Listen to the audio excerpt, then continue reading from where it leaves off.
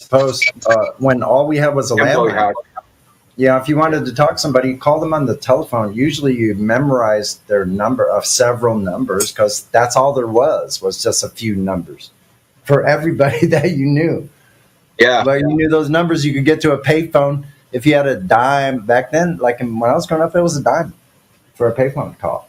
Yeah, it was a dime for a long time. I don't think it switched to a quarter until like the mid 80s. Yeah, I think I remember when it was a nickel. That was when I was much younger.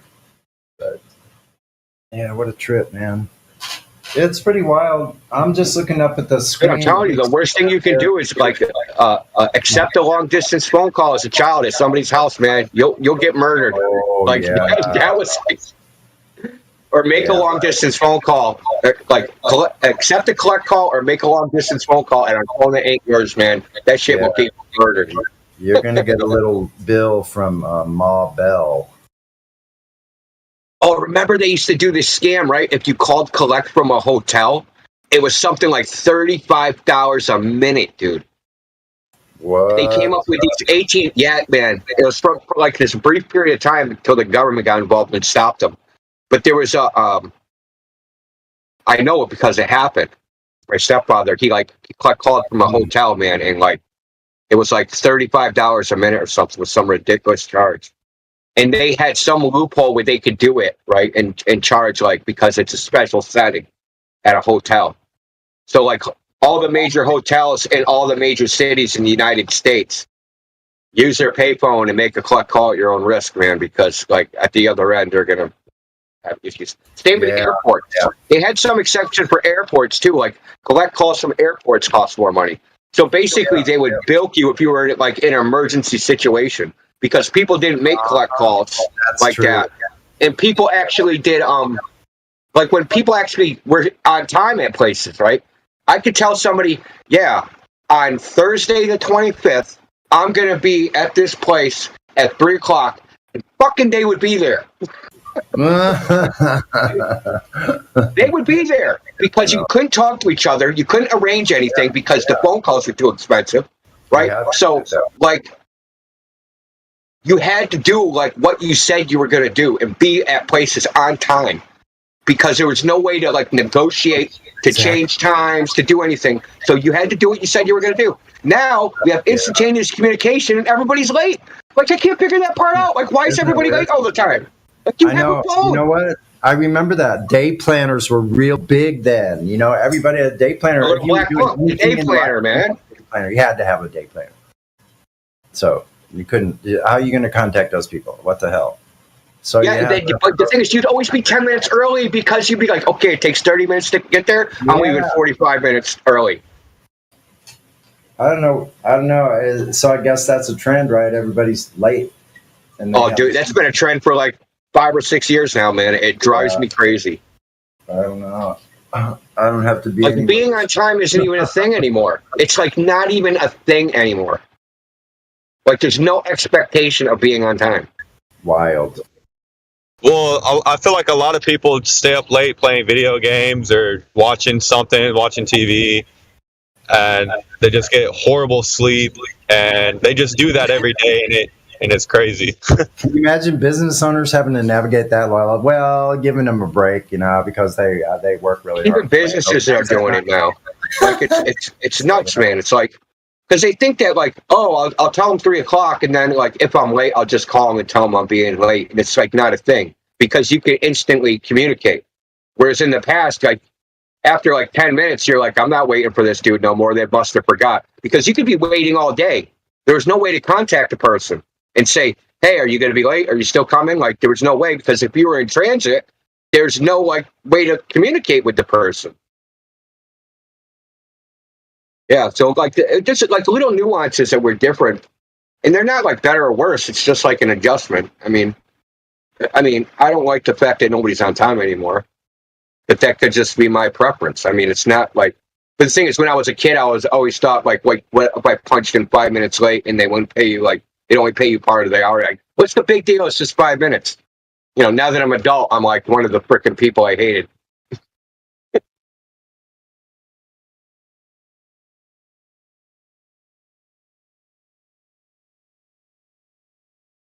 Made a frick shit tons of money too when I was young.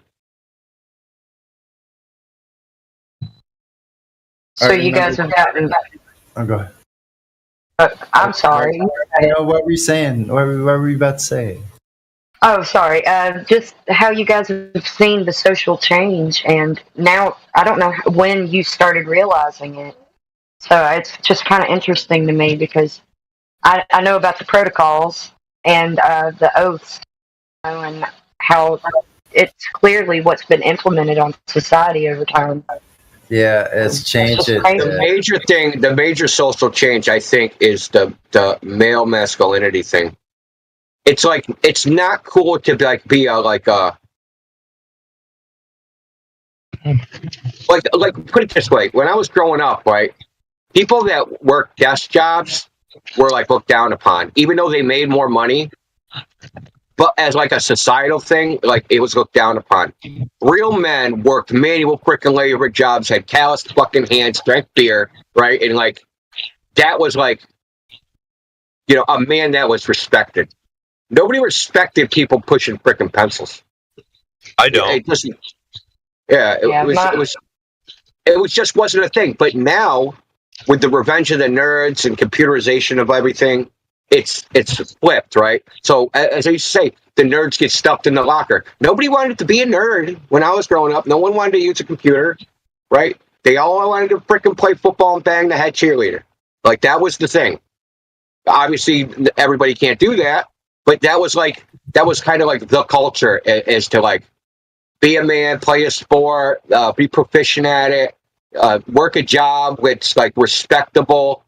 Doesn't have to be literally like manual labor, like, you know, busting, like, you know, it'd be like moving furniture, you know, just a labor job. That, like, even a skilled labor job, like even working in a factory was like a respectable job, because factories were automated. So a lot of the jobs you actually had to have strength and muscle to actually do the jobs. So those are the types of those are the people that were respected by the general swath of society, because like the general swath of society was kind of on that level. Nobody wanted to be a nerd. No one wanted to be an office manager. Nobody wanted to be those things. We said, "Oh, when I grow up, I want to be an office manager." No one was saying that. But now that's like what people aspire to. Oh, when I grow up, I want to be an office manager or an entrepreneur, or like, you know, it's like the culture in a way is just like different. Women didn't want to work. They wanted to be housewives. They wanted to have big families. They wanted, and it isn't, people say, oh, it's the patriarchy that made it that way. No, women wanted that shit. And not because they didn't have a choice. I mean, if you're a female, right, and you got an option, oh, I can go work for some, you know, boss that's going to treat me like shit, or I could just stay home and, you know, bake cookies and decorate my house and like tend to my garden and all those things. Like, that's a non-choice, right? Like, who wants to work for some stupid boss? And people could afford to do it. People were more into experiences than they were in like authentic experiences. Now I went to the Caicos Islands, right? Authentic experience of your family dinners, gatherings, parties on, like, you know, the 4th of July, Memorial Day, Labor Day. Festivals. Yeah. I remember the festivals, people doing festivals, actually like family, community-centric festivals that multiple communities will come together and make a festival between the communities. It was amazing. Yeah, I mean, that's kind of how it was. People didn't move as much. So there's like the social dynamic as like of what people aspired to be was just different than it is now. Now it's just obliterated, right? You grow up, you hate your mother, you hate your father, you go living with some freaking friends, you know, dye your hair freaking blue, march in the street for some stupid, like this is what people aspire to be. Like, I don't get it. Or they aspire to be an entrepreneur, or create some freaking app and be a billionaire, or get rich. Like, people's their goals, like what they're aspiring to, like their ideal life, right, is just totally different. It's to get rich, get bitches. Like, I guess if you're a guy, I don't know what it is for a girl, or marry a rich, you know, entrepreneur guy who just like takes care of you and just run around all day getting your hair and nails done. You know, like those were not the priorities when I was growing up. There was nothing a lot like of that. a lot of girls these days get more vicious than guys. Yeah, true. And they're proud of Like it.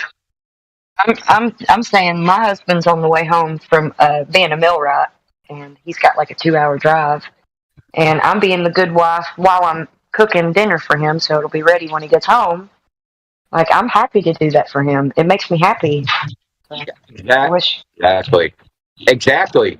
Those are the types of things that actually make women happy, but they got sold that boatload of feminism to do things that don't make them happy. Right? So a little small minority of women that didn't want that lifestyle, right? They don't want to be wives. They don't want to, they're ambitious. They have, they're in the bell curve, they're at the male end of the spectrum where they're more ambitious. So they wanted the same opportunities as men.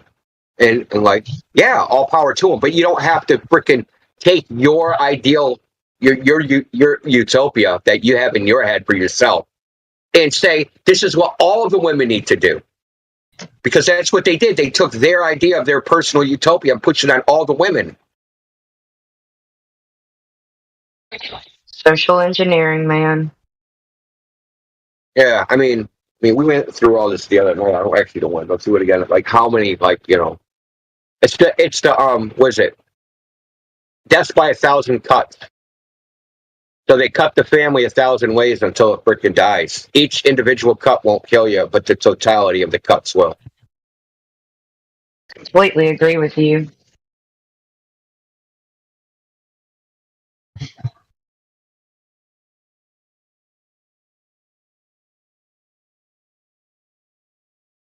Yeah, it's sad. You're like, yeah, I mean, I like also like things now too. I mean, there's good parts about now. I mean, I saw like parents divorcing, children, you know, being on the weekends with the dad. Mom has to go to work, working for a boss, like you said, being stressed, tired all the time, tired of taking care of her children. Even though moms do that, but it's like overdoing it, right? Working and then taking care of the children, cooking. It's like overdoing it. And then the children, when they grow, they just want to go away because too much stress. And they see this idea, we're going to leave our mom. We're just going to leave her, you know, because I'm an adult now. Bye, mom. well, the way it was like in the 80s when I was growing up was like the mother would work like part-time and the dad would work full-time. But yeah, the way the economy was at the time was the dad was working like 80-hour work weeks. And the mom is working a part-time job that pays really shitty wages. So like she's pissed off because she's working for shitty wages and she can't ask more of the husband because he can't work any more hours unless he sleeps at the frickin' office, right? So like that's kind of how these families like blew up because each party were like, this marriage sucks. But it didn't suck because of the other person. It sucked because of the circumstances of society. But people blame the other person, right? My life is miserable because of you. And the guy goes, no, my life was miserable because of you. And then they're like, oh, we're going to get a divorce. Now we're going to make everybody's life miserable. Now our kids are miserable. We're miserable. Like everybody's miserable. Like, yeah. Yeah, it's like when I look back on it, it's like because I'm like, you know, I was a kid, and these are just like impressions you get. You can't really make like judgments and evaluations about them. You just like recording everything. Like this is what's happening to these people. This is what's happening to these people. This is what's happening to me. Like you just like taking all this, right? You can't really evaluate it. Now I can. Now that I'm old enough, I can look back and like, what was that mess? But now I know what the mess was. It was an insane asylum. There was a lot of families. This was another thing. There was a lot of families where they're mixed families, like Brady Bunch, right? So the guy had kids, the woman had kids. Somewhere that just the woman had kids, and then the guy comes in, right? So you have a stepfather, and then they all hate each other. People were like, there was this transition from the 70s, probably from the 60s into the 70s. Where into the 90s where it is now, where like the structure that existed, probably like the echo of the 1950s. In the 1950s, people think that was like an ideal. That was like a blip in time. like before the 50s, stuff wasn't like that. The nuclear family and all that. Like that's a blip, dude, and that might not even be the ideal situation, right? That's just people have romanticized it in their head. But like, so this transition from like to where it is now, where like people don't even get married, they're just having kids out of wedlock, and like, it's a complete mess, man. It's a fucking mess. And like, you try to think about, okay, so it's been getting worse. Where is worse from here? Like where we're at right now, where is worse from here? And the only thing I can see is people just stop having kids. People just stop having kids. Like people stop having children, stop having relationships, and all everybody does is screw each other. And that's it. No relationships anymore. You just like, we're just like a bunch of freaking chimpanzees in the jungle. Just all everybody just screwing each other. No monogamy. No committed relationships. Children without parents. The state is their parent. Some blue-haired chick at the freaking preschool is their parent. Like that, in my opinion, is where we're going, and that terrifies me. Yeah, it's getting, and you know that there's evidence of us devolving. The genome and DNA, and it's getting shorter. It's devolving. I believe that. Honestly, at this trajectory, even if we were still having babies, you can see the de-evolution around you. People are degenerate, and they don't seem to think about, I don't know, like what kind of life are you trying to have here? Like, it doesn't seem like it's going to end up well. Here's a really ironic thing. Like these people, like they want like all this attention and validation from others, right? Tell them how special they are, how important they are, right? I want money so I can get social status and recognition, and people are jealous of me. Okay, fine. Well, they also don't want to lead by example. Because if you're going to be an icon to other people, where people got their eyes on you, don't you kind of want to lead by example? If you want all eyes on you, shouldn't there be a positive reason that people are like idolizing you or making you their role model? No, you gotta just be toxic like everyone else, Indio. You don't want that responsibility. Influencer that this. Yeah, sorry. Exactly. They don't want the responsibility. That's the thing. Exactly. They want all the benefits without the responsibility, and it isn't just women. It's men. It's the men too. They just want They don't want the responsibility. They just want the benefits of it. And that's not how the world works. That's like the reason I brought this up is because you're like, don't people know where this, like what they're doing? They're not looking forward, like into the future. Like, okay, is my behavior creating a certain type of society? They're not thinking of that because they're like, I'm not a role model. I don't want to take the responsibility that people view my actions and try to model them. I just want the adulation, right? I just want people to want like my Bugatti. You want people envious, not respectful, not admiring you in a good way. They just want people to be envious of them, which is a totally different thing. Admiration and envy are not the same thing. But if you want a better society, you need to create you need to portray yourself and put yourself out there as someone to be admired and emulated, right? And then it lets everybody up, right? If everybody decided, yes, I want like any random kids can come up to me and like not be like, oh, you're a weirdo. There's something wrong with you. Like, why'd you do that? Like, that anybody can envy you. Your peers can envy you. Your family can not envy you, admire you. The children can admire you. If everybody had this mindset where they would do things that would be admired by their peers, then like all of the boats would rise instead of just like, the mess that it is now. Because this is a long term. I think about it long term. The long term trajectory is in the toilet. Yeah, and how we also have this propaganda about quick fixes. Everything's quickly fixed. But here's a quick fix, and everybody just flocks to it because it's their mindset. And that promotes so many things, right? Like taking pharmaceuticals, right? Oh, I got a boo-boo. Oh, I can't take the pain, right? I got a toothache. Instead of taking like penicillin and suffering with pain for like 3 days, right? I'll just take the OxyContin and I'll just like numb the pain, right? Because I want it to go away right now,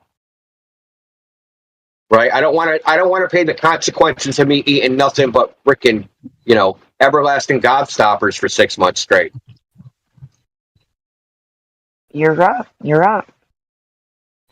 It really is just like people just avoiding consequences all the time. It's pretty sickening. I mean, of course, everybody wants to avoid consequences, but sometimes you just need to take it like a man, as they used to say. Now, nobody wants to take it like a man. Taking it like a man is now toxic masculinity. The overcomplicated of the situation is kind of incentivize and promote it. The watered down the actual solutions are watered down to make it not actually a functional solution for things. It's more like we're addressing, like in medicine, we're addressing symptoms most of the time instead of the root cause of the problem. Yeah, because the symptoms last forever, bro. Yeah, and diets. Right? Diet. Your diet. If you treat the root cause, then it goes away, and then you can't sell any more medicine. But if you treat the symptom, that lasts forever. But that's the same thing in almost everything we do these days. Like, I don't know, build a house like a torch and then wonder why it's on fire. Yeah, that's a good point, man. But it was cheap, though. So you built your house cheap with, it's like, black people haven't learned their lessons like the Three Little Pigs, right? I built my house of straw, I built my house of sticks, I built my house of bricks. The two little pigs that went on the cheap, man, they got their houses blown in. The cheap one, it was quick, easy, and it didn't took much work. Easy, right? Now it's on fire. Everything burned. The stone, you build the other one out of stone and better materials. It might last for generations, and that might be better. Well, more effort, takes longer, but it also lasts longer, and it's harder to destroy. Yep. Just like the three piggies, remember, on the wolf? Remember? The one built a house out of hay. The big bad wolf. Yeah. Also, there's a wise man in history that once said, if you build your house on sand, or have a strong foundation. Just saying. Yeah. Like the globe. That's a house built on sand. Yeah. Yes. Talking about house building, it might be related. The weather that is coming to the U.S., they're talking about really big storm, freezing, blizzard, under 40 degrees temperatures. There's a lot of infrastructure that's not ready for that kind of weather.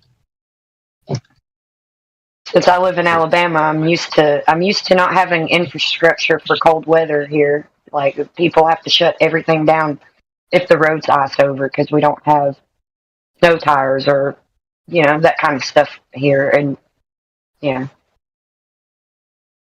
when's the last time it snowed there, though? It snowed here, I think, last year. It's just it never settles very long, so that's why we don't have infrastructure. So that you're right, yeah. I lived in Georgia in the early 80s, and it snowed, and we got 3 inches of snow, and the whole place was shut down. The entire state was shut down for days, almost a week, because it didn't go away, and they didn't know what to do. So there was something like 2 snowplows like in the entire state or something. That's what they were saying. And because I was from the Northeast, I had to show all the kids in the neighborhood how to make a snowman. They had no idea. I don't know what they thought, like the snowman just makes itself, or like they had no idea how, like, what you actually have to do to make a snowman. Like, you have to take a snowball and roll it in the snow, and it gets bigger and bigger. They had no idea how to do that.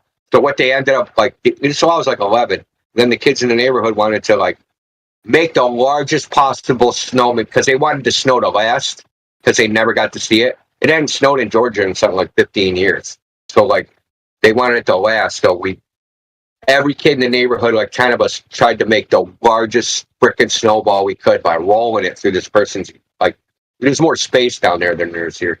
So, like, their yard was like a frickin' 2 acres or 4 acres or something. So we just kept rolling this gigantic snowball. It ended up being like 6 feet tall. It was a giant snowball. And it stayed around for like 3 weeks before it was completely melted. Yeah, I've had a snowman stick around for a while too when we've had those, like a good snowstorm. We deal with more tornadoes here, so it tears places up big time. Yeah, the way it snows here is like it won't snow barely, like for like a couple, 3 or 4 or 5 years. And then it'll snow bad for like 2 years and then not snow for like 3 or 4 or 5 years. And I live on the coast, so like depending, the water's always warm. So like there's always it depends on like how a storm front, like where the edge of it is over the water. If it's over the water, the edge of a storm front, it'll snow here. But if it's like inland, even like a little bit, even if it's just along the coast, it'll rain. So like the real problem is when it's like right at the wrong place and then you get freezing rain and everything's covered in ice. That doesn't happen that often. It sounds like that's what we're gonna get, because we're gonna get some rain in the next days and then freezing temperatures. But yeah, so everything's going to be wet, and then it's going to be a big ice skating rink out there. Yeah, this is going to be like a blizzard. The energy company, they're saying that we might have like outages of energy around here because of trees falling and stuff. An ice storm? I got to look this up, man. Oh, they're talking about minus 30 degrees in some of the states. Calling it the northern vortex. It's gonna cause. They just make stuff up, man. Yeah. Oh my God, wind gusts up to 60 miles per hour. What the hell? Yeah, they're saying we haven't seen something like this in the past 70 years. Okay, settle because down. it's huge. Yeah. No, they're saying it's gonna. Even Florida is gonna have like 1-digit degrees, and the northern areas of Texas, it's gonna be freezing in many of these areas. It says new precipitation amounts between 1 and 2 inches. Okay, if that's snow, that'll be 1 or 2 feet. If it's water, then it's going to be 1 to 2 inches of water. Bro, look, we're gonna get like 50. We're gonna get like done tomorrow. What the hell, dude? I'm looking at this weather report. It's freaking satanic. Like it's a nightmare. Look, we're gonna get like rain, like 50 degrees, and then it's gonna go in the 20s and under the 20s. So all that water is gonna freeze out of the sudden. Yeah, man. They should be running around like making sure there's good drainage.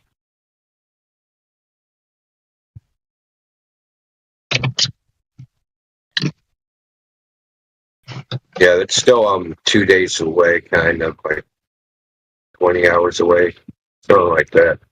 We'll see. I have to run around and go crazy tomorrow. Yeah, tomorrow you're gonna see people at the shopping center, and the grocery store. Good luck.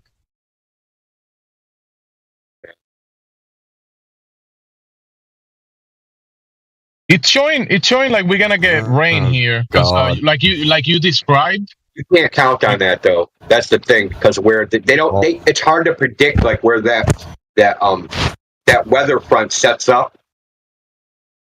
Yeah. I mean, how long you been you've been in this area long enough? Like, a lot of times they'll say we're gonna get 10 inches of snow, and it ends up being like a dusting, or it ends up raining, or like we probably not gonna get much. Yeah, we're probably not gonna get much, but there, a lot of the other states are saying it's gonna be freezing. But since we are near the ocean, we get that hot air that pushes upwards to whatever that cold system is coming from the land. So we might do all right.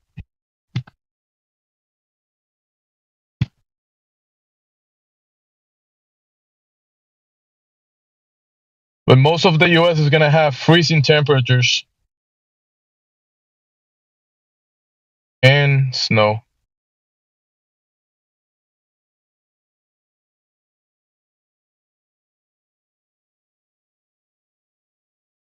What about flat Earth?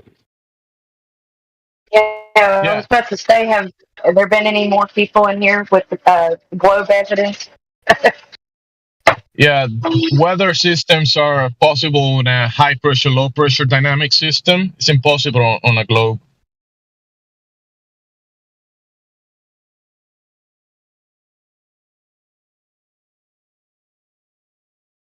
How can you have high pressure, low pressure systems on a globe?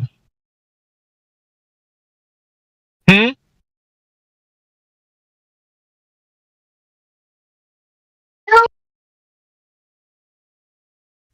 Without a container, it's impossible.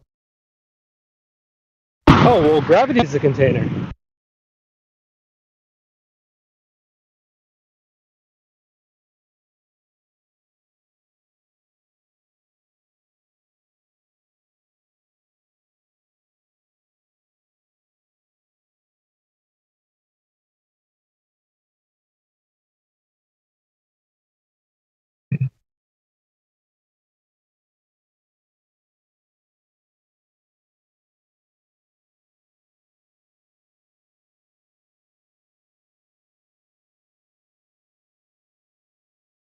Isolate gravity.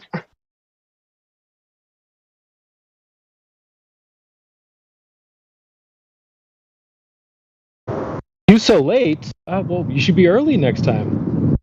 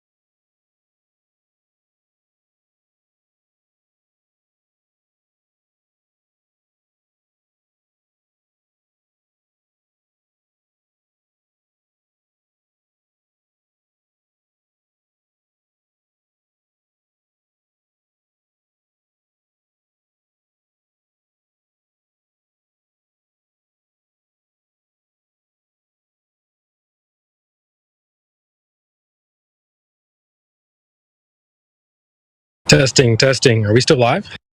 No. Okay. All right. Cool, cool. We're Memorex, CB. It's not live, it's Memorex. What's that? I don't know what that is. Way before your time. Sorry. Memorex. Sounds like Windex. You need to clean your memory. Anyway, what you boys up to? What's going on? I just popped out for a bit. I'm on my way home. It was an old Radio Shack commercial. There's a gal here too. Called Is It Live or Is It Memorex? But anyway, go ahead. Oh, okay. So I think I know. That's like a brand. You can buy some electronic stuff, right? Okay, I think I get it. CDs and stuff, USBs. Gotcha. If I'm not mistaken, I think they were cassette tapes, if anybody remembers those. But Oh, well, Dave, what you just don't understand, that's destroyed technology.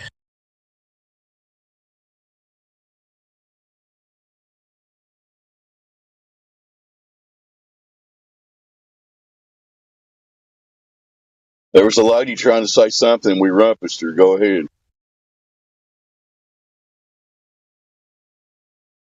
Oh no, you're good. I was just saying there's a gal here too, you know. I know there's usually just boys, or if there are girls in here, they don't talk very much.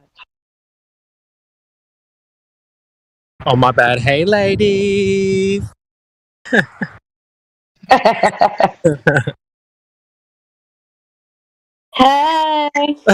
Yes.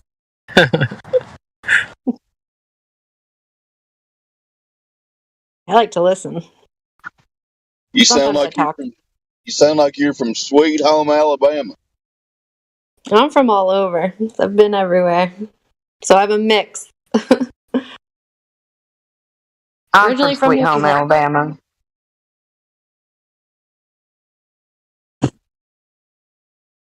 Well, the skies are so blue, and the governor's true. It's very interesting. I'm reading a book, actually, a book from an old. It's an old document. It's called. Let me go to the. It's about the Earth. Hold on. It's about the Creek Nation. That was right in your area.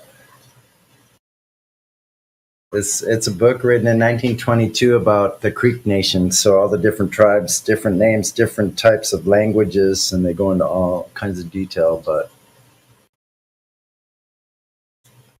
that's from that area. Actually, I married a Creek Indian descendant. This is one of the black American tribes, the dark-skinned American tribes that were already here, like the Cherokee, some of the Apache, the Sioux. I mean, go on and on and on. Arapaho. Let's see. The title is. Why is this so slow? That's not the title.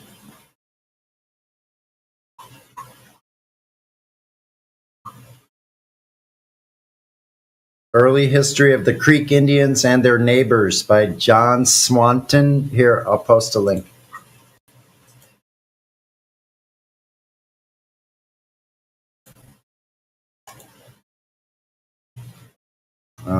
No. Let's see.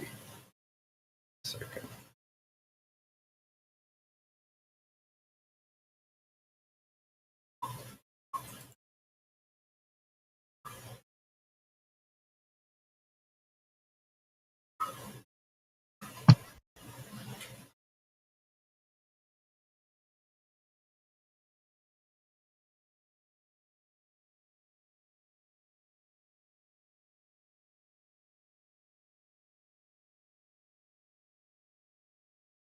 Here we go.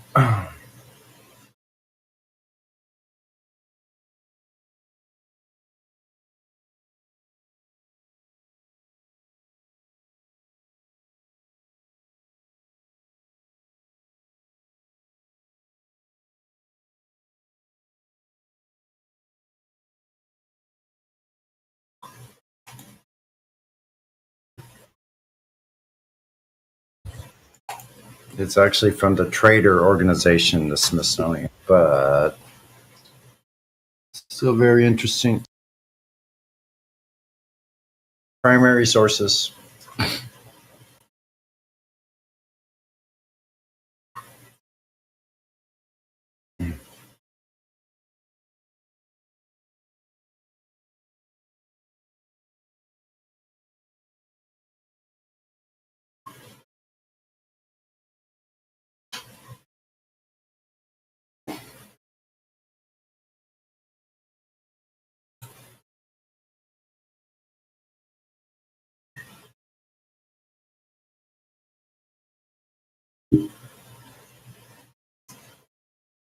So it's kind of quiet in here now, huh? Guess so. I like talking about flat Earth, but I'm not good at flat smacking yet. That's why I listen to you guys. Well, all we do pretty much is ask people what do they think Earth is. If they say it's a globe, we ask them, what's your best proof? And that's all how it starts. That's how it starts. That's it. Also, it's good to learn logical fallacies so that you know when they're reverting to those tactics. Yeah. I think when it gets super complicated, I have a hard time. Like some of the debates that Austin does, there's no way I could keep up with the amount of knowledge that man holds. It's pretty impressive.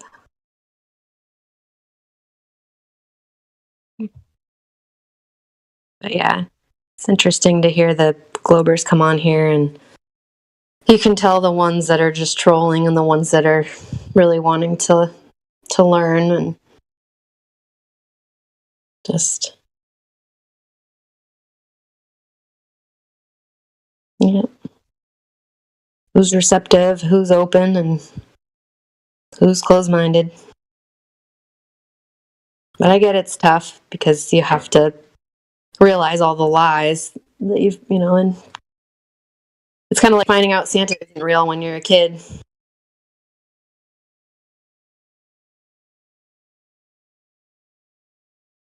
Yep, very true. Yeah, and That's well said. One of the hardest things to do is to admit that you've been fooled. It's much easier to fool people than to get them to admit that they were fooled. And a lot of people they don't realize what they don't know. They think they know it's a globe, and they don't really know anything. But that's the first step. They have to get to that point. It's like them trusting doctors and people in authority. Everybody. Also, Mary, don't underestimate yourself. I don't think anyone can keep up with what Winston's talking about most of the time. Yeah, first time I listened to it, I was like, yeah, sorry. If you just pick a topic and learn it, then concentrate on that topic for once, and then you know that topic, then you can talk on that topic, and you don't really have to worry about the other ones because other people have got it covered as well. Yeah. Yeah. So, Kevin. No, I was just going to say. There's some practice too on.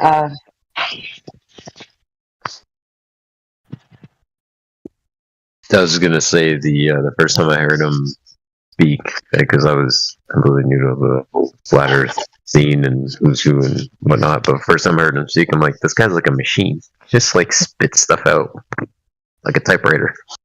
Mm-hmm.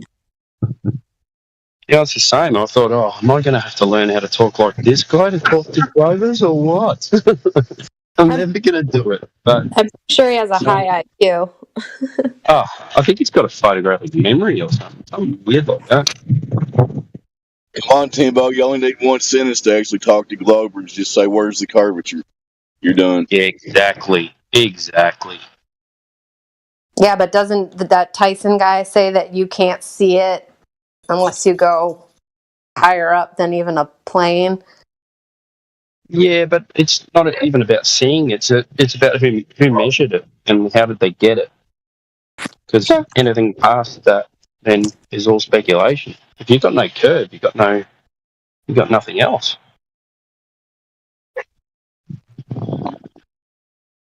Well, Mary, if you ever want to come on a Friday for girls' night, it's good practice to Yep. to flat smack somebody. True. I have been a couple times, spoke a couple times. So yeah, that's you can practice on the room too. You just start talking about a topic, and then you talk, and then other people will chime in, and then you keep on chiming in and saying what you want. That's good practice too. The more you talk in here, the better. true. Yeah, so why do you flat earthers, why do you think they would lie about it? I can't think of a single reason why they would lie about the earth being flat. What do they have to gain? I don't know, man. Government never lies. They protect That's in you. their name, right? Start entertaining motive. Your turn to practice, Mary. Practice on CB. I mean, I understand the why would they lie part, but it's not like I don't have like proof or facts or anything like that when it comes to like debunking a glober. But that's kind of how I came into knowing about flat Earth, was realizing who these people really are. The burden of proof is on them too, so you've got to make them make a claim and prove it. You don't really have to prove anything. True. Well, Yeah, but if you say it's flat, then you have to prove it. Yeah, go to the ocean. Proof. There you go. Game over. Checkmate. Yeah, I mean, I'm not the saying ocean's it's not flat, dude. But go for it. Good luck. well. Space pictures, Indio. Just look at pictures from space. No, it only looks around from space because of the scale. They say the same dumb stuff they say. Oh, it only looks flat from the ground because of the scale.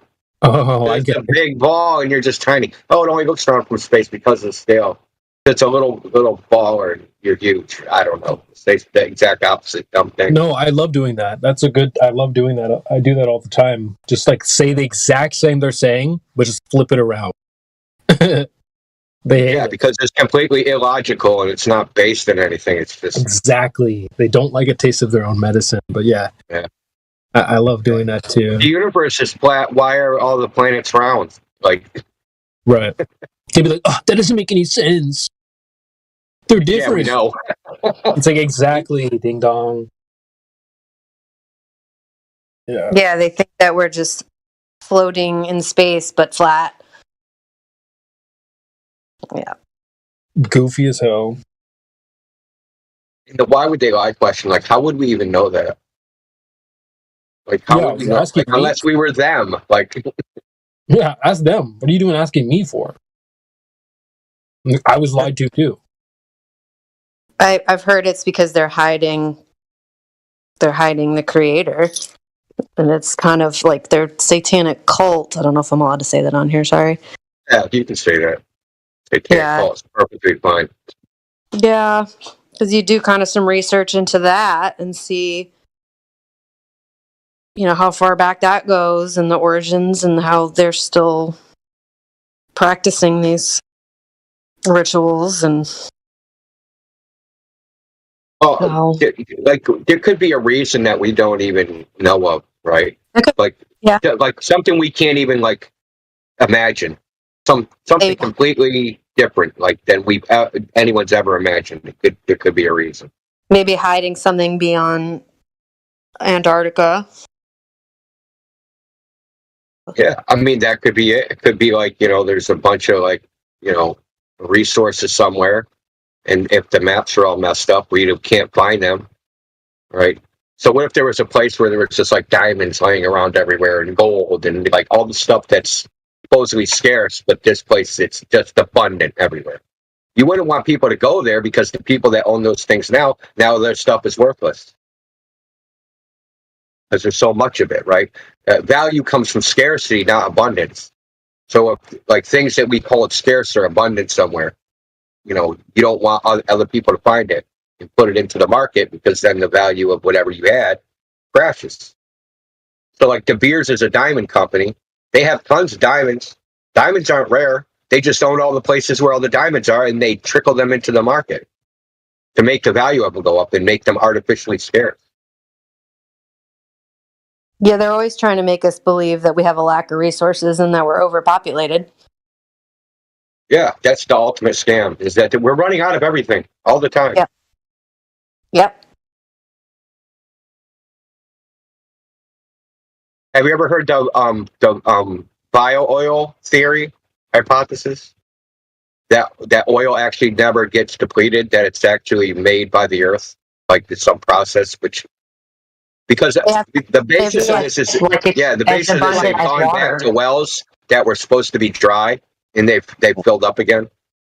Yeah, they said they say the oil's from dinosaur fossil fuels or whatever, and so that I feel is another lie. Yeah, fossil fuel. Oh, it's nonsense. Yeah, definitely. All about control. Yeah, it's not a replenishable resource, so we have to jack up the price because we're going to run out. Yep. Artificially video of that guy in the 80s that I think it was about a half an hour interview, and he explains why they changed the term to fossil fuel. Yeah, I saw a video kind of recently, maybe 4 months ago, about it, how the term fossil fuel came along and who invented it, and just where it all came from. I think because they had to take it to Congress for mining rights and stuff like that. They had to come up with a naturally occurring. I can't remember what it was, but it made a lot of sense. I think it's an old interview. Yeah, it's like a videotape from the 80s, 70s. Yeah, they've known this for a long time, in Texas, because they pumped out all the oil in some places in Texas 100 years ago, and then they go back, and then the oil's back. And there's more dinosaurs down there. Yeah. Actually, it's a hollow Earth theory, right? There's actually dinosaurs down there, right? They when they die, their guts go to the top of their hollow ceiling and. Yeah, my grandpa actually had some mineral rights on some land in West Texas, and originally no one wanted to buy the land because they already drilled there, and they found more oil there when they checked, and then they bought it from him, which was within my great grandpa's lifetime. So. Yeah, so what they've said is, it seeps in from other adjacent oil things that they didn't know about, right? That, some other land that's, to the east, that had oil, nobody knew about it, and then the oil, underground flowed into the other cavity, and then, that's why the oil's back. The story can't just be dinosaurs, yeah? It's got to be other stuff as well, like rotting vegetation and stuff like that. It can't just be dinosaurs. But the story is how many dinosaurs, the amount of oil. Your mic's really quiet. Sorry, I was just saying. Yeah, go ahead. It's all right. I thought the reason, or their explanation was that they just couldn't find it previously, or something along those lines. But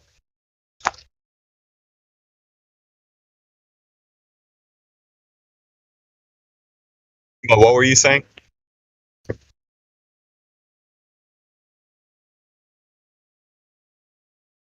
I'm just okay.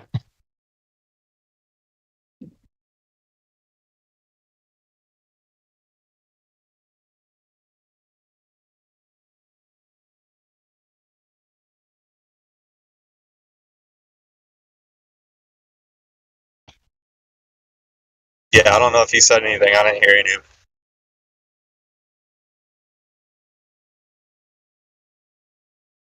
So I guess one thing, as far as the lying thing, they'll ask, how could so many people be in on it? And people who are, what are they, astrophysicists? I get asked that by my mom a lot, that these people who, study their whole life, how would, some somebody who doesn't have all that power control that has been studying it, why would they be, how could they be deceived if they're studying it, Yeah.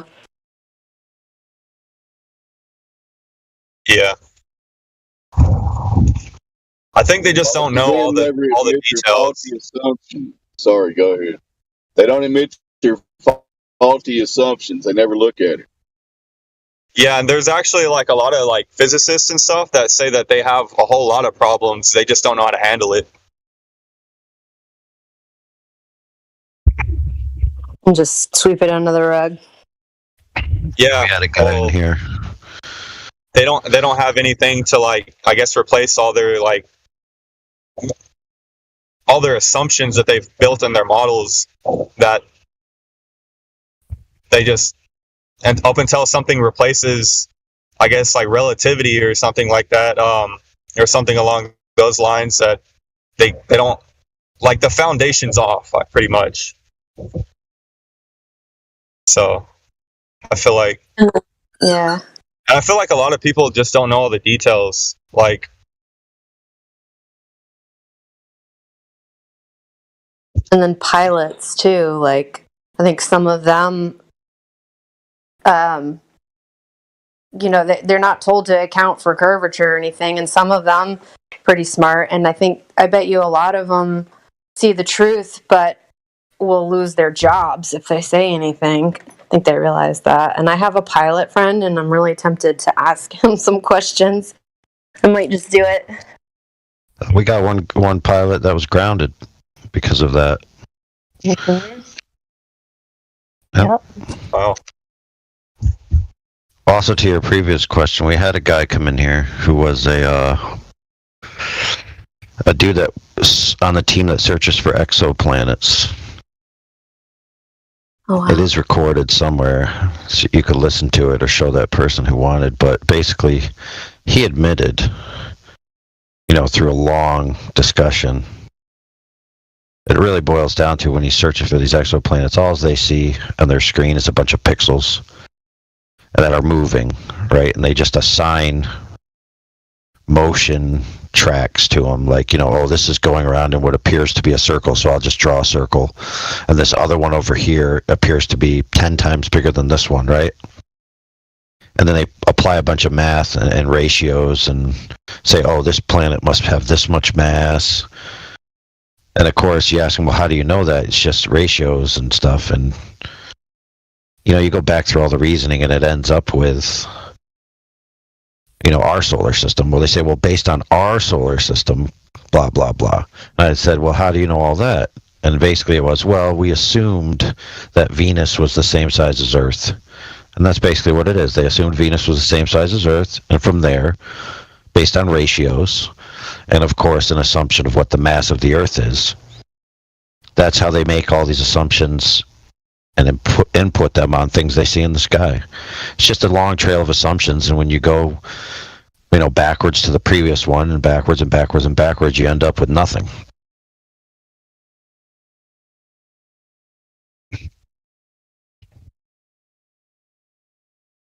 So, that's his career.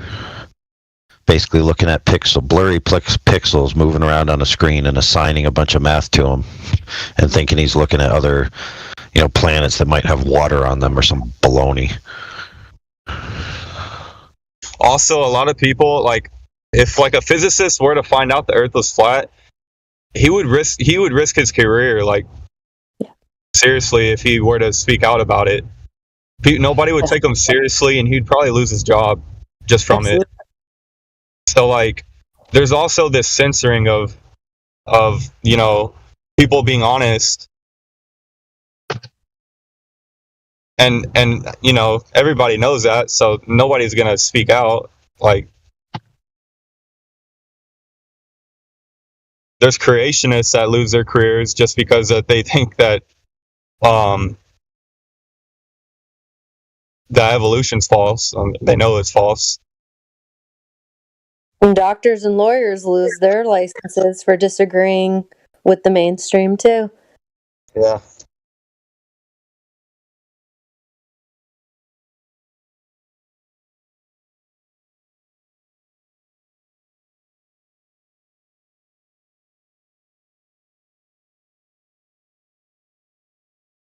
So do you think there's any hope? There's always hope. You know, there is hope because I bring it up to some of my coworkers and stuff. Like, I won't bring it up to everybody, but the people I kind of like consider more as friends and coworkers, I'll tell them, and I've had 3 of them that already knew. Like, I had one actually this week, 2 days ago, and the way he was talking, I was like, you know, I'm gonna just ask him if he knows about the firmament, like talking like code language, because I'm not trying to, like, if he knows about it, then that's really cool. But if he doesn't, I don't want him to know what I like. I don't want him to know the full details. And I asked him, I was like, you know what the firmament is? He's like, yeah, and he pointed up. I was like, he's like, you know? He's like, yeah. I was like, dang, dude. I was like, I can kind of tell just by the way you're talking. And we were just talking and everything. And I was telling him the same thing. I was like, you know, I found like 2 other people that know about it, and like a relatively short time, like 6 months. And yeah, I think the word's getting around, but also there's people who just don't find their way. Like that guy, my coworker / friend, he was telling me that he's not very outspoken about it, which pretty much just means he doesn't tell anybody. But he says he has a sister that's like more outspoken. But some people just, I guess, won't say anything, or just let anybody know, I guess. I mean, I could see why, but my whole family knows, so it's a lot easier now that that's out the way. Yeah, people want me to shut up about it all the time. Yeah. Even if everybody found out, NASA would still continue on. It'd be like, you know, the fake pro wrestling or something. They would just keep on keeping on. They wouldn't stop, I bet, because they've got too much power. Yeah. I actually went to a True Earth meetup, and we tested curvature, and there was this older lady there, and she was a teacher, and she was saying, she brought up the question, like, why does it matter? And I was like looking at her, I was like, do you really not know why it matters? Like, you haven't experienced it yourself? Like, what do you mean, why does it matter? What do you do to test for curvature? What was the test? We did a flash. It was a high flash like camera, and we took it out to 6.5 miles, somewhere in there, and we had the Earth curvature math in and everything, and we saw it. It should have been visible by like 2 feet at 6 miles with the height that we had it set up and everything, but it was over a lake. It's really cool. That's cool. We're gonna do another one here soon. I think somebody's got a laser. There's almost in DFW. There's almost 200 people on our Discord server, so it's not too bad. You're getting a call. He's getting a call. That's why he's mic. All right, guys, I gotta take this. Oh. Go ahead. When you get a call, sometimes you're kind of like the mic feature switches to the other app, to the main calling feature of the phone, and that's why it kind of goes into the background or like into the speaker or whatever. Right.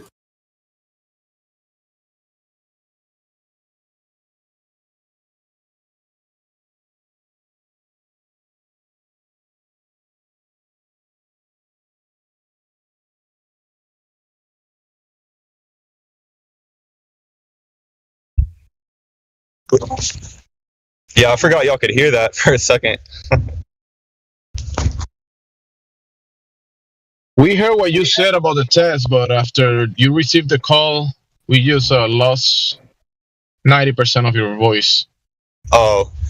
And then after that, I couldn't hear anything else. So we didn't hear. We didn't hear what you spoke about in the call. I had to deafen y'all just so he couldn't hear y'all. I didn't want y'all talking in the back, but yeah. Yeah, there's almost 200 people in this, and it's not a Discord, it's a Telegram. And the first one that we ever did, we had a lot of people show up. Like, I want to say like over 60, which was pretty good. And at the time, like, there wasn't this many people. And but yeah, I want to do mirror flash, because I know that that's supposed to require direct line of sight, so that'd be cool too, and that's cheaper anyway. Yeah, and over a lake is good because if it's clear enough, sometimes you can get the you'd be able to get the light from the flash itself, and then the reflection off the water as well. Those are like double. Really? Those are like double. Even the lights from a distant shore where they're shining, let's say on a street light across like several miles. You see the street light itself, then you see the reflection on the water right below the street light. I mean, that's a killer. And then that light goes all the way across the water to your feet when the water is calm enough. Nice. Yeah, I didn't even think about that. Yeah. There's another guy, what's his name? I think it's Gizbo or something like that. He's in DFW too, so I mean, Gizbo. It's just one more closer to 200, but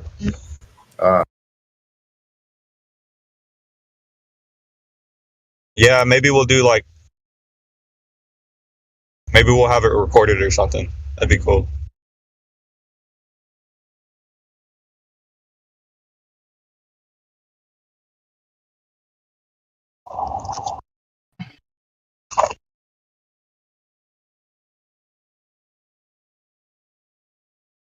Oh, I was gonna ask too. So with refraction, does that really like work at night, or is that supposed to be not really work because like the geometry of the light and whatnot? I don't know if anybody in here knows, but what does that even mean? What does night and day have to do with anything?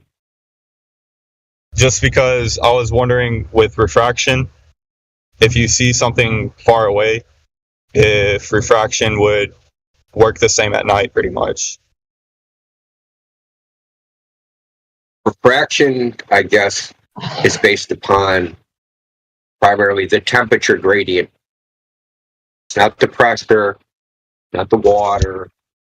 In some instances, depending if you were like over a grass field where there's a lot of CO2, because CO2 has a higher refractive index, even like it's like the equivalent of water. So a place where that's like has a lot of that's being heated up and has a decomposing material, you would get refraction there, but often like you're not doing observations over such a place, right? So if you were doing like over like a meadow in late summer, right? Because there's a lot of decomposing grass and stuff. When that stuff decomposes, it releases CO2. So if you did it like at a certain time of day, where peak CO2 release, you might get some refractioner. That's like a rare freaking black swan level instance that you'd probably almost never see. But it depends on the temperature gradient. So the time, according to the empirical testing, right, of when refraction happens, it happens the least right after sunset and right before sunrise, because the ground in the air temperature is the most at equilibrium. See, right? Okay. So what'll happen is the sun will heat up the ground, right, and then the ground heats up the air, so the air starts rising, and that moving air deflects the light. This is actually it's actually an effect called the Fresnel effect. So this moving air, it also creates a temperature gradient and a humidity gradient. And at certain times of the day, it'll maximize and minimize, right? So like, it isn't like it's one thing all day. It'll be higher at some parts of the day and lower at other parts of the day. But it's not like refraction in the way they say it. It's more like atmospheric turbulence, because there's a flow of air. There's a flow of heated air going off the ground and going up into the sky. Yeah, like mirages and stuff. Yeah, exactly. So you see that shimmering and stuff. Yeah, like, yeah. You ever see like you see the shimmering from long distance photographs or video? Yeah, it's that shimmering.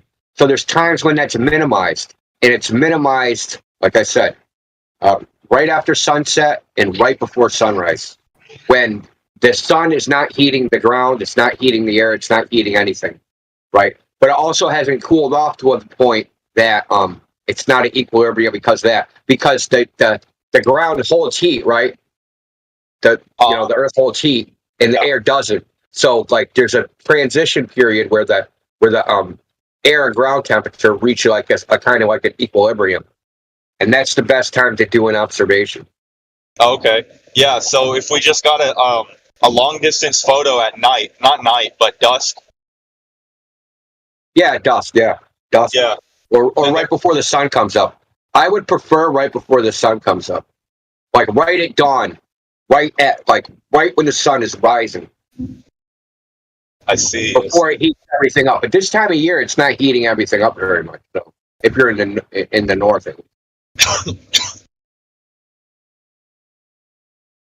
but another thing is, if you're not using a laser and you're using a camera, there's ways to improve like your picture quality, right? So you don't want to do it on brightly lit days, like where there's no clouds in the sky, because there's a lot of like ambient reflected light. Yeah. Because the sun's out and it makes everything bright. So it's a contrast of whatever image you take will be lowered because there's more light that's entering the camera from like the sides and like reflections off of water and things like that. So the contrast to the image won't be as good. So what you want is like an overcast day, right? So that just a regular overcast day, not raining, but not like super humid either. Like there are overcast days where there's clouds up, like cirrus clouds, where it's blocking the sun, like the sun from reaching the ground, but it's not super humid, because when it's super humid, you can't see as far because of the amount of water vapor in the air. So like you just can't see as far just because of the clarity of the air. So the optimal condition would be clouds, low humidity. But clouds don't matter if you do it at dawn. You know what I mean? That's kind of like part of it too. So like there's not as much ambient light because the sun is just rising, or it's under the horizon, right? Yeah. So you don't get as much light because ambient light is like so this is the problem. You have the most resolution when the aperture of your camera is the widest. But when your aperture of your camera is the widest, it lets in the most amount of light. The same way your pupil dilates, right? When you go into a room and it's brightly lit, your pupil shrinks down. Because all that ambient light, if your pupil was dilated open, everything would be blurry because the light's coming from everywhere. You can't form an image on your retina. So the camera's the same way. So you want like a light condition that is good for the aperture being as open as possible. When I say aperture, inside the camera, right, there's a little hole. In that little hole, you want just like as wide as possible. So the setting in the camera would be like the ISO setting, I think. Yeah. But I mean, like there's a lot of factors that you have to try and balance, right? So, but when the aperture's wide open, you get ambient light, and then like that'll blur the image. But if the aperture's narrow, then your resolution goes down, but it doesn't let in as much light. So one trick that's been done is Dr. John Dee took like a pipe, like a metal pipe, and he stuck the camera into the end of this like 8-foot long pipe. And when he zoomed out, the pipe was just the right length so that when he was fully zoomed out, the circle of the image matched the circle was at the end of the pipe. So what this does is the only light that can actually enter the pipe and reach the camera are the most parallel, right? Because the pipe is 8 feet long. So light that's coming in from the sides can't reach the camera lens. Yeah. It has to come from straight ahead. So you get rid of ambient light, right? And it makes a clear, higher contrast image. There's a whole bunch of little tricks you can do. Yeah.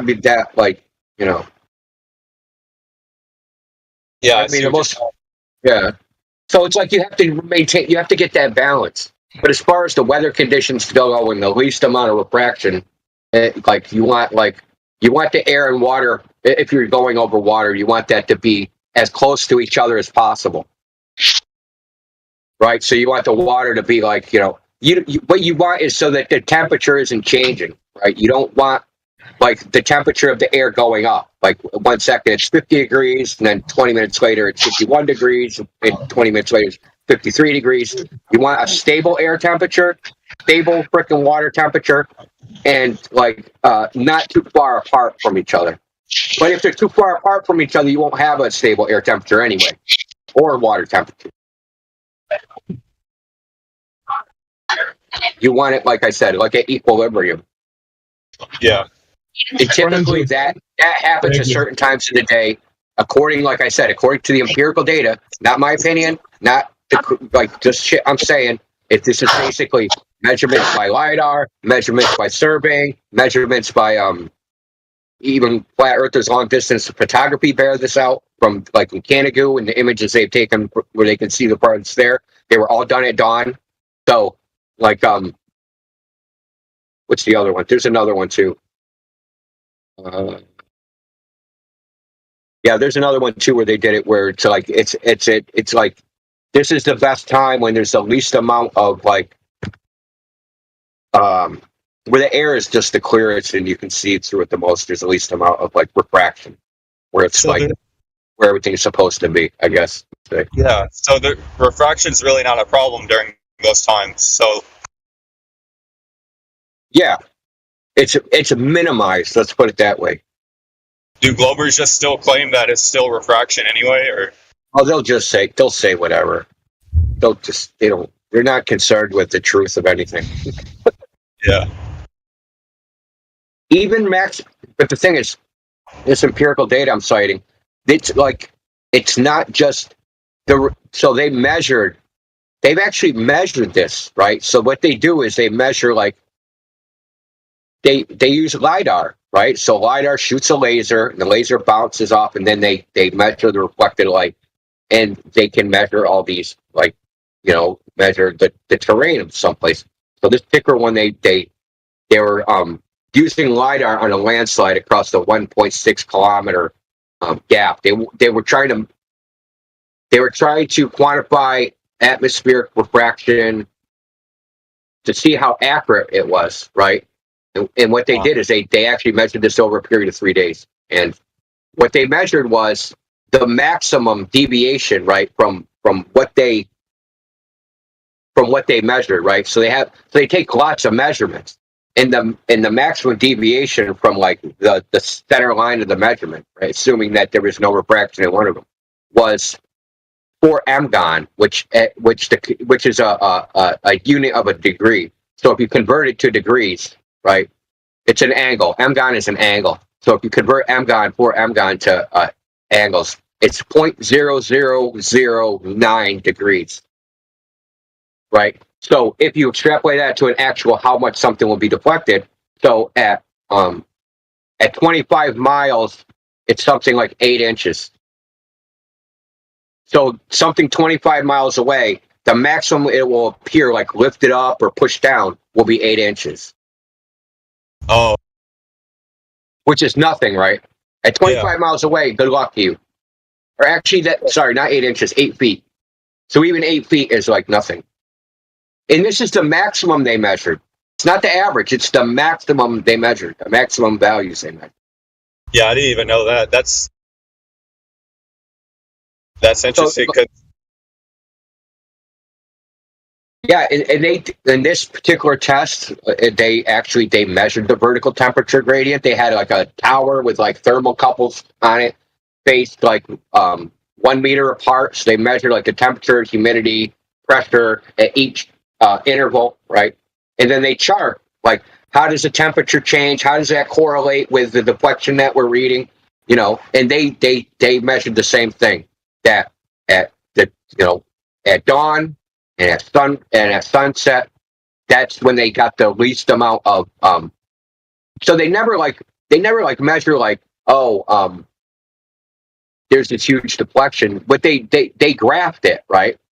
So what you have is it's the measurements are bouncing up and down, right? Sometimes the ray's coming in too high, sometimes it's coming too low, too high, too low, too high, because they're doing thousands of scans per second, hundreds of thousands of scans per second. Basically, it's a laser, infrared laser flashing, and then they're picking it up, the reflection with the camera, but they're measuring how much that laser appears pushed up or down, right? And during certain times of the day, this change in angle, it'll oscillate back and forth. I'll just post it. You said this was LiDAR? Yeah, LiDAR. So hold on a second. I'll just post it. Why am I talking about it?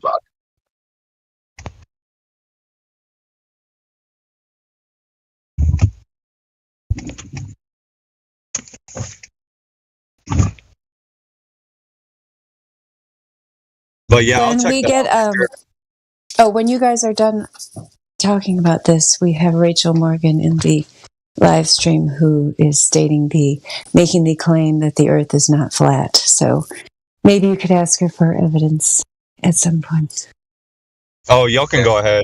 I'm about to have to go back to work. So. Oh no, you from having your conversation. I was just previewing potential coming attractions that a person might present evidence for the globe here tonight. I haven't seen any for quite some time, so it's probably not going to happen. No, it's not going to happen. Like I said, I was crazy for asking for evidence, and now I was just supposed to blindly accept their claims that gravity formed things into balls. Come on, Rachel, come chat. Yeah, anybody? I mean, I'll deal with her if nobody wants to, but anybody else can. I'm gonna be in and out of the chat. But... So, hey, dude, I posted a link to the paper I was talking about. It's called "Influence of Atmospheric Refraction on Terrestrial Laser Scanning at Long Range."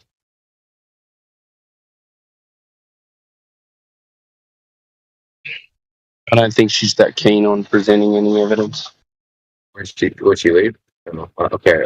No, she's there. You got muted? Yes. No, she's got listening pass. We get rid of that. That doesn't bode well. Okay, now I'll do it again. Okay, you should be able to unmute your mic. Rachel Morgan has evidence of the globe. You're really pissed if you have evidence to the globe, because I just wasted 5 years of my life. So, yeah. So maybe you got things that those PhDs and scientists and astronomers and cosmologists that have all come in here before you. Maybe you have what they didn't. Yeah, Rachel, if you're going to make claims like you did at 10 minutes after the hour, the Earth is not flat, we really need some backup for that. We really need some evidence, because we all experience the Earth is flat and stationary. There's absolutely no positive evidence for any kind of curvature or rotation whatsoever. So if you are incapable of backing up your claims with any kind of scientific evidence, aka testable, repeatable, verifiable, then please refrain from making these sorts of claims. Thank you.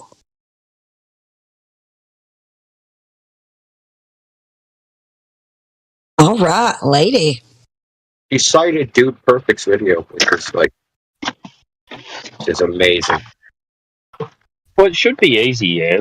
You make the claim the Earth is not flat, then you should have something to kind of back it up and just go, oh, well, this is how I know the Earth is not flat. Well, that depends. Did she come from Bev's server? Yeah, it's otherwise what you're doing is called what I called saying and praying. People say spraying and praying. You shoot with your eyes closed and you hope you hit your target. Yeah, that's what I called saying and praying. So you say something and just pray that it just comes true, or it is true, or that. Well, no, she cited Dude Perfect's video. So, I need her to explain this video like explain how this is both parts of the video. Look in the live stream voice text channel, the channel you were just posting it. Can you explain this? Are these the same planet? Like, I don't get it. Is one like a really tiny planet and the other one he took from a big planet? Like, which one? I'm confused. Watch the Dude Perfect YouTube video. What do you have to get YouTube? Are you kidding me?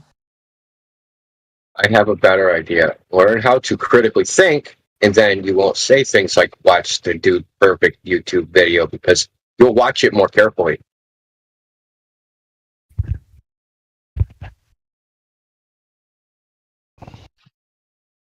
Come on, Rachel. Is this a new globe troll technique? Come in LARPing as a girl? Right. Probably. It might be. I was thinking that too. That's one reason why Rachel does not want to speak. Yep. I think you got it there.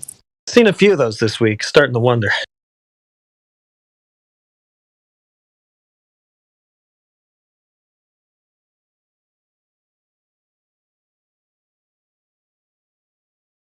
Think about that. Even if you were just standing up at 6 foot tall, you would be seeing that curve. It would be drastic at that level. Come on. If she's quoting this nonsense, really, Rachel? Come on. Yeah, I mean, you bring up nonsense like this. Doofus perfect, dude. We covered this too. I mean, you're just opening yourself up to ridicule. It's like you're late. The Dude Perfect thing, that was like like a month ago? We just tore that up already. That's old news.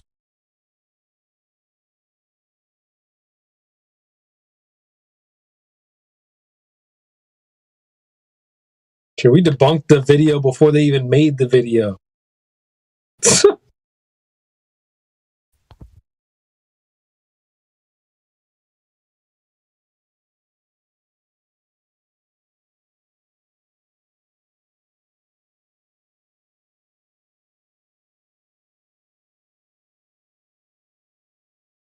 Yeah, CB, they were debunked before they even got in the rocket, if that's what they got into. You know what I mean? Right. There's nothing you can do. The people always like, well, just go up in the sky and then prove it. Prove what? That's not going to prove anything. There's nothing you can do to prove the globe at this point. It's dead. It's over. There's no video you can make. Nothing.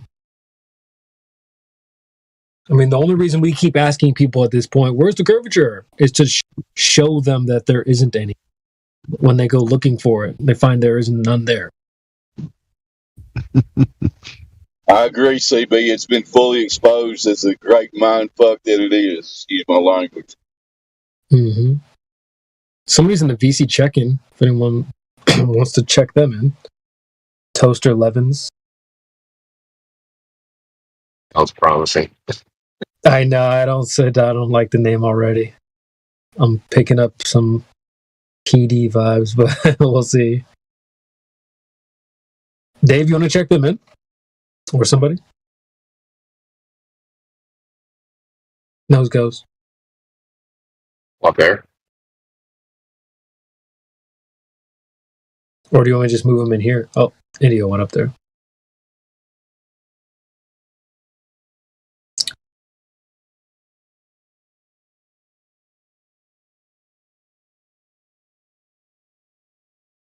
Curious to see how that goes.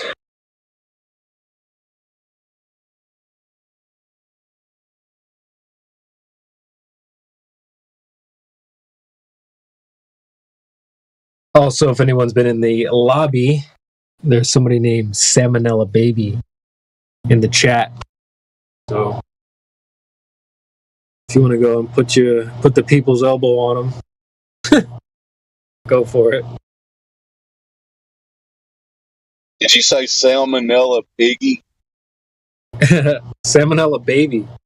Oh, okay. Don't be shy. Feel free to go drop the people's elbow on them.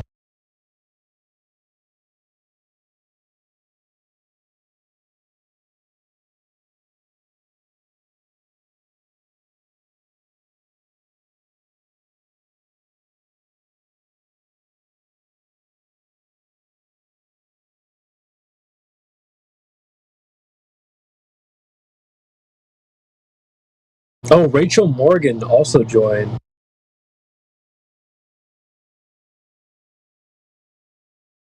The VC check-in. So hopefully they'll come back and we'll have some more to kick off. Get you flat earthers to wake up a little bit, huh? Let's do it. Yeah, we need a foil. We need somebody, if not those two, if anybody else is listening, please come in and tell us about your globe and why you think you live on one and so on and so forth. We'd like to hear all about it.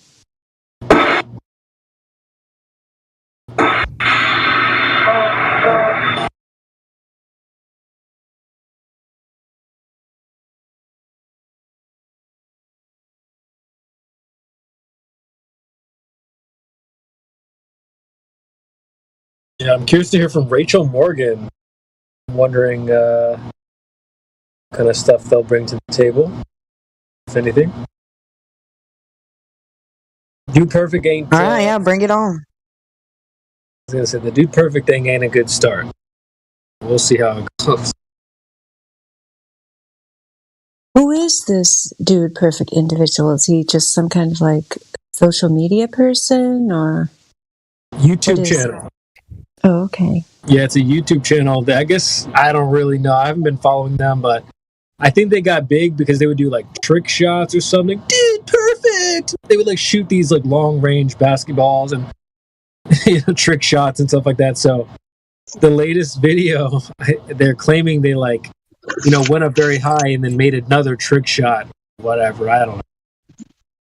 Did perfect hole.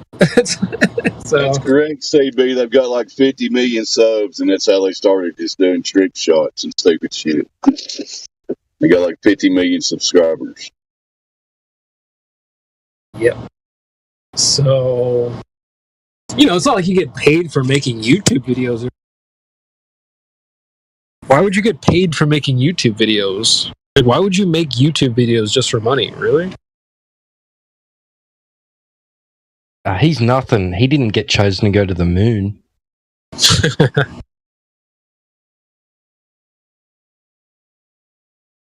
It's like a 100-man production crew for this whole video. Oh, boy.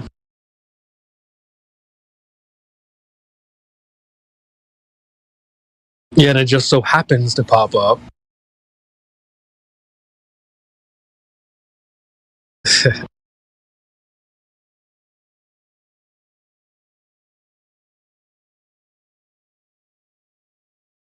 Flat Earth is getting a little hot. Oh, dude, look. Dude Perfect went to space, dude. Oh, look, we just dropped this egg from space. We just delivered some French fries. Outer space.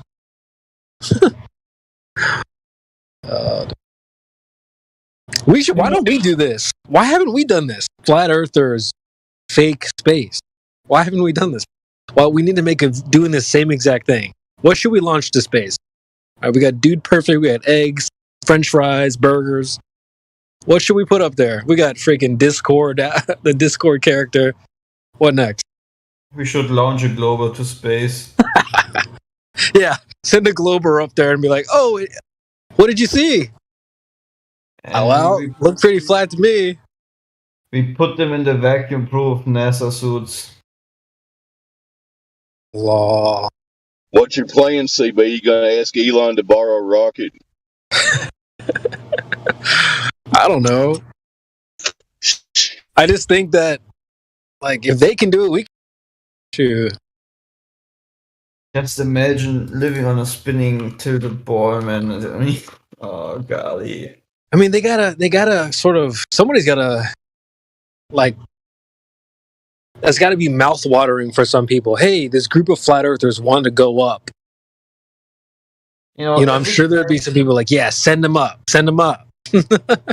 No, every time I wake up after sleeping, when I think about this place will always stay still, it will never be a spinning globe, there will never be any phenomenon being observable, pointing towards a globe that is flying from ever-expanding universe that doesn't exist. There is no ever-expanding universe. There is not even a universe outside of this place.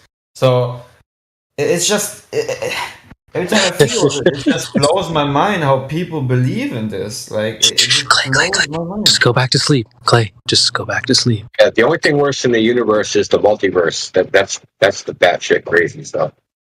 I think some people just need a VR glasses over their head and then they have their space forever, you know? Like in that one movie.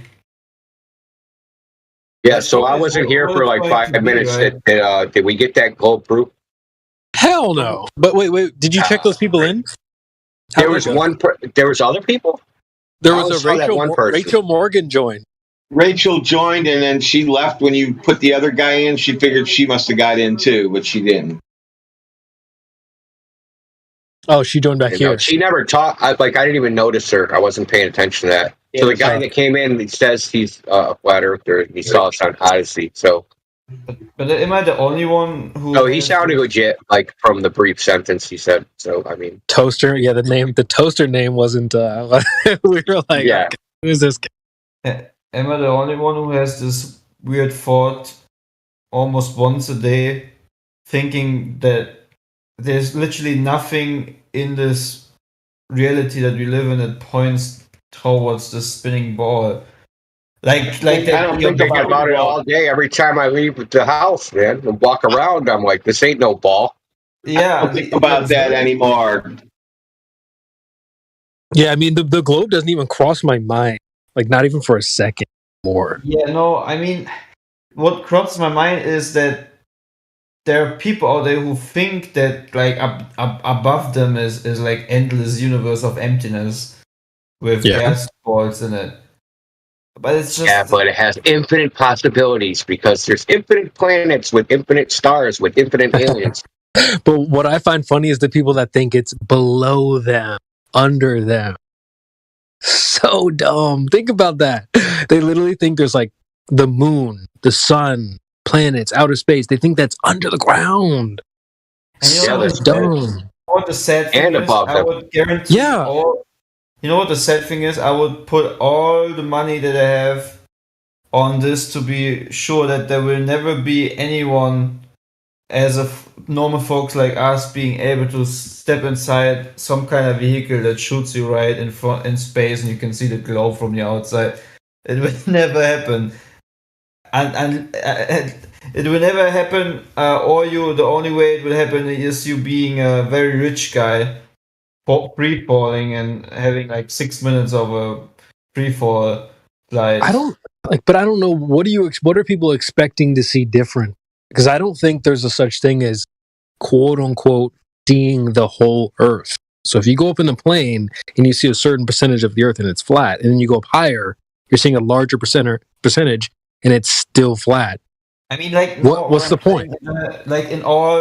See, the thing is what they imagine, the Globers imagine, that someday it is possible to space travel, like in the Star Wars movie. In all the movies they have been programmed with, that they can fly to the moon, or fly into some hotel that is flying, like the ice is flying around the Earth. I will bet my kidneys, my every organ in my body, and all that I have in this existence. I mean, it's not really worth anything, but that's another topic. But I would bet all of this to say that there will never be a time in history where anything as close to this comes true. Because it doesn't exist. You know, it's the funny thing.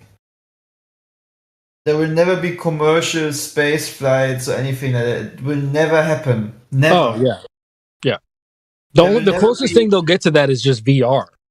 Yeah, exactly. But there will never be something like Apollo missions again, where we will see the same spot where they landed before, with an authentic video stream or anything. It will never happen.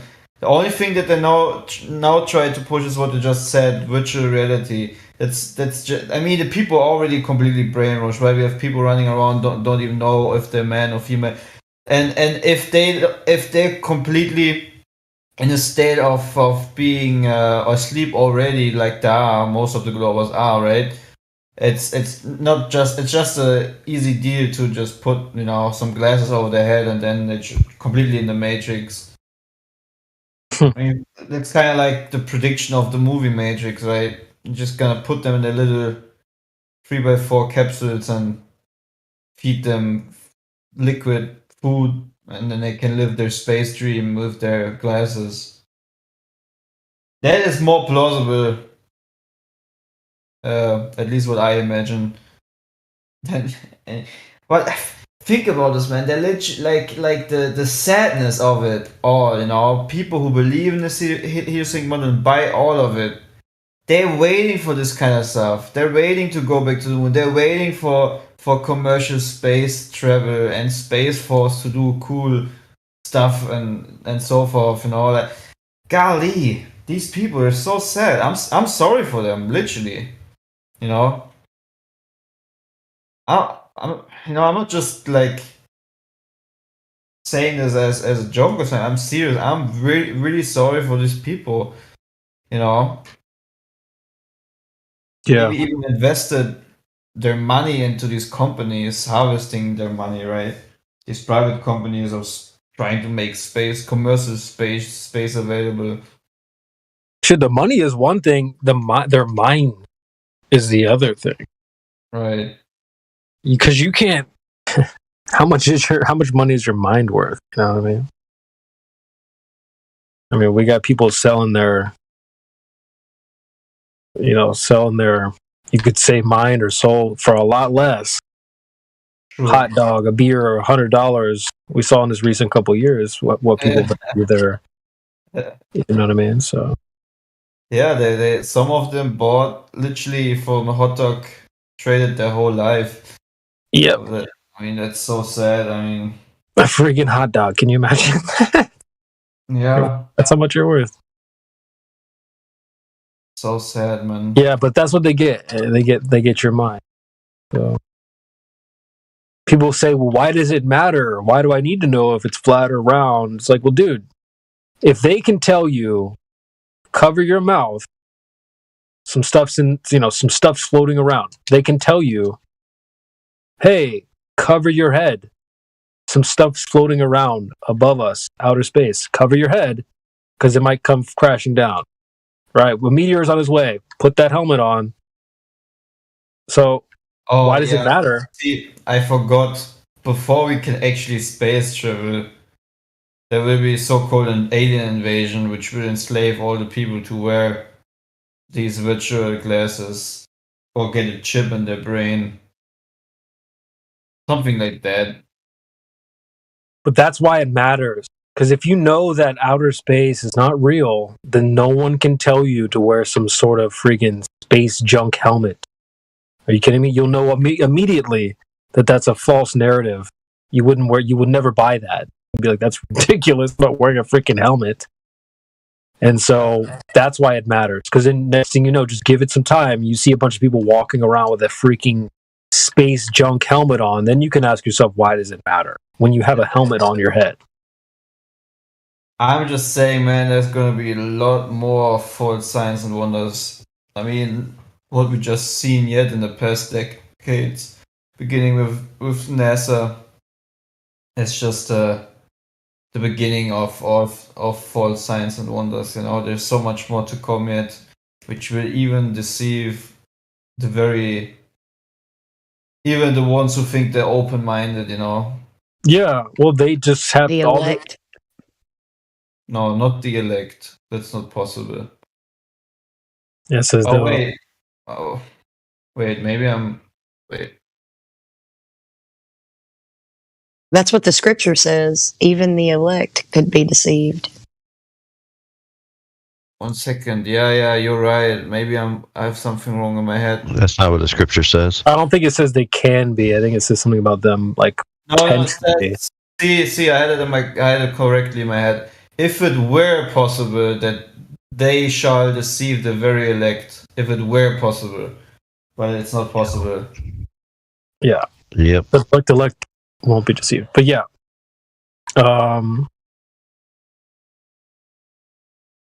I kind of forget where that was going, but yeah, no, just that's why it matters.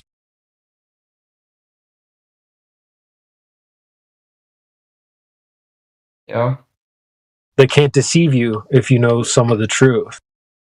Yeah, with open mind, I mean like the people who, know all about the flat earth and so forth, but just at a certain point did not really dig deeper into understanding that the full picture of things, why we're being constantly deceived, is because of one entity being the author of all lies and trying to hide life from you, essentially, because he's very jealous of your opportunity to have eternity forever, which he doesn't have anymore because he's going to be in hell for eternity, where ultimately he wants everyone else to be.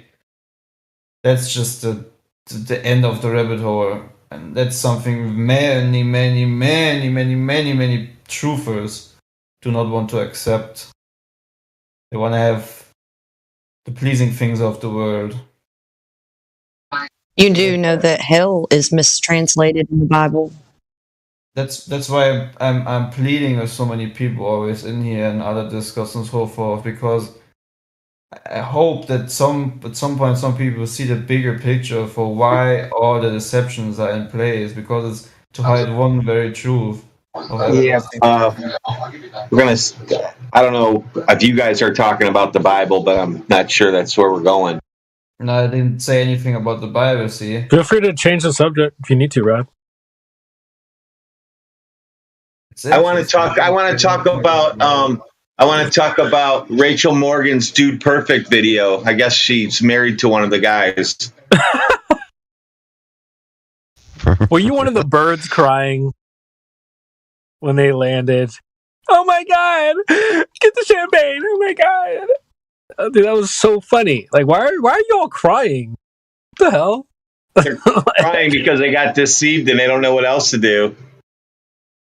It's like being married to Bernie Madoff, and then you testify in his court case. He didn't rob nobody. He's a good guy. He didn't rob nobody. He's a good guy. Why should we trust you? Well, I've been married to him for 20 years, and I love him. Okay, he can go free. Okay.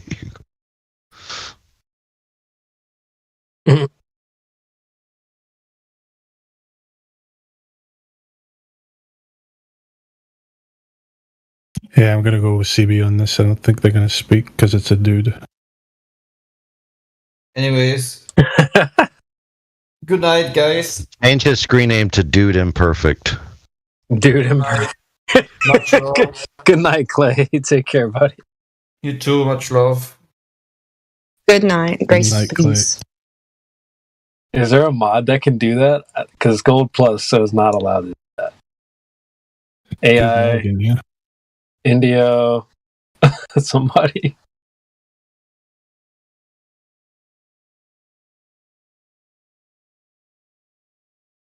Gemsy.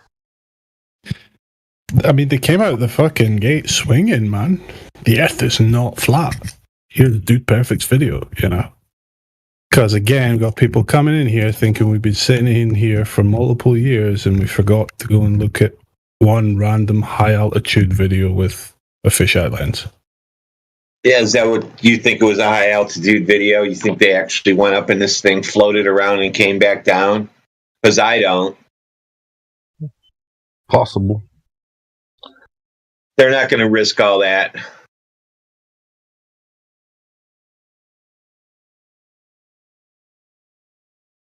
Well, Rachel, if you're saying the Earth is not flat, I would say, because I would say it's not flat. So what I just posted in the live stream voice tag is the not flat Earth. So if you're saying the Earth is not flat, like this, yeah, it's not flat. So yeah, you got it wrong. We agree with you.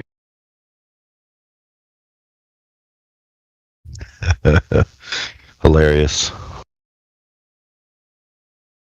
They get trolled by the government about what flat Earth is. They come in here and then they get mad at us because we're not the government's picture of flat Earth. Can you I'll give you a chance. I'll give you a chance, Rachel Maddow. post in text why Dude Perfect's video is proof.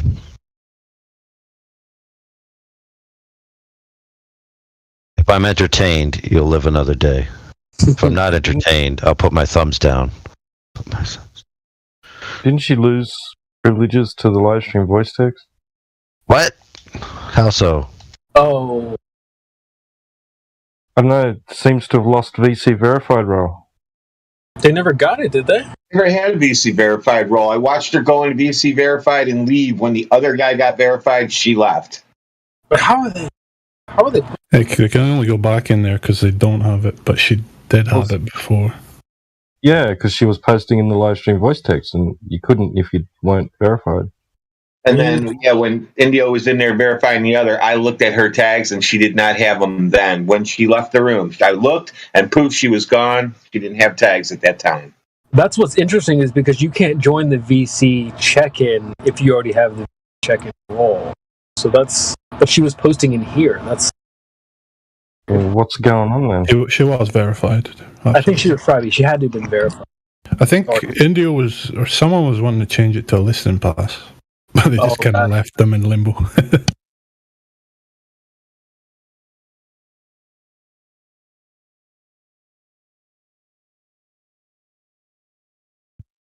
I don't know. Why don't we just temporarily give her the verified again, see if she types again? Okay. She can't type without it, right?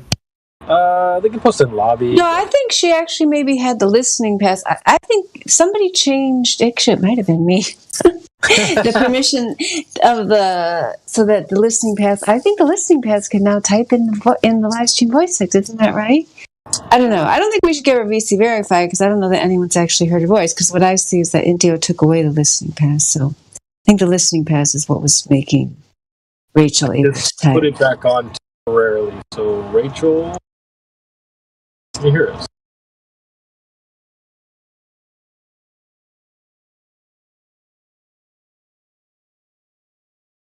Hi, this is Rachel.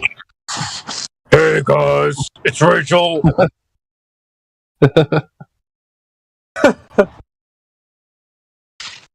Yeah, and it's okay if you're not a female and you have a female in a picture. It's happened before. So if you're concerned about your voice, don't be concerned about it. We won't, I won't let these guys make fun of you. I'm sorry. No, I'm just kidding. I mean, just because, what's the point? Then Rachel has to go get another account. I mean, if you want to talk to us, Rachel, just talk. It's no big deal.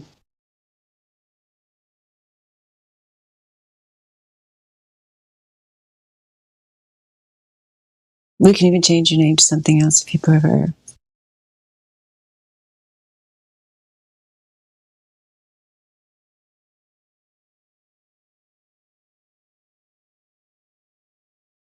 Yeah, I don't think Rachel is going to speak. It seems like there's been plenty of opportunity.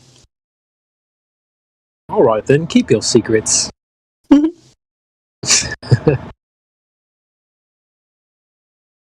valiant effort.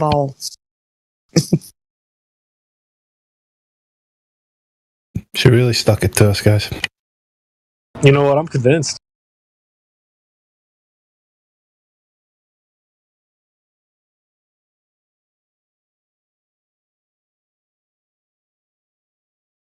That's actually the proof. Silence. She invoked scientists first, but then posted Dude Perfect. YouTube.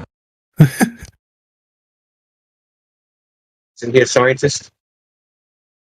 In their eyes, I imagine,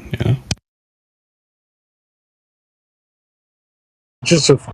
I hear people raising their hand. They're like, I don't know what science is. People, they're so happily advertising. They have no clue what they're talking about or what science is or whatever. Trust it. Yeah, right. It's whatever scientists say a science is, I guess. Yeah, you guys don't trust the scientists? Like who? Name one. Crickets. Oh, my man. He's the science guy.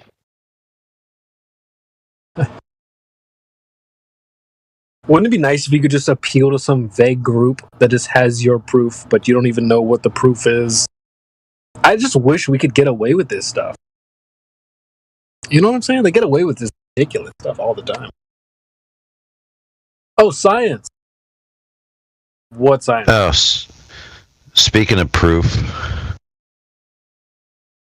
are you up on the bad moon shadow? Is it a moon shadow that's bad, or? Yeah, it's been naughty. Been naughty. Yes, it has. Is it shaped funny, or? No, it's naughty. It's actually mocking the sun. Yes, it's making fun of the sun. Because the Globers swear that only the sun, and all of its massive wideness, can make such a shadow. Only in its glorious distanceness can it make such a shadow. So the sun, being so wide, much, much wider than the Earth, and so far, much farther than the moon, could make such a shadow that they need to prove their curved surface. However, lo and behold, apparently the moon makes the same shadows. Full moon. So now we got a problem, don't we? Claim A, the sun must be this size and thus far away, being 93 million miles and big ass wide, right? Yeah. So now if this moon is doing the same thing, then it's not true that the sun must be thus, is it? Wait, what's claim B? Well, what do you mean claim B? Oh, I thought you were gonna go. You said it was claim A, and then I thought you were gonna say that. B. Well, the sun is big, and the sun is far, and those two things together are what allow us to have the shadows. You know, like shadows like Eratosthenes needed, et cetera, et cetera. Because you know, Eratosthenes' assumptions was a massive sun, a massive distance away. Okay. Now they need that for all the light rays to be essentially parallel, right? Because that's what gives you the ability to then curve the surface and have the shadows match the angles. Now, in their worldview, the moon is closer and smaller than the Earth. So if you get the same shadow angles, which they previously said necessitates a distant, massive sun, now we have a problem. They have to abandon something, don't they? Obviously, Gaia means the moon's 93 million miles away. There you go. Yeah, there you go. That could be one of the options. Or can they possibly, now this is what my question with it, can they possibly still have their 238,000 mile away moon with divergent light, but have to accept that the Earth is flat?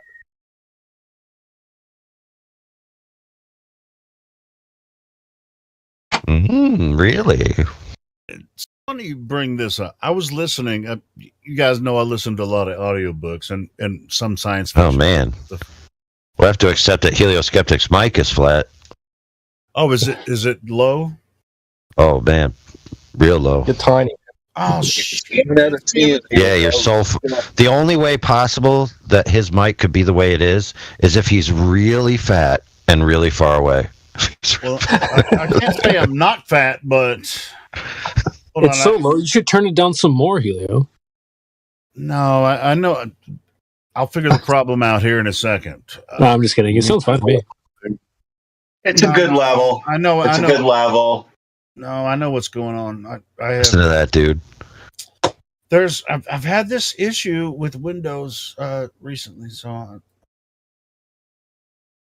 I just can't remember where it's at.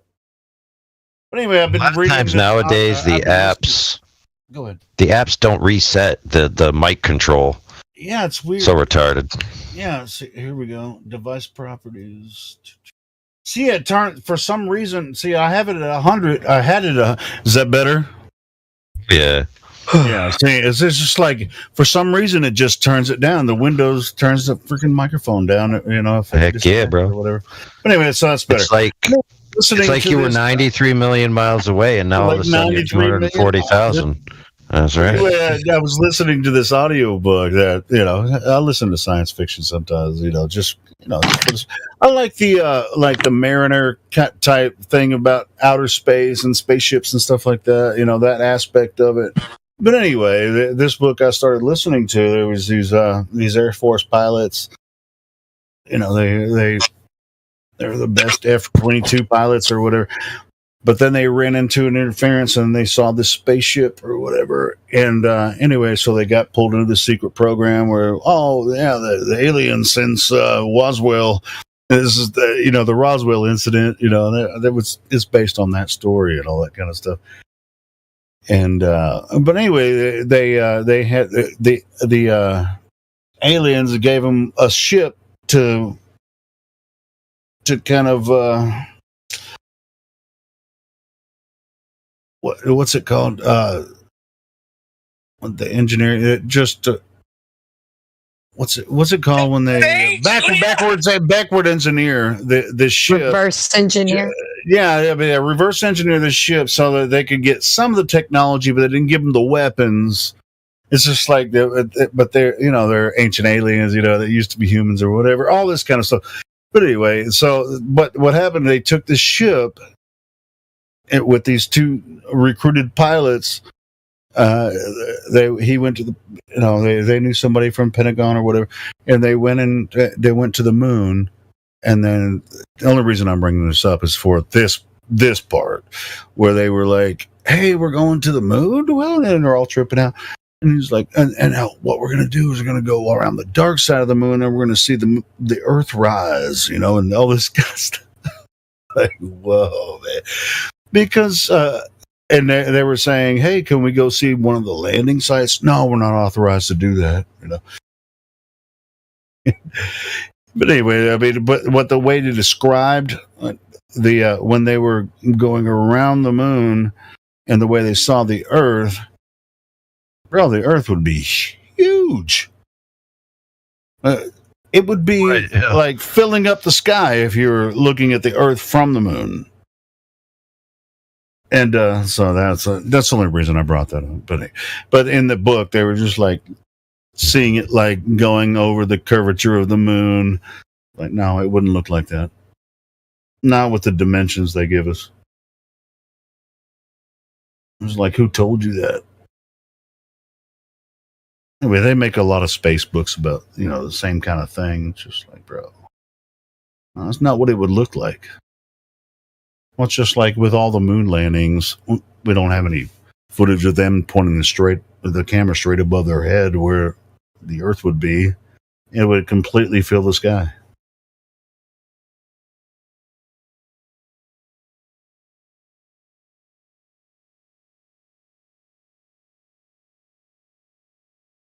Yeah, that's true. Yeah, you wouldn't see no Earth rise from the moon. For one thing, the moon's not turning according to their model. And so if you're standing on the moon, you look straight above your head, the Earth is going to be there and it's going to completely fill the sky. A lot of people don't think about that, but that's the way it is.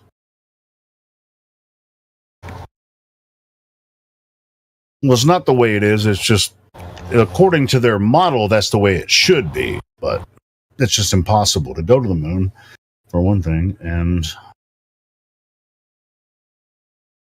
even if you could, by their description, it's you wouldn't see it like that. But anyway, continue, ladies and gentlemen. I'm surprised that they don't have the 24/7 camera streaming live feed from the Earth or from the moon to the Earth, and just kind of showing like this sphere turning as the moon just kind of goes around. Well, even if they had a camera on the moon, you would just see this big ass Earth filling the sky. Yeah, but what I'm saying is based off of their logic and their Earthrise picture. Like, you should be able to see, like, the sphere just kind of, or at least kind of like a piece of the Earth turning where it kind of feels like the sphere is turning, like you're looking at a globe spinning on a table or something. But they don't. And there's no footage of such a thing happening, like a time lapse of any kind, which would be cool. And if they ever did anything at this point, obviously, they don't even have to do anything. It's deep dreaming. Yeah, man, the brainwashing is so thick they can just tell them that whatever, like Santa Claus is real. Show them some AI images that they typed a sentence to get. Well, here you go. Yep, that's it. Here comes Santa Claus. Here comes. They blue screen in some like weather so it matches up with what's going on Earth. Right down Santa Claus Lane. It's borderline speculation, but it's kind of also like an obvious thing. I'm pretty sure that they have an absolute simulation of this, and they've had it for quite some time, like some high resolution stuff that's been next level, and they've been using that for a long time. From where? Where would they get that footage? Well, no, I'm saying they've like simulation type stuff, like video game, high res simulation, like the CGI stuff. Like everybody's like, oh, they couldn't do CGI. Yeah, they could. They've had high-end CGI level stuff for a long time. Like there's the cutscenes for Final Fantasy, for one of the Final Fantasies. Like the game itself, the gameplay is kind of lame, but the cutscenes are super high resolution, like on par with Final Fantasy X, which has really good cutscenes. And they were way before their time. And I'm like, even at that time, I'm like, there's probably computers out here that can like create some high resolution stuff. I went and saw the new Avatar movie last night at the theater, and it's really impressive CGI. Yeah, it's still CGI, but it's just like, I like the movie. The movie's really good. The story's good and everything, but it's just like. Yeah, it's like I guess this new one they combined mermaids with Avatar. I don't know. I haven't watched it yet, so I don't think I want to. It's pretty decent. It's pretty decent, but it's not. Is it loaded up with like the social justice warrior crap, or is it just environmentalism? I don't mind basic environmentalism because that's kind of like, okay, yeah, let's take care of the fish tank. That's cool. No, it's more. It's sort of like the first one. It's just all like military versus. That's Gaia worship. It occurred to me today. It occurred to me today that it's Gaia worship, and what like triggered that occurrence is I was watching the like introduction to Captain Planet, and they get their powers. These rings they come from Gaia. Oh yeah, it's something, wait a minute, like that. Yeah. And I was thinking about like these people either worship Gaia or they worship the cosmos. It's one or the other. Like usually, I don't know, but it's really more. I don't know. I'm talking about like the occultists, like that spirit cooking level stuff. Usually they worship Gaia and they're very like earthy in nature, but they're not anything like us, even though they know the same stuff we do. And then you've got the cosmos level people like the astronaut, and then you would see the parallels in Hollywood versus NASA. Like they're both identically like crap. It's just sci-fi, but one of them's very earthy Gaia based. Hollywood. It's kind of more like and then the others up in the cosmos, up in space. It's kind of more like a revenge film, for the guy just like pissed off. Anyway, I'm not going to give too many spoilers because if people haven't seen it yet. Oh yeah, no, I was talking about how about just you give zero spoilers, Helio, zero. All right, that's the last one. There you go. I was kind of getting towards how they portray things. Like, did you see that there was a critic talking about it was weird. It was like the weirdest shit. It's like why a white person has to play a blue avatar or something like that. In those like that they're portraying these blue aliens and and they're white. Shit, I'm pretty much that's the way the first one went too. That was it. And it was weird though. Like are you seriously being a critic over like it's like they're saying it was a not racist per se, but like trying to portray something they're not. It was weird, man. Well, see, I said I wasn't going to say any more spoilers. Yeah, no spoilers. It's a pretty good movie. It's 3 hours long, so you're gonna have to take time to watch it. But anyway, Pebble, the term you're probably looking for is not inclusive, not racist, but not inclusive. Yes, yes. I'll just say there's a little bit amongst the people in the movie. We don't want to hear any details about the movie, okay? Shut up. Well, you can probably find some of that in the previews, but whatever. No. I'm not going to say anything more about it. I'm going to go watch it. Be a good it's a decent movie. It's one of the best, CGI movies that have come out in a long time. But it's James Cameron, of course, and they worked on this shit for years, so. Anyway, can you tell us the ending? Just tell us the end. Tell us the ending of it. That's it. There is, to be honest, I don't think there's an end. I think it's kind of I don't think there is an ending to it. There is no end. Well, there is no end. It's kind of like one of those movies. It's kind of like Star Wars or whatever. It's just like there is no real end to it. It's just a social thing. It's just like, hey, it's just an example of what might happen if, just like shit we talk about. If the Earth was a globe, oh shit, Earth is a globe. We're experiencing the globe. No, we're not. We're experiencing the flat Earth, and everybody else thinks the Earth is a globe. And so now we're all thinking, we're all sitting here observing the natural stationary flat plane. Everybody else thinks Earth is a globe, and they think we're weird. Got that globe-trotter logic. Yeah, where's this globe that everybody's talking about? I can't find it.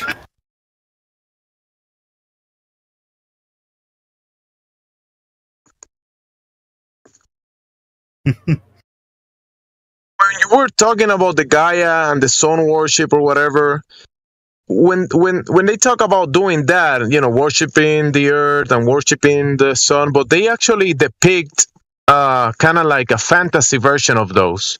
Sure. Yeah. Yeah, and so that was depicted in the first movie too. The worshiping of the sun in the heliocentric model, right? They're worshiping a fantasy, in a sense. Well, I mean, what Pandora? They call it planet Pandora, but it's not a planet. It's actually a moon. It's actually a moon of another planet. You didn't brought up this point. The other guy brought up this point. Yeah, I was talking about just Hollywood and NASA's how they formulate their storylines are generally set in one or two ways, and I'm not talking about the actual thing. I'm talking about like the themes behind them. No, I don't mind giving up spoilers about the first movie. Like Guardians of the Galaxy, for example. Gaia worship. Yeah, Gaia worship. Even though it does the celestial galactic stuff, it's not like NASA. NASA's more like literally focused on heliocentrism and worshiping the sun. Lord. Spoiler alert goes back to, what does he do? He's got all these powers where? And it's all about that planetary type thing, worshiping the ground and being able to manipulate nature around you, all that magic, all that Gaia worship. And then on the other end of the spectrum, they have it more scientific and knowledge, but it's still fantasy.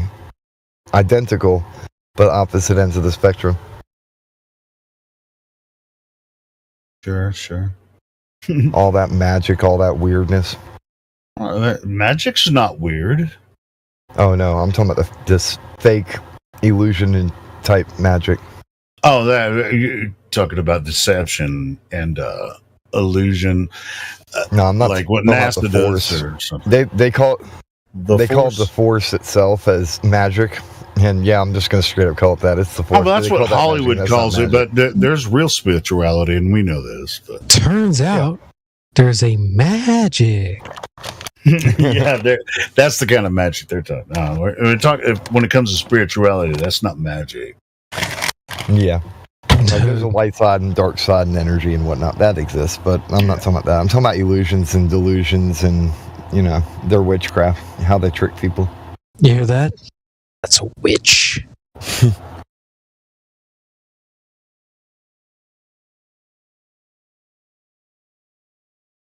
I think that's maybe, spiritual people like, everybody that thinks the earth is flat is Christian, and now I'm going to attack Christianity.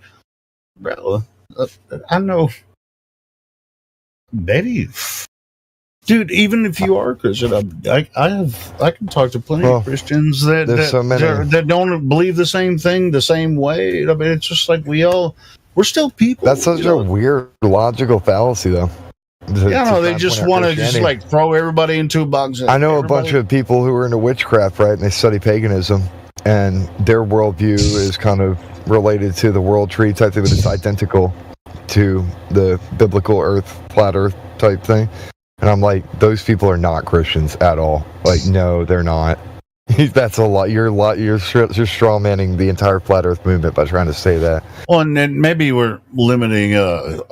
I'm talking about it's like people on YouTube. Oh no, not you. Some social media. No, I'm saying like some people on social media would say they want to put everybody in the Christian box that thinks the Earth is flat, but they're completely ignorant about all the people we've talked to over the years. That's what I'm saying. Go ahead, man. Sorry. I know 99% of Christians believe in globe. Yeah. Right. So that's true. That's true. And so it's just like, yeah, bro. And then you got a bunch of agnostics who don't even really know if they believe in God, and they believe in the flat Earth. So it's like these people are definitely not Christians. Right. Don't know what you're talking about, man. There's a lot of agnostics that globe or flat. They can pick one way or the other. I don't think people want to have this conversation, dude. They just simply don't want to have this conversation, so they're going to label you as something they don't want to engage. Right, because they don't want to spend enough intellectual property to have the conversation. Yeah. That's what it always costs you something when you really get into ultimately leads to real spirituality, in my opinion. You don't have to believe me, but when you get into this deep discussion and the deception about what you perceive as, what's in front of your own eyes every day when you go out and, across Earth, even, you travel across, in an airplane, or if you travel on a boat, everywhere you experience Earth, you experience it as a level stationary plane. Someone told you it was a globe, and then you have this weird twisted idea of how it could be a globe, even though it looks flat. And look at the devil Christian discovered the Big Bang.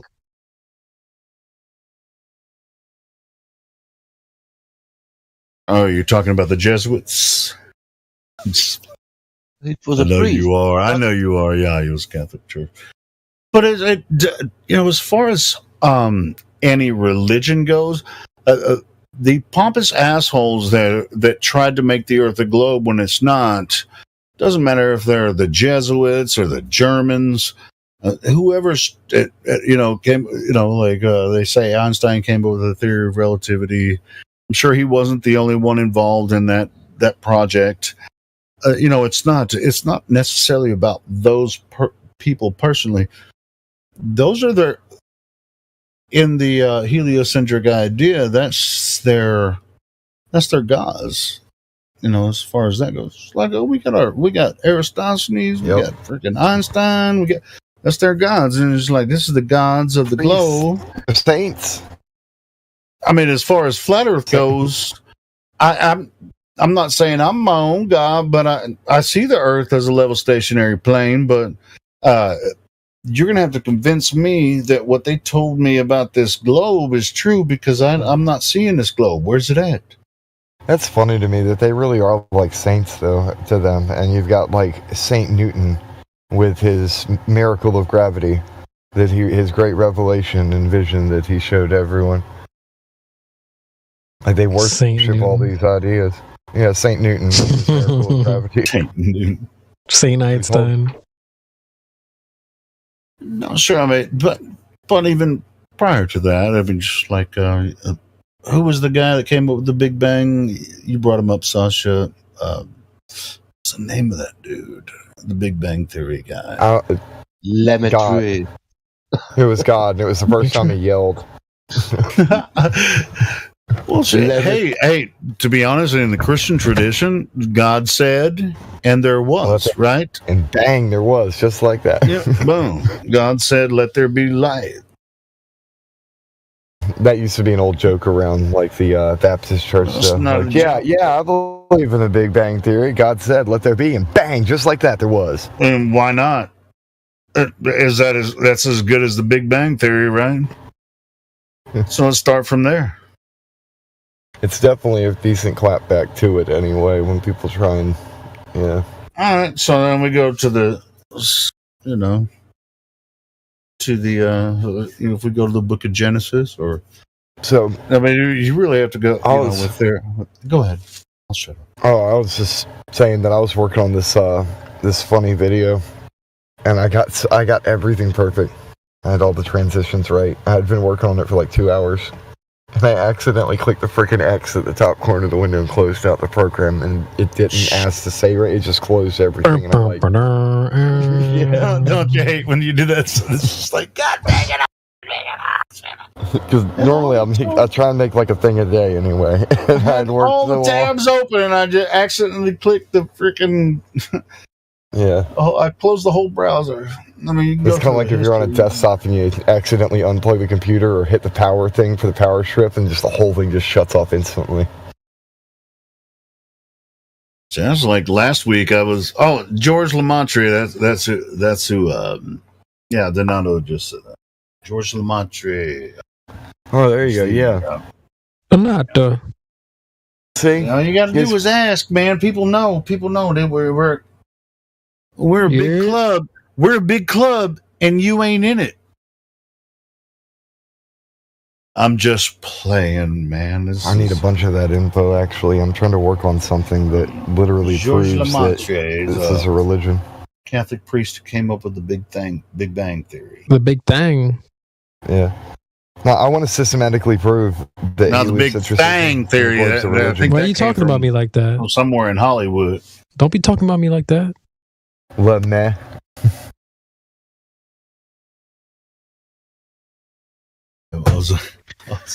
Oh my goodness, dude!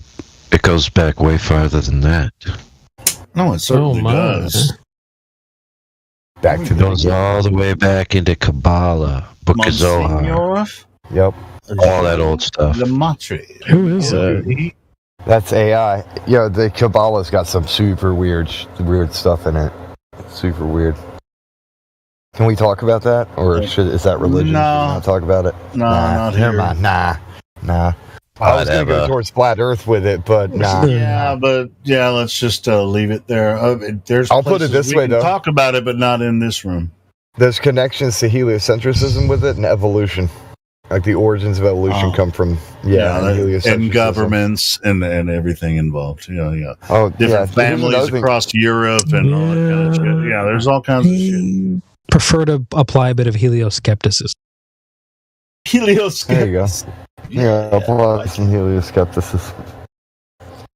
Yeah, bro. But I mean, there's the all Temple kinds of of Saturn stuff involved with that. Here's an interesting fact, right? Mm-hmm. Neutral standpoint, Jesus is a wise man. Regardless of what you believe and whether or not he's the Messiah is irrelevant, and regardless of whether you're Christian is irrelevant. What he said about the Temple of Saturn is interesting. Basically, I believe that when he was talking about the synagogue of Satan, he's talking about the Temple of Saturn. Matthew was a tax collector, a publican, worked for them. The specific Greek word is literally talking about a building that is directly connected to the Temple of Saturn in the Roman Empire. Temple of Saturn was obviously their money. They had these giant scales in there. They went through and weighed all the gold and did everything properly. Had everything down to his worship involved with the money. And all of those connections with that whole call themselves Jews but are not synagogues. The stereotype about the greedy. Yeah, it's those specific people. This tiny group of jackasses that are making everybody else look bad and ruining the whole world for everyone. And they've been doing it since the beginning. Ties into the Star of Refraction, goes all the way back. It goes so far back, damn Samaria.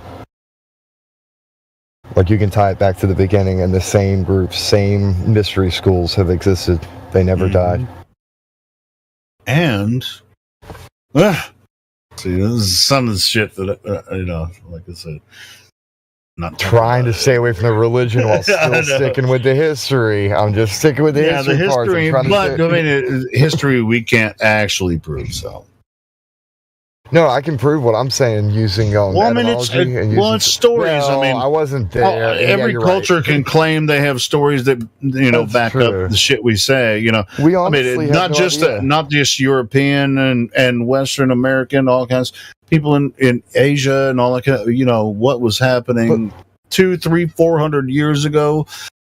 Can we back up everything that everyone's saying if they can the entire fake history? time? Yeah, well, it's like thinking about this, like the fake news that's out there, right? You know how bad that is. Imagine how bad history is every year, year after year. But at the same so time, it's like we can't. But I'll check this out though. History of the Bible.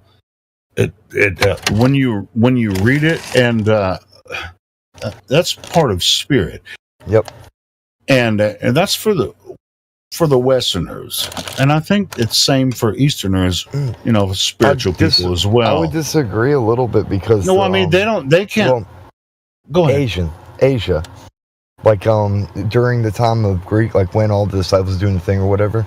There's a lot of stuff going on in Asia, so we could talk about the West over here, but you don't know shit about it because you didn't live there. But there's like the Silk Road trades, and there's certain things that are going over there, and there was interactions between churches over there. So I'm like, there's something going on. Well, no, that was my point though. Is like they demonize it, right? They demonize China. They turn all these Christians in America against China. China wasn't. You get what I'm saying though? Like they'll try and turn America against Asia type thing. No, that's not what I was getting at. But anyway.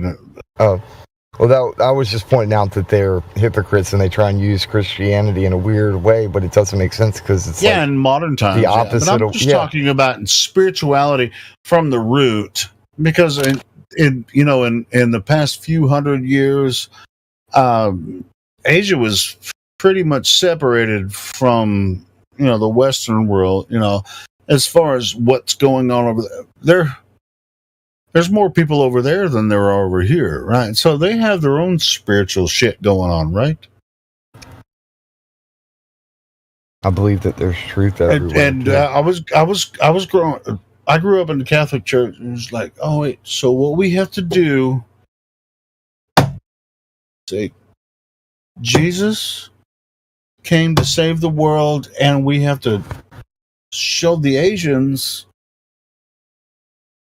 even though they cut us off from a certain part, and the Russians, whatever. Which, I mean, the Russians were actually involved after, like before World War One. I mean, there's Greek Orthodox Church and everything.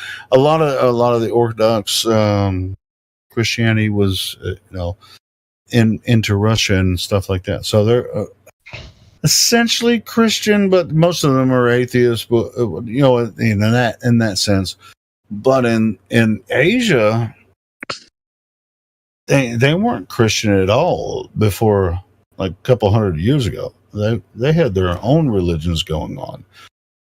Would you call that pagan? Because pagan came from northeastern Europe.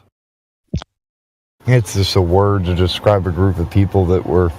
No, it's not. A bunch of different beliefs, pagan has a certain description.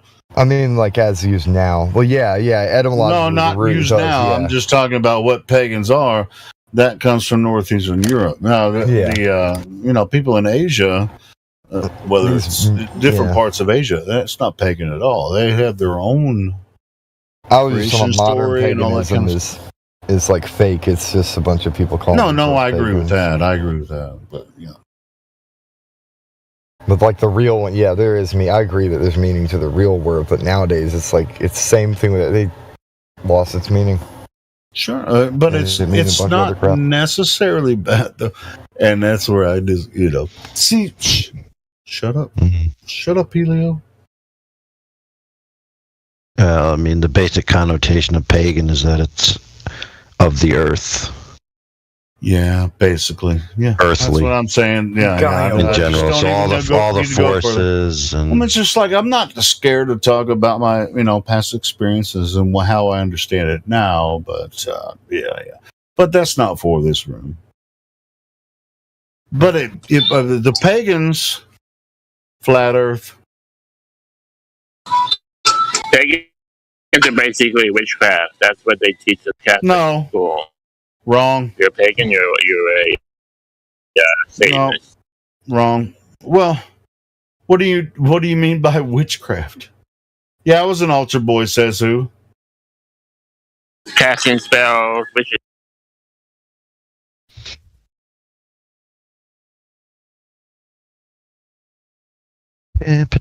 Love spells. I was an altar boy for several years when I grew up in high school. Yeah. Look, that's not far off what they're trying to push now.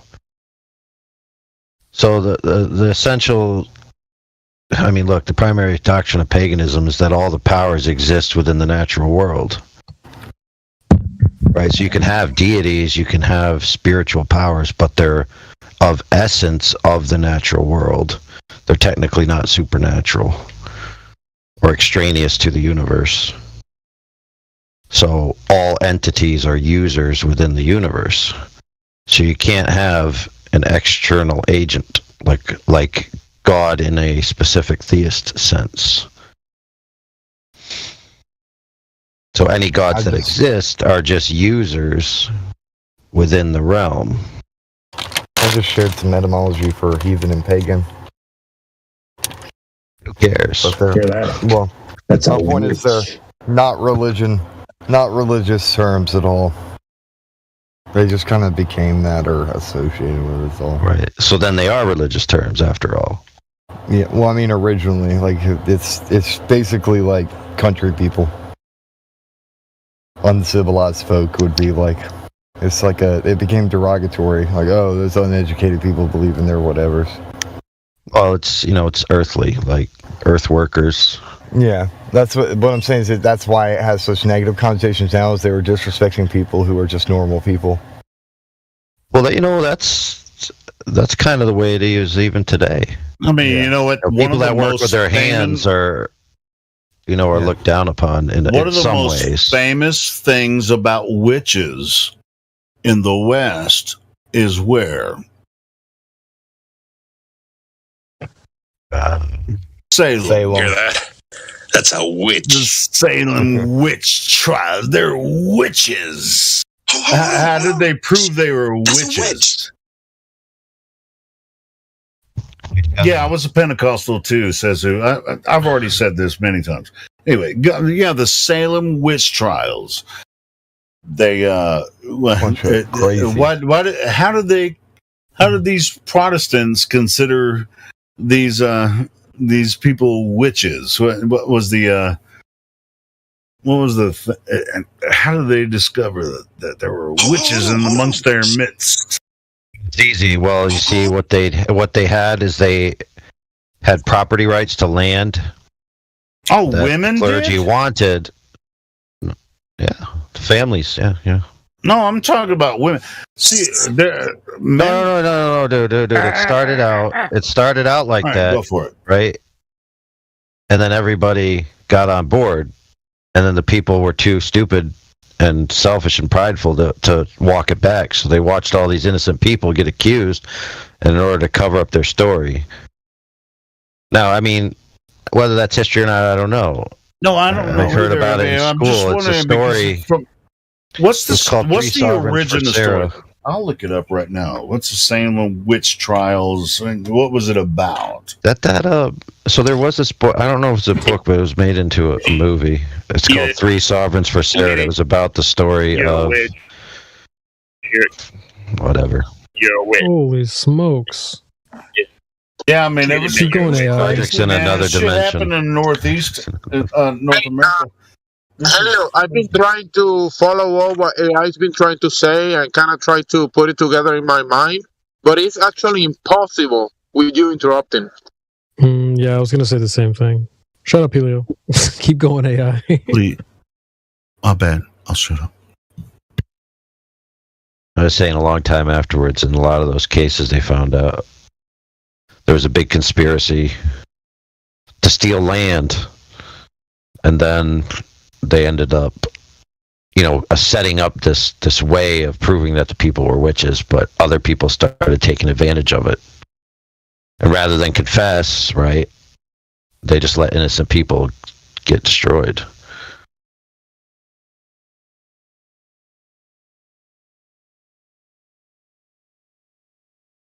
So if that story is true. Story. That's the entire story. Thanks so much for going through the whole spiel there, telling us about the Salem witch trials. Thank you.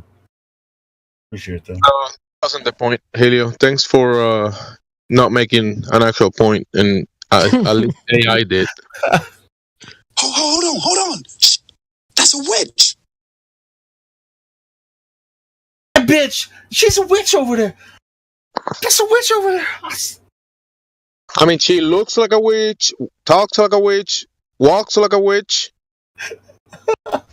Wait, what's a witch again? That's a witch. That's what witches do. You're a witch. That's what witches do. Witch, please. These witches were probably, I don't know, people helping people, and some people didn't like people helping other people that they didn't like, and hey, witches. Now wait a minute. So is AI and Gemsy just guessing what happened during the Salem witch trials, or do you know anything about it? The same thing you're doing, Helio. Similar, but not interrupting each other. Jesus Christ! There's a whole book about it, dude. Helio, you're giving nothing to the conversation. Burn There's a whole book about it.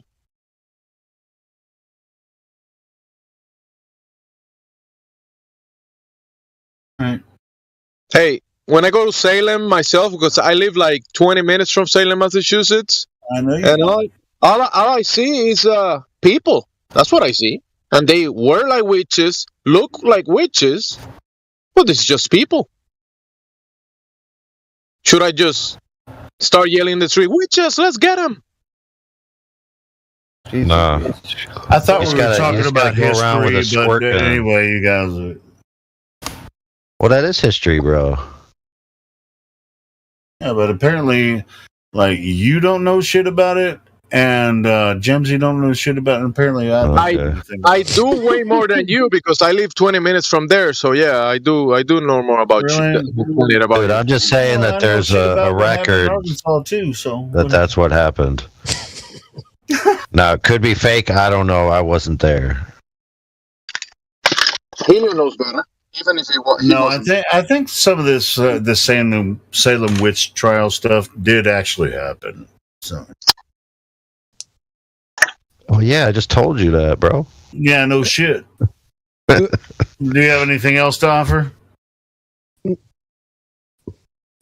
I mean, not that it's necessarily relevant to Flat Earth, but it does have to do with history and how people can be affected by religion and with politics and stuff. So anyway, go ahead. Well, at least in that case, the way that they portrayed it is that it was done for nefarious purposes, right? Specifically targeting certain families. Then other people took advantage of these, like, trials and rules, right? To just basically throw people under the bus that they didn't like. Now, those people didn't necessarily know that the other family was doing it nefariously. They're just like, oh, I have an opportunity to accuse so-and-so of being a witch, right? And then they'll get put through the trial or whatever, and it was pretty specious trial system. So a lot of people would get screwed over. And so, I mean, how was information passed? I mean, we get we get the information passed almost immediately between each other now, but how was it passed back then? Was it a town crier? People would just like coalesce in the middle of the town square, and there'd be a town crier going, "Look at this! Oh, we have this witch. She's accused, and we have." Was there was it? Did this person go before a judge, or it's sort of kind of the same thing, but I mean, they're already denigrated in the press before they go to legal. Yeah. Dude, you reminded me of something. Yeah. The way I remember it is that this all was going hunky dory until the young girls started accusing the members that were the originators of the scam, right? And that's when they basically shut it all down. So the families that began it and started perpetrating it were starting to become the accused. And they're like, oh fuck, we got to stop this shit before we end up getting burned or killed or whatever. Sounds like the Me Too movement a little bit. Kind of a little bit of backfire. Yeah, I think somebody said that in the chat as well. Like it worked out for you for a little bit, and then it backfired because now you're a victim. Sounds like almost like the pedophiles do it, or the pharmaceutical industry does it. Sounds like that. Yeah, but it sounds like Jimsy, even though he's not from Boston, he knew it kind of originated in that area. Sounds like Helio, even though his ancestors are from Europe, he lives in America. Yeah, my ancestors are from Ireland and Germany. Yeah, go back to your country, dude. Go back to your country. Go back to your fucking country. Get out of here. Fucking love it. That's fucking awesome. Oh man, you're not from round the boy. What nationality is Jemsy? Or origin? Wild. I was born and he's probably like got all the Hispanic. You ain't from around here. You ain't from my hair, boy. Helio, when they ask the questions for Jemsy, that doesn't mean you should speak, Helio.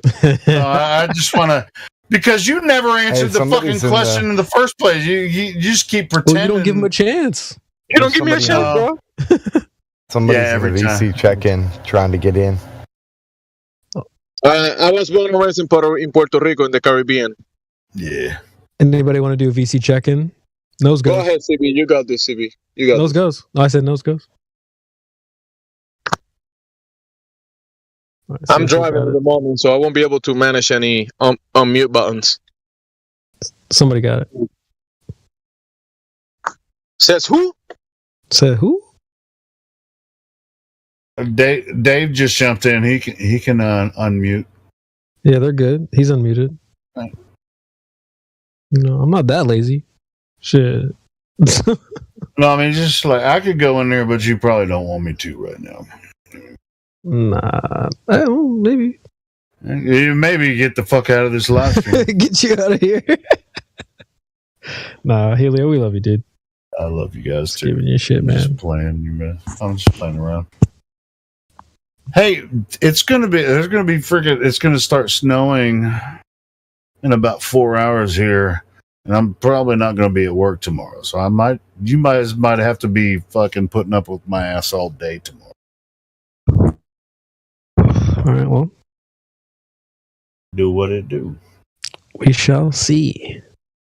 Yeah, it's like as soon as it hits like 1 a.m. temperature's gonna go down to 0 by noon, and it's gonna snow the entire time. So I'm probably not going to work tomorrow. So hopefully the power don't go out. I don't think it will because it's gonna be snow.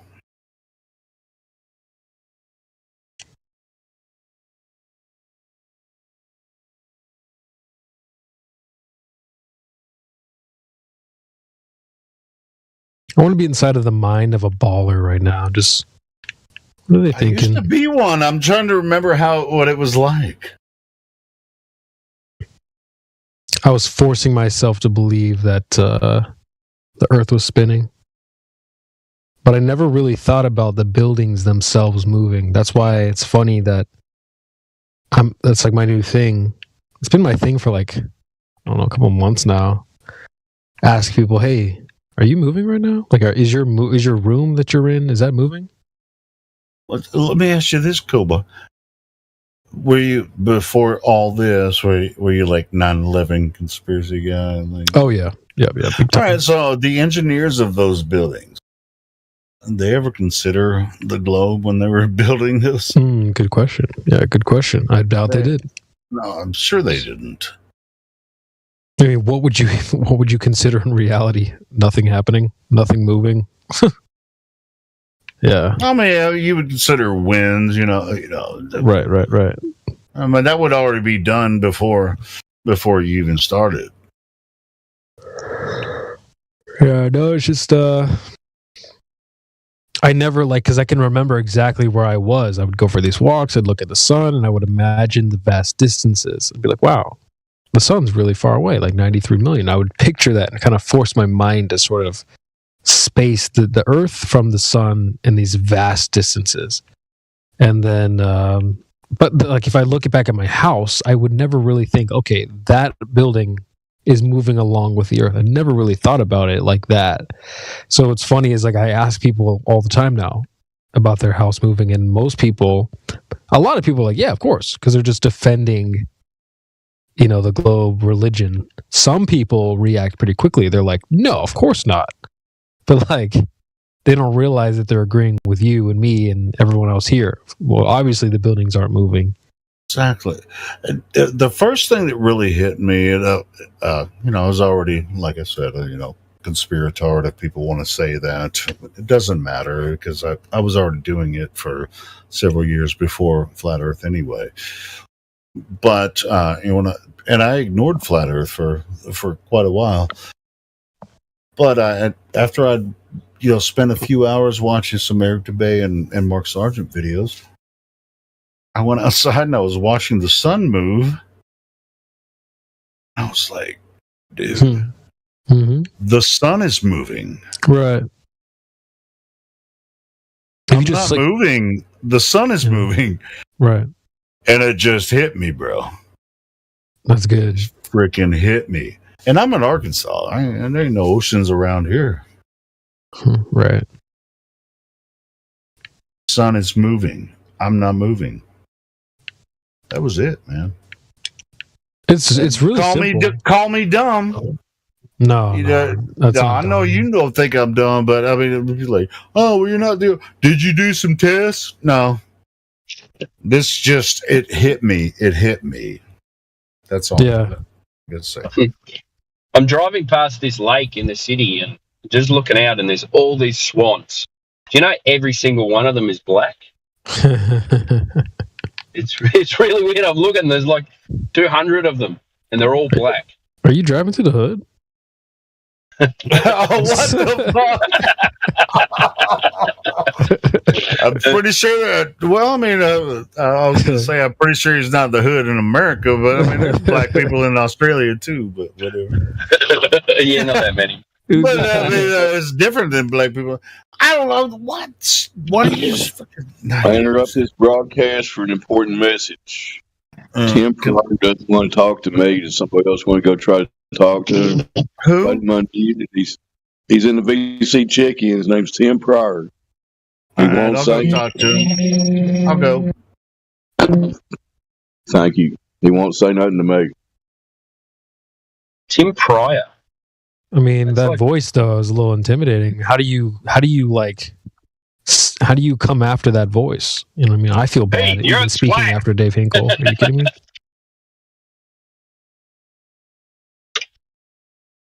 Is Tim Pryor? Is that a name we should know? I don't think so. Oh, I'm thinking of Richard Pryor. Richard Pryor, yeah. I remember seeing it. He's like a Glober that did a bunch of super chats asking Whitson stupid questions on his debate. Oh, Tim Pryor? Yeah. What's that name did? I don't know if it's the same guy or not.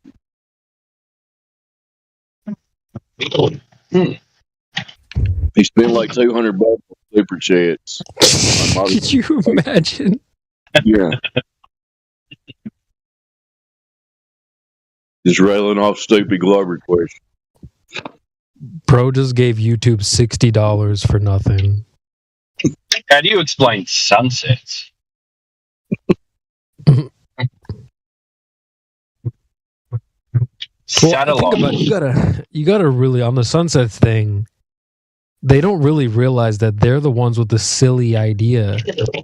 Okay, we're just saying that the sun, you can bank on the sun being 1 in the sky, 2 moving. Okay, you don't really need to go much further than that. It's these guys that have the silly idea. They're saying that the sun goes under their feet. And you're falling backwards at 1,000 miles per hour. That's why it's going down. Okay, do y'all want to talk about who's being silly here? Because it's not us. Yeah, why are they going to make things so complicated? You know? Why you gotta go make things so complicated? I see the way you are. Maybe she was a flat earther.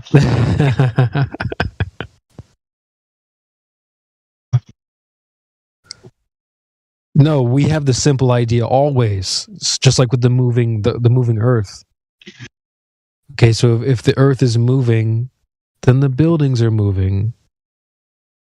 If the Earth doesn't move, these buildings don't move. So if the buildings don't move, then the Earth isn't moving. Okay, so it's super simple. So we're just saying nothing is moving. Not these buildings, not your bedroom, not your bed, nothing. You guys are saying it is. So just keep that in mind. You have the silly belief, not us. So we're laughing at you.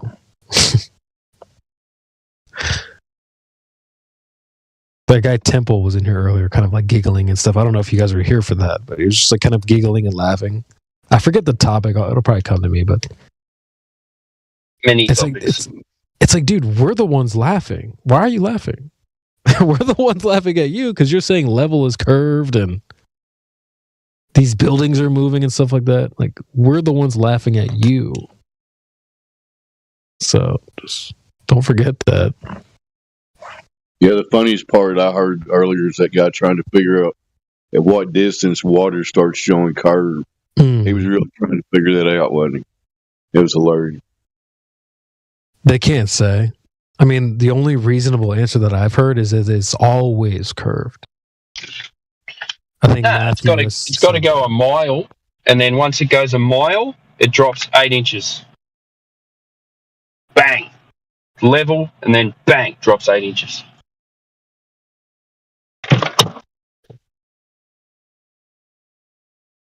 Yeah, he was trying to make it really complicated. Well, you know, to a certain decimal point. That's not the question.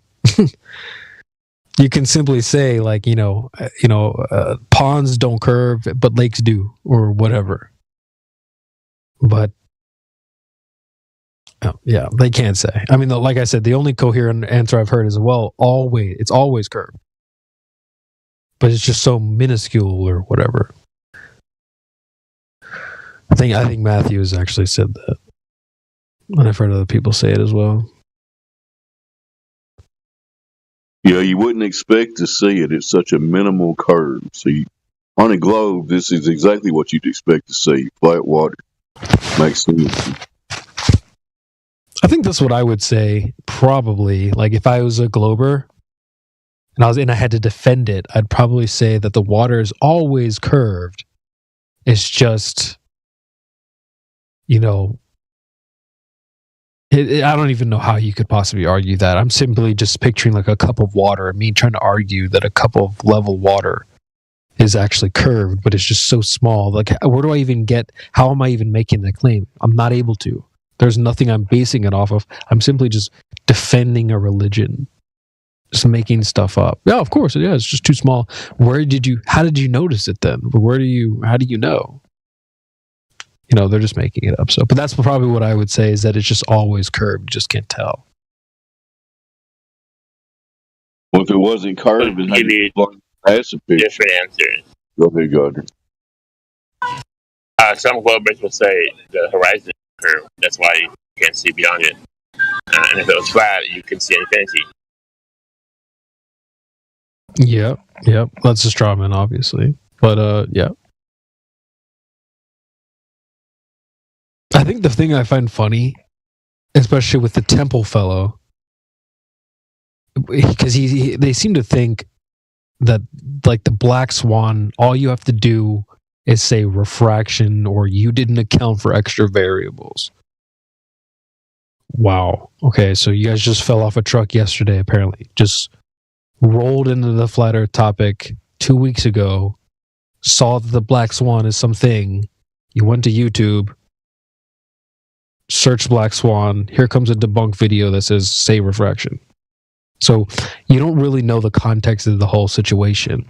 So it's just really funny to sit and watch them go, well, you just got to account for other variables. Ah, God. Let me just set the table for you. If you go back to the early debates, it was the flat earthers saying refraction. They were saying, no, that's the curve of the earth. We're saying, no, it's refraction. And now they still our argument 5 years later. I posted, actually, you know what? I'm glad because I got a screenshot of that. But yeah, Dave, this is exactly right. They don't realize, they have no clue that that's the sequence of the argument. So it's just, they're repeating our argument again and again and again. Okay, they said horizon is curved. We said, no, you got to account for other variables, like refraction. Right there. You don't see the similarity right there. That was right off the jump. That was our first answer. You didn't account for other variables for why the horizon is where it is and it appears the way it does. You've got to account for other variables such as such as refraction, your observer's height, weather conditions, so on and so forth. It's not a physical geometric curve. Here are some reasons why. One of them being refraction. They didn't believe us. You guys they were like literally like, oh, that's just flirspective. That's what they would say. Oh, that's fine. So then we just released the black swan. And then what do they say? Oh, well, you got to account for other variables like refraction. Sound familiar? Well, don't forget that Temple's initial proof of globe Earth was Mars rover.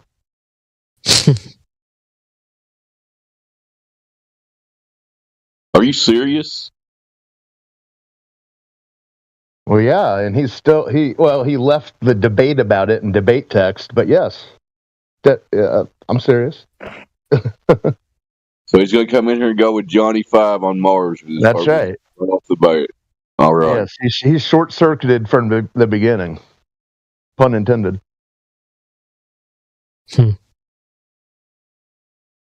But yeah, I mean, I feel like that's one of my roles here. It's just I'm always resetting the table. People forget where the fork goes, where the knife goes. Fork goes on the left, knife goes on the right. So you just showed up to dinner.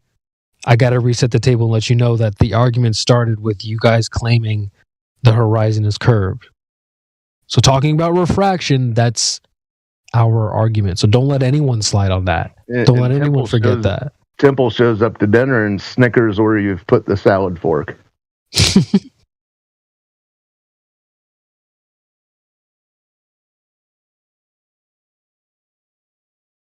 Yeah, I'll never let somebody slide. Oh, well, that's refraction. Oh, let me just remind you. To me, the Temple guys sounded like way too many of these guys that they just assume that the smart guys got it figured out. They don't want to do anything on their own to actually prove anything to themselves. You know? Because I don't know how many times people told him go to a beach or do your own test or something. I ain't got time for that. Why are you here then? You don't really care about this subject.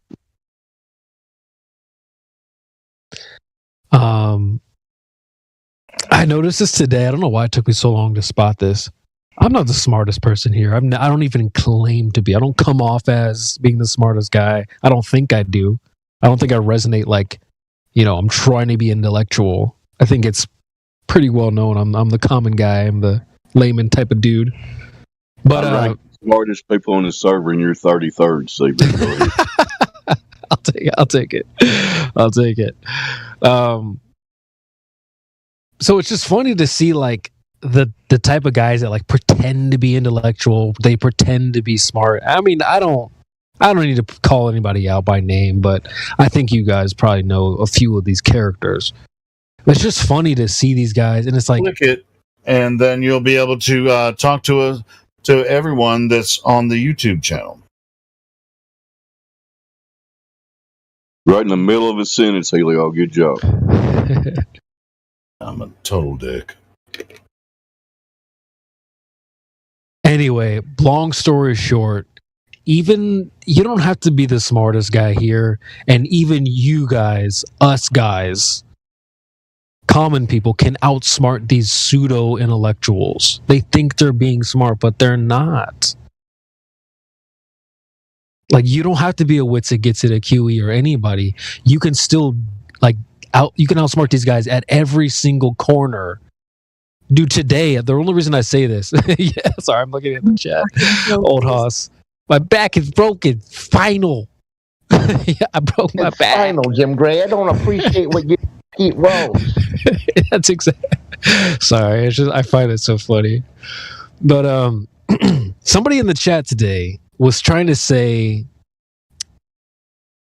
they were talking about stuff in the sky, celestial bodies, things like that. I'm like, well. So, hey, what's up, guys? Hey, what's up? Are you flat earther? Yeah. All right. Well. Do you think your room is moving? Like, what do you mean? Like the room that you're in right now? Yeah. Yeah. Is it moving? Yeah. Yeah. Okay, why do you believe that? I can feel it. Oh, okay. So like, if you were able to jump or like hover, do you think the wall would sort of like come and like smack you in the face at some point? Probably. Yeah. Maybe. Yeah. Okay.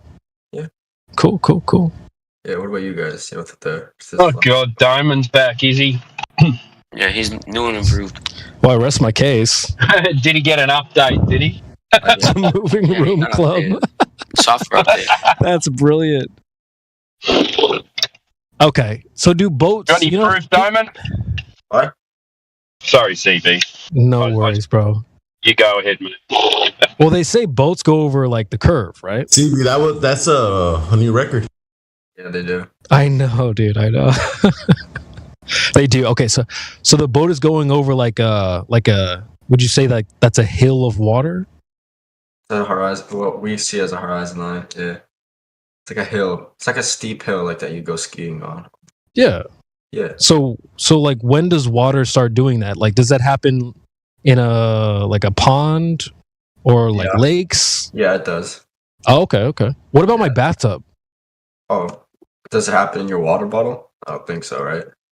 What? So not my water bottle. So what about a sink? Nope. Okay. Yeah. What about a bathtub? Nope. Swimming pool? Nope. Okay, so pond though? Depends on the size, but generally no. So not a pond. Well, all right, depends. Generally no. Oh, okay. Yeah. All right, so go a little bit bigger. What about like a lake? Depends how big. Okay. All right, so like let's start with like a small lake. No. All right, so like maybe the Great Lakes here in above Ohio. Yeah. Those are good to go? Yep. Okay. Yeah. So if I'm looking at Chicago over the Great Lakes, how does that work? Am I looking over a hill of water, or? Yeah, but you can see because you're on top of the hill. It's like I sit on top of a ski resort. I can still see the hill, right? Oh, okay. Yeah, you can still see it. You just can't see that it's going down. You know. Let me look that up because is Radwin here? What's the altitude? Well, I guess that's not from Ohio, is it? They're looking from. Where's that Chicago skyline? Where are they looking from again? I mean, if the Earth was flat, if I was standing on top of the Burj Khalifa, wouldn't I be able to see Doha? No, bro. Listen, let me just say this forever. Yeah, that's cap, bro. If the Earth was flat, it wouldn't be any different than the way it is now. Would I be able to see Doha from Dubai if the Earth was flat? No. Hey, if you stand in the fog, you can't see the hand in front of your face. Yes, I can. You haven't been in thick fog then. Yes, I have. You possibly haven't been outside. I don't think you've been to a lake or a pond or even seen a puddle. Have you been swimming before? Yeah, no, I float. Makes sense. have you driven in fog before? Like, yeah. Yeah. In London. So if the Earth was flat, like, can you see through fog all of a sudden? Yeah. Oh, okay, gotcha. So if the Earth was flat, you gain like extra vision. Yeah, he's a LARP Earther. Wait, so if the Earth is... Wait, I got a question. So if the Earth is flat, then why is it daytime for him right now? Well, because like you said, if the Earth is flat, everything is totally different than the way it is now. But why? But it's not after it's flat. You know? Or maybe it's just the same way it is now. What do you mean? Yeah, nothing changes. If the Earth is flat, it's just the way it is now. You don't just get Superman vision and start seeing across the Earth, and it's just the same way it is now, bro. You don't start seeing through fog or anything like that. I can see through fog, but not really thick fog, you know. Well, then that's not fog, then. Yeah, it is. We answered your own question. Why you can't see forever. Wait, thank you, mate. All right, so... You're welcome. Question for... Mate. Can I ask you a question? No, you can ask me after asking. Oh, why? You ask it. You started like this, if Earth is flat. Can I start with if Earth is a globe? Yes. Proceed. If Earth is a globe, where is the curvature? I don't know. How do you know the Earth's flat if you claim it's flat? Oh, because there's no curve. How do you explain hills then? No, because the water doesn't have any of those. How do you explain hills though? The water doesn't have any of those. I'm not claiming anything. The kids studying in the school that Earth is a globe. Yes. That means where is the curvature? Have you been to space? That's fake. Have you? Have you? Oh, have you? Yeah. Yeah, when? I went to space. When? Okay, hold on. Well, when you said we live in a container, right? Well, yeah, because space is a fictional theme. It's not like we're floating around. I don't know if space is fictional. Yeah, because gas pressure requires containers. Space is the second law of thermodynamics violation. Go ahead. So you're telling me, so if I took you to space right now and there was a space, then you would change your mind. So if I took you to Narnia, if I showed you Planet Namek, or I went to King Kai's planet, would you then believe that? I would. Yeah. So that's what you're saying right now. If I took you into a fictional place, Harry Potter, then reality would be real. But are you saying that from space we can see the curvature? Yeah. That means that from the ground also will be curvature there. No, because Earth is big. You can't see curvature. How big it is? How big it is? Well, the radius is 9,000 kilometers. So guess what the circumference is? I think you're big? off even with your kilometer talk. How big it is? 9,000. You're so mad. How big it is? No one's mad. Google it. What is the But we don't need to Google it, bro. We know. The thing is, you Google don't know. That's the whole point. You don't believe in Google, so I can't really argue. Oh, you don't need to believe in Google. We know the numbers. That's the whole point. Numbers, never measured it. Yeah, no one measured anything. That's why you don't have those numbers. But you They're don't just made have up your numbers. Google pictures of Santa Claus. I did. Oh my God, I didn't say measure anything. I said I wasn't trying to say anything to anybody or message anybody. I was just trying to join the live stream, which apparently I did. Tim Pryor, you must gain control. Welcome to Flat Earth. Why does my friend... Should we have them drop in a distance on the ground?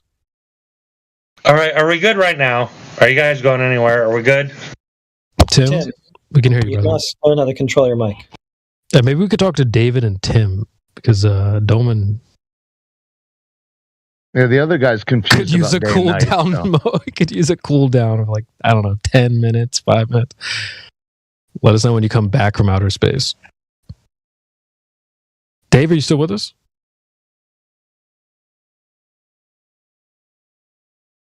Or Tim? Central, how did the check-in go with Timmy? Well, Tim's a little bit disoriented with Discord.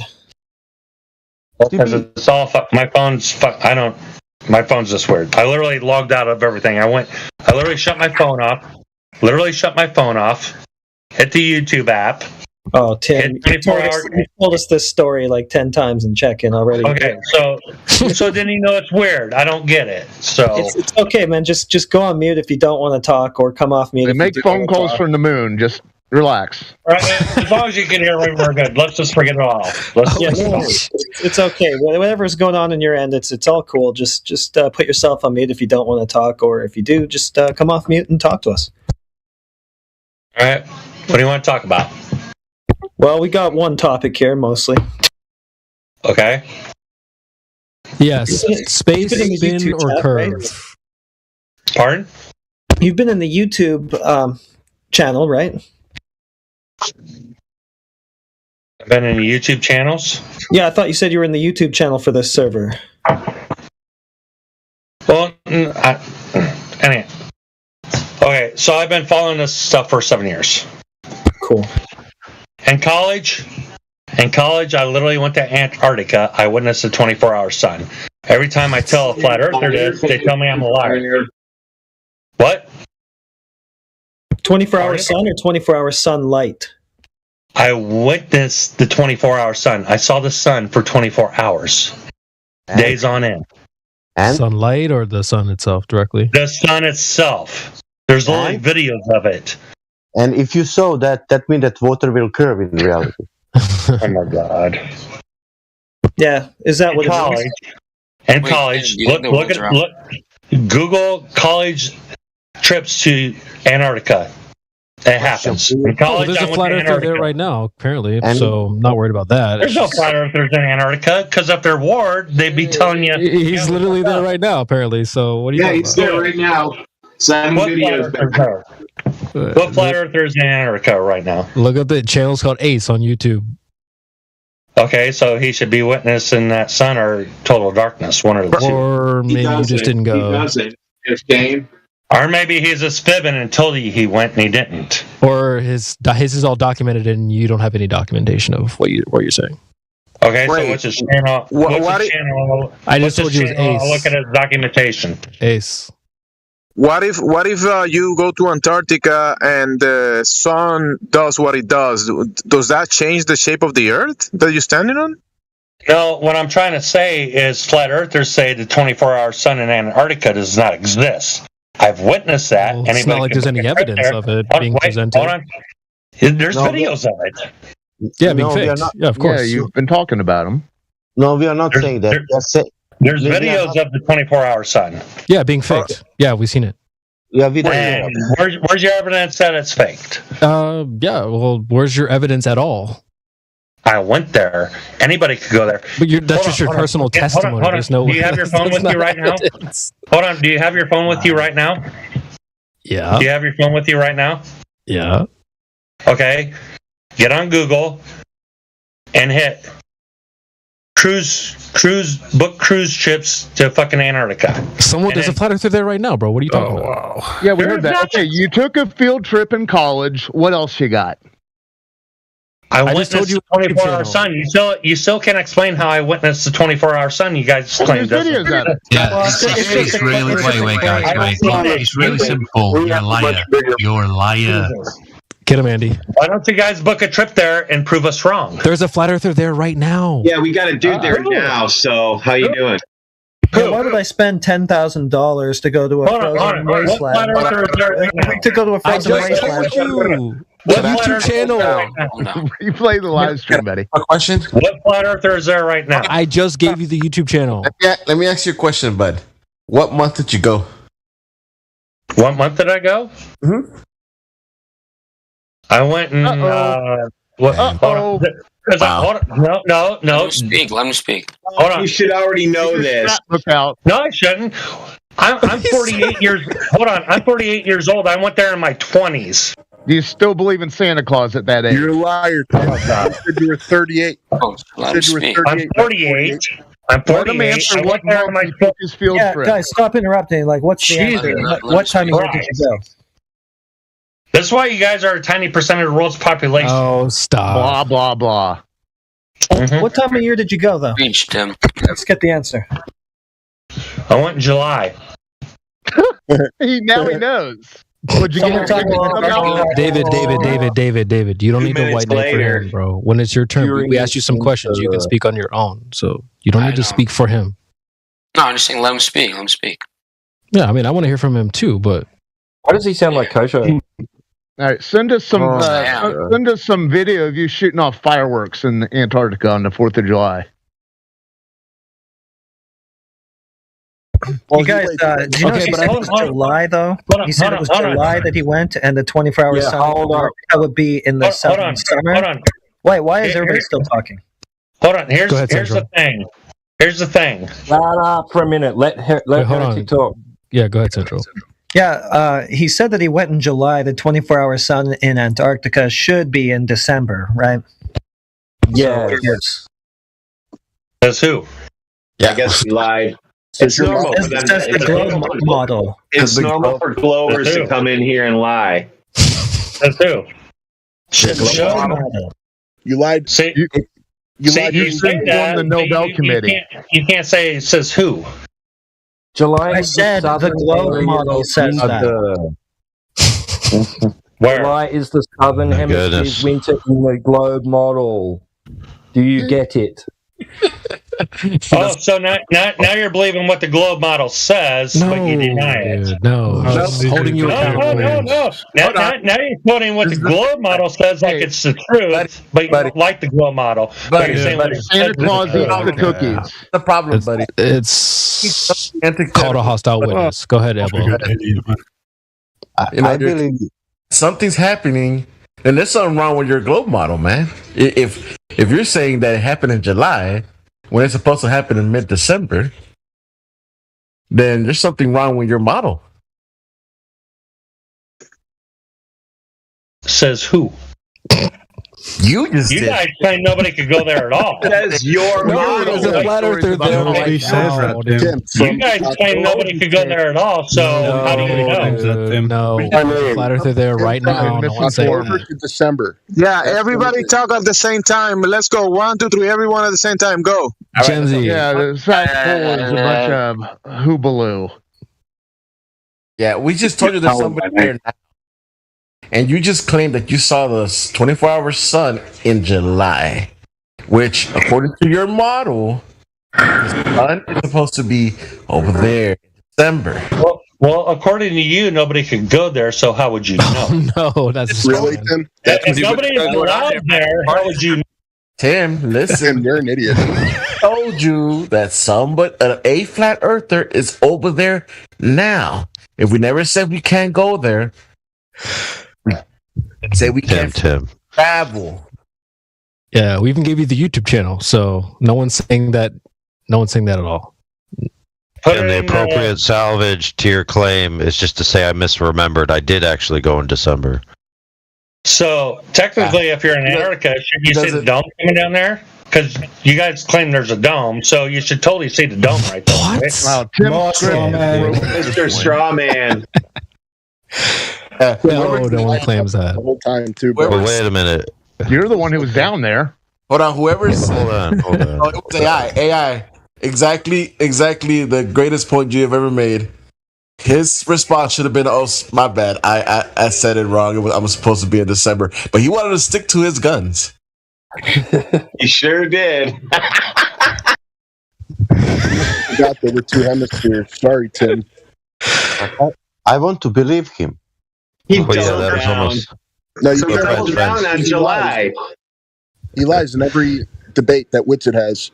He literally super chats, and then he waited until the very end to say that he went to Antarctica. I could tell it was a lie from the beginning, and he just confirmed it. Forget about the lies. Come on, we're here now talking. I think AI wanted to get in on this one. Yeah, go ahead, AI. Well, then he also said, like, if you went there, you'd obviously see the DUMBs, which is the deep underground military base, which, it's underground, so you should clearly see it from the surface. Good one. Yeah. Well, you were there, right? Whoever said that, I got him. It's like, you were there, right? Didn't you see it? Oh my goodness, dude. So did this flat earther get a good picture of the dome? He should totally see it. Oh my god! Did you get a good look at the sun there, Tim, in July, buddy? Ice wall. Did he get a picture of the dome? Are they ice wall? Did you get video of the 24-hour sun? You're such a liar. Why would I do gross? Man, there's thousands of videos of it. Why would I do it? Regroup. Oh, they're fake. Does anybody in this room does anybody claim dome in this room? Apart nope, not me. Not me. Is this 2015? Seems like it, T-Wall. Wait, maybe we could talk to David though, because he seems like he might be like less of a LARPer, maybe just a more of a genuine person. I don't know about that. This Tim guy has been trolling so hard. Every single flat Earth debate, he acts like he wants to debate everybody. This dude is no, not you, not you. Oh, but do you think this guy actually went to Antarctica, David? I mean, I have no reason to believe he's lying. Okay. No reason at all. That's going to sound like Kosho. Look, listen. I have a question though. Yeah, go ahead. I have a question for you, since we're going to do an intelligence test before we allow you to speak in our forum. Okay. The dude said, I saw when I went, the 24-hour sun. Now, if the 24-hour sun's supposed to be in December and he went in July, he's lying about something, isn't he? I guess, yeah. What do you mean you guess, dude? Are you mentally slow? Does it only happen in October to December. Okay, then he's lying. Okay. All right, perfect. You still believe him, though? You're clear to speak. Okay. Go ahead with your question. So, when you go on Google and you search the world map, do you believe in that map or no? There's many maps. Yeah. There's lots of maps. I'm going to post a whole bunch of maps. Tell me which one you use. Okay, post a map. Which chat? You're looking in the live stream voice text. Yeah. Okay. I would say that there is no one true map of the world, regardless of what side of the fence you stand on, flat Earth or globe Earth. There's a shitload of maps, and there isn't one of them that's the map of the Earth. Give me a second. I'll post those maps for you. This just made my whole night. Because Tim Pryor, man, the other night in chat saying that someone called him out for being 50 years old. He said, no, I'm 38. You're totally wrong. Just lies. Lies. It's the only thing Globers have left is lies. Choosing the exact wrong time of year tells me that he's just trolling. Dude, he spent $350 in super chats the other night to put up this big fight, and it was all lies. All right, let's address this guy then. Come on, he made a claim about watching the sun during July in Antarctica, 24 hours. I mean, break it logically. We can just call all these people liars and just have that conversation. But Jemsy, he wants to ask you about the dome. I can unmute him if you want to talk to him about that. Can I ask him a question? Where is he? Yeah, I got Pryor? you. Yep. Wait. So Pryor, if the 24-hour sun is happening on the north during July, August, let me check again. June 21st. So yeah, I'm sorry. I posted it here. So if the 24-hour sun is happening on the north region during July, how is it happening also in Antarctica at the same time? The answer to that, you want me to tell you? Go ahead. I just want to make a comment after your answer. Can you hear Pac-Man me? Pac-Man Earth, that's how. Can you hear me? Yes. Have you gone there? Oh my God! I'm asking because I want to learn, right? Let's say he did this observation during July, right? It's a phenomena. He saw the 24-hour sun, right, in Antarctica during July. That's a phenomena of the sky.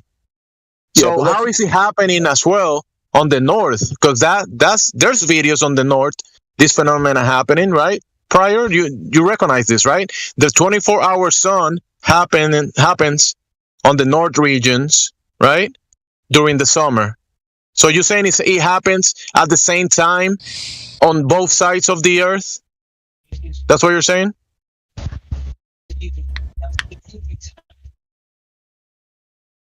Pryor. Can't hear you, bro. Earth to Tim. What's up? Thank you for disproving heliocentric model live on the air. Sorry, You're not welcome. Chad. I meant Tim. Sorry, not Chad. Team Pryor, so are you saying that the 24-hour sun happens above size of the Earth during the same time during summer, July? It looks like he's trying to talk, but we can't hear him, right? That's his pretend thing that he's going to pretend and then dip out of here. Yeah, I mean, let's not even entertain that he's telling the truth. Like, he definitely didn't go to Antarctica. He didn't see the 24-hour sun. He's just a liar. We can assume that, but check this out. I just posted a list from Wikipedia of a list of map projections. Which one is the globe? Which one's flat? I mean, give us your favorite projection. There's like 100 of them that I just posted. Yeah. Which one is your favorite one that actually accurately represents Earth? That's for the other guy, because we talking to two guys, I guess. Oh yeah, David is on the map, but yeah, Tim has just gone radio silent. Sorry, go ahead, Tim. I put a link to a map. I don't know if. Yeah, that's the Mercator map. Yeah, we saw it. Okay, is that like a good map or no? Like, do you like? Oh, like I said, it's just one map of many maps. But do you believe in that map? No, there's no believe. I believe in map number 71. They're just projections of the Earth, brother. It's like different ways you represent food on a menu. You can make different types of menus, just like you can make different maps of the Earth. So there isn't just one menu. so do you think that's like a real map, or is it like? Oh my God! They're all real maps. They're all real maps. They're all real maps. They're projections of what might or might not be what we actually. Team Pryor, can you see on Mercator map Greenland? Speaking to David, Sasha. David. Okay. He said Mercator map Greenland of Greenland. Okay. Yeah. Can you see the Greenland? What is he doing? My dude spends $350 to super chat the other night. He can talk here for free. David, can you see the Greenland on the Mercator map? Which map? The one you posted, the Mercator. Yeah, can I see Greenland? Yeah. Can you see now South America? Yeah. Is there the same size? Shit, Green looks kind of bigger. No. No? What is bigger? Greenland. Do you know that South America is 5 times bigger than Greenland? Is it? Yep. You mean Africa? I was gonna say Africa looks kind of small here too, and I thought Africa was supposed to be way bigger than. Yeah, that's why I was posting those different maps that I posted. They're all projections. They're not maps of the world. They're projections based on. Anyway, you can look at it. I'm thinking about the map. Do you believe do you think the location of each country is correct? That's what you believe. Oh, bro. You got to understand one thing. You got to understand this thing really quickly. There's a different. The map isn't the terrain. Okay, in the same way I talked about a menu, when you go to a restaurant, hold on, Helio. The menu shows a bunch of food and stuff that you can order. The menu isn't the food itself. So when you're saying which map is the one of the? There isn't one map that is the Earth. Yeah, we can hear you. So you can go through all these maps and be like, "Is this the one? Is this the one?" There isn't one. It doesn't matter if I was a globe earther or not. I would tell you even if I believed in a globe, I wouldn't say this is the one map. There are tons of maps, and they all just have little differences. They highlight different areas and different types of things. They have different purposes. All flat. Yeah, and that too. But Tim's microphone's working, so he's going to go ahead and tell us. Okay. So Tim, can you answer my question about you observing the sun during July at the Antarctic region? And at the same time, the 24-hour sun is happening on the Arctic region. Are you claiming that the 24-hour sun happens on both regions during the same period of the year? So, in the Northern Hemisphere, when it's summer, In the southern hemisphere, it's winter. You know that, right? It's winter Okay. right now in the southern, yes. You know this, right? You know that's his point, right? I mean, it's summer. Hey, north of the. Hey, this is a good time to talk about it, right? Because we're on the winter solstice right now. Wait, north of the equator when it's summer, south of the equator it's winter. Yeah, that's the problem with what you Tim, said. we know that, Tim. Many people in here know that. Okay, I've been to both hemispheres, the north and the south. Okay, I know that. My point is, are you claiming that? Argument. Listen, Tim. Globe doesn't exist. Don't use the globe. Don't use the globe model for your argument. You just said north and south. That's all. We're saying that your argument. We're saying that your argument is incoherent. Can you guys let me speak to Tim for 1 minute? Go ahead, Jemsy. Yeah. Jemsy, do this, please. Go ahead, Jemsy, please. Tim, if I go to Antarctica during July, if I fly there or take a boat and I stand there and I observe the 24-hour sun and I look at the sun 24 hours and I see this phenomena during July, and then I take an airplane and I go the next day to Alaska inside the Arctic Circle, can I see the same phenomena, the 24-hour sun, in the Arctic and in the Antarctic? Is that what you're saying? Why don't you try it? Why don't you answer? You want him to prove I wonder why fucking people that Google use 2 seconds of Google to find their answers, asking random people on YouTube for answers. Okay, so I did look in Google and I said that the 24-hour sun in Antarctica happens during December, and the 24-hour sun in the Arctic, the opposite side of that, happens in July. 6 months difference. Northern hemisphere when it's summer, southern hemisphere it's winter. No shit. Okay. So you're wrong then, right? Yeah, well, but you know what they call that? The Tropic of Capricorn and the Tropic of Cancer. Here's the thing. That's the whole problem with what he said, though.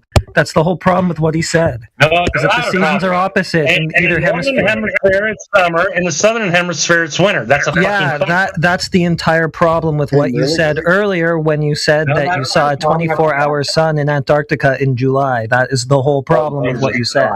But it's balance. It's balance. We have the Tropic of Capricorn. We have the Tropic of Cancer. It's balance. Yeah. Let him talk. You guys go ahead and speak for him. Tim, address this. I'm not. That's what he said. I just did address it. So you're wrong. You're admitting you're wrong, right? No, I didn't admit that I was wrong. Tim, if you were in Antarctica in July, in the southern hemisphere it's winter, in the northern hemisphere it's summer. Where am I wrong? Bro, what aren't you getting? So if you were in the southern hemisphere, if you were in the southern hemisphere in July, go ahead, Regis. If you were in the southern hemisphere in July in Antarctica, as you claim, you would not have been able to see the 24-hour sun because it's only from October to December, since that southern hemisphere would be summer those months. If you were there in July, you did not see any 24-hour sun at all. You lied. You didn't go to Antarctica. Admit it. Who? What? I said, you said I'm lying. I said, says who? Says me. Says your model. All right, so get on Google. Oh, wait, get on Google. I did. To Antarctica and then prove that I'm lying. I did. You're lying. No, you don't. No, you didn't. No flat earther's ever going to... You proved they're lying, Tim. That's hilarious. I mean, all he has to say is, I didn't go to Antarctica. That's all he has to say. Flat earther has never been. Can we give him a chance to give another answer? That's okay. None of us have been to Antarctica either. So, just say I didn't go to Antarctica. But I trust people that did, and they experienced a similar thing to what they experienced in the North. Come on, man, it's not that hard to really. Okay. Tim, is there a difference between seeing the sun above the horizon for 24 hours and seeing sunlight but not the sun for 24 hours? Is there a difference between those two? I'm trying to figure out why flat Earth has a horizon at all. Tim, is there a difference between seeing the sun for 24 hours? Oh my God. Tim, is there a difference? Why do you guys want to talk to this guy? He thinks he can see the Eiffel Tower from New He's York. trying to talk about a flat Earth that doesn't have. Am I muted? Hello? No, Jamesy, we just don't need to talk to this guy. Hello? Yeah, we hear you. Oh, okay. Tim, he wants to talk about why a flat Earth doesn't have a horizon. Tim, is there a difference between seeing the sun above the horizon for 24 hours and seeing daytime for 24 hours, but not the sun over the horizon? Why do you keep asking him that? He already admitted that he went in July. He is lying. Why are we asking him this? I'm not lying. Okay, so thank you for the explanation. All right, so either he's lying or he's ignorant. Or none of you have ever gone to Antarctica. Yeah, there's a flat Earth there right now. So. Nobody interrupt. Nobody interrupt my question, so he can reply to my question. Jamesy, your question came through, brother. And the fact that you guys, doesn't want to answer it. Yeah, but someone answer for him. Right after I finish my sentence, he just doesn't want to answer for you. Jamesy, don't ask that question because I don't like it. No, he just doesn't want to answer you. It's just that the answer isn't going to get us anywhere. He already said the opposite, bro. Like, I want to know. He keeps saying, you guys think. These two observations. Okay. Dude's lost. He's bricked. Forget him, dude. Lost cause. I mean, he wants to tell us what we think. Listen. We can one by one have a back and forth between whatever question you want to ask him, and maybe engage with him with whatever question he has. Maybe a couple back and forth. All right, go ahead, Jamesy. Ask your question again. If one person asks something and then someone else jumps in, and then we have this jump back and forth between 20 people at the same time, it's not going to work. Yeah, ask him again. Ask him again. Ask him again 3 or 4 times. Flat Earth evidence. Flat Earth evidence. How about this, bro? Flat Earth evidence. Hold on, Tim. Calm down. How about this? Jemsy's going to ask the question. If anybody that's not Jemsy answers, right, or not the person he asked the question, I'm just going to ban you for the day. How about that? Fair deal. Fair? All right. Deal. So, Tim, how are you, Tim? I got one question, and please reply kindly. Is there a difference between observing the sun above the horizon for 24 hours and observing daylight without seeing the sun above the horizon for 24 hours? Is there a difference between those two? When you're in Antarctica, you'll see the sun. Not just the daylight, you'll see the sun. During July. There's videos of the sun in the sky for 24/7. Yes. Okay. So you're saying that during July, when you went there, you yourself with your eyes, you observe the sun above the horizon for 24 hours straight during July. That's what you're saying. Oh my God. Can you tell me, please? Can you answer? Because I wanna picture what you saw. No, I'm laughing because you admit that there's a horizon. If the Earth was flat, there would be no horizon. You know that, right? Yeah, I get that argument. Okay. Let's say yes, but listen, Tim. Hold on. Tim, let's not move on. Let's not get California. Okay, go ahead, Tim. Well, all right, Tim, you pause. So, Tim, there is a difference between observing the sun above the horizon, flat Earth, globe Earth, whatever. I'm trying to think and see that you saying that you saw the sun during July for 24 hours above the horizon. You were looking directly at the sun over the horizon for 24 hours. Or is it possible that you saw sunlight for 24 hours, but you weren't looking at the sun directly for 24 hours? Could that be the case? Book a trip there and you tell me. All right, so we're not gonna take what you said as facts, right? Because everything points out that this is why flat Earth is a very tiny percent of the world's population. That means nothing in the real world. And yeah, that's totally fine. It's okay. 1%, 2%, not a big deal. But we can conclude that you didn't saw the sun over the horizon for 24 hours during July in Antarctica. We can agree to that, right? You know what's funny? All I have to do to make flat Earth disappear is log off YouTube, and you guys mean nothing ever. You say that all the time, Tim. Like literally all the time. Can we jump in now? Yeah, sure. All right, who else wants to speak to Tim? Who wants to speak to Tim next? Anybody? Not me. Next. I just want to know where Flat Earth touched him. Yeah, ask him. I have a question. I have a question for Jimsy. Why did you ask him about seeing the 24-hour sun in July? Dude, that's what he said he saw. Because that's what he said, and I wanted to know if there's a difference. My bad. All right, never mind. I missed it. I was doing something else. All right, I missed that part. I'll shut up. Go ahead. But there's not even 24-hour light at that time of the year, though. I mean, we have the winter solstice today, and that's when you should see this 24-hour sun in Antarctica. So right, yeah, let's you heard the first part of what I said, but you didn't let me finish. Yeah, well, you're just talking shite. You're talking mad shite. Talking about a horizonless Earth. Just stop it. I don't even know what you're talking about. The horizon, it's just like if the Earth was flat, I could see everything forever, and that's ridiculous. Nobody can see that far. Well, if it's flat, they should. Really? If flat Earth is bothering you, go ahead and log off. It's not bothering me. Well, you seem a little bothered, bruh. No, I'm not bothered. I'm just gonna log off. Go ahead, log off. You guys will mean nothing.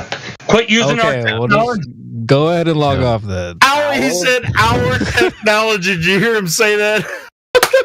Yeah, guys, I'm sorry I've been a little aggressive, but you got to understand this dude is the most toxic man ever in comments and chats. He is the irrelevant. And now Regis. He pays for the privilege, does he not? Yeah, he dropped 300. You gotta let him have his, let him have his thing. Yeah, he has the technology. I know, but dude, if we shut him down, dude, I need to speak to you, man to man. If we shut him down, how's Witzik going to afford the new baby crib he's going to need in a couple of weeks? He's going to donate another 300. Come on, dude. Enough said, man. I'm backing off. There are going to be more and more flat earthers. The movement is growing thanks to Tim Pryor and his contributions. Thanks, Tim. That was pretty funny, guys. But all right, is there going to be a conversation with Tim, or we're just gonna? That was a good Rick roll for everybody. Jimsy, why do you want to talk to him so bad? I mean, I got a question for him, Mr. Pryor. Why did it take you almost a minute and a half to remember what month your field trip took place in? It didn't. You guys interrupted me and didn't let me finish. Yeah, I be here for like 2 or 3 hours, just like wasting everybody's time. It's the funniest thing. Again, didn't listen to a fucking word I said, did you? Hey, we did. We heard you talking about a horizon. He just said that. We heard him say that. Well, if the Earth was flat, you can see everything everywhere. If anyone ever says that, you can tell that they're full of shit. They think they can see everything everywhere if the Earth is flat. What are you supposed to do with something like that? Yeah, just he's bricked. I think we should allow Helio. I think we should allow someone, or maybe Helio, to just speak to him for 10 minutes. No, No, I got muted because you guys are cowards. Oh, we're so scared. Oh, see that? Yeah, we're scared. We're scared of the argument. He came in pre-triggered, you know. So why do you guys do that? Triggered. We're here for. You're obviously. Why are you drunk, dude? You're not acting like a rational. No, wait. Here to have a serious conversation. Come on now. Jesus Christ! I mean, this guy.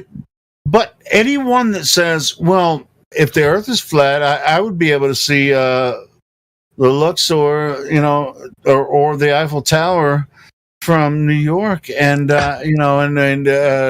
what's wrong with that? That's just over 1,000 miles away. How did you think you could see that? It was worse than that. He said a horizon would not exist if the Earth was flat, right? Dumb. All land or Can all Tim hear me? sky. Dumb.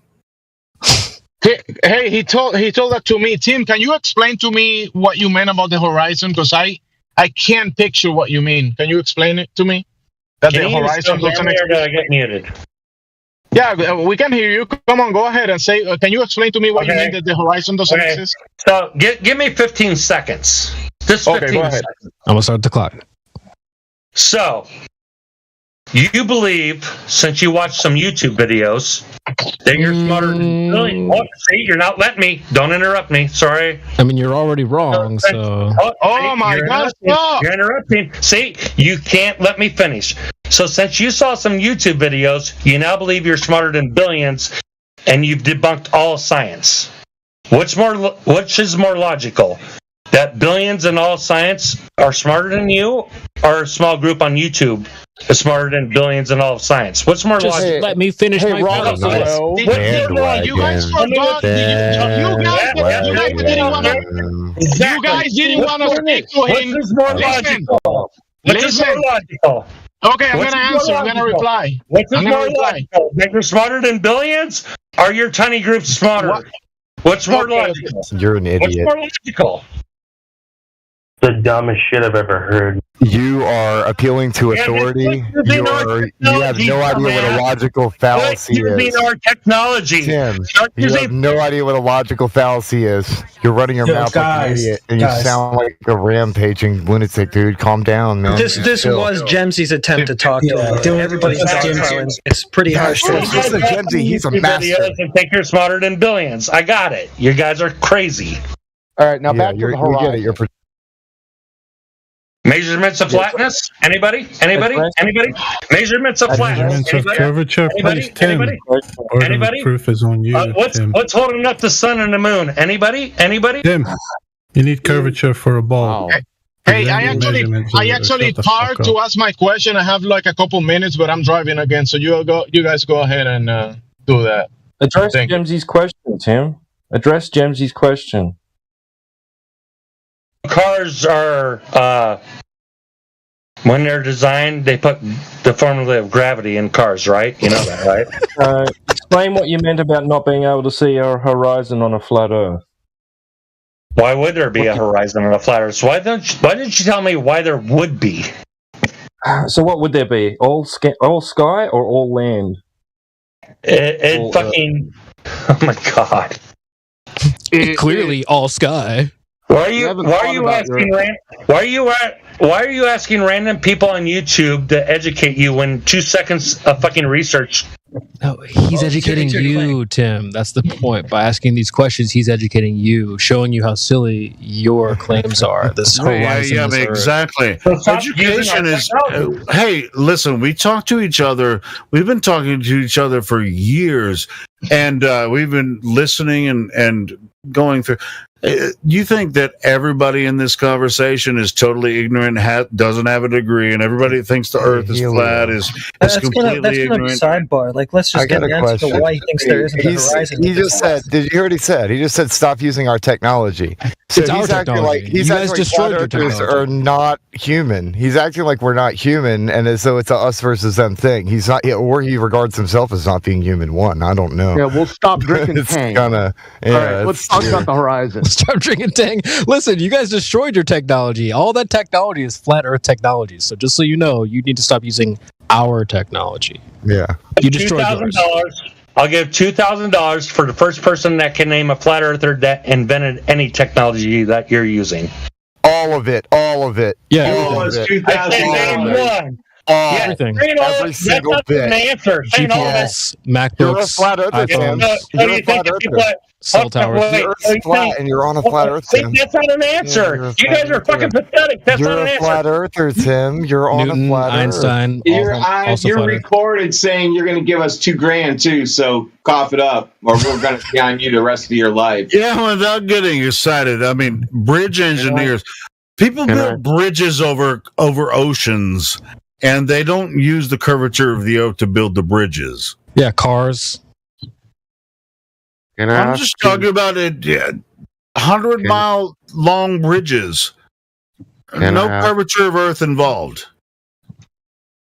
Gemsy, yeah, Gemsy is trying to say a thing. That wasn't Gemsy. That was someone else asking a question. But I wanna answer his question about the 2,000. I need $2,000. I don't need it, but I'll take it. Hey, so Guglielmo Marconi, he did the transatlantic communications from tower to tower, direct message without reline from the east of Massachusetts to the west of Scotland, over 4,000 kilometers, over 3,000 miles. So there you go, technology that demonstrate level horizontal plane, flat Earth, impossible on our globe. I'll take PayPal, selling. Pay up now. Oh, hold on. Yeah, you owe Gemsy Hold on. Did the guy that did that said the Earth is flat? No, he. Well, no, the Earth is knew flat. It was flat. You didn't say he had to say it. It just is. You didn't say anything about them saying it was flat. The engineering involved. Yeah, the engineering and technology involved had nothing to do with curvature of Earth going around. Go ahead. Yeah. You can't go and change the circumstances. He knew it was flat back then. The thing is, flat, did he? Yeah, no. When you picking quotes, stop cherry picking quotes. The guy that did that did not think the Earth was flat. You morons. Yeah, okay, but that Tim, wasn't part of the. What's your name, Tim? When you think flat Earth, are you like picturing something in your mind? What is the image that you see in your mind when you say flat Earth? Hold on. Did you just say what's your name, Tim? Are you that fucking stupid? Did you literally just ask me what's your name, Tim? Hey, Tim, you're gonna have to take it down a notch, or come on, bro. Okay, hold on, Fred. Jamesy and Tim. Go ahead. Wait, who?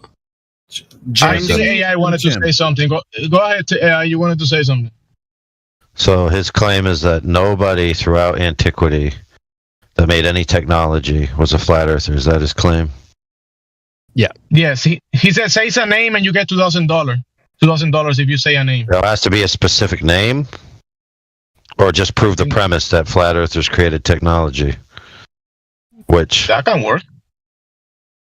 Oh, it's his challenge. He's he has to define it. He flip-flopped it. It started with name the technology, but then he said, "Oh, now you have to." They had to say it was flat. Okay, I'll name it. The battery, the Mayans, they were flat earthers. I rest my case. I win the $2,000. Cough it up. So it's just it's 2,000 each. And now we're all fighting for the 2,000. All the flat. No, it's 2,000 each, Elio. Don't help him. What are you talking about? None of you bore the burden. No, go ahead. The Mayans. AI won $2,000. Okay. Google were Mayans flat earthers, and then show me that it says it is. No, but the Earth itself is flat. Doesn't matter if the Earth said anything. It's in their cosmology like a flat. Go ahead. Yeah, it's common knowledge that their cosmology is a flat enclosed realm. I mean, what are you? You didn't pass history class or something? You didn't pass history class. No, I passed history class. That's why I know mine didn't think the Earth was flat, you moron. Can I ask a question? How did I get straight A's in my class when it came to that, huh? How did my wife get straight A's in science? How are we flat earthers when we got straight A's? Can they bring that point home? Like, what was the cosmology of the Mayans if it wasn't a motionless, enclosed, horizontal plane? What was the cosmology if it wasn't that? Well, see what the Mayans they must have read the Greeks with their time machine that they invented, and then they converted to globe earthers, I guess. So, Tim, what was the Mayans' cosmology that you're claiming? What was their cosmology? The Mayans knew the Earth was a sphere. The Earth has been known to be a sphere for over 2,000 years. So, wow, what? Yeah, prove I'm woefully unprepared to be in here.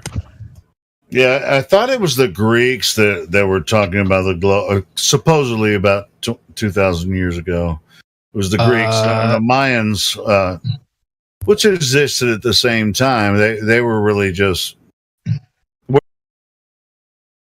the addition of 4 extra characters, as in and FED, and at least when they read it, they'll go, oh, and FED. Don't even know what that means, but there's an and there. I was just going to say, what if they don't know what FED means? Doesn't matter. Nathan Oakley and versus politics. They'll just know there might be someone else.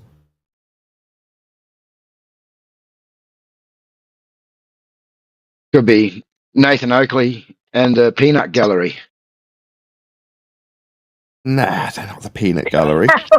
Learned researchers you're insulting there. We call our Discord, and by our Discord I mean Flat Earth Debate Discord, which isn't mine, it's run by Righteous Force, but nevertheless, we call that the Peanut Gallery. Here we're, again, privileged guests. We wouldn't dare call this the Peanut Gallery. Band of Merry Men. Nathan Oakley and the Band of Merry Men. Indeed. I thought we should have been called the Regulators a long time ago. Why? Even back in the 80s and 90s. Battle up. Say so.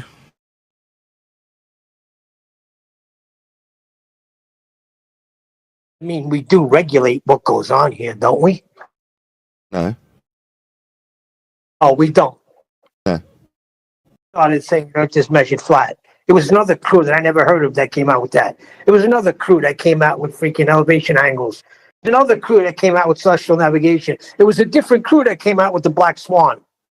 We regulate, baby. That's not regulating.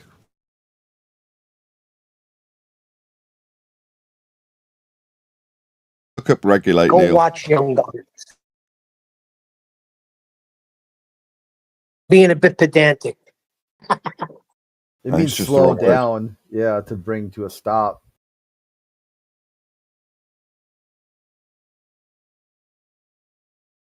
Like the opposite of regulating. We don't need to give ourselves a title. We just talk about how Earth is. Please, God, it sounds good in the movie Young Guns. Regulators saddle up. Yeah, you've got these delusions of grandeur where you want to be like in a group that's got a cool name and that. I don't really understand that, to be honest.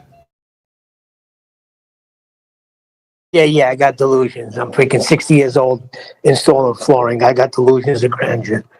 Yeah, you want to be in a group with a cool name. You want to be the equalizers or the regulators or the abandoners. I don't know what you want to be called, but you've got some name for the group. Because of what we do, we stand for justice and flat earth measurements and the American way. I like that. Equalizers.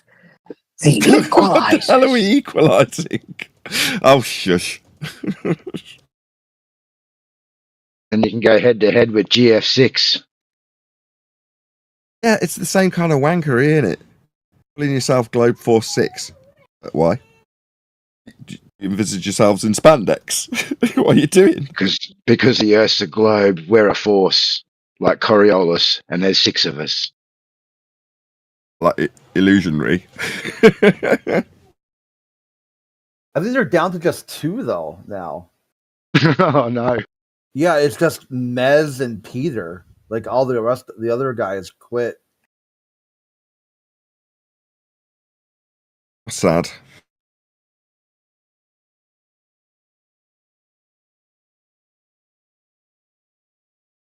Yeah, I mean, if you want to be in a little gang of superhero anti-flatties or flatties, and more power to you, I guess. You know, you be you.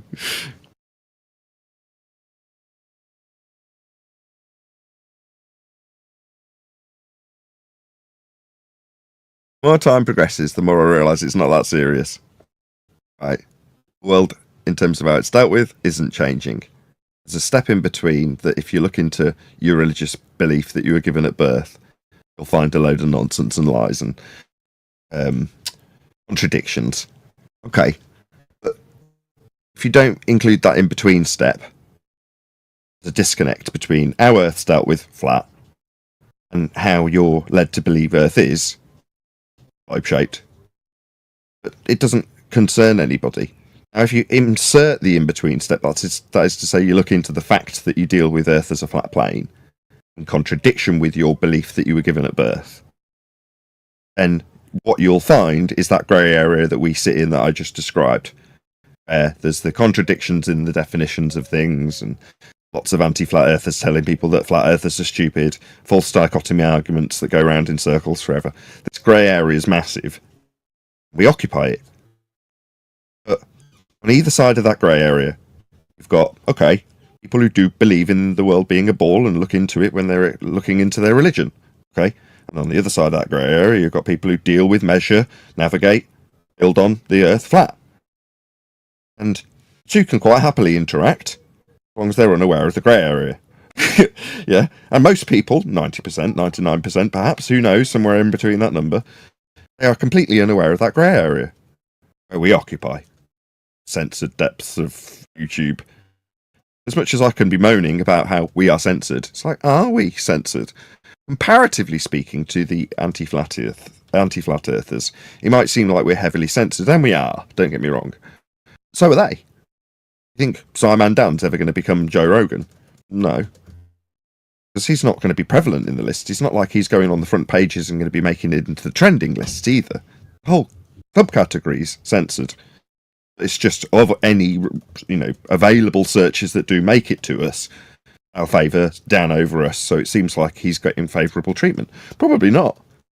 Not like his anti-flat earthism is going to suddenly make him a trending topic, is it?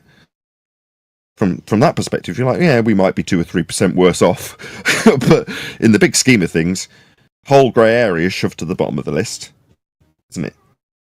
And you just have to look outside of either side of the grey area, and you go, yeah, on the one side you've got people who are staunch believers in this globe, and on the other side you've got people who deal with, measure and navigate and sail on and fly over Earth as a flat plane.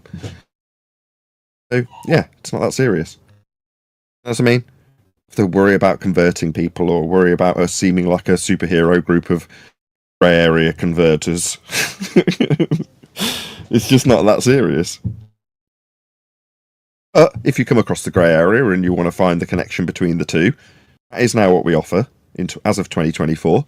You can say this is where the two grey areas link. Here's where your ball belief lies, and here's the measurements it came from. There's the connection through the grey area, avoiding all the fuzz and all the anti-flat earth rhetoric and contradictions. There's the two connected together. That's what I feel like I offer at this point in time.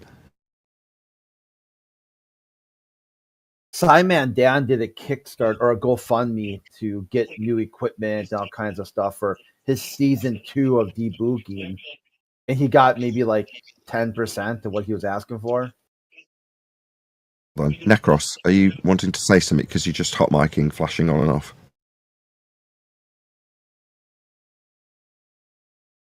Thank you. Again, Crit. The Simon Dan did some sort of GoFundMe Kickstarter thing. It got like no funding at all that he asked for. It's like, I want to do another season. Like, help me like get better interviews, more equipment for experiments. And like, he couldn't even get someone to throw him a couple nickels for entertainment purposes. Yeah, I mean, he's because he is slightly algorithmically favoured. He earns enough money from his YouTube views to be buying stuff like that if he wants it. You know, reinvesting all the money he has into it wouldn't be a stretch and still have enough to live on. But instead, he's appealing to his audience by way of GoFundMe. Well, I mean, not that I'm decrying anybody to do that. It's a necessity that people will support things like that. As in, oh, you need to go and get this telescope. You need to buy a new computer. Therefore, we need to support you if we value your content. People are just being presented with this content, and they watch it. And that pays the bills, but he wants more. Everybody always wants more, don't they?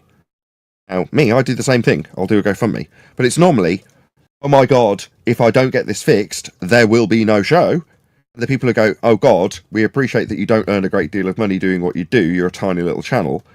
And we love it. We'll give you the money to make sure that that is facilitated by whatever piece of equipment that you're funding. I still have to shout it out and encourage everybody to contribute, and it takes a little while, like anybody who's on a campaign fund trail would expect. I do eventually raise whatever it is that I need to raise to get by. But Dan, there's no necessity, is there? Does Dan need to be upping his game? No, he just repeats what's on Wiki about the globe. In that grey area we were talking about earlier. So, right, you need to up your game and produce better stuff so you can become Joe Rogan? That'll never happen for you either. And just accept it. You're in the grey area. You might be a perceived bigger fish by the way YouTube promotes him, but you're still in the same pond. A lot of them have got wise to it and gone, sod this anti-flat earth malarkey. I'll just start covering courtrooms, law, and people being arrested and things like that. If Daddy's been arrested, I'll cover that. Like, yeah, that's how you'll get on the front page algorithmically if that's what you're going for. I can understand that totally with the YouTube hat on. Like, yeah, well, which one am I more interested and passionate about? Getting on the front pages or talking about flat Earth? Well, as you can probably tell, talking about flat Earth brings a big smile to my face. And life isn't just about getting on the front page and making more money. The joy of the support that I do get when I get it. So that's why I'm babbling on about this, because it's nicely contrasted by Dan. He doesn't have passionate, enthusiastic supporters who will go to the scrapings of their pocket to help me out. We're not talking about loads of rich people that are suddenly dishing out cash because they just feel it's necessary for me. We're talking about average Joe with a few spare quid that might give it me because I need a new bulb for my projector. And they'll give it gratefully and be pleased that I'm back on the road doing the show that they love as a result. And that gives you, in spite of it not being riches and being able to buy me a nice house or anything, something that enthuses me so much that it makes me favour one over the other. The subject matter and the community that I've built over getting on the front pages of YouTube. Just cover something else. That would get me there 100,000 times quicker. Why cover flat Earth at all? It's like, well, because of that community, because of that passion that Dan is obviously sorely lacking, in spite of having a lot more people following him. Perceived support for Dan is high.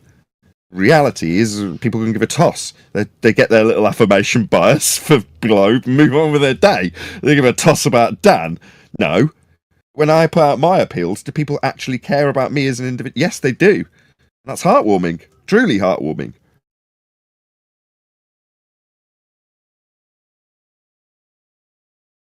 People are a lot more passionate about flat Earth than they are about anti-flat Earth. Many people who go to anti-flat Earth are just looking to confirm their bias. That's it. Once they get that little fix, they're done with Dan or McToon or whoever they're getting it from, aren't they?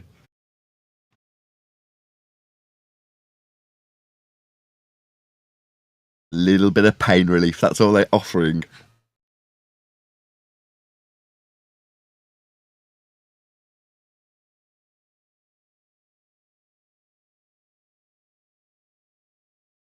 And again, it's supply and demand, isn't it? There's more people slightly figuring out that this might be a skew, something is awry, and they need to figure out what, and then they find Dan, temporarily or otherwise, maybe it's permanent, they alleviate that concern. Dan serves that purpose. Given that, according to the stats, there's more and more flat earthers, there's going to be more and more people that need to be stemmed, or the flow of their cognition needs to be stemmed by someone like Dan. There's definitely a market for it, as much as we can moan about algorithmic censorship. Come on, Neil, what do you want? Pocket putting his hand up. Okay.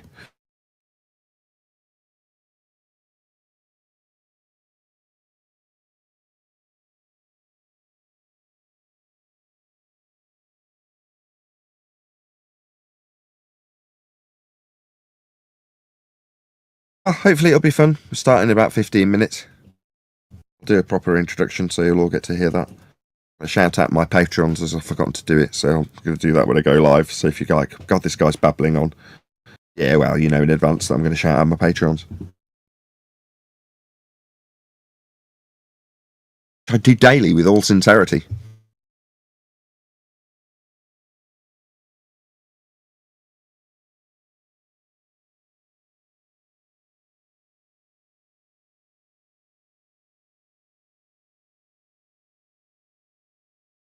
As we've obviously got a quiet gap, when we do go live in about 10 or 15 minutes' time, please don't swear. Try and keep it PG as much as possible.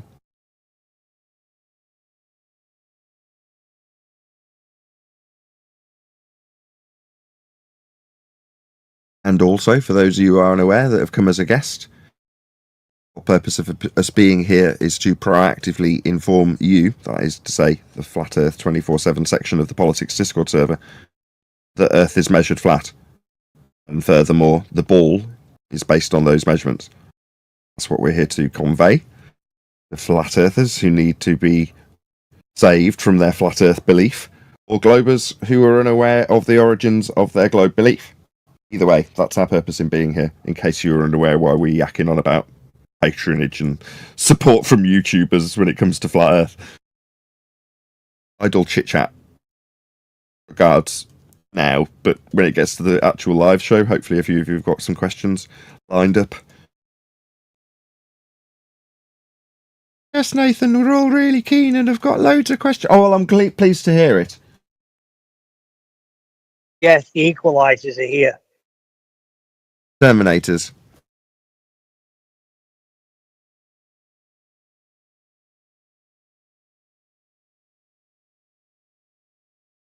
Well, I've heard some great globe evidences this week that I can share with you. Hold on, I'll just cue up the clown music. Go ahead. Immigration proves the globe. Hold on. When you say you've got some globe earth evidence, do you mean you've got some baseless assertions? Nothing to standardise the actual claim. Plenty of them this week. Like I said, that was the first one. Immigration. It's an assertion that makes no sense. It's non sequitur. The two aren't connected in any way. You need to actually explain how it's claiming to prove anything. Fine, but useless. Oh, I'll go to number 2 then. When this guy was in the Navy, they took him to a high hill, the only hill that sees curvature. That it? I mean, without him being here, my first question would be, what's curvature? Now, I know from their rhetoric that Earth curve is based on the Earth curve maths, which would just dictate that their claim of Earth curve, derived from surface level that's flat, is at 1.2 times the square root of the observer's height in feet. We debunked that in 2020. Black Swan, distance to horizon beyond the geometric limitations at 1.2 times the square root of the observer's height in feet, aka up a hill. Yeah, that's laid down in your maths. It uses surface level and parallel eye level. Earth is required to make that inference that there's a Earth curve edge below surface level in orthographic view. So, in spite of him not being here, I probably wouldn't have done that on the spot with him. I'd have just asked him, what do you think Earth curve is? Garbage. So then why are they going to Antarctica, Sir Nathan? Okay, I'll explain why Neil's asking that, just because it's not left hanging out there.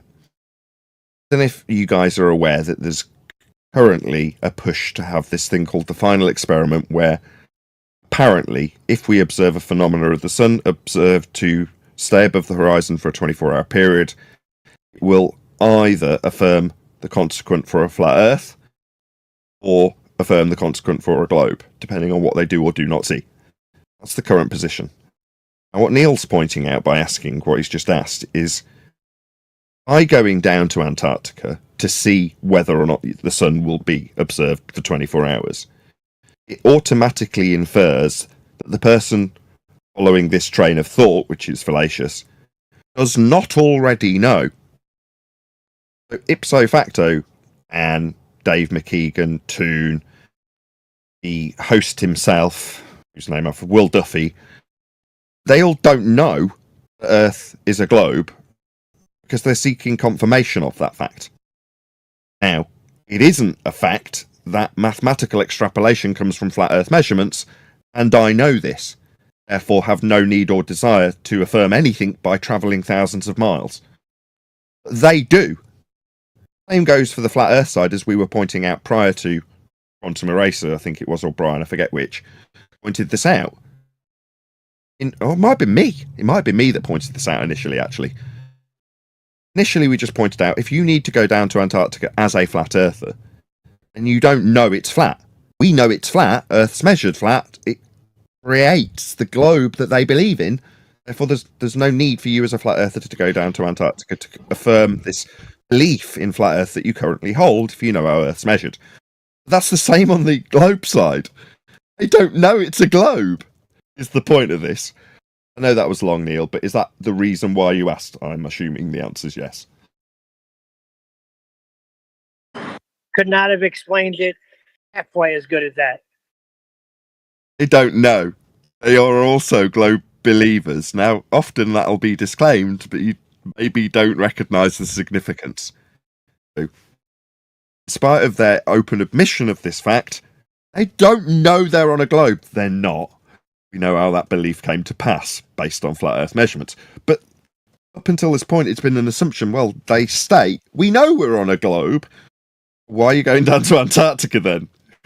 If you know, what's the point? You don't know. You believe and need to confirm it. This will be the final confirmation of your bias towards this extrapolation from flat Earth measurements. Yeah, I don't have a need to go down there. They do on both sides of the argument. It's amusing, that's all. Yeah, it's the flat earthers that have no interest in this, and the ones that know Earth is flat, so it means nothing. Yeah, we already know. Hey, Nathan, do you have a YouTube channel that you post anything to, by chance? This will get posted live in about 10 minutes, so this will go live. But where? Nathan Oakley 1980 is the channel name. Oh boy, you should probably link it to your Discord. Don't have a Discord. What? You're just a guest here. Nathan. This is not my Discord. I don't have a Discord. I'm just a guest.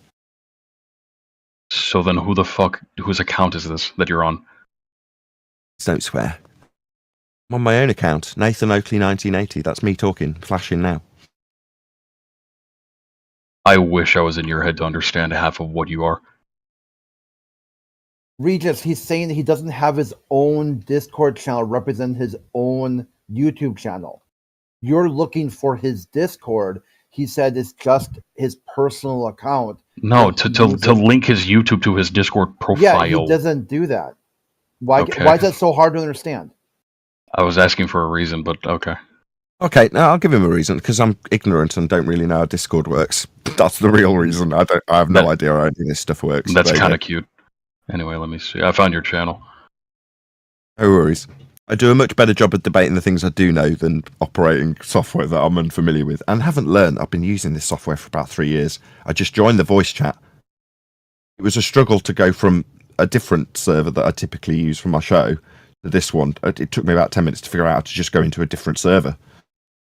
Here we are, and you can hear me. Hopefully the audio is clear.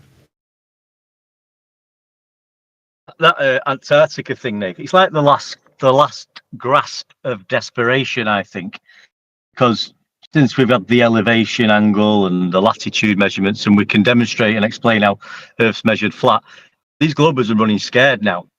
So in their mind, they think, well, if we do see a light in the sky for 24 hours, that's definitely going to prove we live on a globe, and it'll end all this latitude measurement evidence and latitude and celestial navigation. It'll just all disappear and go away, because we can say, well, we've seen this light, so it must be a globe.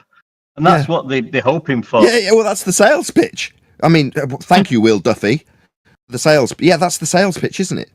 And they can appeal that pitch to both sides. Both of the sides that believe one way or another and have their belief either dashed or affirmed. No, it's an affirming the consequent fallacy for both parties, flat earthers and globers. They don't know that, but they're still being sold a trip, and there's lots of crowdfunding going on. So yeah, wonderful stuff. What I think is Nathan. Oh, go ahead, T.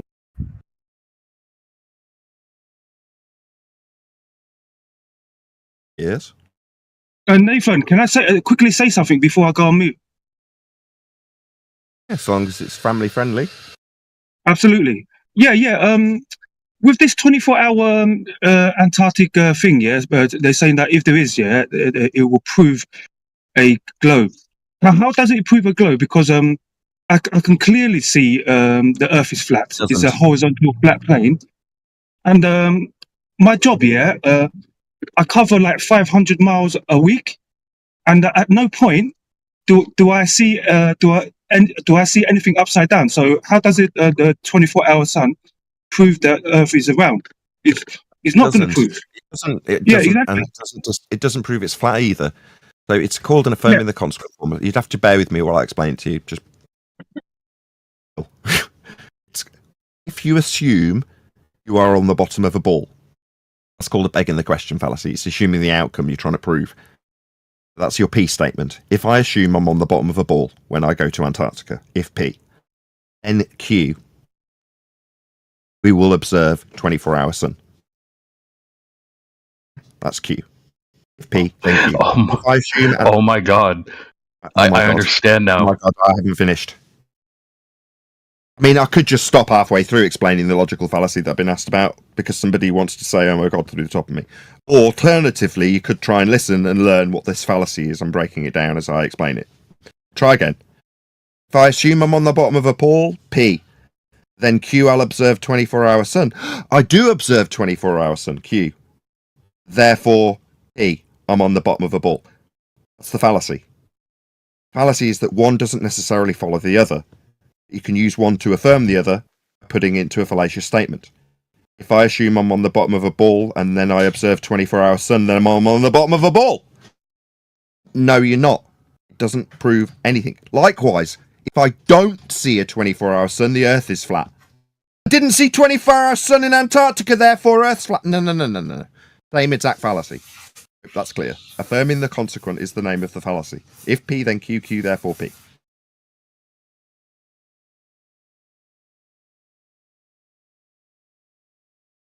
So, Nathan, you wouldn't happen to be grifting at all, would you? Zero response to me breaking down the fallacious reasoning of travelling to Antarctica. Response, are you grifting? No, I've got two. Yeah, because you have a Patreon. Now I'm answering this dick. It hasn't shut up. I'm answering you. Am I grifting? I heard your frigging question and now I'm responding to it. No, I'm not grifting. Telling people how Earth is measured and breaking down fallacious logic is not a grift. It takes a little bit of discipline and knowledge of fallacy for me to break down these garbage reasonings that are used by people who believe they're on a globe, who profit by way of publishing it on a YouTube channel that takes up my entire life, who feed my kids. How dare you even infer that I'm grifting, sir? No, I am not. That's currently my take from Will Duffy, is that he's the one who's grifting, because he's like, hey, all you heathens out there, all you atheists, I'm a young Earth creationist, and I'll help you defeat the flat earthers. Just send me a bunch of money, and I'll sponsor a trip to Antarctica. And he says, but I'm also a millionaire, and I can pay for it if the funding doesn't come through. I don't care. He's not here to defend any of this. So you can live off of like $500 a month? Why are you asking me this? Who the hell are you? Because that's what your Patreon makes. You even posted about. Who the hell are you? What to ask me these questions? How dare you? The globe will be no globe proof. Who are you, and why are you asking me this? Typical. This is Regis. He's in pain. Regis, I'll give you one opportunity to keep it on topic, man. Otherwise, you're going to have to stay on mute, dude. Nothing personal, nothing about money. We're here to discuss the nature of Earth.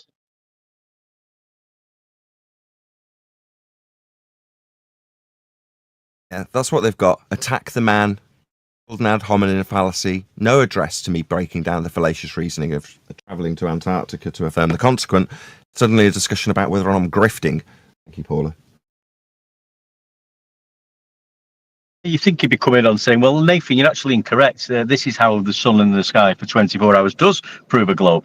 Even though it doesn't. That's what he should be coming back with, as a rebuttal to what we're saying. They haven't got a rebuttal for it. Exactly. The grift thing is, a lot of the atheists like to use that because that was a hard counter to the third wave atheism. like Sam Harris and Richard Dawkins and stuff. A lot of the Christians were like, hey, these guys are grifters. They're not going to usher in a new age of atheism. They're just selling you merchandise and books and stuff. They give two shits about any sort of like new wave of atheism. And then when they finally got proven, all the Christians were right that these guys were just a bunch of grifters. So now they're bummed. They're like, well, that's a huge attack line. And a lot of the atheists have since adopted that anyone they disagree with must be a grifter like they are. It's non sequitur. They have good arguments for their position or not. Anybody, not atheists. Anybody. I guess boats falling over the edge of the globe isn't proof enough for them anymore. He debunked it in 2020 with the black swan. Geometric physical sphere edge in the Earth curve maths is derived from surface level that's flat. Earth must be flat. Infer that you've got a sphere edge below surface level. Debunked in 2020. If Earth was a sphere with a radius of 3959 miles, every distance to horizon measurement could be no more than 1.2 times the square root of the observer's height in feet. Distance to horizon in the black swan is beyond 1.2 times the square root of the observer's height in feet. Therefore, the Earth is not a sphere, and the horizon is not Earth curve. Horizon is our hill. Been debunked 5 years ago.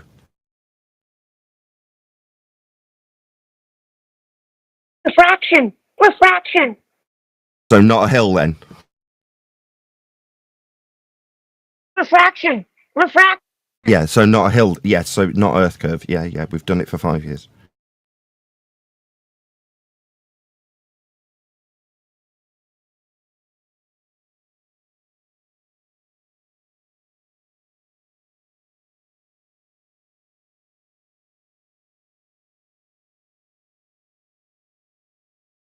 Yeah, Regis, is it the problem that you got? Like, it's got to be a big swindle, not a small swindle to you is like irrelevant. Like where NASA. I'm curious why I'm guessing it was you or someone else deleted the post to his Patreon. It's public information. That was me, yeah. And yes, it's public. Why are you hiding your own Patreon? Because this is not. No, that's not Nathan. This is AJ. Sorry. I'm actually going to archive your Patreon now because Thank you. He's not listening. This is not about Nathan's personal life or how he earns his money or how much he earns. The discussion is nature on Earth. And if you're going to continue to spam the chat with attempted personal attacks, I'm just going to ban you from the server. Regis, I tried. We got a couple seconds here before Nathan comes back. I tried to get you on board here, and you just freaked out again.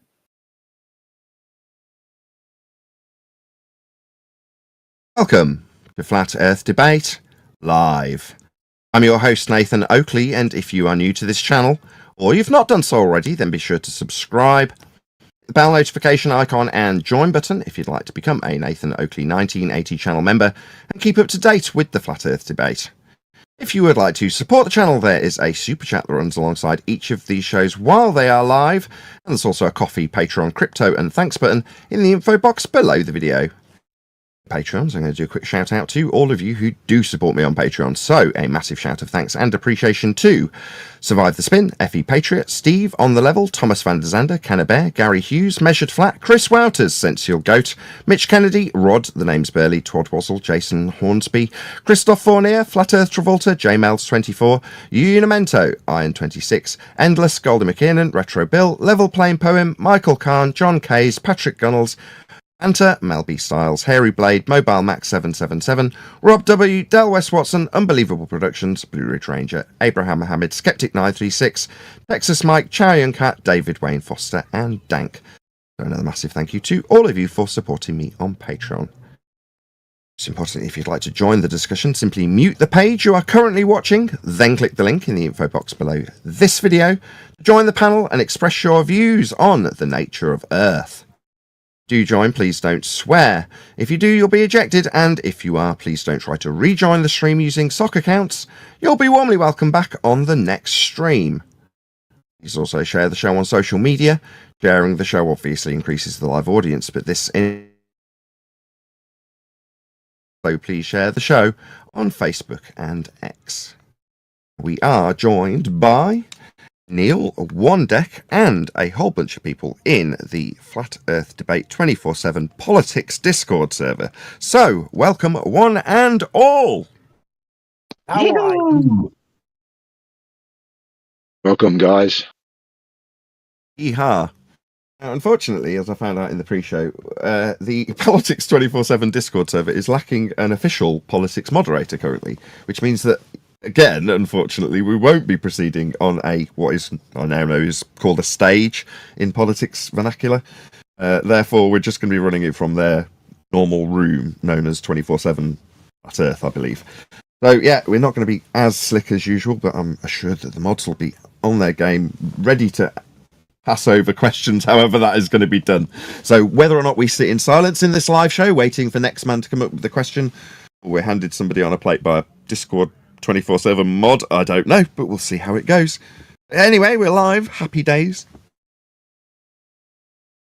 Did anybody have a question lined up, or do you not know? Jay? No one had a question lined up at the moment, unless you want to talk to Regis again, but I've got him on server mute. I think he's a waste of time.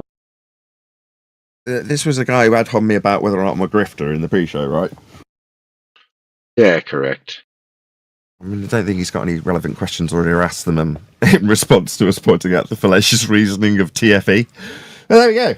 He didn't. He wanted to ad-hom me about whether I'm on grifting, individual or not. No, I'm not. I just run a YouTube channel trying to earn money to pay for the mortgage and my kids to eat and stuff like that. I'm not grifting in any way, shape or form.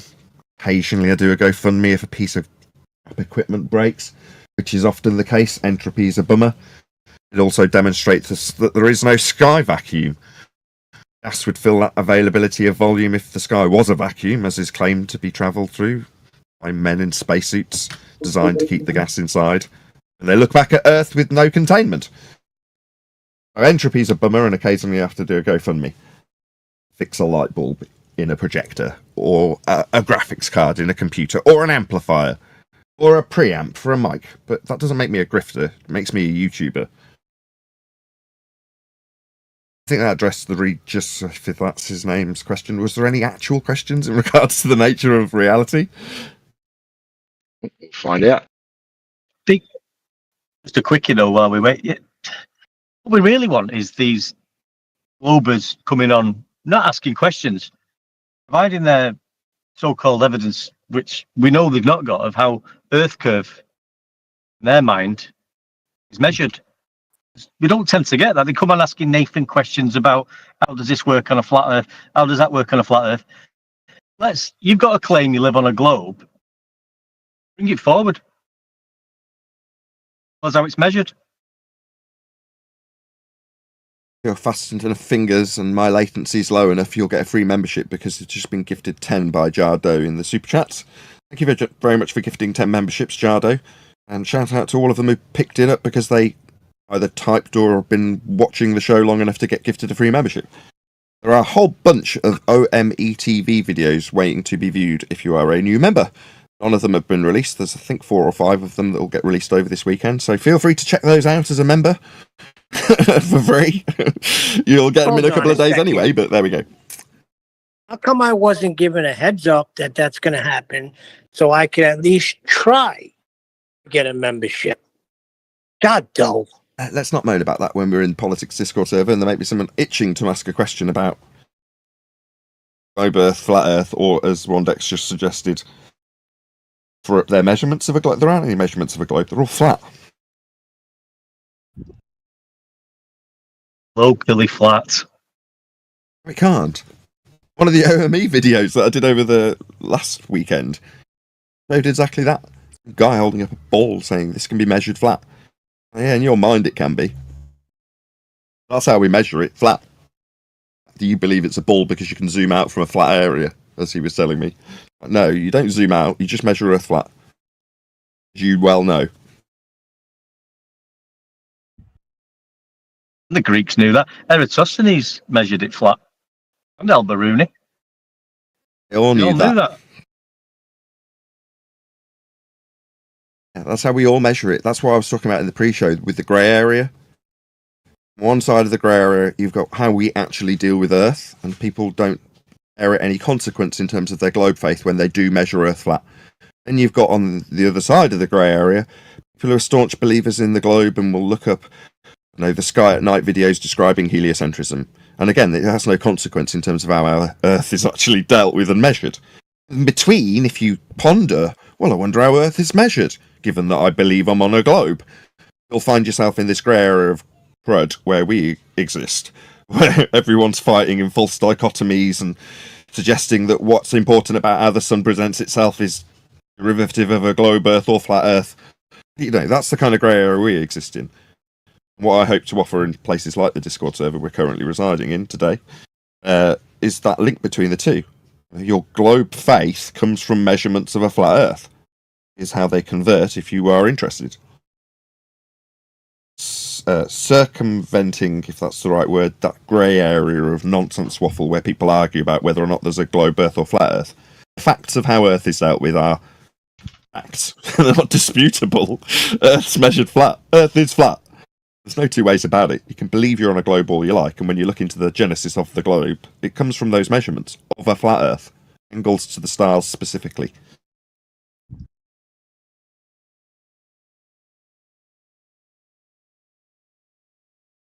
I don't know how many newbies there are in this Discord server, but if you didn't know you were on a flat plane, now you do. Welcome to Flat Earth.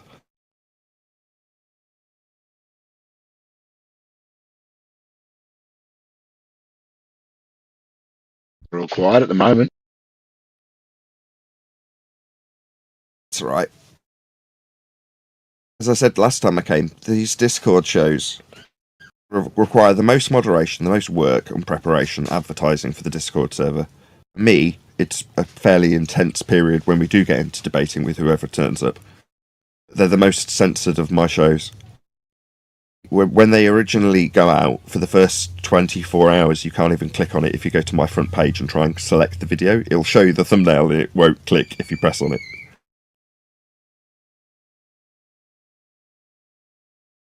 Don't ask me why. Well, I know why. It's dangerous.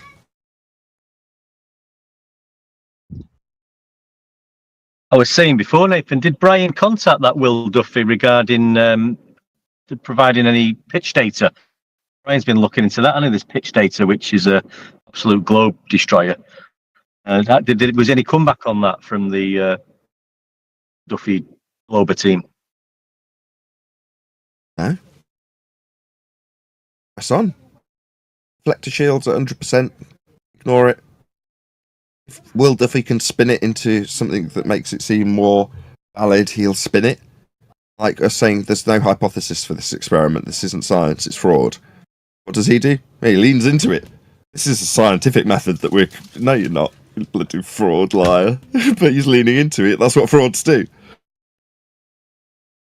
Double down.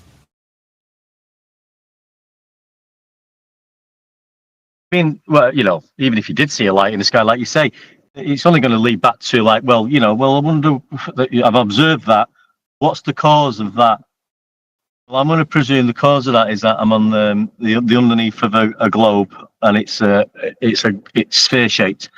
Okay, then how are we going to prove that? We're going to have to do some measurements, aren't we? Antipodal assumptions aren't variable as an independent variable. It's in a complete category error. Unless you're trying to validate what causes the 24-hour sun. Now, if you're trying to validate what causes that as a phenomena, which I'll accept, if it exists, they're going to see if it does or doesn't. If they say, let's just take it as read that it does, okay, I'll accept that as a phenomena. So now you put that through the hypothesis stage of constructing something that you can vary and manipulate to see if it causes that effect. That's an experiment. Oh, he's calling going and seeing if it happens an experiment, isn't he? Yeah, that's fraud. You could suppose a cause of that 24-hour sun, vary and manipulate it to see if it induces the effect or not. It'd be an experiment, an actual experiment.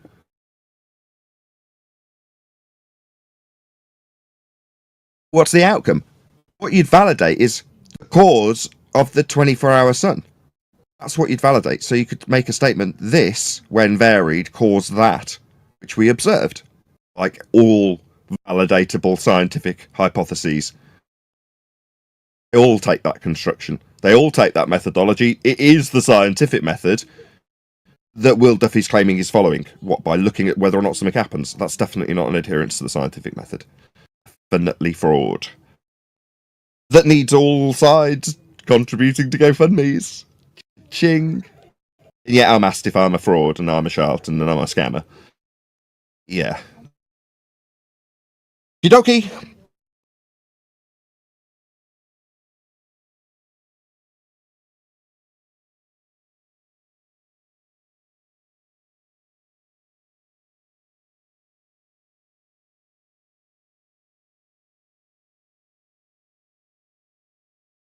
$82 people watching. This total silence from this Discord server.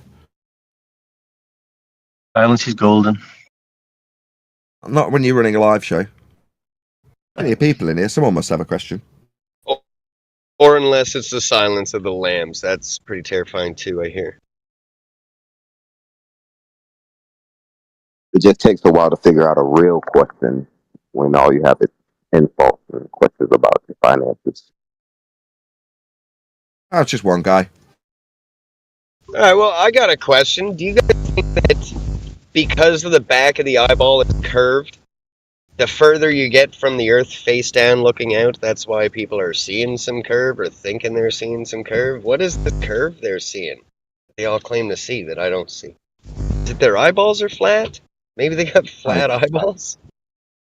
No, their claim is that you've got a physical geometric sphere edge for a horizon at 1.2 times the square root of the observer's height in feet as per the Earth curve maths. That's what they're claiming is curve. It isn't. We debunked that in 2020.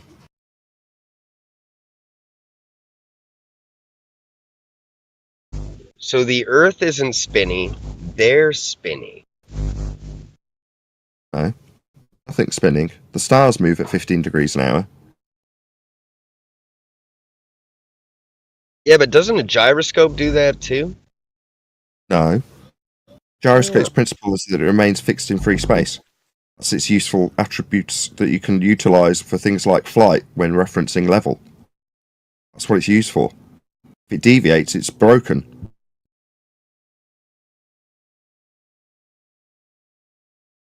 Huh, interesting. I've never played with a gyroscope. I just heard that it goes off 15 degrees every hour or something like that.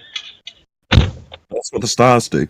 If a gyro drifted at 15 degrees an hour, and you were to infer that as a globe suggestion, then that would suggest that the cage attached to the ground has deviated from its position as Earth rotates underneath the fixed spinning frame of the gyroscope itself.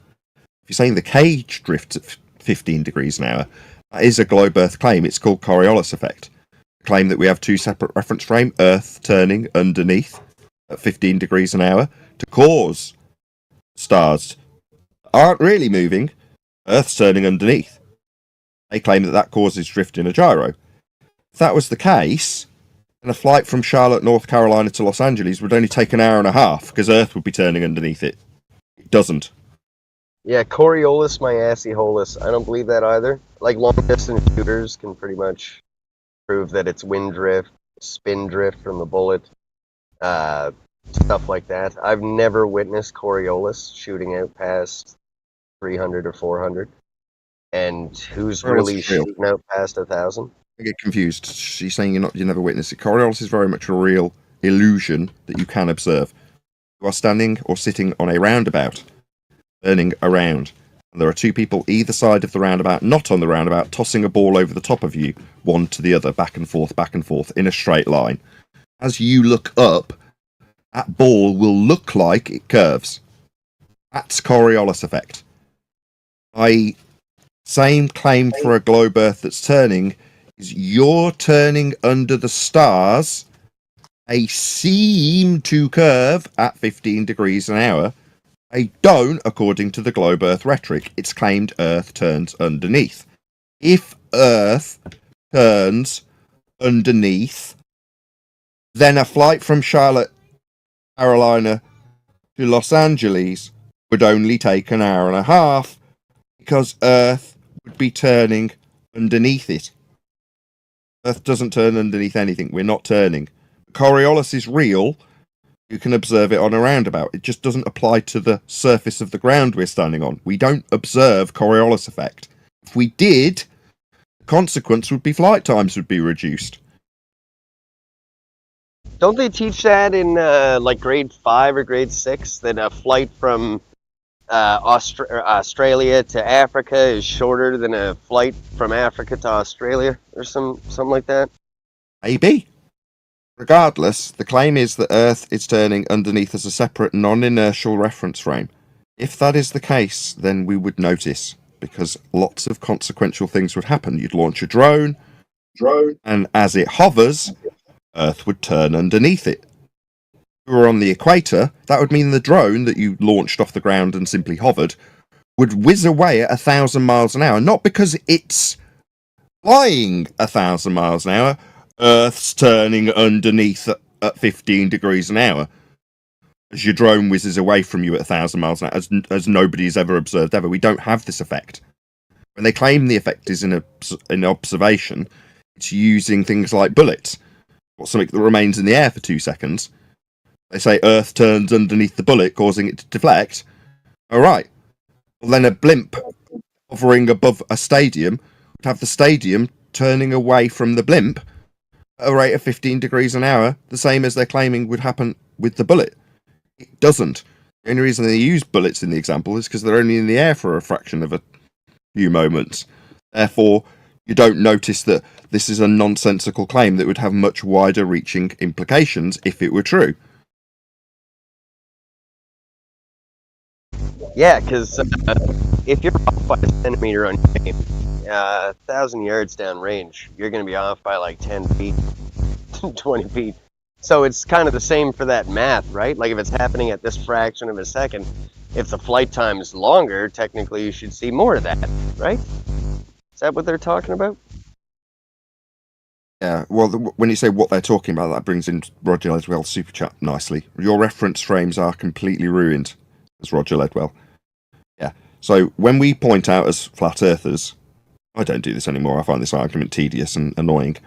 When we used to, or I used to point this out to globers, they would then start arguing for why we wouldn't notice the effect. Or we wouldn't notice the two reference frames are as one. It retains the velocity of the Earth that's turning. You're like, so there's no effect then? There's no Coriolis effect. There's only what it's like. You need 2 reference frames and one turning under the other to give you this effect. You say we wouldn't notice, then there is no effect. There's no proof we turn. There isn't an effect. Why would they want to negate it and explain why there isn't any effect to notice? Because there isn't any effect to notice. There is no Coriolis drift on Earth. Coriolis is real. Earth just doesn't exhibit that effect. Shout out to Roger Ledwell for the super chat. Thank you very much for the support. Yeah, all the globe claims are similar to that, aren't they? Like, you know, we've got Coriolis, but you don't actually witness it. The Earth's spinning, but you can't feel it, and the Earth's curved, but you'll never see it. How bizarre! You and your reference frames have been ruined is Simon Dan's quote to me, like me suggesting that we should have a drift on a globe Earth that turns would be annihilated by showing that there isn't one. You're the one with a claim that there's drift. You're the one that needs 2 reference frames, and you're telling me that they're ruined? Yeah, because we don't exhibit this effect on Earth. They've got to explain why we don't see it happen. By telling me that the reference frames are ruined. What, the 2 that you need to claim there's 15 degrees an hour drift, Simon Dan, you complete idiot that doesn't understand this stuff. An idiot.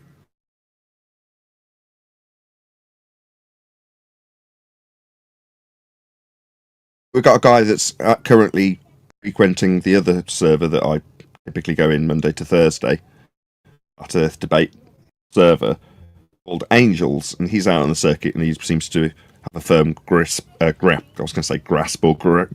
mix the 2 together. He's got a firm grip on the Coriolis effect and likes arguing it. Now, I've never enjoyed arguing it, although I do understand it. I find it tedious. He's out there currently arguing it, so you might see Angels, I think it's called Angels of Light, out on the circuit debating about 2 reference frames versus no effect to see, nothing to see here. Why would we expect to see anything? Drifting at 15 degrees an hour to prove we spin. That we're not noticing because it doesn't happen. So he's out there doing that currently. If you enjoy that kind of debate, I'm not all for it. I just don't like the subject. It's boring. I like him. Good dude. He's on point. He's With 99, almost everything. 99% there, right? He doesn't need very much refinement to be completely lethal in all regards. He just gets suckered in, he gets Jedi mind tricked into arguing the false dichotomies that they lay down in response. He could have already ended the argument. But that's like Brian, he likes to do that too. Ends them a better understanding of their opponent, I guess. There are benefits to doing it that way, I just don't like doing it that way. I want to end the argument as quickly as possible. Yeah, because as soon as you start talking about all that, you say, well, you believe you're on a globe then? Yeah, I do. But how's it measured? That's the end. Bye-bye. As it measured, The end. It isn't measured globe-shaped, but the inference that you're on a globe comes from flat Earth measurements. That's the extrapolated basis for your globe belief. Earth's measured flat. To give you your belief, you don't have to like it, Earth's measured flat. It's great, isn't it? Earth's measured flat, and we can explain how it's measured flat. You've got no rebuttal for that. At the moment, we're trying to fish people out of the grey area, aren't we? Come over to the bit that all the globies also share. As we accept and understand that we will measure Earth flat. It's only because it's so big. If I zoom out, the bit I've just measured flat really is globe-shaped. No. So where's your measurement of a globe? Oh, there isn't one. Where did you believe that it came from? Oh, it came from the flat Earth measurements. Yeah, it did, didn't it? So we've got flat Earth measurements and nothing else. And you can use those to make a ball with. For you to believe that you get measurements off that when you zoom out after measuring it flat. Gotcha. So if we all reside on that side of the grey area where everybody understands that we're measuring Earth flat without exception, then there is no grey area. We don't need to be in that little zone of, well, what if the sun does this during an eclipse? I don't give a toss.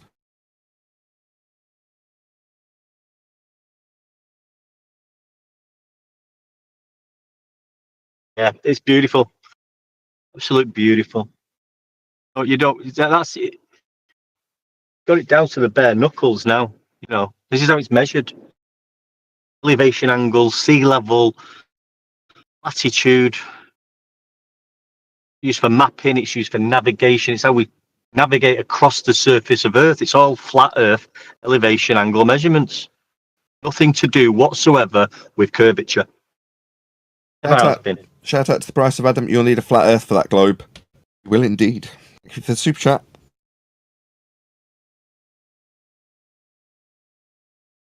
The globe is serious. Wasn't it measured by the Greek guy using the relative position of the sun? I can't remember his name. How is that? He had a guy. Well, he had a long stick, and he measured the angle that it stayed at a certain time at a certain date. And had somebody else way far south from him do the same thing. And the angles, the apparent angles of the shadows were different, meaning that the position of the sun was different for them. And from there, he was able to calculate why those angles would be different, and it was due to the shape of the Earth, I guess. I see.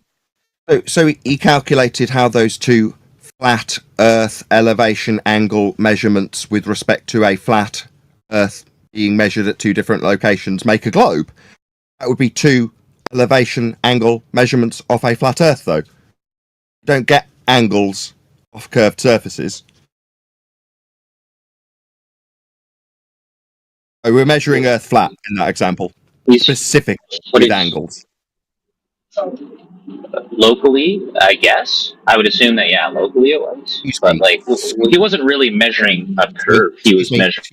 Excuse me. Yes. Your mitigation for that was the word locally. We're just measuring Earth flat at two different locations. It's not very local when there's two of them. No, at both locations, we're measuring Earth flat with angles. Both locations are flat, measured as such. Locally, when there's two different locations, how local do you want to be in a different location? You're not local. Earth's measured flat for both. Just to go around your little mitigation you tried to temper that nonsense with. We weren't measuring Earth globe-shaped. You said, yes, I understand that, and then mitigated with the word locally. No, just to be absolutely clear, you and I understand on the other side of the grey area where we debate about these facts. We don't debate about these facts, we measure Earth flat. You understand that, don't you, sir?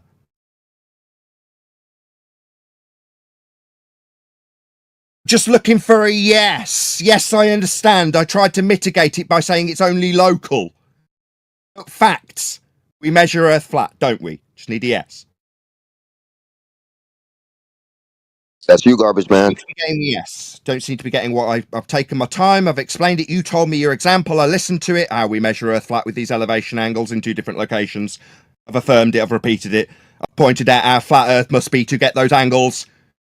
I've dealt with your mitigation of it being locally measured flat. You need a yes. You understand we measure Earth flat, don't you, sir?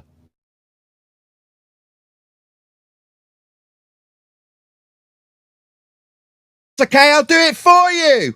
Yes, ladies and gentlemen of my audience. We absolutely, unequivocally, without question, measure Earth flat. In that example, this bull believer gave us about, what, calculating out a sphere belief with those Earth measurements that were flat Earth angles. Yeah, we just measured Earth flat, though, didn't we? Like I declared right at the beginning of this show, you're going to need a flat Earth to measure for your bull belief.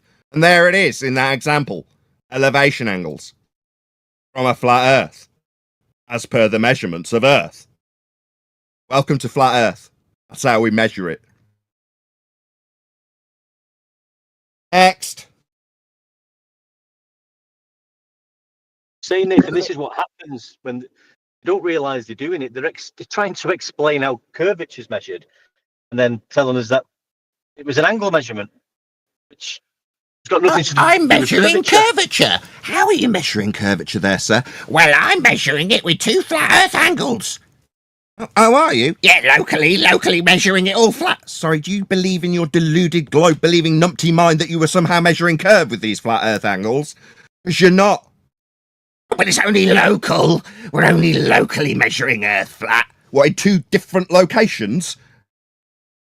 Silence. No affirmation. Just a ball believer that's decided he doesn't want to take part in this conversation anymore. Gone to great lengths to explain how his misapprehension of measuring curvature was actually measuring angles off a flat plane. No response beyond the mitigation. That would be bullshit about local flatness being measured. Yeah, we're still measuring it flat even if it was just in one place. Still a flat Earth measurement.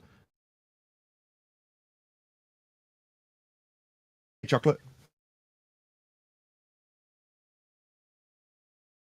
See, that's chocolate. That's the just saying, Nathan, that's the Hold on one deck. Chocolate. Hello. Hey, chocolate. Morning, guys. How's everybody? Very well. Did you have something you wanted to add or just saying hello? If not, go ahead, one deck. Yeah, go ahead, one deck. No, I'm just saying, just a good example there, Nathan. This is what happens, but it's good just to let them. You don't really have to do any work now for them or for ourselves to explain how it's measured flat. You just ask them to explain it themselves, and they will actually be explaining how Earth is measured flat when they're thinking they're explaining how its curvature is measured. It's only local. It's only really, locally really measured flat. It's only local. Sorry, guys. I'm driving a garbage truck, and my partner had to come in for a couple minutes. Okay, you're a proper hard-working man. I'm sure you graft far more than I physically. Good on you. Yeah, half the time I'm driving, half the time I'm loading on the back. So, sorry to explain. I guess, like I'm saying that he was measuring, like the way that he was measuring it flat is not really measuring flat, or he's measuring a tangent. Be a way of thinking of it. You can't form an angle with a tangent. A tangent is a single point, isn't it? An angle is formed with 2 straight lines. Single point, that won't form an angle. If you're suggesting that the straight line is the line of tangency with the surface of Earth dangling beneath it, no, you're measuring an angle.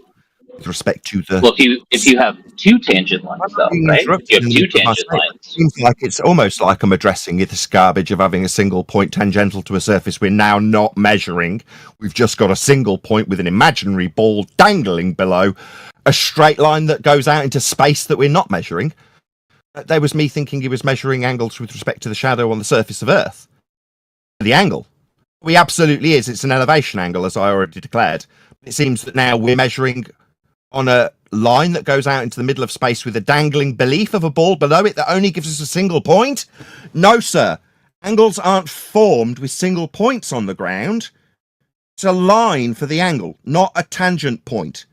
Your ball that you believe is dangling below the line we actually measure that you've got in space.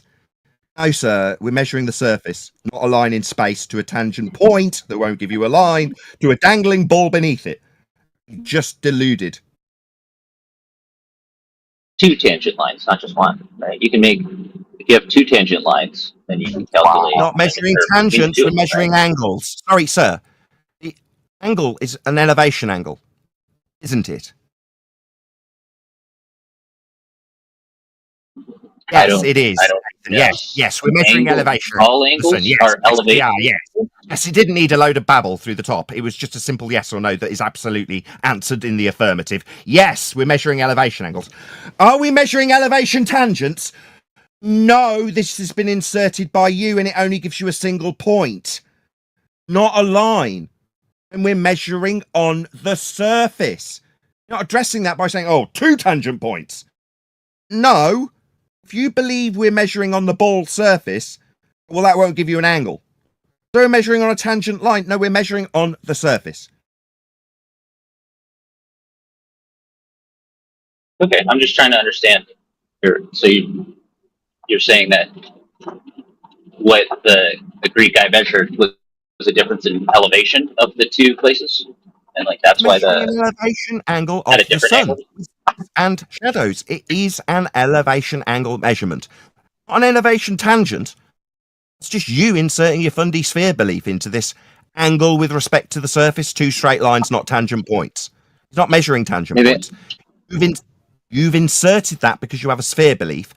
To square this circle of measuring lines on the surface, you're saying he's not measuring lines on the surface. He's measuring lines on a tangent that has got nothing to do with the surface. The surface is now a dangling ball below a line that we're not measuring because it only offers a single point on the surface.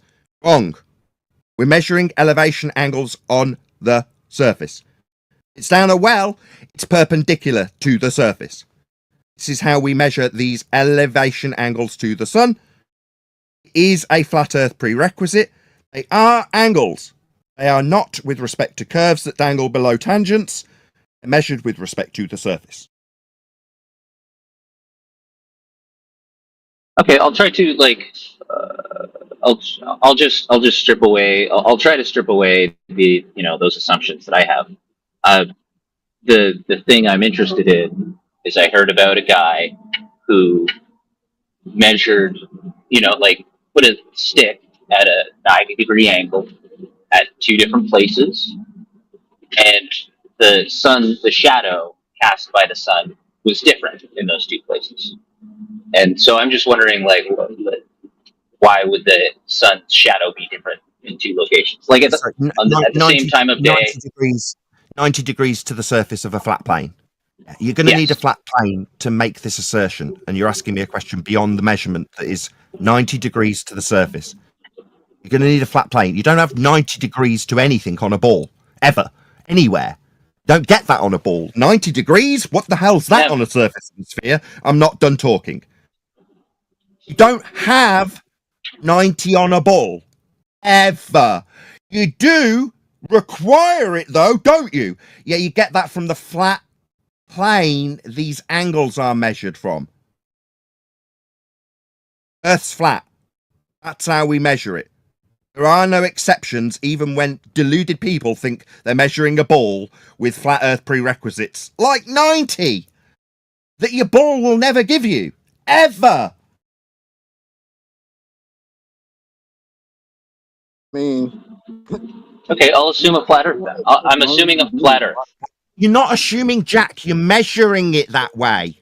do you mean you'll assume a flat Earth? 90's prerequisite to having a flat plane. It's not assuming it, you're measuring it. What do you mean you'll assume it?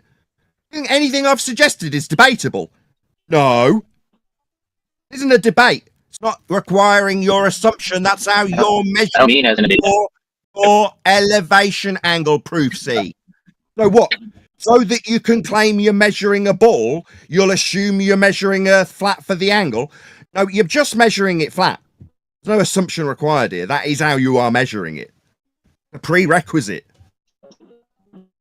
For your measurement that you appeal to for your ball, it's a prerequisite that Earth must be flat. Or your measurement that you believed was measuring a ball, no, calculating a ball from flat Earth angle measurements to the sun in this instance. Earth's measured flat by prerequisite for your claim. Hope that's clear.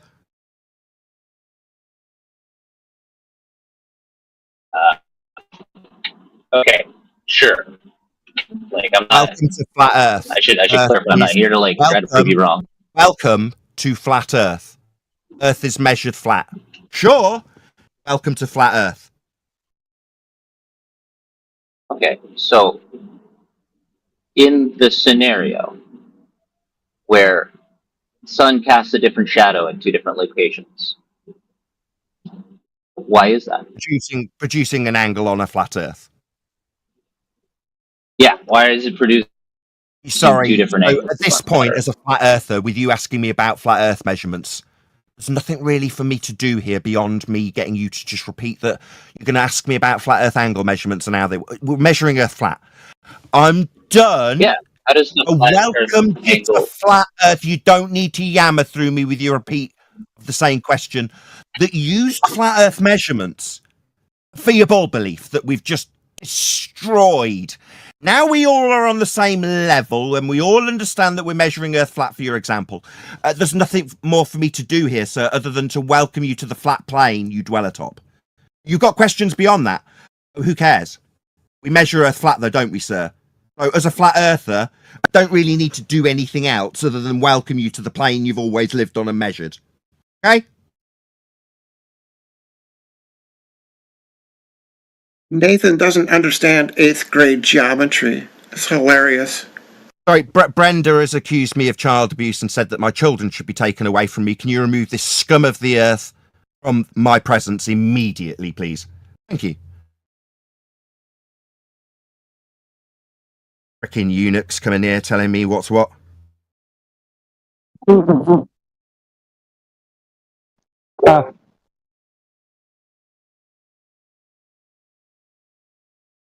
I'm going to just repeat myself because, again, we've just demonstrated this guy's going on about these sticks, the angles, the 90-degree shadow on the surface of Earth. Nothing whatsoever to do with curvature. Explaining how Earth's measured flat for us. Just doesn't understand it, or he's not comprehending it, or he's just in denial. But it's nothing to do with curvature measurement. But I'll just point out again, that's the second time it's happened already.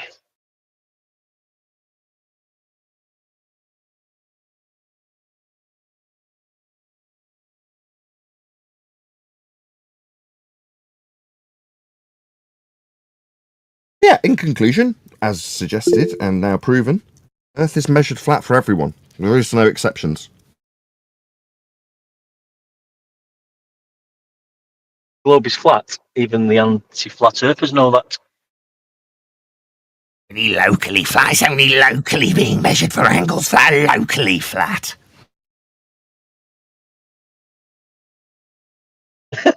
That's funny, that. If I assume that flat Earth measurement I need to make is flat, then how do you explain how these flat Earth angles work locally flat on a ball? They don't. They're just flat Earth angle measurements off a flat Earth. It's only locally flat. Yeah, we measure Earth flat. That's a flat Earth that we're measuring, and there aren't any globe measurements. They all are derived from those flat Earth measurements. You don't have to like it. It's like he said. Yeah, he said, well, you're using the surface of Earth for that angle and the shadow. For that angle you're measuring. All right, then, well, I won't use the Earth. I'll just use a tangent line, which is also not curved. I'm assuming there's a dangling dingleberry below that tangent. Yeah, we haven't got a line though. We're measuring Earth, and there's only a single point, and we haven't got a line anymore. The tangent line in space. No, we're measuring an angle off the surface. Okay, I'll use 2 tangent lines. 2 tangent lines, locally flat. Globe. We measure Earth flat, it's never changed. Nothing's different. The fact that you were all raised in this belief of the extrapolation based on those flat Earth measurements, that would be a ball. It doesn't function in terms of any practical usefulness. Then you can believe that all you like. In terms of how we actually practically apply any measurement to Earth ever, for anything, it's always flat, because that's what Earth is. By demonstration with measurements, always, without exception, like just happened. That guy wanted to tell me how ball-shaped it was with flat Earth angles at 2 different locations. Oh, joy! Just come away from the grey area of arguing about flat Earth. We've got facts. There's no disputing what I've said here. At all. I don't know about you, but I was born with balls, so I believe in them. I mean, I was born with balls too. By the balls, I mean testicles, but that really has no bearing on the facts of how Earth's measured. But it's nice that you're keen. 109 people watching, how keen you are about your balls.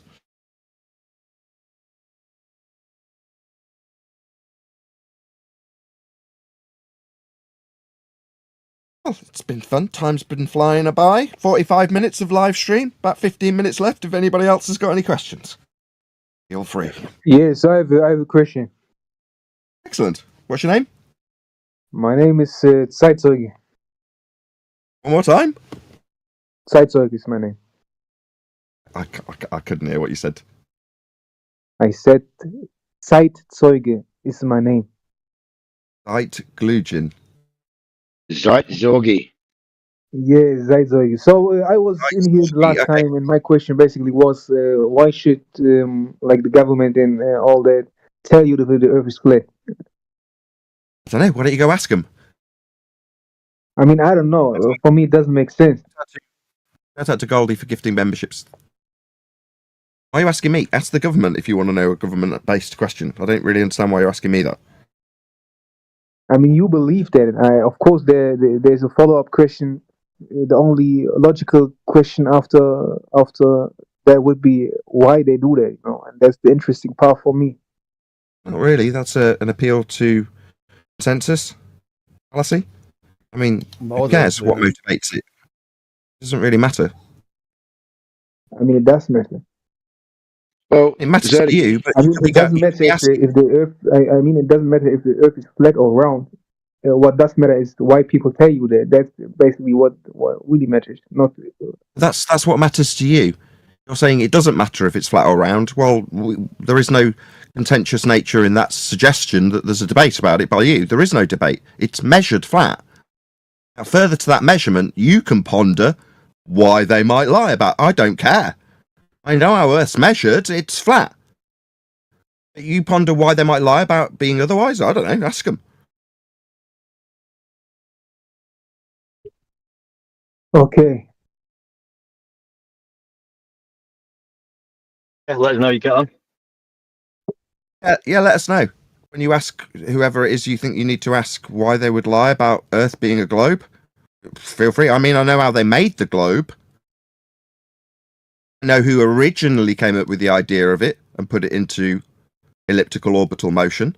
I can show you in history where that idea was created and who created it. And the angles off a flat Earth they used to create it. I can show you all of that. So I know, in essence, where your globe belief came from through history, as it is documented.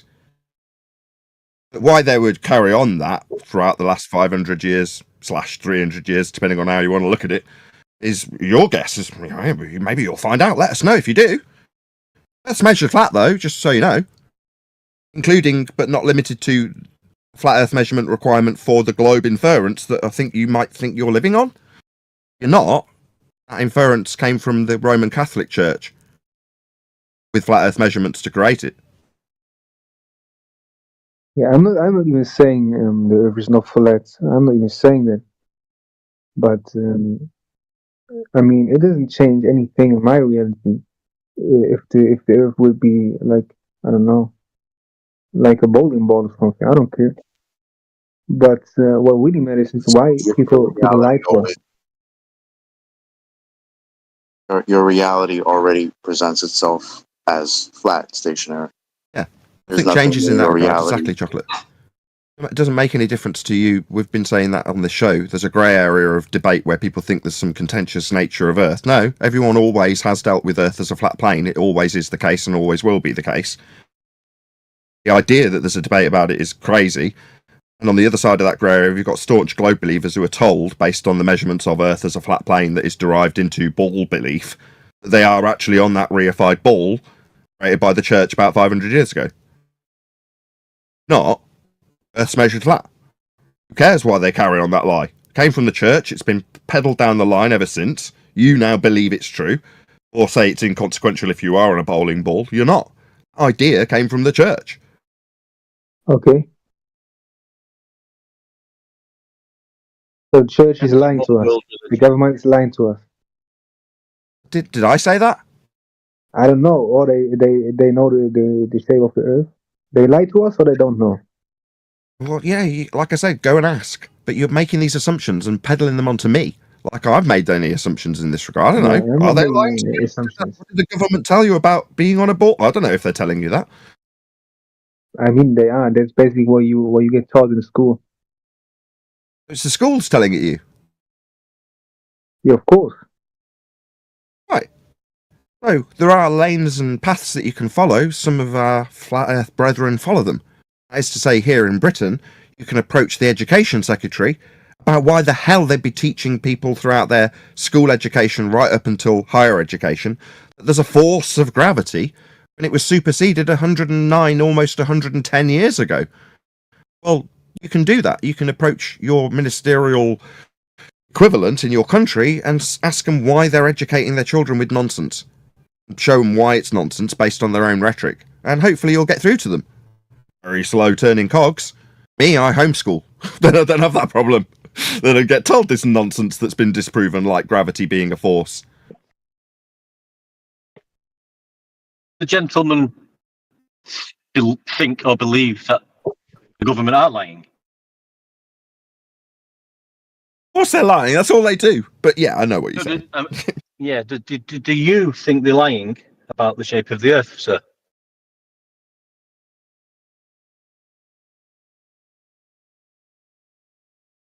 Zorg, do you think that you're being lied to by the government about the nature of Earth?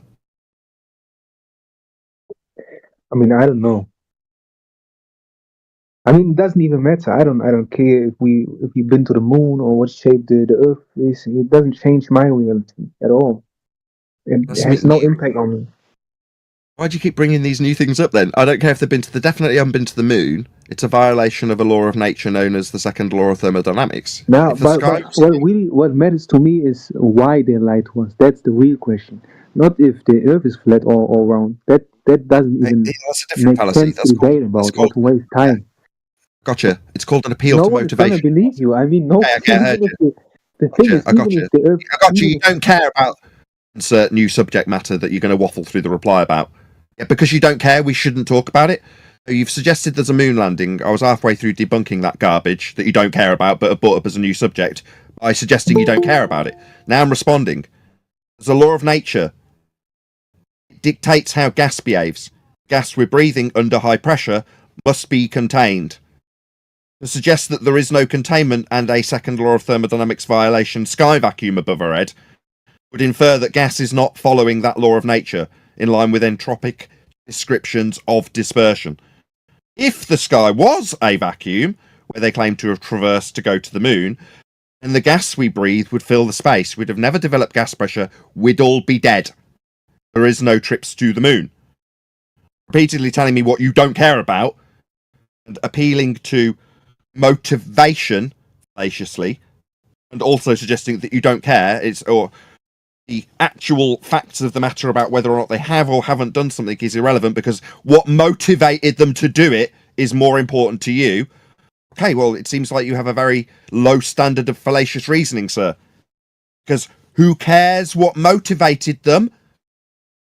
You're the kind of person that when finding out their wife is cheating on them, rather than just leaving them, you go, why? Why did you do? Who cares?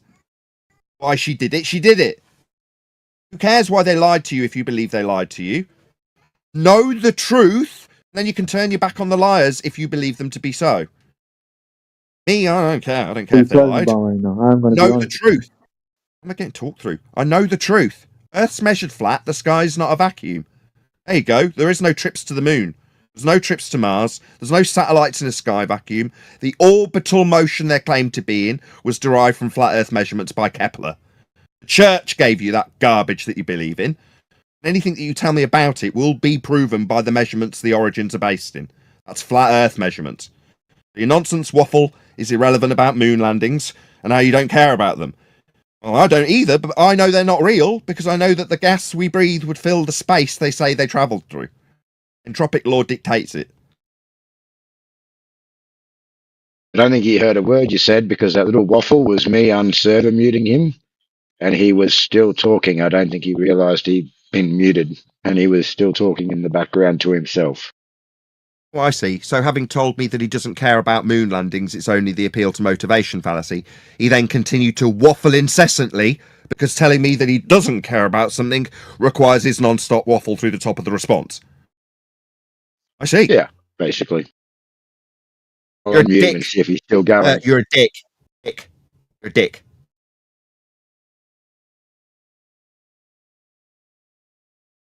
Oh, you unmuting me again? Don't give you a question, dick. I don't know what's going on right now. I'm just saying. Yeah, I'm a flat earther myself. That's basically what I'm saying. But I don't understand why you hold these debates every day, and not going to the real question. And that's why people tell us that the Earth is round. Hey, I heard you the first 3 times. Can you shut your mouth and listen to my response? That's an appeal to motivation fallacy. Do you understand what that means? Yes. Okay, so it's fallacious. Do you think we need it a 4th time? No. No. Okay, so shut up. Fallacious man. Hey, man. Earth's measured flat and space is fake. The sky is not a vacuum. If it was, Yeah, I'm a flat earther myself. There's this chanting waffle. You're a dick. Dick. I'm talking to you, dick. You can't seem to tolerate it and need to start talking through the middle of me because you are a dick. Yeah? You're a dick. I'll try and continue, hopefully without the dick interrupting for the 5th time, because apparently what's not important needs to be continually reasserted through the top of the address. Guy's not a vacuum. We'd all be dead if there was trips to the moon. The gas would follow the rockets into the sky vacuum, space for gas to fill. There is no space above our head, 10 to the minus 17 torr, with rockets and orbital motion. That orbital motion is derived from flat Earth angle measurements to the stars. Need a flat Earth to infer we're on a sphere with orbital motion. Came from the church. You're all deluded. Why you would be lied to about it is inconsequential. If you know the truth, Earth's measured flat and the sky is not a vacuum. How long we've been going live? Just under 1 hour. We've got 1 question squeezable into the hour, I reckon. We're going to be thanking the Discord server moderators for doing such a wonderful job. Hello, QE. You're definitely doing a show tomorrow, because I'll shout it out to my live audience if you are. 107 people watching. Waited bated breath to see if QE's doing a live stream tomorrow. So keen to get something under his wing and done with his audience that he wants to run an extra show that would be in the time slot of Ballbusters. I don't know yet. I won't promote it then. Maybe Be Here or Be Sphere on the Quantum Eraser channel tomorrow at 7 PM UK to UK 7 PM Central Standard 2 PM. There might be a show, but there might not be. So this might be for nothing, but it might be. You never know your luck.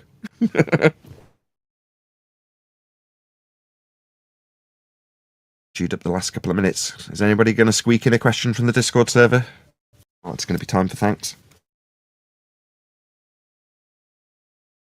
I'm trained to time. We trained to standard. Yes. Indeed. But if no one's asking anything, there's no training to be done. Facts. I'm going to wish everybody in the Discord server a massive thank you first and foremost, because they've all been awesome, as is always the case on a Friday, the least popular show of the week, even though I think it's the best quality flat earth debate, in quotes, with my claw hands that you can have. But if you are watching this on either Nathan Oakley 1980 or Nathan Oakley Premiering streams, then stay tuned, as there will be an after show to follow. Unfortunately, though, if you are watching this live, this is where we bid you farewell. So, another massive thank you to all of you. Gifted memberships, liked, commented, shared, subscribed, hit the super chat, hit me up on PayPal and coffee and all that good stuff.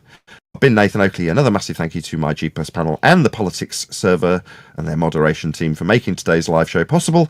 I'll see you all in the next video.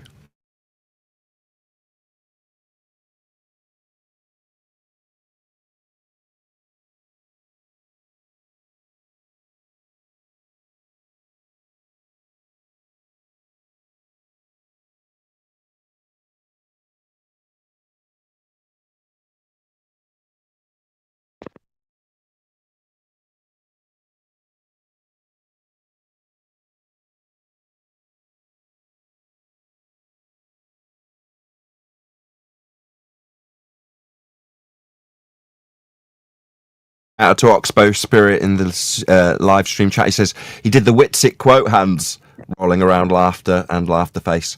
Yeah, I did. Stay tuned if you're watching on an after show.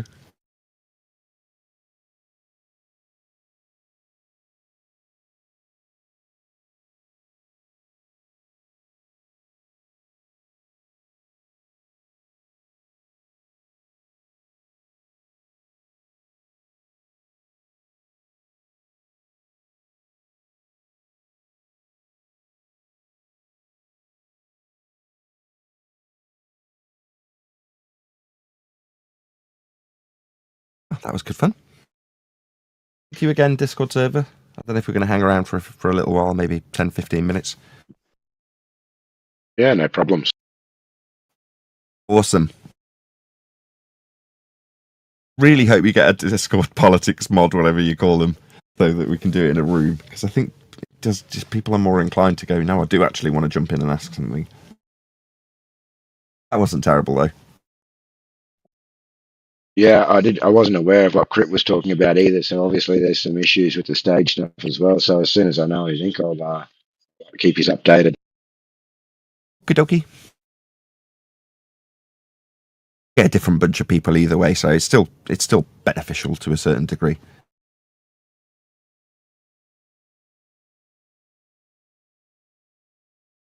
There's been some of the other guest channels that they just deleted, and people are saying that it wasn't fair. They weren't given a platform like other topics were. Like some of the atheist or the LGBTQ or the vegan channels, they said these channels were given special privileges to run stages, to run events. So there's kind of like this thing where they're trying to figure out a method which said, hey, you can have a stage event if you get X number of participants or whatever, like a set standard that then people can't say there was fairness on behalf of the flat earthers or whatever. Oh, they wouldn't want to be giving special privileges to flat earthers now, would they? Let's make sure it's all fair and equal and that flat earthers aren't getting anything beyond what anybody else would get. Who cares? We just need a stage. Oh.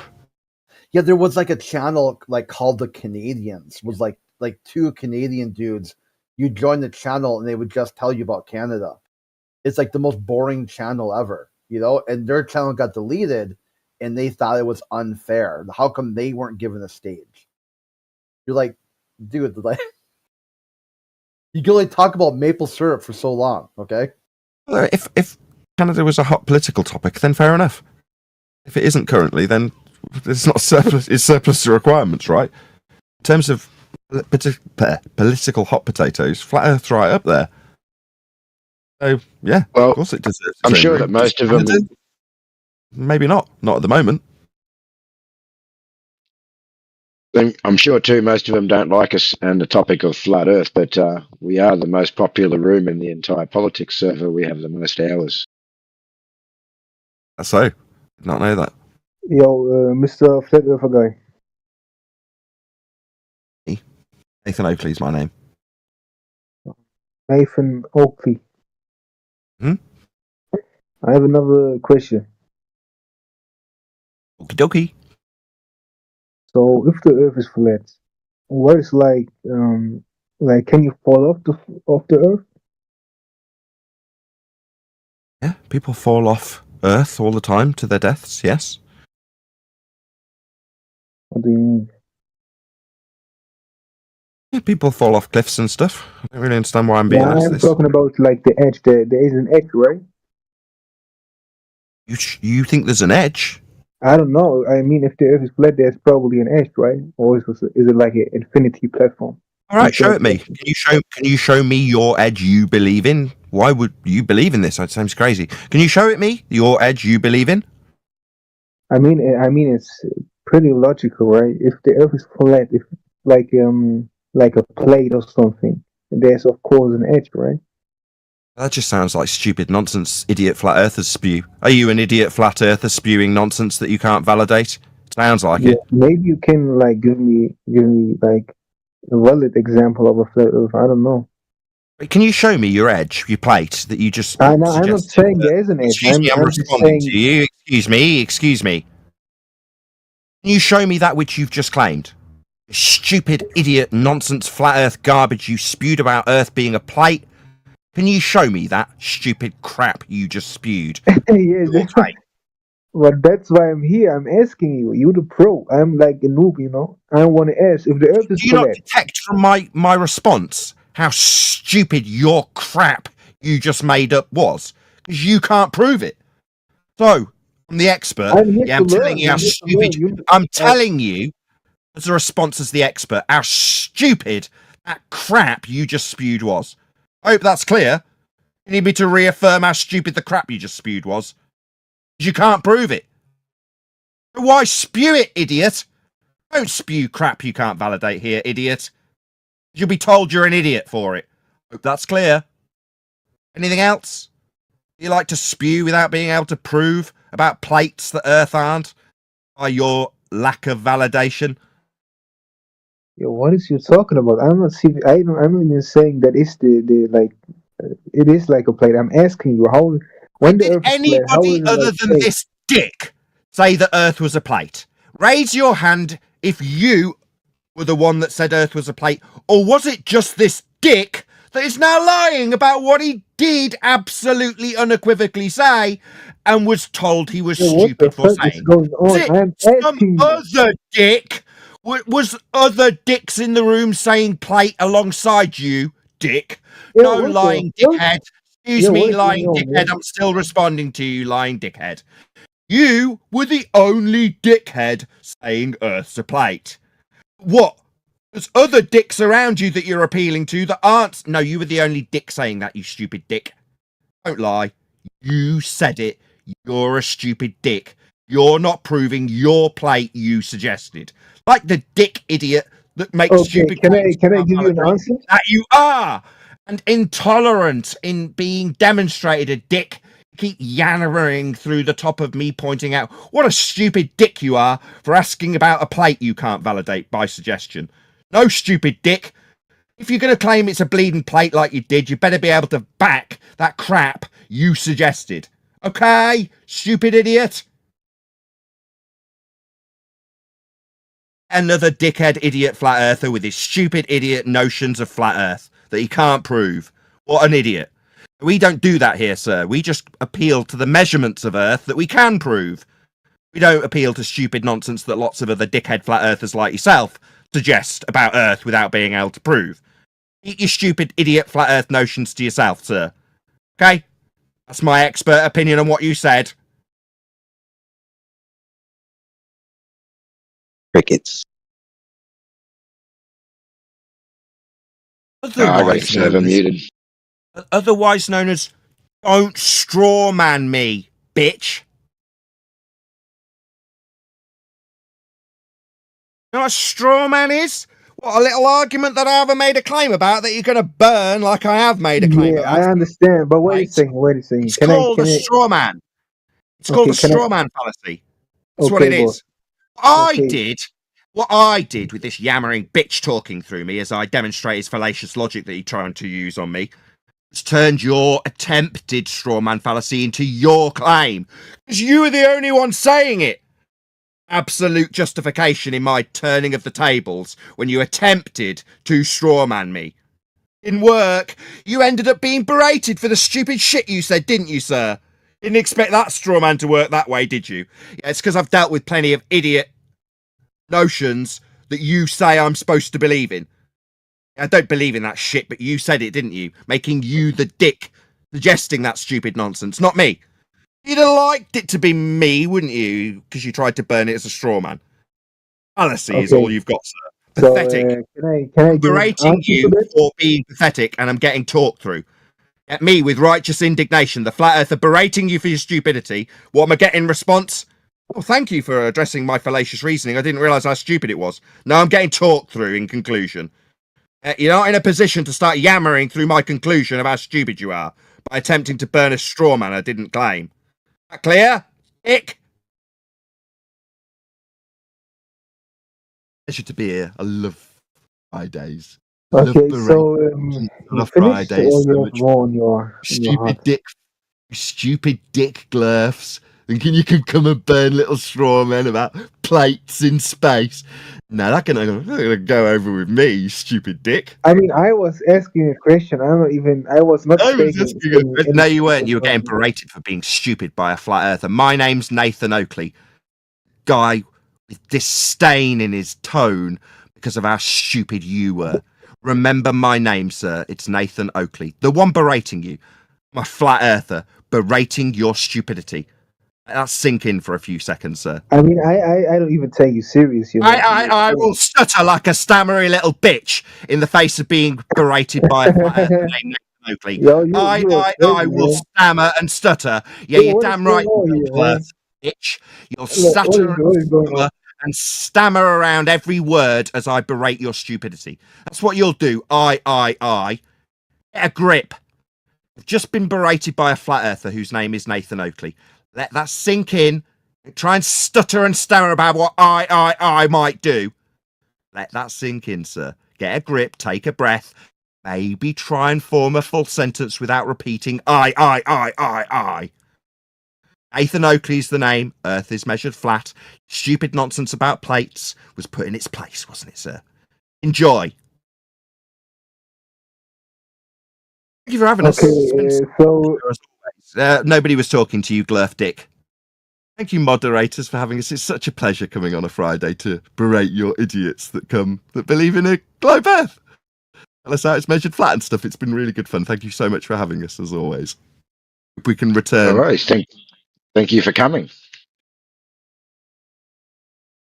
And of course, we've got to thank the rest of the FED crew as well, Nathan. DJ? I say sorry, and of course, we've got to thank the rest of the FED crew. They're all bitching. They're saying it's too early. We need to go. 9:10. Has he Jedi mind tricked you into thinking that this is legitimate? What? I have got a 2-hour show. It started off as a joke when things would go over and it'd be like, yay, 4 more hours, because it was a 4-hour show. It's a 2-hour show and I'm at 1 hour 51. So I want to go back to the other server so we can talk about how things went, unwind, maybe get a coffee, see how things go. But in the meantime, I've got to thank the politics server, so they're keen to have us back next week. How things went? Don't give me that crowd. Things went. Yeah. A debriefing. Dude, we don't need a debriefing from this. This is nonsense. Nothing happened. Yeah. And then we need a debriefing from the debriefing. Yeah, and an ever after show. I won't be there. Hey AJ needs to you need to contact me on Skype. We need to have a little talk. Look, there's nothing to do with me. What QE does in the politics server, that's his business.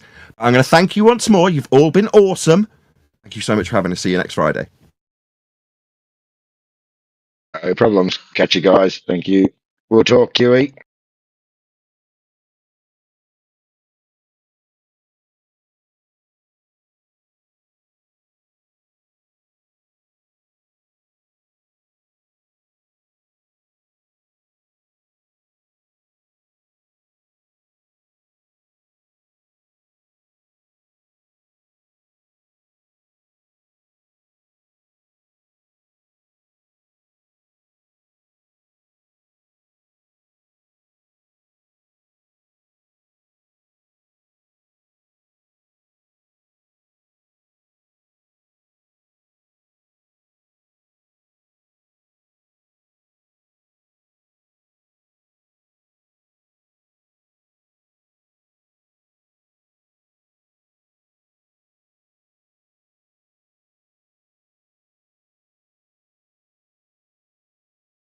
Don't everyone talk at once now. No, it went quite real quick, didn't it? Yeah.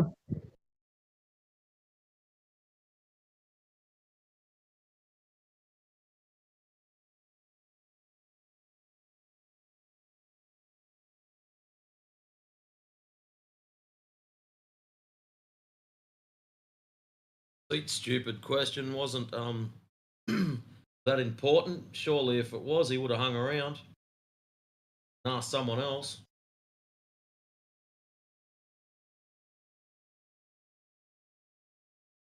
You mean Actually, just about. why would they lie? Yeah, I was just about to ask him how you'd actually be able to verify why they lied. Yeah, how would you actually investigate that and come to the conclusion? Maybe you could ask the liars why they lied. Maybe they'll tell you the truth.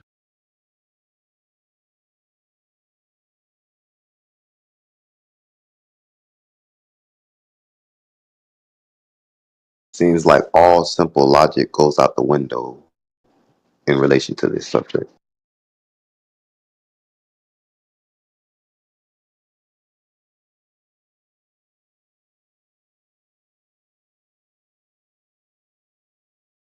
I'm not interested in whether the Earth is flat or a globe. I just want to know why they lie. What? What? So And why they after lie it's about explained, after the fallacious reasoning is explained, they ask the same question again. It's hilarious. Yeah, they're just NPCs, man. They just respawn.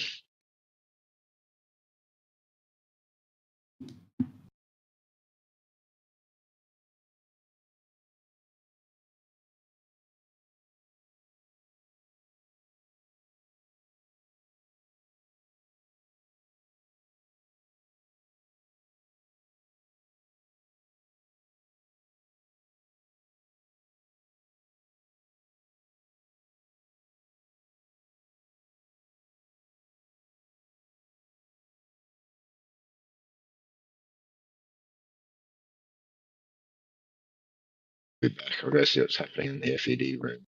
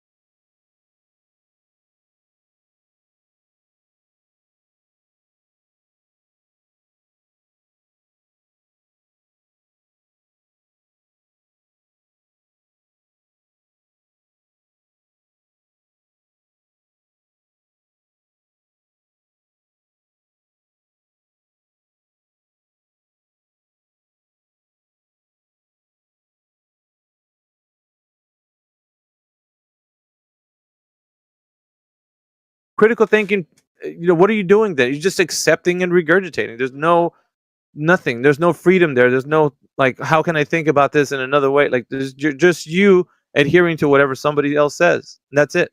That's the end of the line. But what that's gonna do is gonna turn you into a fucking couch potato. You're just gonna accept everything. You're not gonna question anything. And that right there it's like blissful ignorance. It's comfortable. It's blissful. Okay, imagine you shut your brain off. You don't have to think anymore. Let Google think for you. Let others think for you. And it's fine. All you got to do is, just tell people that, no, the scientist knows, I don't know. You're wrong. That's it. So now they got DoorDash, so they won't have to ever move again. Yeah, can you imagine, Hart? When people stop working, they don't have to do anything. It's all convenience. In a certain I'll never stop working. What type of human is that going to be? Well, I guess there was a movie from Disney that were pretty fat and didn't move, and Yeah, Wall-E. Wall-E. Yeah, Wall-E. But I don't know, man. People got to get busy doing stuff, think about stuff, do something. Like, don't just fucking, even if you're making all this money and shit, just go do something, man. Touch grass. Go out there and see what be the world so is. social. Fucking hell, dude. Go outside. Especially Go if you're in making contact all with this money. nature Go again. fishing.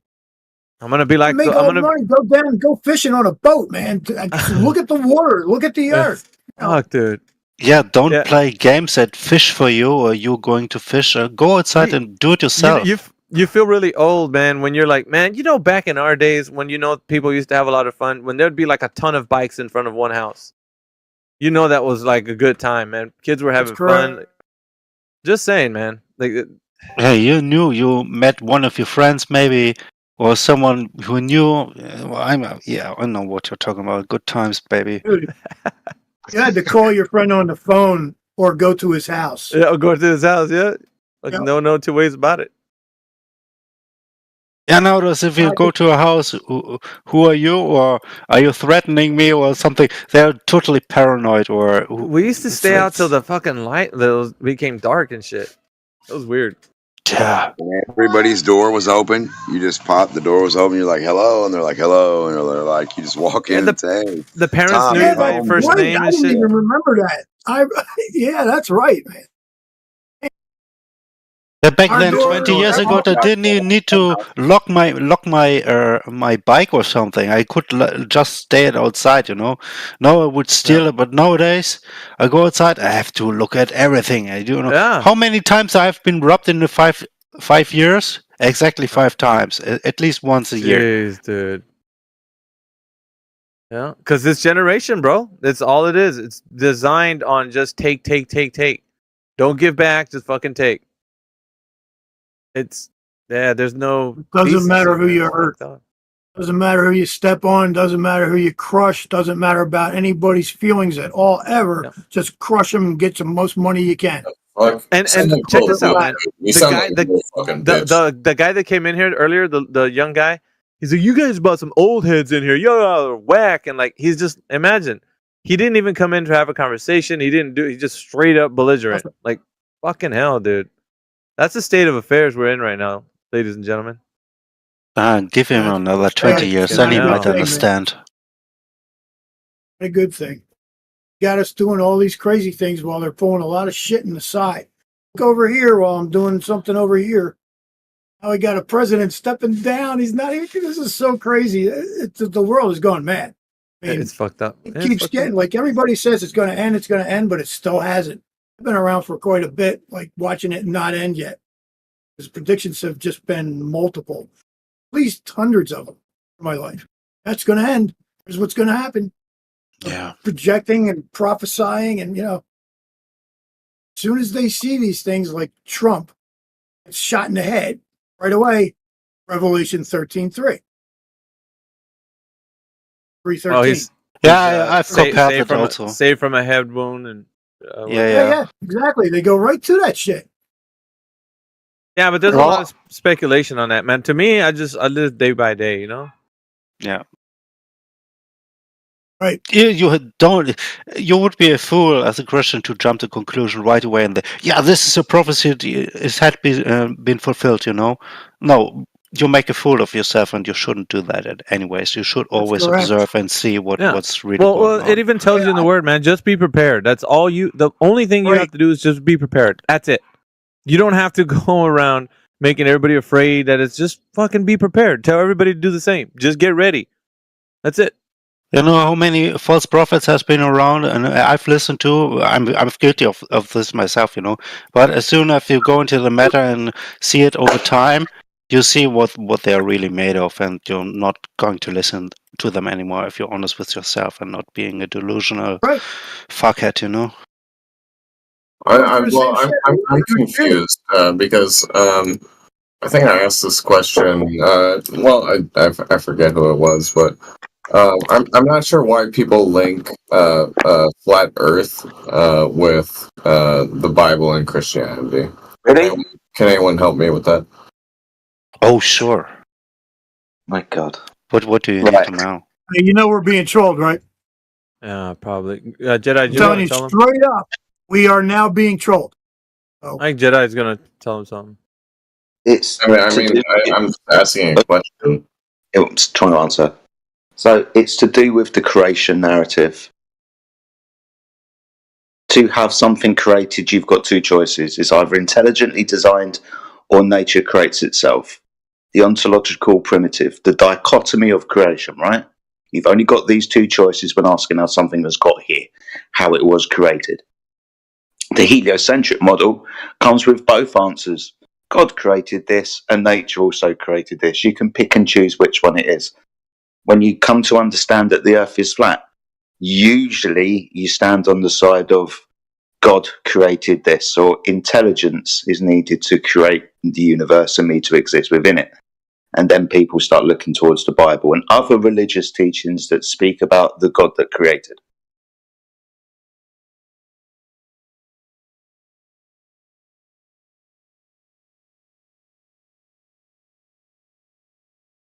You asked.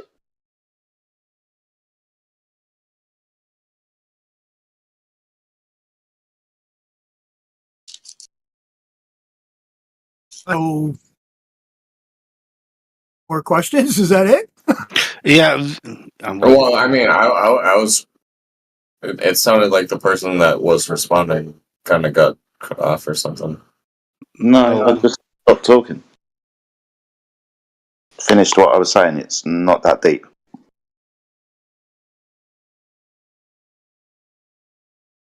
What you're not taught in school is all the ancient civilizations that had a very, I think it was pretty much, they had a very advanced cosmology that we base our current astronomy on. What has that got to do with the creation narrative? Well, the cosmology of the Bible went along with a lot of that as well. What in the Bible describes cosmology? When God speaks about the thing that He created. Yeah, but does He describe, how the planets rotate and shit? No. Say again, what? It just describes the stationary Earth beneath the things that are in the sky. Orion and Pleiades are both in the Bible. Good, so the things in the sky that are above the Earth. Yeah, the cosmology. It's written in the Bible. Not all. Yeah, but what does the Bible specifically say about that? You'd have to Your look. best bet is to, your best bet is to do download eSword. And you could get every single answer by typing it in. Yeah, this isn't a religious server, dude. If you want to talk about science, and then we can do that. We gave you kind of like an overview. Hold on, give me a second, space. We gave you an overview of you. I mean, you can read Genesis and go from there. But I mean, we're not gonna get into too deep into the Bible here. Well, but that was my original question. Well, Is I'm glad your question. why are flat earthers typically linked with Christianity and the Bible? And people There's a started lot of people that are not. There's a lot of people that are not. describing why they believe in flat Earth, and it was due to the Bible, and then they started going down that path. Who said that? I was just asking the question. I didn't. Who said that? Who said who? Yeah, who said that? That to get into. Yeah, I don't think anybody here mentioned that. That a bunch I of. was just wondering why people often.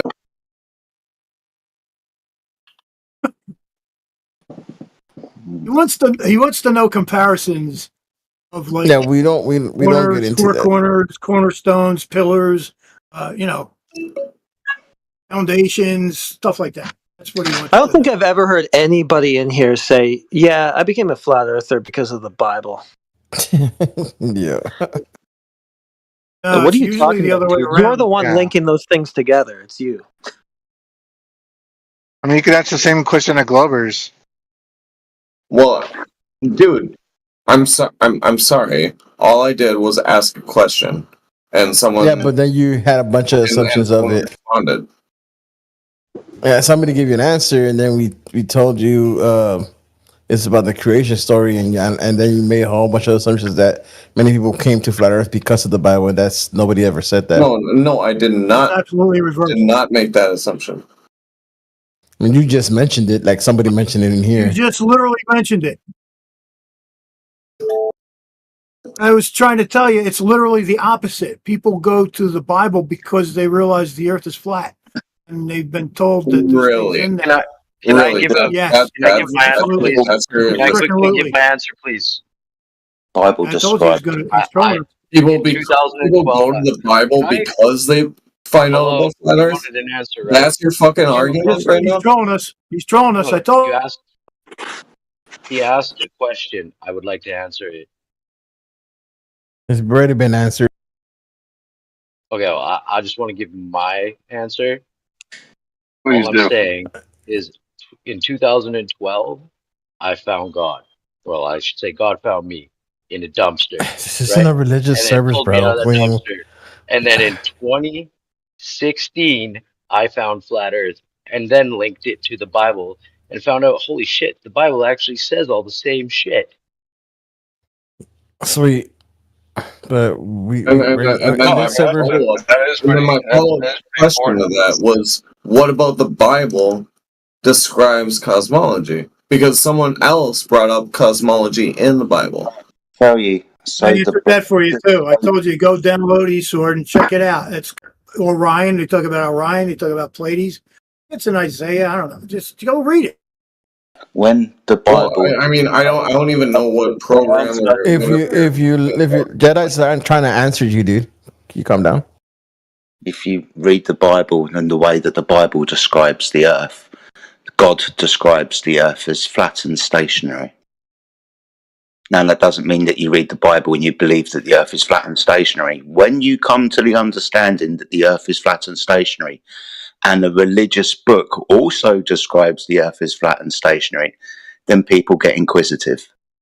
So that might be another reason why people who ascribe to flat Earth cosmology also become Christians, because the Bible also describes a flat Earth cosmology. Thank you. I appreciate that.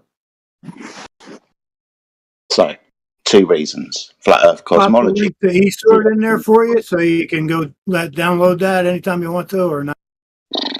I appreciate that as well. Thank you. And just for reason for thinking, he started with the light first and then created the firmament. You can find it in Genesis 1:5-8.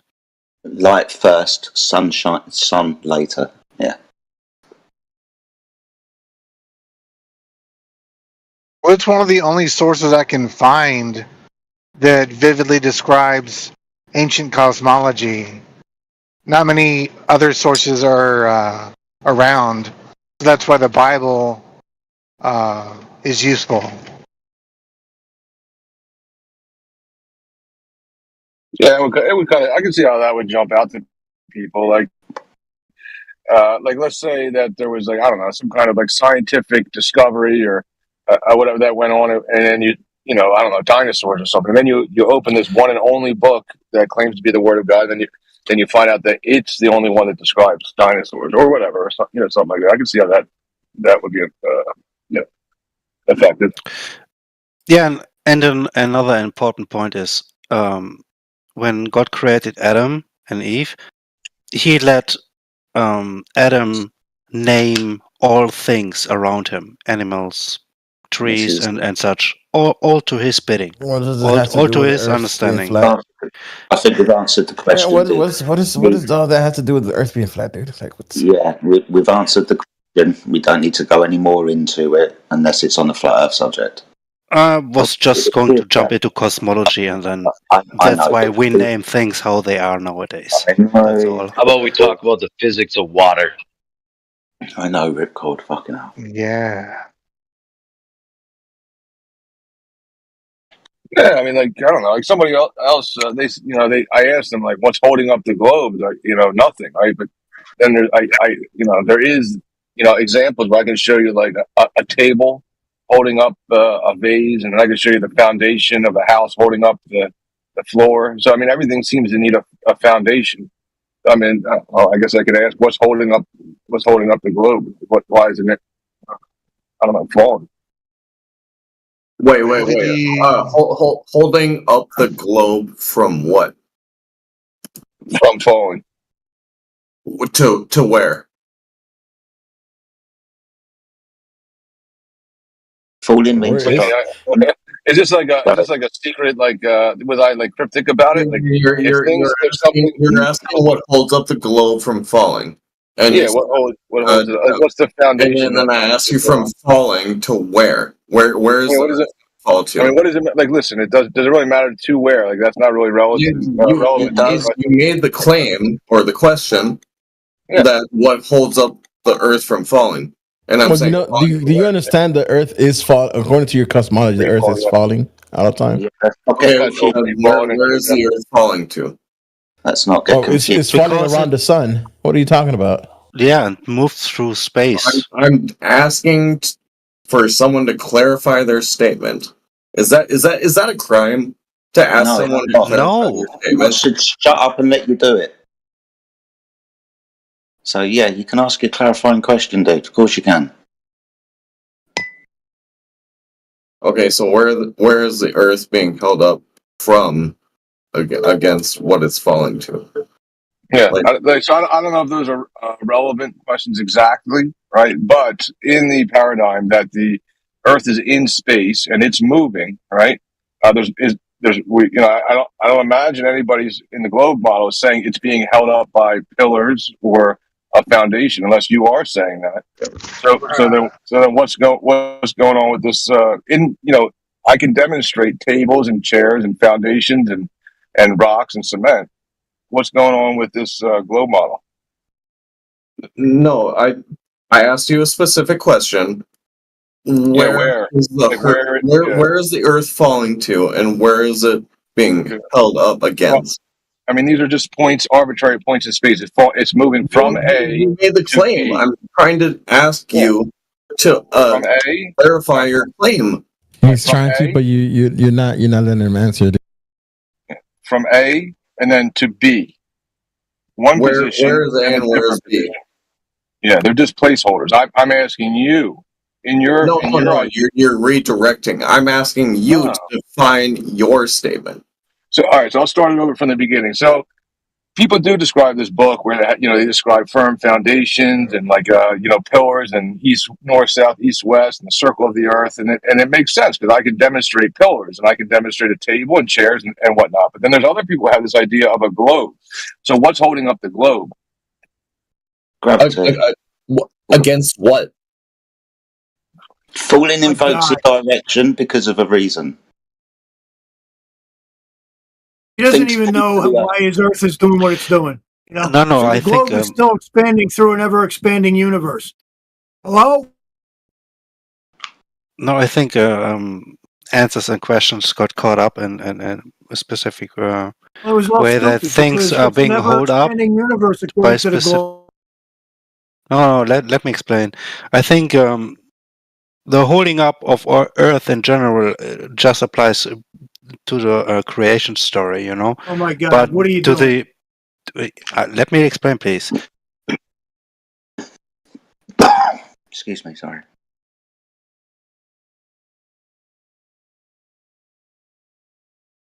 Space Booted, you gonna answer?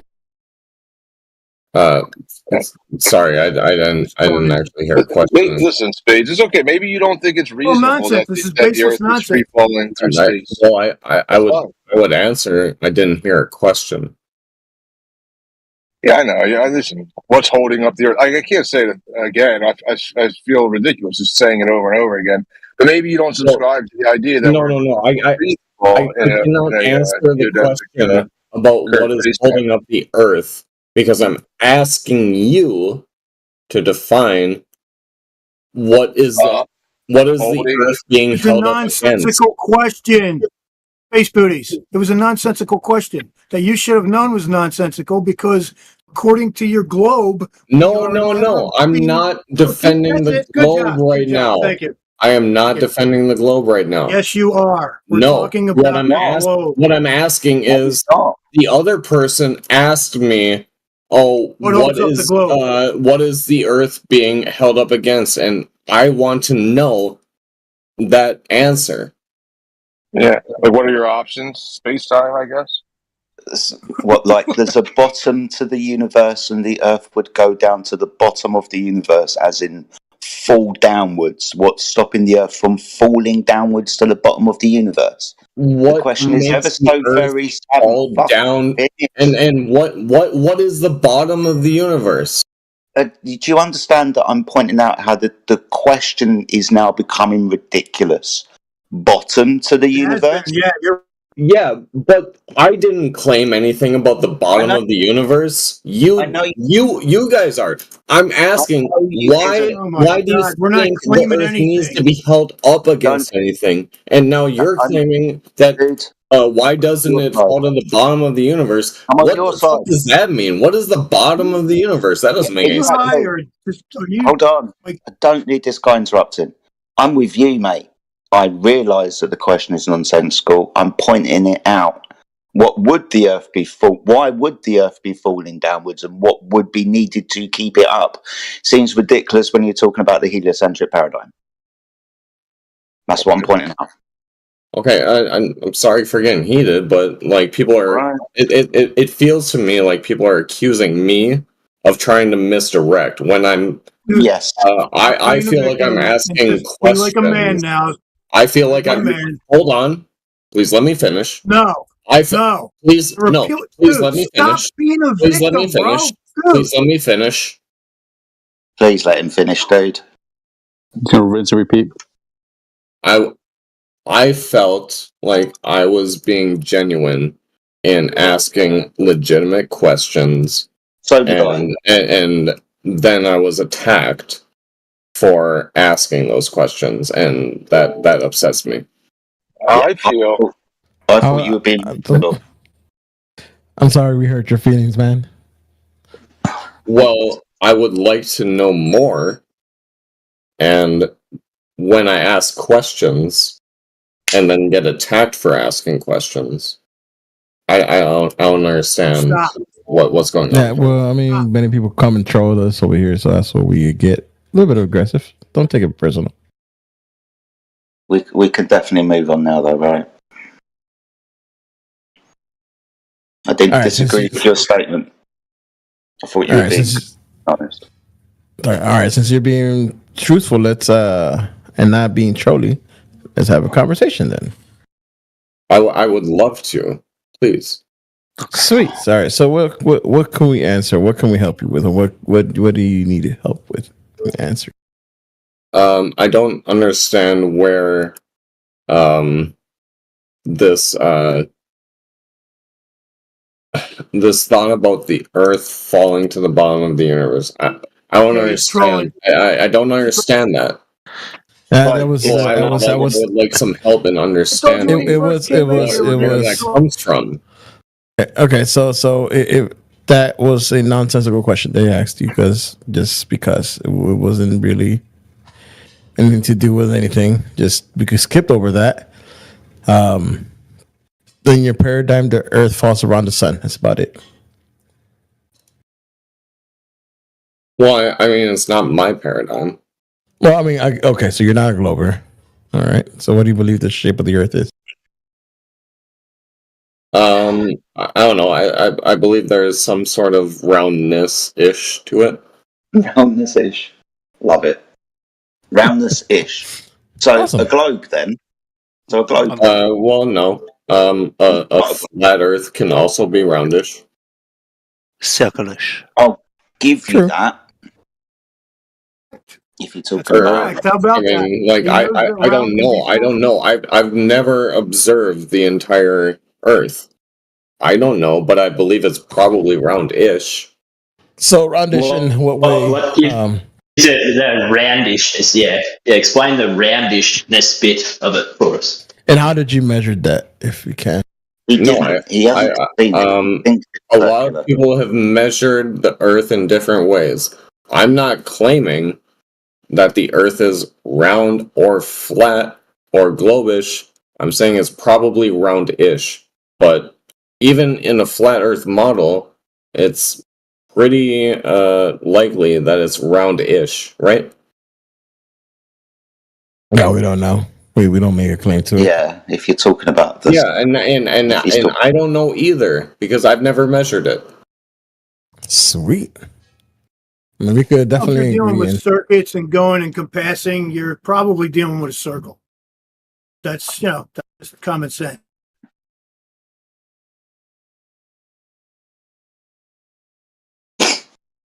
I just Yeah, but can you actually be 100% sure of that, Harp?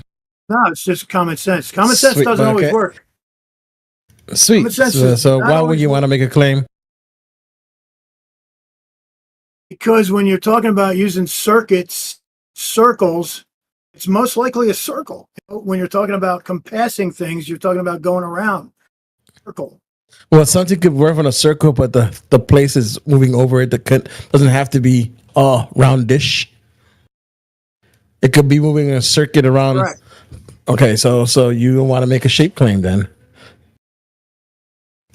We don't know what the Earth is because we don't. It's probably round. I could be wrong. It's my thought. Okay, so why make a claim then, Harp? Why say it? We simply don't I know. didn't claim it though. I did not claim anything. I said from common sense. Yeah, you say you're pretty sure. Yeah. I didn't claim it. Yeah, as a but you're fact. not pretty sure because if I ask you what percentage are you sure about that? Probably 75, 80. That's a big room for doubt. Dude, shut the fuck up. All right, so I mean, you can't even no, I'm saying you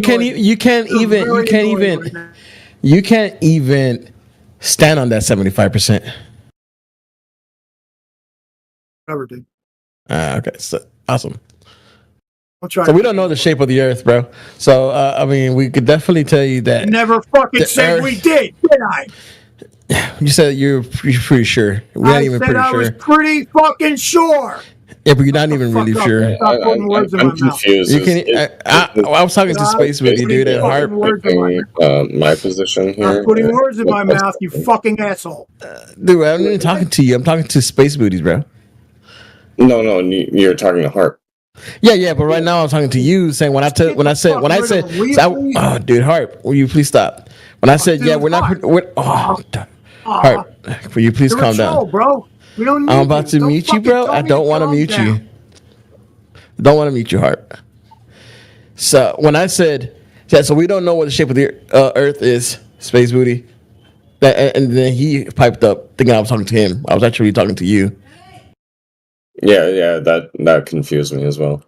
Yeah, sorry about that. No problems, guys. Okay, move along with the conversation since the detractor is silenced now. Go ahead.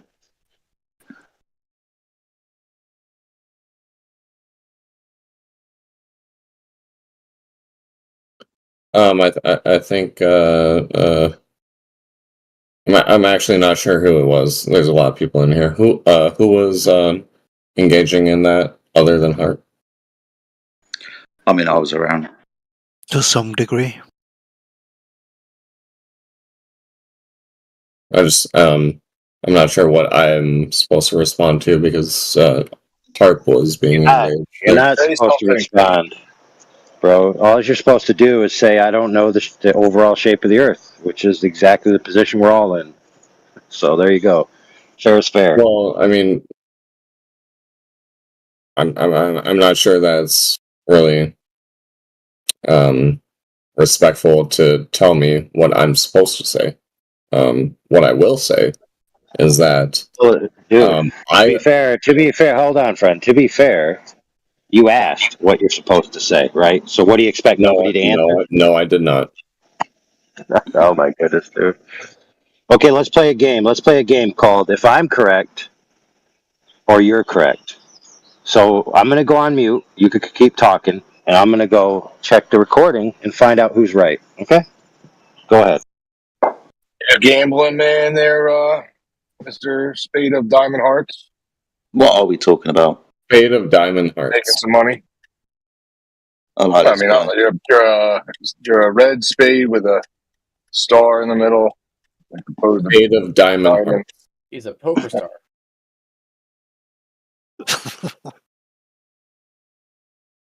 In outer space with shoes on. Gotcha. So we were originally talking about what do I think? I'll tell you what you're thinking. Well,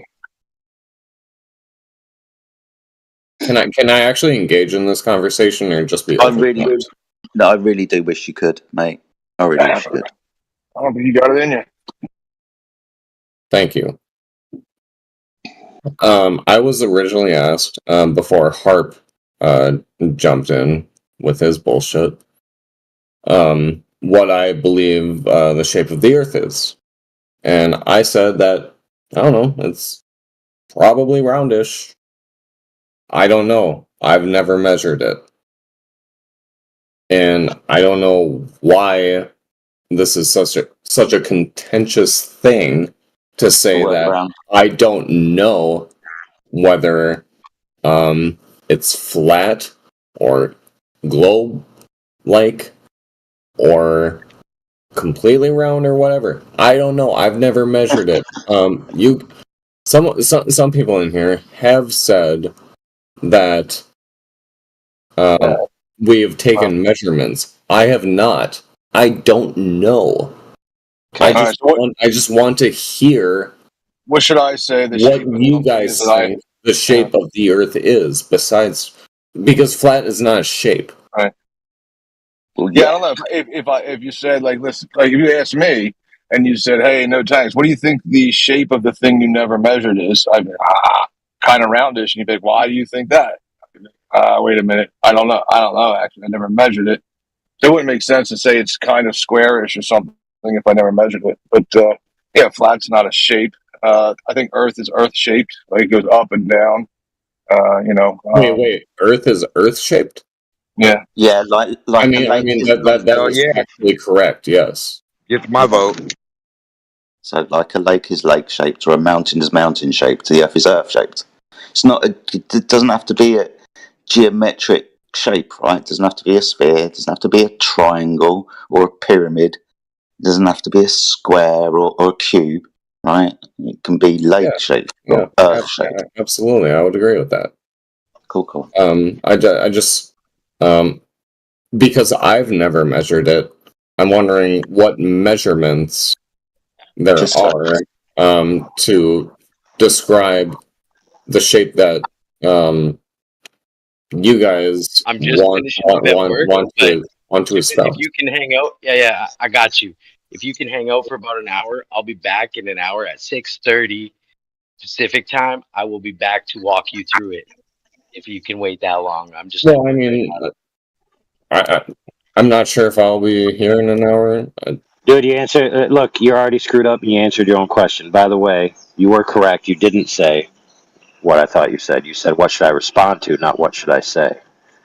So I said you shouldn't respond to anything. You should just say that you don't know the shape of the Earth, which you went on to say you don't.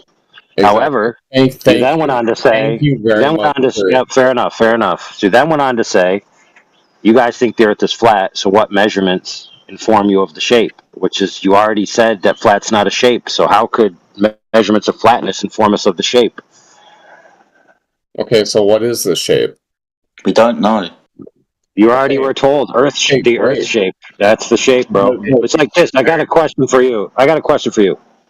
Are trees broccoli shaped, or is broccoli tree shaped? They're both cauliflower shaped. Yeah, exactly. They both share a similar shape, but you really can't define the shape except by the object itself, right? Okay, sure, I'll agree with that. But so are you arguing that we don't know the shape of the Earth? Ding, ding, ding, ding, ding. I think he's got it, you know. We're only making a claim to the surface description. The surface is flat, it lays horizontally, but the overall shape of the environment is unconfirmed by anyone. Gotcha. So it would not be inaccurate to presume that the Earth is round-ish. It could still be flat and be round. Yes, and this Thank is you. one of those. Thank you. This is just for your future reference. One of the trigger words is round, because round can invoke a sphere or round can invoke a coin, right? Slightly different things. One can be flat, like you pointed out, but the other one most definitely should have surface curvature. But round, sometimes you have to be a little bit more specific. Sometimes people jump up and down just because of that word. What do you mean, round? Well, no, I totally understand that people always try to come into flat Earth VCs and try to do gotchas and stuff. I just I felt that I was trying to ask legitimate questions and then got pounced on. It's fine. It's fine, buddy. Don't worry about it too much. You also jumped into a conversation earlier, which was a bit weird because the question itself was a bit non sequitur. The Earth falling, for example. Why would the Earth fall in the heliocentric paradigm? Where would it fall to? Why would it fall there? It's nonsensical question, mate, and you jumped in to answer that as well. Well, no, I didn't jump in to answer that. I was actually curious about where that conversation was coming from and where it was going. You are correct. Yeah, you didn't try to answer it. You asked more questions about what he was saying. Yeah, you are correct. Yeah. Well, thank you. I very much appreciate. Thank you. It's all right, mate. No worries. Noticed that I went back and checked as well, and even though his first claim was incorrect, he did come back and we're as honest as most people, mate. Sometimes conversations just get a little bit lost. And other people are a little bit hot as well. You guys see my stream? Totally fair. No hard feelings. Can anyone see my stream? Not looking at it at the moment. Why? What's important about it? Oh, anyone there? Yeah. Can you look at my stream? Why? Because I built something amazing. What is it? It's a house. Okay. Is it about the flat Earth, or are you just trying to get attention? Yeah, it's flat. It's very flat. Look, I'll show you the Earth is flat. Look, look. Stream. I'll go proof. I do believe that this is the best argument that the Earth is flat. Actually, he came up with. This is weird. Minecraft. This is where we at. My castle. Okay, no one cares, dude. It's flat. Look, it's flat. That's awesome. It's Minecraft. It's made that way. Yeah. Yeah. Don't reify Minecraft into the world, dude. What are you talking about? Why would you do that?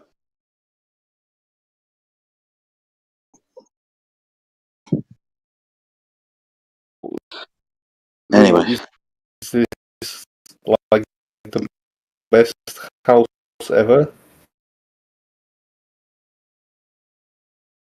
I think this is the best house ever. Yeah, no one's interested in your Minecraft house, dude. If you want to talk about the flat Earth, then you can let us know in the side chat, and I'll unmute you. You can talk about the flat Earth, but apart from that, dude, it's just Minecraft. Bro, I love to see the correlation between low education and people believing the Earth is flat. I think there is a correlation. Really, I'd like to see a correlation between people who are fucking stupid and also believe that the Earth is a ball. I guarantee there's more stupid people in the world that think the Earth is a ball, but doesn't mean it's because they think the Earth is a ball. Dude. Can we get him to show that correlation somewhere? Yeah, let's do it, bro. Like Jedi said, the majority of people in the world believe the Earth is a globe, right? So, of the majority of stupid people, there's globe believers.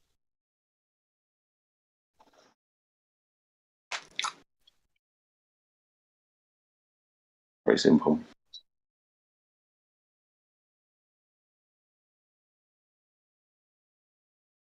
However, you did tell on yourself because you said low education, so that means that you're being taught something. So if you're told and taught the Earth is a globe and you believe it because you have quote unquote education, which is just being told the Earth is a globe, then what does that say about the person who believes that proposition? That they believe the Earth is a globe because they were told so.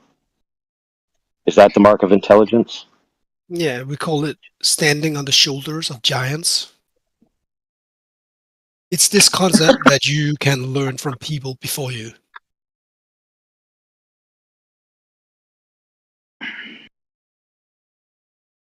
Is that a stretch that you should learn from people before you? Depends what Yeah, you learn. I call them shadow giants because you can't even prove that they ever existed. What are you talking about? Of course, no, they are all fake, and the world was invented yesterday, and Australia doesn't exist, right?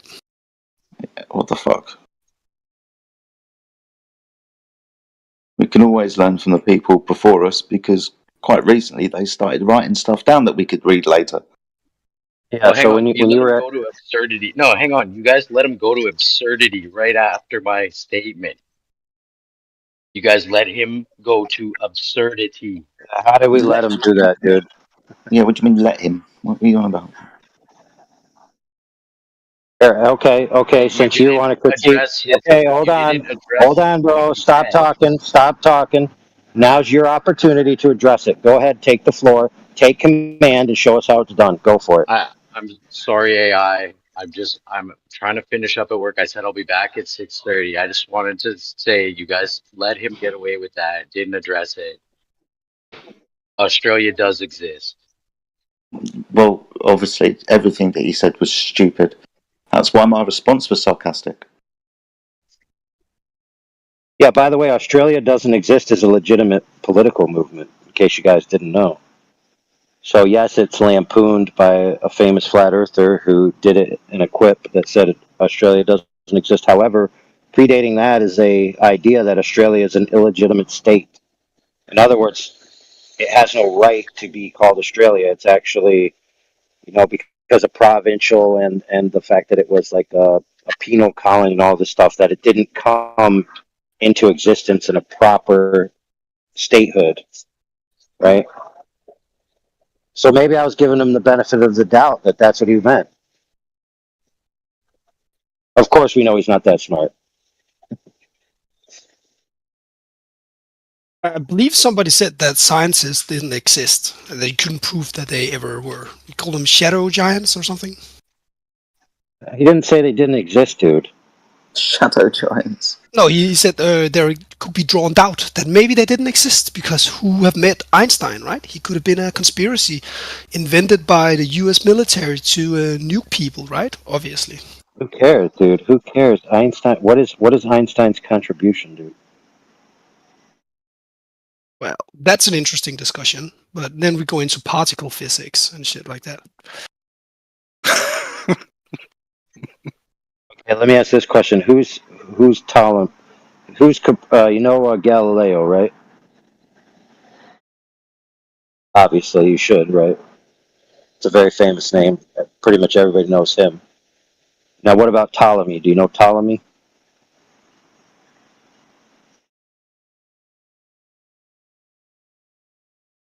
Why have you shut up? Why are you not answering the question? Yeah, I don't. Yeah. It's like you throw out the name Einstein, dude. Like, Einstein's one of the most famous scientists in the history of antiquity. It's like knowing about Einstein is highly irrelevant. It's like they literally push Einstein. Antiquity, dude. So antiquity happened a little bit earlier than Einstein. A few years. So when did antiquity begin?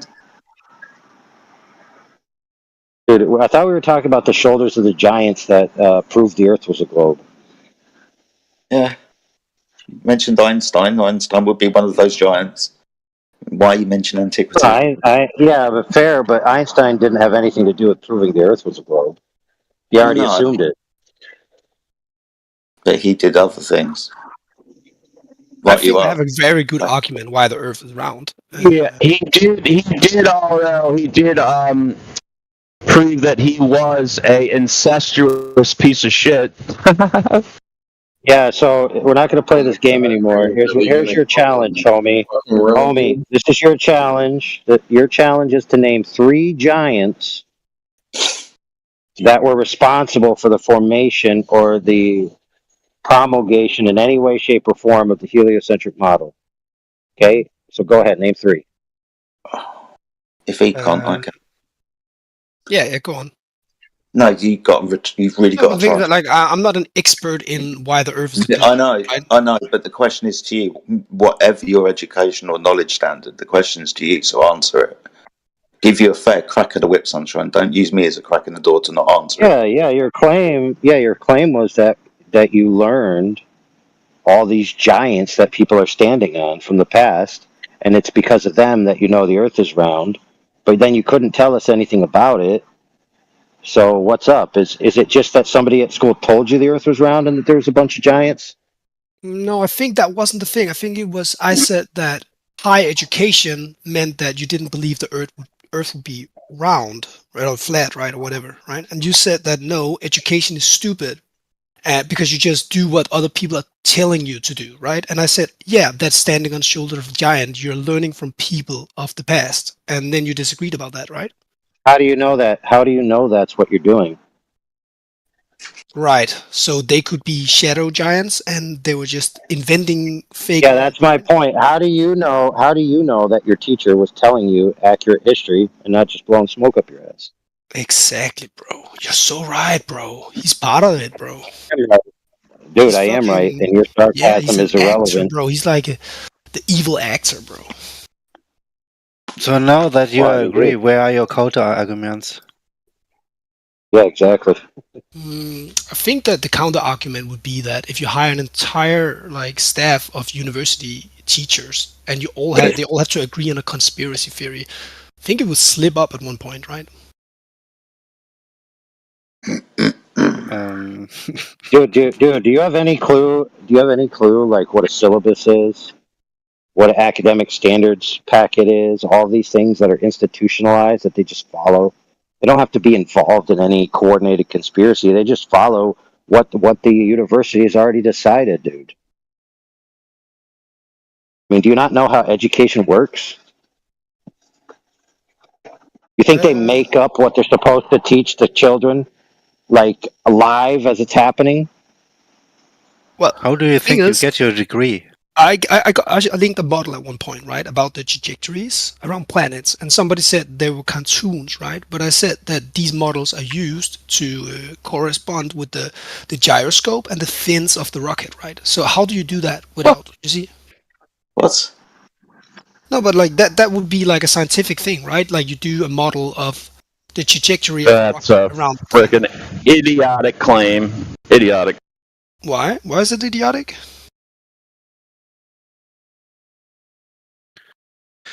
Are we going again into rocket science? Please no. I think the rocket science is perfect, right? Because Sorry, what?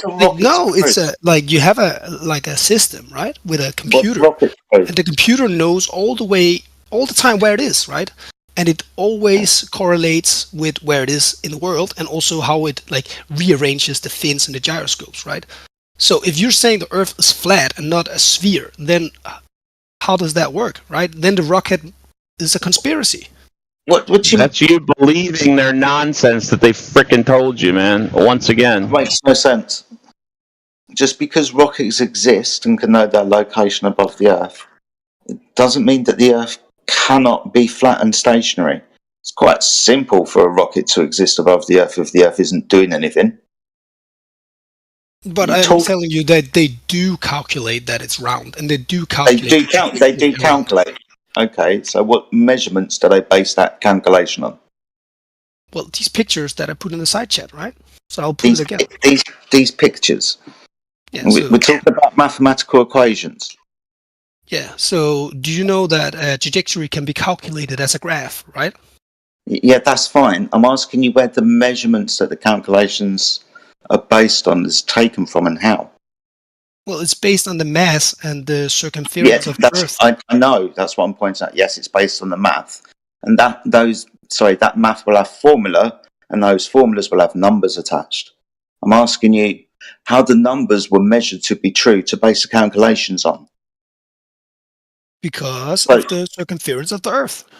Oh, because of the circumference of the Earth. Yeah. How was that measured? In length. In length? Yes. Okay, obviously I'm trying to get a distance from you. It's not exactly what I'm trying to get, but we'll go the long way around. You want the exact number, right? I'm asking you again, maybe the word isn't getting through to you. How is it measured? What it is, I want to know how it's been measured to be true. So you said circumference. They calculate it as a globe, right? And I'm telling you, if it wasn't a globe, the rocket wouldn't work, right? Because then it would crash, because the math is off. Yeah, where does it crash? Is that a stretch? Most math and navigation needs to be corrected for whatever model they're using. This one's just being corrected to a ball so it works. I'm asking you how it was measured to be true to base the calculations upon. Bro, what are you saying, bro? What? How was the radius? Yeah.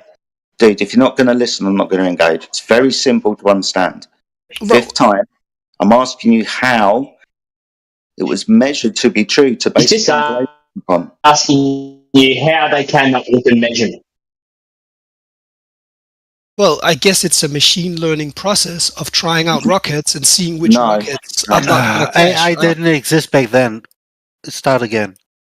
Oh yeah, you can definitely do a machine learning process. That is like fail and error, right? So if the Earth was not a globe, then the rocket would work differently, right? It had to.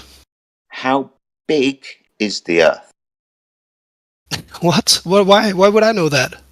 No, for these calculations to be based upon, I need to know how big the Earth is, right?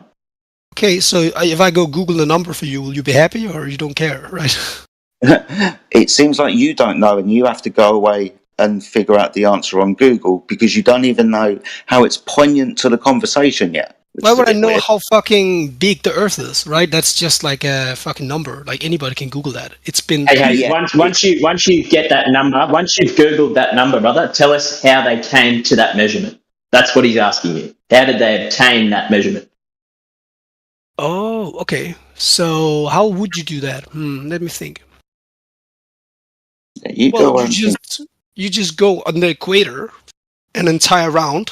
Yeah. Where's the equator? How do you know that the equator is the equator? What is the equator? So the equator is where the sun, when it moves in winter and summer period, it is like the mediary place, right? So the sun then, not the Earth. This is what the sun does above the Earth, and you translating that to a ground position and calling that ground position of the sun's path the equator. But even you must believe the equator is a real thing, right? Like there is a tropical lane about it. I just told you what it is. Just told you what it is. Yeah, it's a You're not listening, are you? You're clearly not listening. You've got far too much ego like, involved. come on, Jedi, stop with the insults, bro. Like, you're an adult. I'm an adult. Being an idiot. Speak Bro, to me he's nice. not insulting. Not an idiot, bro. You're actually all idiots, right? That's what I'm trying to tell you. But it's okay. There you go. So there comes the bigotry. The ego that I was pointed out in your responses to talking to a flat earther. Yeah, I get it. I've just told you what the sun is.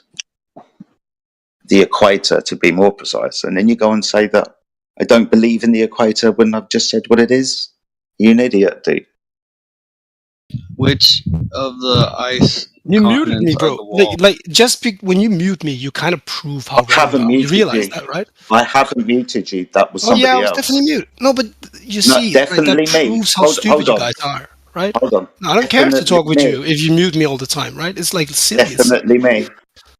It wasn't Jedi, it was me, because you keep talking over him. And this is a great conversation, but I'd kind of like to hear it, which means I'd like to hear No, both you keep sides asking of me it. these silly Now you're questions that he talking over knows I top of cannot me. answer. You He's see like, how? oh, You what see is why the I Earth's muted you? Because circumference? you're Like, I talking don't. over top of me. Jesus, wake up, buddy. If you You're don't talking fucking about know, then food. why are you going to establish your point in trying to defend it? What rocket science and such is. It doesn't make Yes, sense. it does make sense if you know about it. If you know about it, and Yeah, I'm then asking tell questions us. about it. I'm telling you that these vehicles depend on the Earth's orbit. It depends on the globe. Okay. So that orbit, would that be a distance? Yes. Yes. Okay, and would it be poignant to know the radius, diameter, and the circumference when navigating across that surface at altitude? So you come back to where you started in the right amount of time with the right amount of fuel. But you still need to have what? I'm asking you a question. Is it important to know the radius of the Earth when navigating on a globe model? Possibly, yeah. Possibly, most definitely. You're going to need to know the size of the terrain that you are traversing before you come back again. So this is why I asked you how the radius of the Earth was actually measured so you could use it within the calculations. It's very simple, very poignant to the discussion.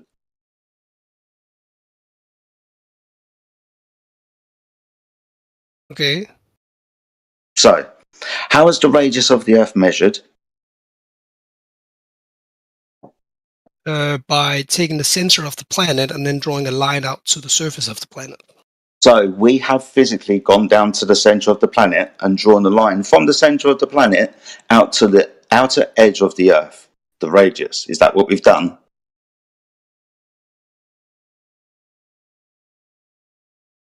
Why is the method of hold on? Why is the method of measurement important? Hold on. I'm asking him how we've measured the diameter, circumference, or whatever of the Earth to put it in the calculations. He said we draw a line down to the center of the Earth. Mm-hmm. Yeah, the method is irrelevant since the figure's been proven. Dude, just let Jedi talk, please. It's just ridiculous, man. I'm asking you how the dimensions of the Earth have been measured to be true. He said we draw a line down to the center of the Earth. Obviously, you can understand, which is probably why you're jumping into at night. And that's not a satisfactory answer. It's ridiculous. I'm asking how it was physically. But you see, you can take assumptions, right? And then you can do a lot of different assumptions. And if they all match together, then... No, but like, think about it, right? Like, how do you calculate... You don't know how it's measured? I do know how it's measured, right? I just told you Okay, how it's measured. tell me then. So you can measure it with the longitude, the altitude. You can also measure it with the mass of the Earth and the gravitational pull, right? All these things correlate to the same idea that the Earth is a big, heavy ball in space. So how is this being measured? It's being measured in circumference, in radius, in mass, and in gravitational pull. How is it measured? Yeah. And who did these it? are different metrics. Yeah, how is it measured in circumference?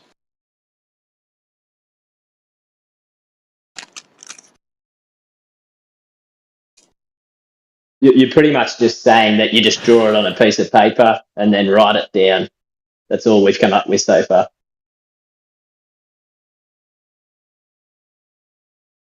I'm not picking up what you guys are pointing at.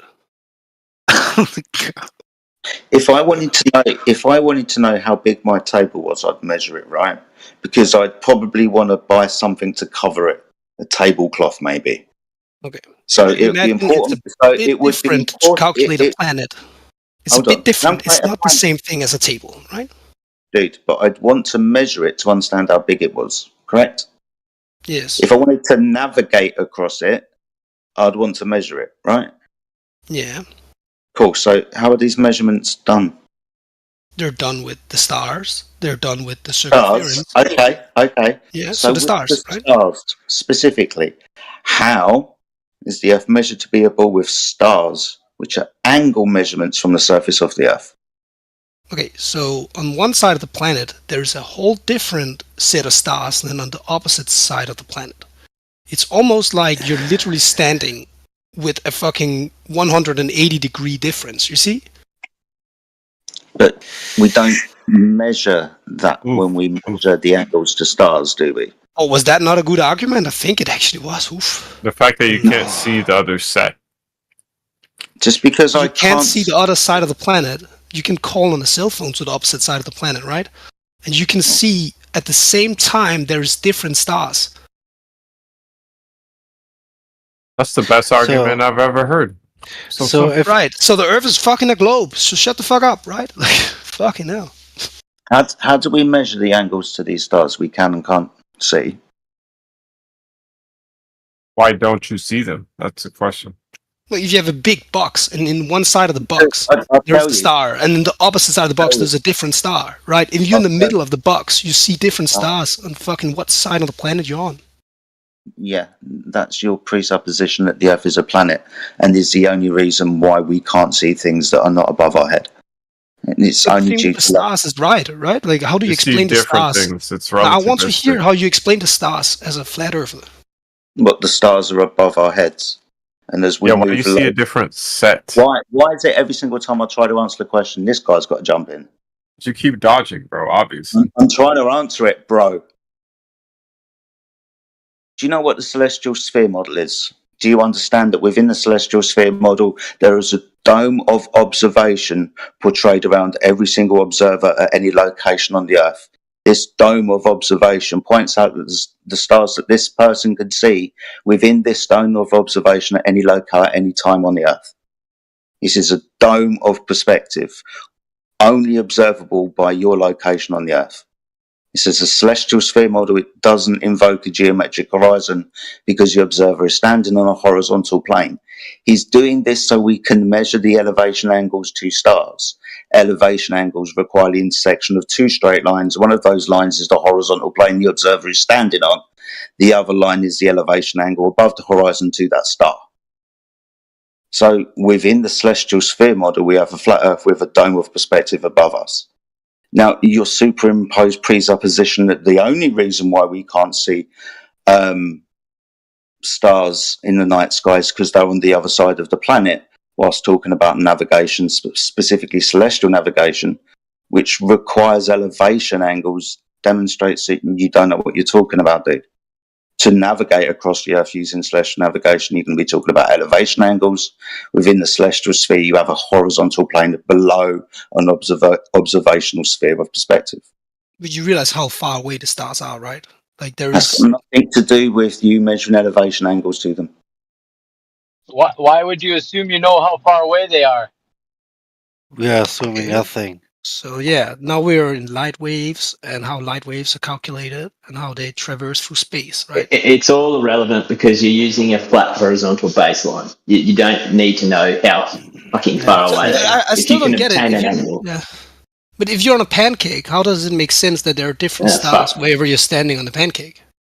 Because above different locations on the pancake are different stars, and as you go to that location and look up, those stars are observable to you. The place that you were, that you left behind ages ago, those stars are still above that location. They moved over time because that's what the stars do. But you're not under them anymore. You've moved to a different location where you are now under stars. But doesn't that require the stars to be pretty close to the planet? This different location is south of the equator. The equator derived from the path of the sun. But that does require the stars to be very close, right? Obviously. No? Location to stars is not important. How we measure them in this instance is It's not requiring really the... measuring. It's more like looking up at the stars and you see, oh, I cannot see these stars because they're on the opposite side of the planet at this point. But for you, it's like, oh, they're just on a different place. When I say measuring, when I say that the sun is 90 degrees above my head, is that a measurement that I can utilize with vertical and horizontal? The answer is yes. So when I describe the sun's elevation angle above the horizon at 45 degrees, is this 45 degree measurement a measurement? You look in the side chat 1 second. This is what you're saying, right?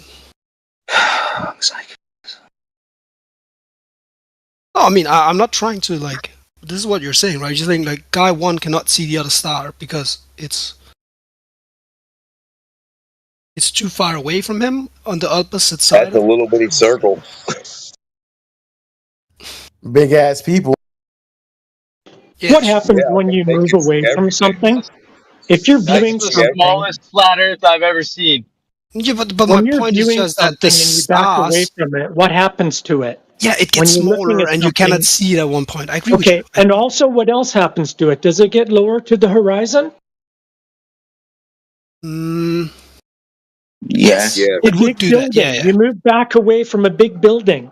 Okay, you're Right, standing up against it and it's huge. You look straight up, your neck is tilted to look up 90 degrees to the top of the thing. And you start to walk away from it and slowly you get to tilt your head back down. And if you continue on, you'll end up having that building way out there on the horizon. And you'll be looking at it straight out on the horizon. It'll become a focal point, just like a butterfly, a bee, a moth, a fly. But you anything that flies realize in that the happens to the stars. But you see Shut the the fuck up, you distance. faggot. The distance from one side of the planet to the opposite side of the planet, right, is so Shut the minimal fuck up, you compared. faggot. Distance from Calling me a faggot. Who said So that, you have bro? a Come here. belief. Bro, come You fight have a me, bro. belief. You bitch. The distance from one side of the planet to the other is so minimal. What? Yeah, compared to the celestial stars, obviously, right? Like the stars Compared are to many celestial light years stars. apart, right? You do understand that belief. you do understand that every celestial star has got a geographical position on the Earth. You understand that, right? On the Earth, they have a geographical position on the Earth. No, they don't. Yeah. So, for Yeah, example, it's fixed. For example, when I'm standing out in the night sky and there's a sun directly above me at my zenith at 90 degrees, I'm at its ground position, vertical line down from that star to where it intersects the Earth. So every star is a geographical GP ground position. Every single one of those ground positions is at 90 degrees with the Earth. And 90 degrees with respect to every other ground position, every other star, and every other observer. Because that observer is going to be measuring elevation angles to those stars, which requires a horizontal line between the observer and the ground position of that star when they measure the star at, say, 45 degrees into the sky. 30 degrees, 25 degrees as the person moves away from that star, receding down to the horizontal plane. Doesn't mean that the star, though, has touched the fucking floor.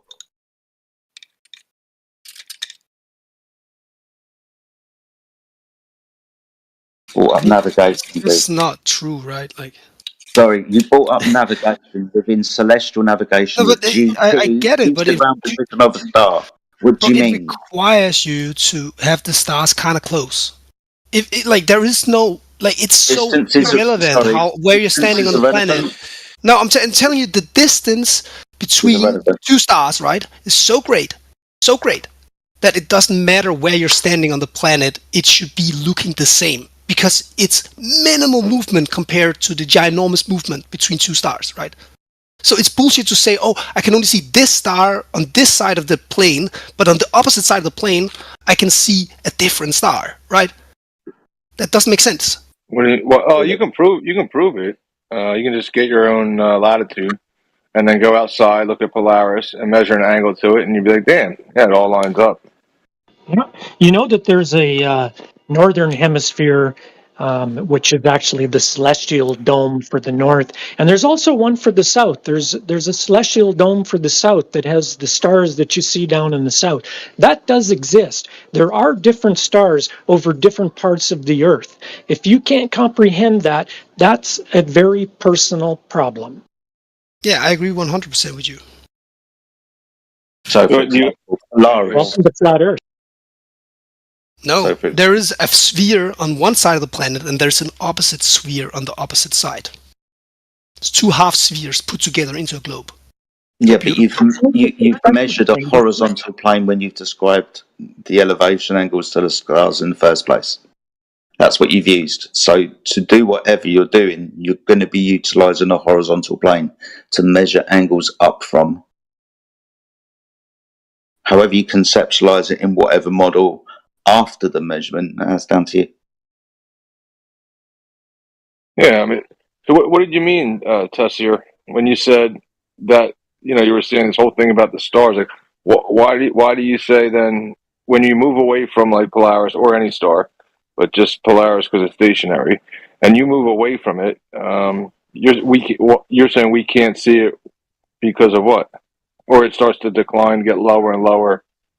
Why? What's your reason? Oh, because you're going on the opposite side of the planet, right? I don't know. I mean, like, what does that mean? I mean, I don't know. Like, I really just see it as we're in a big box, right? And if you're standing on one side of the planet, you can see some stars, and when you go on the opposite side of the planet, you can see some other stars, right? That makes I'm just saying I say we're standing on the ground. Like you get an elevation angle up to the Polaris, and you're like, all right, it's 40 degrees, and then you back away from it more and more, and it seems to get lower, and then you measure a new angle after you've gone like 60 miles away, and you're like, okay, it's 39 degrees. Why is that happening? Because if you go around the sphere, you see? No, I just went backwards. I went so the Polaris is at the north, so I just went 1 mile south. Like I just went straight south. I got the compass, and I just went straight south. Why did the star Polaris now seem to go down? Because of the angle while you're looking at it, right? Okay. What's an angle? I mean, honestly, this is like too complicated. What's an angle? Maybe I'm just stupid. I don't know, but I just what is an don't angle? understand why you guys cannot understand. Like, what is an angle? What's an angle? Yes. Oh, how do we explain to you what an angle is? If you could, that'd be great. Just try. So that would be the degrees that one object is bent on a axis compared to another object, right? It's about drawing two lines that are rotated on an axis, and then you say the degrees on which. 2 lines? Yeah, 2 lines, right? So you have an angle difference there.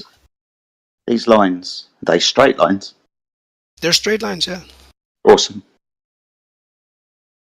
So an angle is the intersection of 2 straight lines. For example, 90 degrees, 45 degrees, 179 degrees. Angles, right? So when we measure angles to the stars, we understand that, first of all, we're standing on the Earth and measuring the elevation, straight line from our position on the surface of the Earth to a star. That's 2 straight But that's lines. because you're thinking there is only an X and a Y axis. There is actually also a Z axis. It's a 3-dimensional calculation we're doing. It's not a 2D calculation. No, when we do the measurement using a sextant, that's exactly what it is. An elevation of the sun, moon, or stars above the horizon. 30 degrees, 45 degrees, 70 degrees above the horizon. This is how we describe sunrise. Jedi, I'm really sorry, Jedi, to cut in. I just want to let you know that he's wrong when he says that celestial navigation works on 3 planes. Okay, It only how does uses that? 2. No, it's not true. Look inside chat. This is how we calculate space, right? This is 3D space. Is that celestial navigation? No, but that is calculating angles compared to different bodies, right? Then you're trying. That's a false analogy you're drawing, because that's not how celestial navigation is done. Sorry to cut in, Jedi. I'll give it back. You're fine, buddy. Okay, why is it not true though? At least you could say on what we're talking about instead of bringing a red herring up and asking why the red herring's not true. No, I'm just saying it's not an X and a Y axis. It's also an X axis, right? Like a Z axis. There is 3 axes, right? It's not like you could just draw one line up and then one line horizontal. Are the line straight? Yeah, sure. Okay, cool.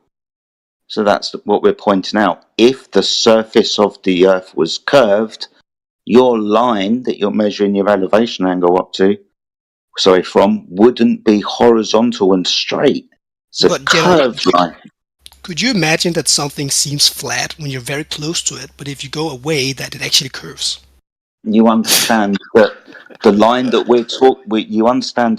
we're talking about after we've measured our elevation angle to the star is between us and the ground position of that star that I mentioned earlier. That's the straight line that when you draw your chart, you're either going to draw a circle around the ground position or a straight line with a ruler from your ground position on a bearing to it. That's going to be a straight line because you're going to want to know the distance. That line also must be horizontal between you with your angle measuring device and the ground position of that star. It's got to be horizontal because underneath that star, it intersects the Earth at 90 degrees and must be 2 straight lines. And you're measuring an elevation angle up to that star from that line, that surface, which also must be a straight line at 45 degrees, for example, because you're literally, relatively, conceptually drawing a triangle. Yeah, I would agree with that, but that still means that when you're standing on one side of the planet, you can see different stars than on the opposite side. No, it means that you've measured an elevation angle up to the star from the surface of the Earth, which must be a horizontal, straight, flat line for you to even accept. Okay, but it's an elevation angle, right? Yeah. But you say if you go on the opposite side of the planet, if you go on the opposite different place on the plane, you go on a different place on the plane, right? Now the star related to you because you're on a, what did you call it? It's an elevation level, right? Now it's closer to the horizon, the star, right? Wouldn't that incline that the star is a bit close to the planet? No. Okay, let's say that the star is infinitely, almost impossibly conceptible far away. I'll give you an example. Can you imagine an object is so far away that no matter where you stand on the plane, because you do know the size of the plane, don't you? We know where all the countries are, right? So no matter where you stand on the plane, the elevation level, right, would almost be the same. Like it's so far away that you couldn't see the movement of the star. Like, fuck, bro, this is dumb logic, bro. It has to be so close to the planet for your thing to be true. And we know for a fact it's not. We know for a fact it's not. These are just weird claims that you're pointing out. Have you ever so you don't believe that the stars are far away? You believe the stars are close now? Dude. Just admit that's what you believe to make your logic true. Dude, I'm not going to do that. I'm going to point out what you said. Did you make the claim earlier that the star off in the distance is closer to the surface of the Earth, or did I mishear you? You said that the elevation level on the star is changing wherever you're standing on the planet. It's like, oh, now it's closer to the horizon, now it's further from the horizon because... Yeah, optically. Not physically. Yes, because you're moving around on a plane and the angle of the star is different wherever you're standing on the plane. But I'm telling you, it doesn't matter because it's so far away that the angle of the star will always be the same if you're on a plane. That's not true. Why is it not true? Have you ever been out on the street at night and noticed as you look down a road, the lights above your head with distance appear to go downwards towards the horizon? There's a street light above your head, you can call that 90 degrees if you want. And the one that's halfway between the horizon and you can call that 45 degrees. And the one down the horizon you can call 0 degrees. Because this is how we observably observe the world. It's called perspective, dude. This dome with perspective is based on perspective because it's based on the observer's point of view and how the world appears to that observer and how we utilize the surface that we're standing on to measure this perspective view. It's like having a protractor above. So if I have a ball that is 10 meters above your head and I have one 20 meters above your head, you realize that the angle, it will move closer or further from the horizon depending on how close it is to you, right? If it's very far away, you just said. You said that okay, I'll do a drawing head. for you. I'll do a drawing for you, bro. I'll do a drawing for you. Just talking weird now. I am, bro. Yeah, you are. Because I'm arguing with people that actually believe that the Earth is flat, and that's why I get weird. Because it's measured to be that way. What we're talking about is one way that it's measured to be that way. It's just going straight over your head. Okay. Like, here, I just shared that picture to you, Tess, right? So, like, in that picture, if you're standing there and you got an elevation angle to, like, a point on that bridge at one point, but then you wanted to get an elevation angle to the end of the bridge, it could be a different angle. Does that mean the bridge is actually going down in that picture?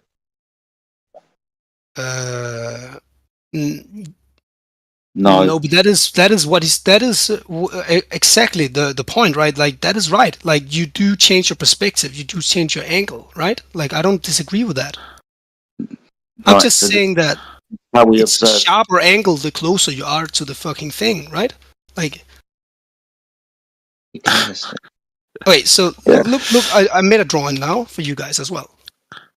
So you see, on the first star, it's very far away. That means that the angle is not that sharp. It's kind of straight, almost. But on the different drawing, the second one, it's very much closer. So the angles are much sharper, you see? So for your logic to be true, the stars have to be kind of close to the planet, because I'm saying they are so far away that it would be almost irrelevant where you're standing on a plane. They would still have the same angle, because we do know how big the plane is, right? How do light years revert back to the size of an object? We're not talking about the size of an object. We're talking about the angle. yes, your picture does talk about it. We are talking about the angle of the star, right? Every time we talk about angle, that's utilising a horizontal boundary to measure an angle from. Yeah, you had mentioned just a second ago, maybe you had it backwards, or maybe I heard it backwards.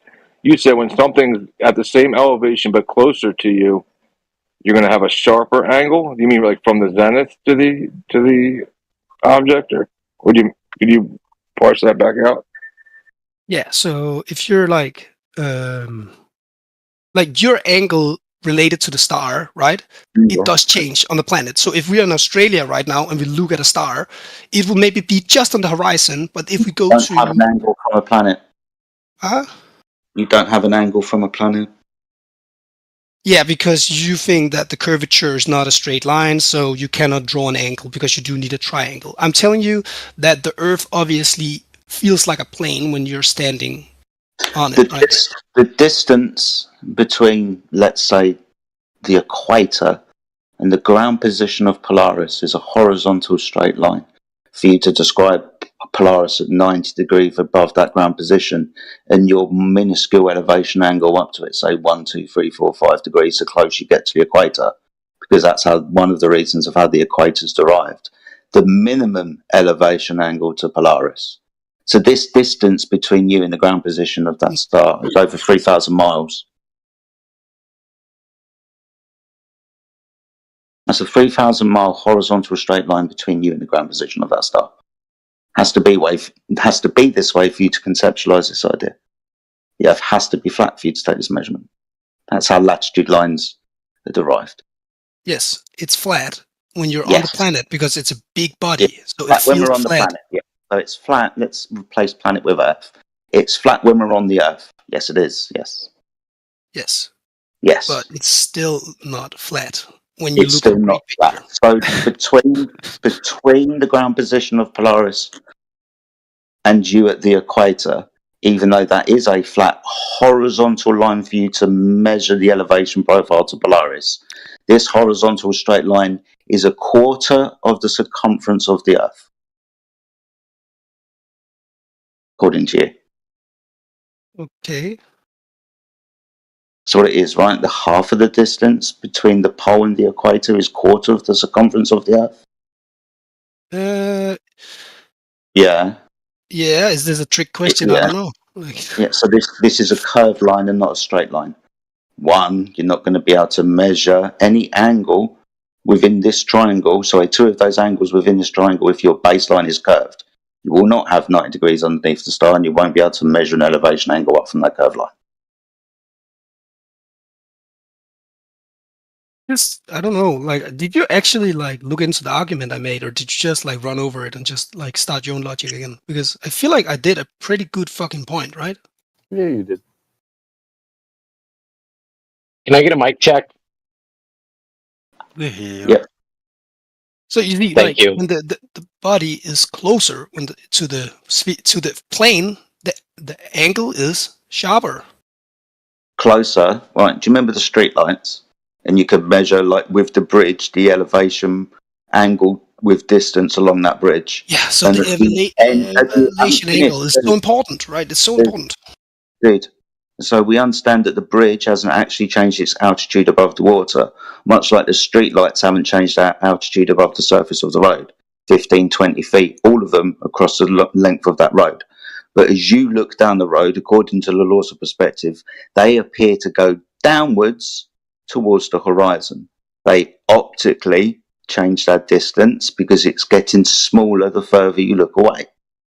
This is like looking at the stars. Things above your head, away from you, closer to the horizon, you can describe them 5 degrees above the horizon.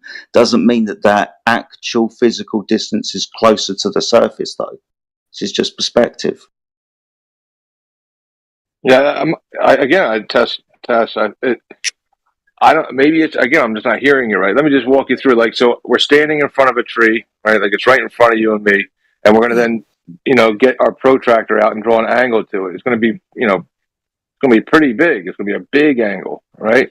And then we're gonna walk really far away from the tree, and then measure to the top of the tree, using our protractor. It's gonna be a really small, acute angle because we got further away from it. It sounds like you're describing the opposite, but I might just No, be hearing that it wrong. makes 100% sense to me. But I'm just saying, if the tree is really like high up in the air, it almost doesn't matter if you walk 10 meters or 20 meters. You have to walk like 100 meters for you to change the angle of perspective to the tree. Yeah, you have to walk, I think it's about 69 nautical miles for you to change a degree. But the Earth is big. The further south you move away from Polaris, you will reduce the angle. 90 degrees, 89 degrees, 70, 60, 45 degrees. Halfway between the ground position of Polaris and the ground position of the equator. That's how we derived our latitude lines. By measuring angles from the surface of the Earth to the stars.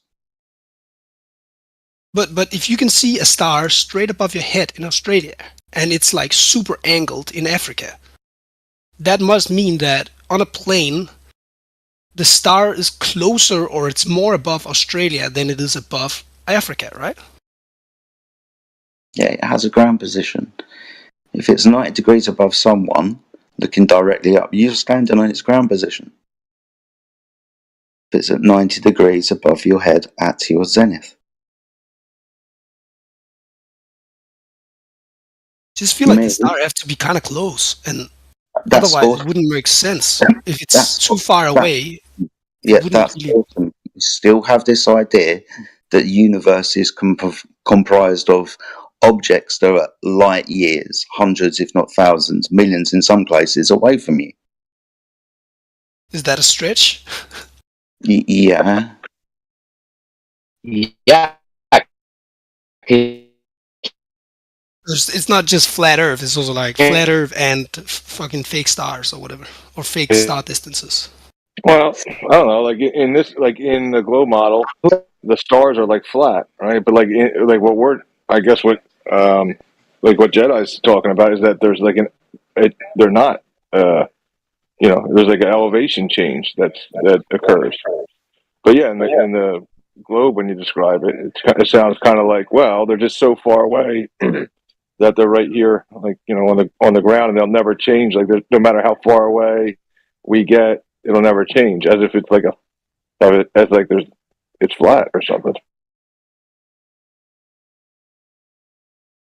But like we know that in reality we can move away from stuff and it goes up and down. But like in this other model that I'm hearing, it sounds like they won't go up and down because it's like it's there's no change in elevate, like there's no up and down. What are you being confused about?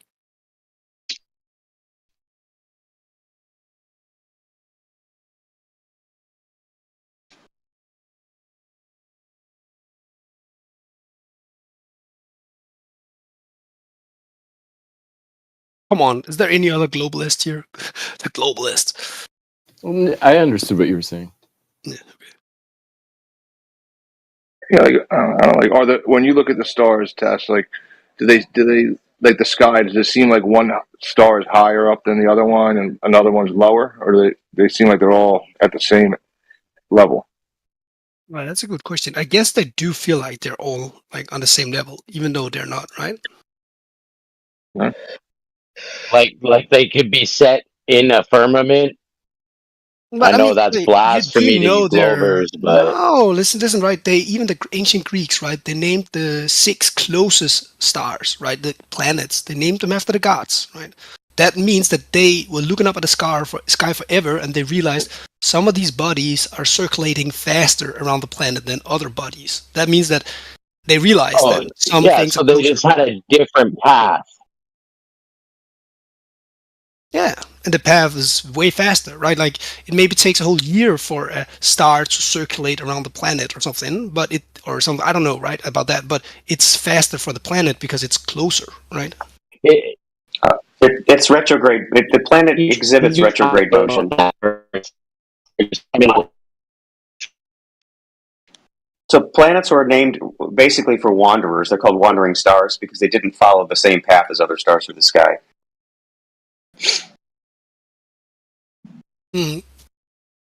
So they are closer than others. So even though it might not first it's not see, because of their distance. No. It's not because of their distance. It's not distance. It's not their distance, it's their path. They take a different path than all the others. Mm-hmm. So all the for other example, stars seem to move in a circular pattern. Yes, all the other stars move in lockstep. I'm Planets will move sometimes along with the stars, kind of, maybe faster, maybe slower, but then they'll actually back up and move the other direction for some part of the year. And it was so irregular that the Greeks couldn't make sense of it. I don't know. They had that anti-Cathera mechanism. Doesn't mean they're farther away. Like, wasn't it a Greek guy who made the anti-Cathera mechanism that simulates the planet movements, etc., on with wheels and planes and cogs?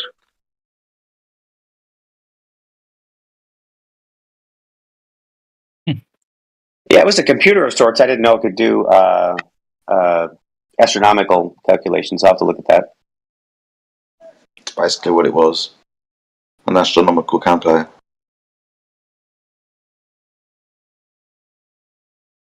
Yeah, it's like it's like a computer in the way that it computes the position of the planets in the sky according to like a cycle, repeating cycle, circles, like and circuits. Yeah. So I guess it has circuits, so it's like a computer because there's circuits. Maybe, I don't know.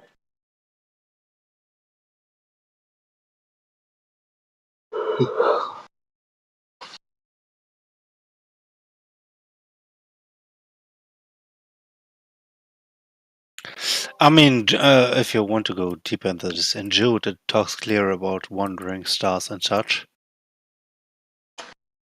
So if you have interest, you can read about that. Wait, Ripcord, you're European, bro. You shouldn't join them, bro. Too smart for this. What? I'm serious, bro. Only the English-speaking countries are flat earthers. Oh. Yeah, that's not true. So there's quite a population of flat earthers down in South America, both Spanish and Portuguese. Yeah, especially in Brazil. I think there's quite a few. Yeah, that's it. Especially Brazil. They don't even know how to brush their teeth. What are you talking about? We all still live in the jungle, mate.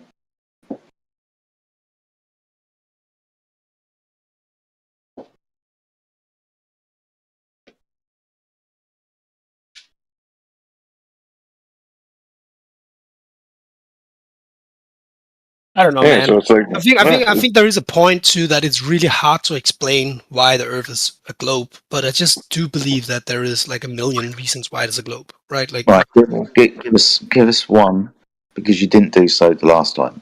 You just I think the best one is that you do calculate rockets with gyroscopes, and they have fins that actually do need to adjust when they're flying. And they do fly orbits around the planet and shit, right? And they have data points that show exactly where they are in 3D space. And that is literally the model. Oh, wow. I wish to have that software that shows me exactly how far it really goes. No. But that's a gyroscope, right? That's the point of a gyroscope. It's supposed to know where it is. No, I'm talking about simply software. Yeah, so a software that takes a vector free. So you have an x angle, a x-axis, a y-axis, and a z-axis, right? These three numbers are a vector free. The vector free determines your position in 3D space, yeah? You still have to believe what you're seeing on the computer. You got to believe what they've programmed in. You got to believe that the rocket's where they're telling you it's at.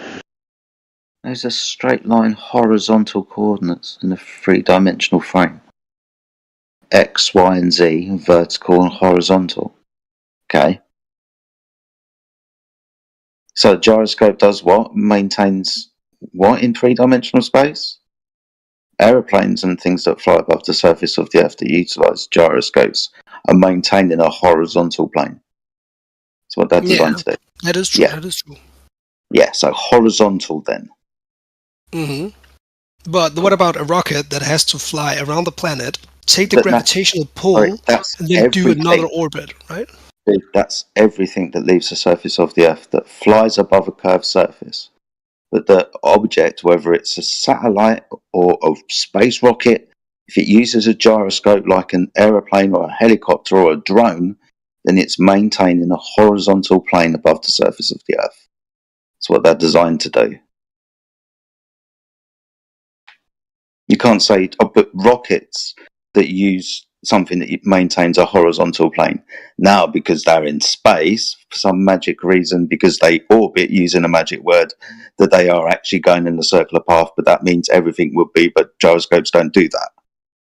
But horizontal plane. Go circular, right? Like, don't they? You can fly around in a circle, but we're talking about change of orientation. Horizontal. But they use the gravitational pull of the planet to kind of sling themselves around. That model only makes sense if the Earth is a globe, right? No, because it's just maintaining a downwards vertical vector. Vertical intersecting and being perpendicular to horizontal. Horizontal above the Earth. If you're talking about anything that flies, then we just can point to NASA and other aviation authorities excuse me, that point out that when we fly above the surface of the Earth, we treat it as a horizontal, non-rotating reference frame. So horizontal, flat, and not moving, non-rotating. That's what aeroplanes and gyroscopes are designed to do. That's what our IRS system is designed for. Maintaining horizontal.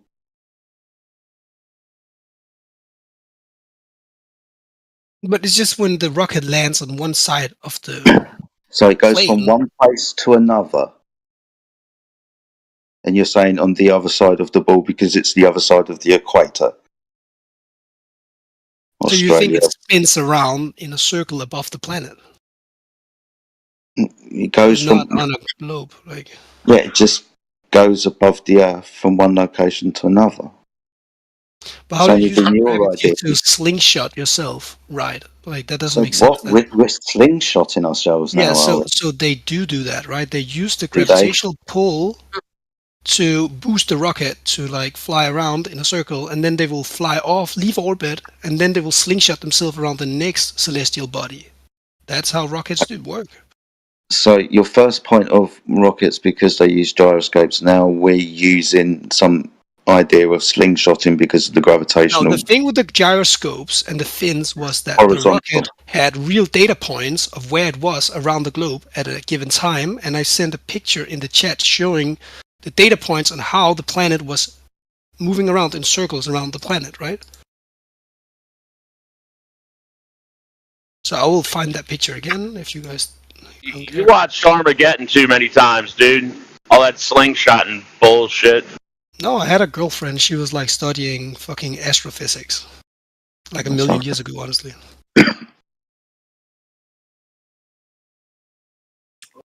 But Did yeah, you she was marry probably God part or of the something? conspiracy. What? I mean, if she apparently millions ago studied something, then she has to be of some age, right? Yeah, she was going to college.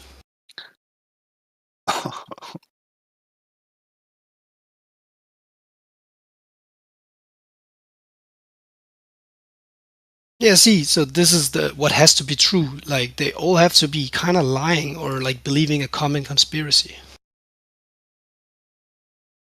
Just within a mathematical framework.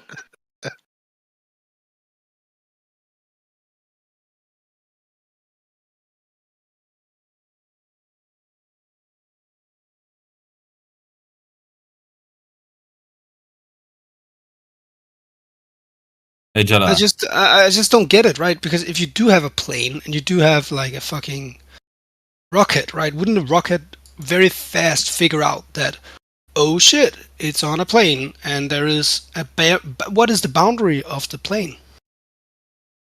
What, the rocket is now asking what the boundary of the plane is? What are you talking about, dude? Alright, so if I have a rocket and it returns data points to me all the time with its sensors, right? Wouldn't I very quickly figure out, oh shit, we are on a plane and there is a boundary, and but you see, there is you guys, none of you can tell me what's at the edge of the boundary, can you? Can you say what's the edge of the plane? Why is this rocket talking about a boundary? Because it flies around in orbit on a globe, but you're saying there is no globe, it's a fucking plane, right? Yeah, so what happens if you fly to the edge of the plane? What's at the edge? It's programmed to go wherever it goes. It's not going to the edge because it's only going where it goes. What are you talking about? But you would go to the edge if you're flying in orbits and circles around the planet, right? Circles? No. You wouldn't go to an edge if you were flying in a circle. No, but if you're flying in an orbit all the way around the planet, orbit all the way around the planet. So let's say 24,000 miles around the circumference. We're going that direction. Okay, so that's just a circle around north. Why are you reaching the end of the planet? You're just flying in circles, dude. So nobody ever reached the edge of the planet. I don't know about nobody. I definitely don't know anyone. I'm not saying that nobody hasn't reached the limitation of their environment. Okay. I just don't understand. Like, it's like, wouldn't somebody be like, oh, fuck, we hit the wall, you know? But nobody did that ever. Who would do anybody that? with a ship, anybody with a rocket, anybody with an airplane. You can just fly to one edge of the plane and you'll be like, shit, we're at the end of the plane, right? Because there is only the countries we know, right? Are you saying there's more landmass now? Maybe we haven't discovered more landmass? Is that like... Possibly. That could be, right? You see, like, this is the kind of length you have to go to make your point true. But it might just be that the simplest explanation was the truth all along, that it's a globe. But yeah. Tessier, what is your universe expanding into? It seems to be expanding into nothing. Can you explain the nothing? What is your paradigm? You've got something expanding into nothing. The medium of the electromagnetic space. It seems very boring and kind of like nothingness. So that's, yeah, a fucking electromagnetic space fucking expanding itself doesn't seem that surprising to me. It's just like... So your universe is defined as big as it is. It's one universe, and this one universe is expanding into something. What the hell is it expanding into? I think that's not. I think there is always the electromagnetic spectrum, which is infinite, maybe. I think the expansion idea is that all the celestial bodies and all the objects and mass and materials, they are like moving away from each other because of the Big Bang, right? That's the idea. Yeah, but it also contains a specific amount of energy. So if it's infinite energy, is it still infinite energy, or is it maybe in contracting and not expanding anymore?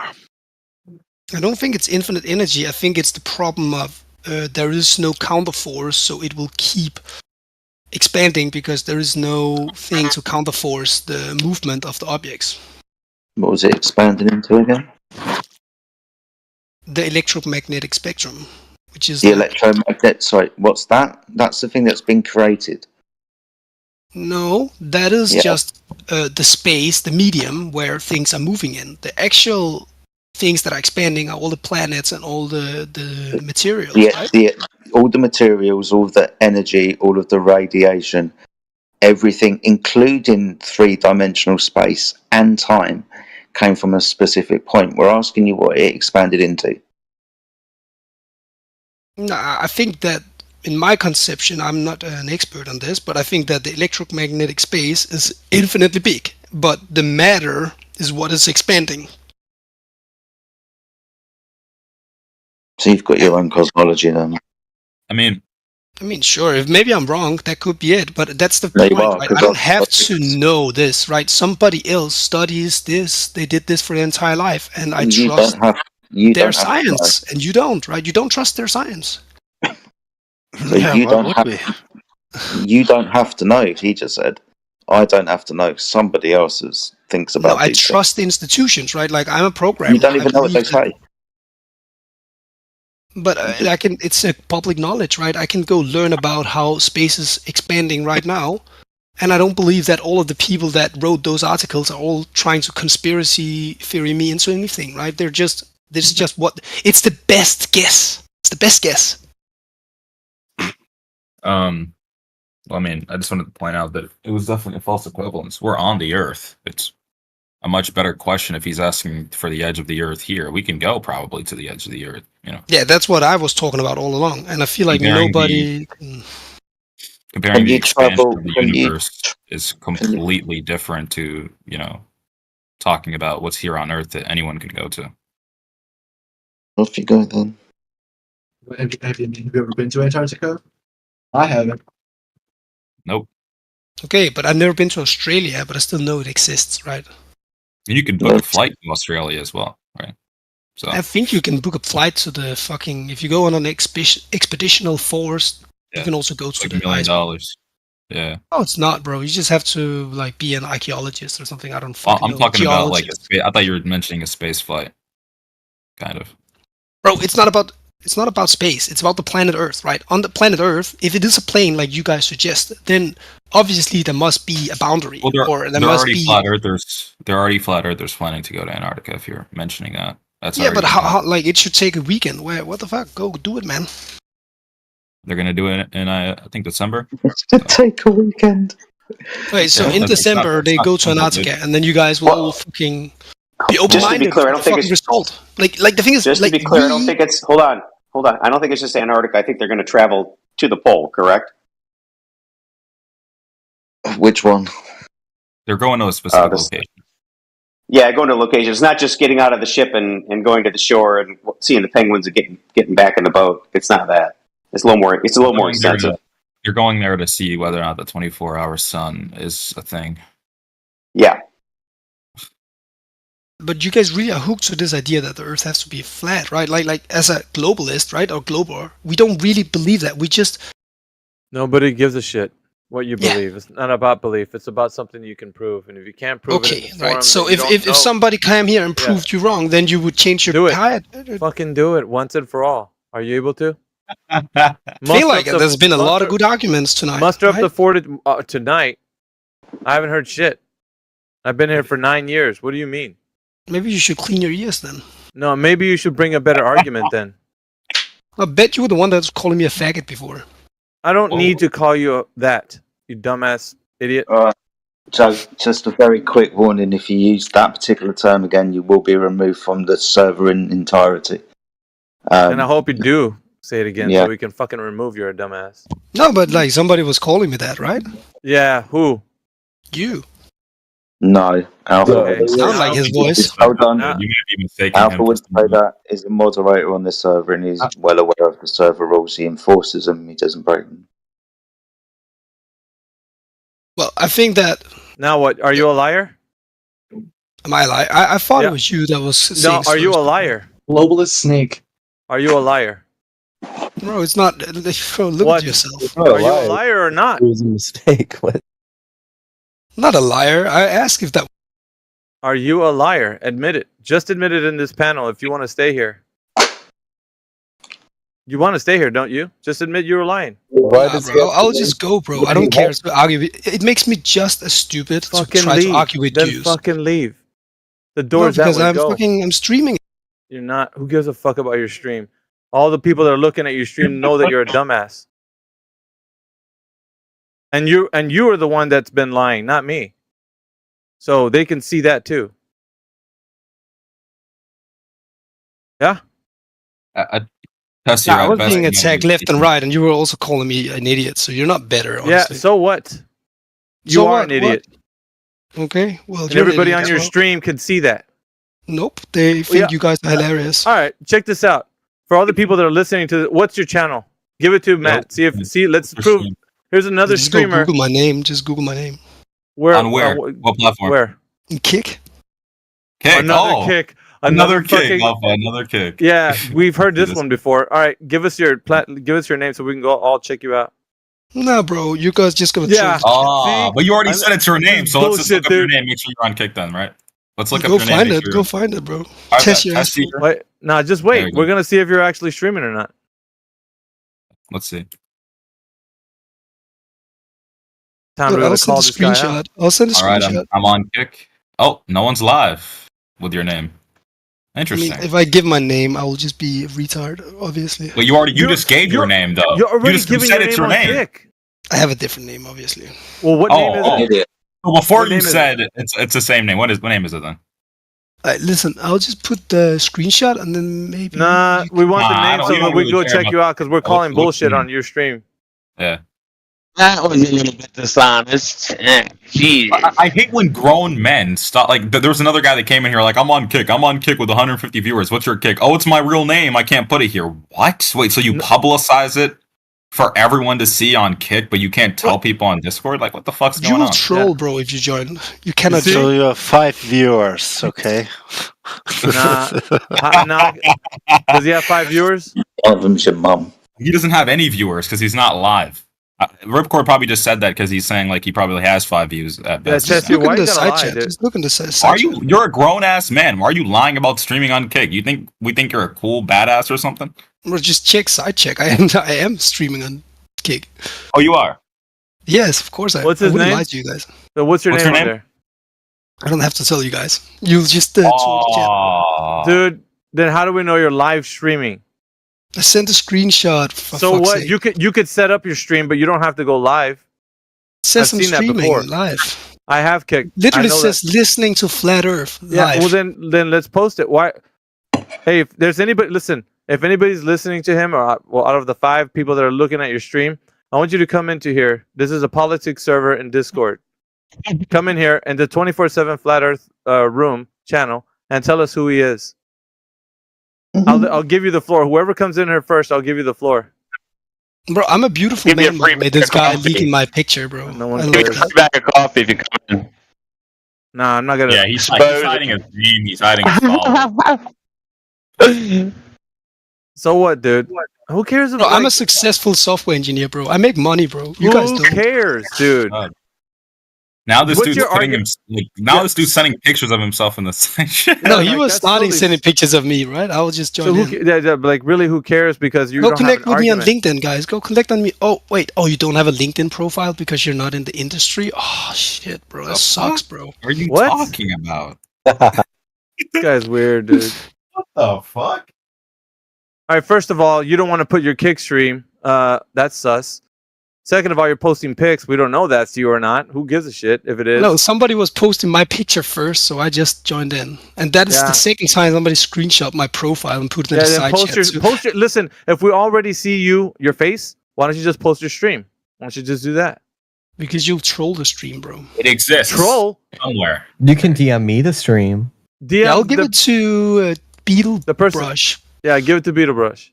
Beetle Brush, you don't. Nobody's I don't trust this guy come either. watch you.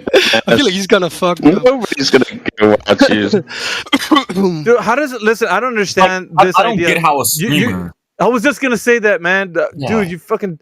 I'm like, he's a streamer. He's public. He wants people to like join his stream, fucking subscribe and all this shit. And then he doesn't want to tell you his stream. Like that's sus, dude. If anything, he'd want us to know where his stream is. He'd get more Yeah. views. Right? He probably doesn't have like 100 views or something. No one cares. Don't you want to He's, grow?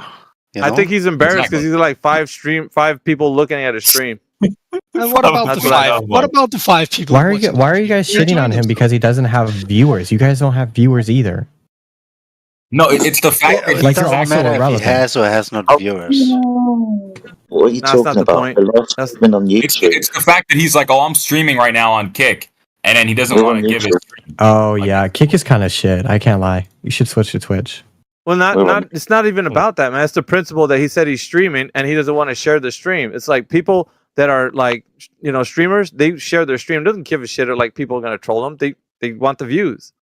Every Fuck click, you, bro. every Just, view. bro, but you're all just gonna scream, "Oh yeah, he has 5 views." So Man, you're like, really not somebody that people even. No care one is about, even dude. gonna type in your fucking chat, Fuck. dude. We don't give a I'm shit. serious, that dude. much. Like, I don't even think people care about you like that. Like, what? in if the you fuck? all follow me, I will fucking post a link. But if I don't get like a few How followers, the fuck are we gonna follow you if you don't like, dude? Just post your What fucking the shit, fuck? dude.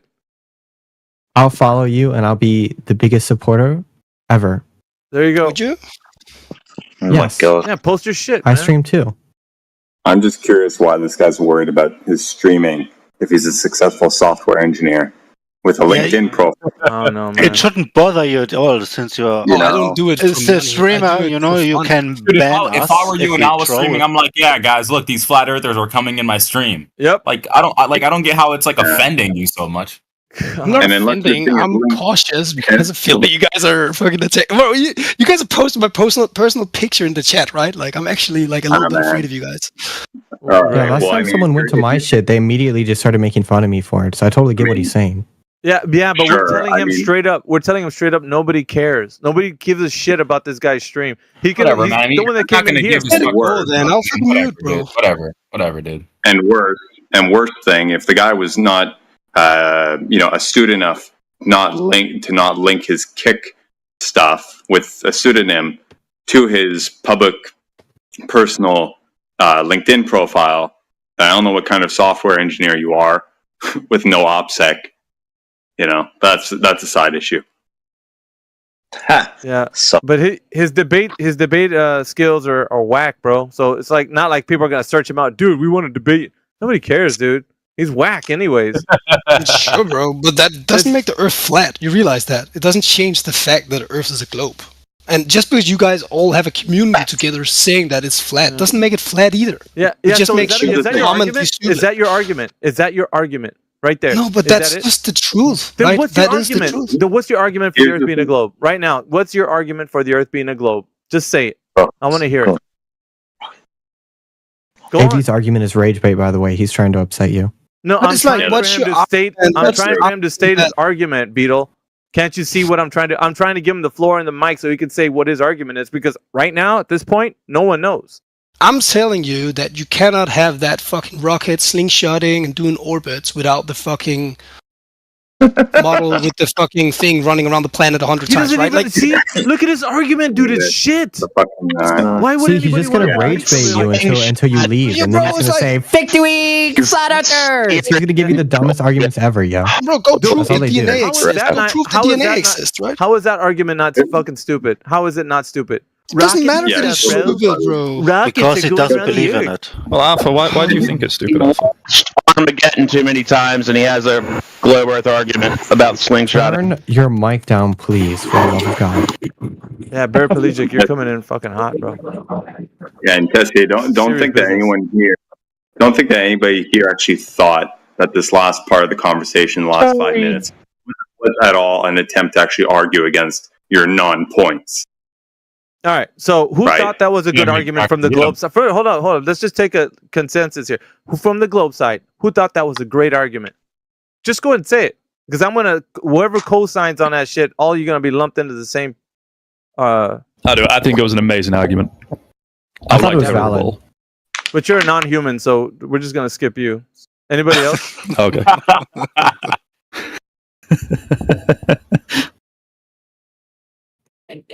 Really? I thought it was valid. Really? How was it valid? Can you steel man his argument? Well, hold on. We had the argument. What's the rebuttal? Not What's the gonna rebuttal, talk to Alpha? you. Not What's really the gonna rebuttal? talk to you. Shut up. Come on, Alpha. Don't be I'm afraid. not talking to you. Mez, he's Have trying to some rage balls. bait you. Just don't feed into it. Yeah, Mez, That's their Mez argument. can't Is they just get you Mez as can't angry as even think. possible. Mez can't even think. So steel man his argument, Beetle. All right, I got you. First of all, my name's not Beetle. You can't read. Second of all, What the fuck is his biggest point was that Birdie. we sent something Oh, into fuck. space, and then we sent it around the Earth 100 times, and we brought it back. He did not Right, say which that is suggesting shit, dude. Did he say that- that? That is literally what I Yeah, fucking said. that is what he No, said, you man. It's fucking really not that idiots. hard. Did he? Anybody? Fuck, And dude, the let's biggest get thing it. you can rebuke with that is you're going Shut up, dude. Did anybody hear what his argument was, and was that it? That was fucking it. Not you. Wait, say it again. Say it. I wasn't even paying attention. Yeah, That's basically what he was saying. It was saying that rockets have little fins that can steer the damn it, rockets dude. right on the Earth. I'm sorry, I'll whisper. Fucking Is your shit, shit, Bear. is your shit like nuclear powered or some shit, dude? My God, I'm bro. sorry that rockets have little fins that can steer it around an orbit, and that because they do that, Bear, the bro, Earth's a dude, I globe. was asking the Globers to steel man him, dude, not a flat earther, bro. Like, for God's sakes, I'm trying to get these Globers to realize no one can steel man his shit argument, and you come in here with as a flat earther, like, dude. Can you see what I'm trying to do here? First of all, I don't know if you get it or not, Bear. I'm trying to get the Globers to see if they can replicate it, steel man his shit. They can't do it. First of all, Birdie's is fucking failing. Sorry, dude. And second, Birdie like, said in the chat that they can't do it if they're muted. So yeah, but they didn't do it when they were unmuted, right? So now back to you. You weren't paying attention, Matt. So which Glober was? I'm trying to get somebody that's honest in here who heard his argument who can steel man it. I don't even know what they said. So That's cool because nobody's paying attention to him because basically his argument shit anyway. So once again, any other Glober that's paying attention could steel man his argument. I'll give you the floor on the mic. I want you to steel man what he said because Birdie's failed.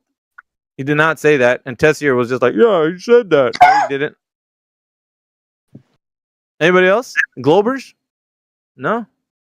Let me unmute the guy. All right, what did you say, Tessier? I bet you forgot what you said. Go on, Mr. Kick Streamer. Mr. Kick Streamer is now putting his kick in. Oh, okay, go boost the algorithm. Go on. What was your argument? Go, guys, go. Channel, funnel. Dude, you're weird. Dude, what's your fucking argument? Yes, one viewer right now. It's me. Oh my Seriously? God. Yeah, it's me with 2 followers. Because I got fucking muted, so everyone, and I was screaming, so I lost my 5 viewers. Jesus, dude. Stop. I mean, bro, I'm What also is your- drunk, bro. It's not what fair, is your bro. argument? Shut up. What is your argument? But you cannot tell me to shut up and then. Yeah, I can. I can even put a red mic by your name, which means you can't speak. So what is your argument? Go on. What is your argument? Proceeds. Yeah, yes. Go ahead. Your argument, please. You don't see that? I don't see what. When you mute me, I win the. No, you don't. You just shut the fuck up. That's all you do. You don't win shit. Where did you get the idea that you win when you're muted? You can't fucking speak. You ain't winning shit. Now, what is your argument? Go ahead. Bro, If you you're so have dumb, one, right? You're so dumb, right? Nah, you're so dumb. That's not an No, argument. but Go it's ahead. not me only. You muted all the. You have the floor and the mic, and you're wasting it on saying dumb shit. Can you just give me your argument? Go on. Yeah, so my stupid argument were that the fucking models that you guys called cartoons, which was rockets moving around the planet, slingshotting themselves through these celestial bodies using the gravitational pull of planets, right? That was made from data points, right? That's actual science they need to do, actual computing, actual fucking things. Is that a good argument for you or not? Panel, what do you think? I think this guy's so drunk he's stringing as many multisyllabic words together as possible. Okay. Anybody else? No, I had this conversation with him earlier. He started off with the gyroscopes, and he just got further and further away from the Earth, and now he's talking about slingshotting through fucking planets. So every time I point out what he's talking about, he moves on to something else. Yeah, Wait, that's very not. insincere That and is real. inconsistent. That is real. That is true. Go ahead, Q. Very insincere, very inconsistent, hard to listen to. Okay. Anybody else? We're critiquing his argument because it seems like he thinks he's the man. And I said he had a shit argument, which he actually does. So, can you understand what you just said, Tessier? Yeah, I was saying a bad argument, apparently, right? Well, can you understand? Can you parse out what you said and give us examples of what you mean? What are you talking about? I'm talking about that you have a rocket. Yeah. The rocket understands the Earth in its computer What? as a globe. Oh, it's a being? It has a computer program that steers its Which one? Which computer program is that? Yeah, go So on. it's made in a programming language called Ada, and Ada is only used for military software and trains.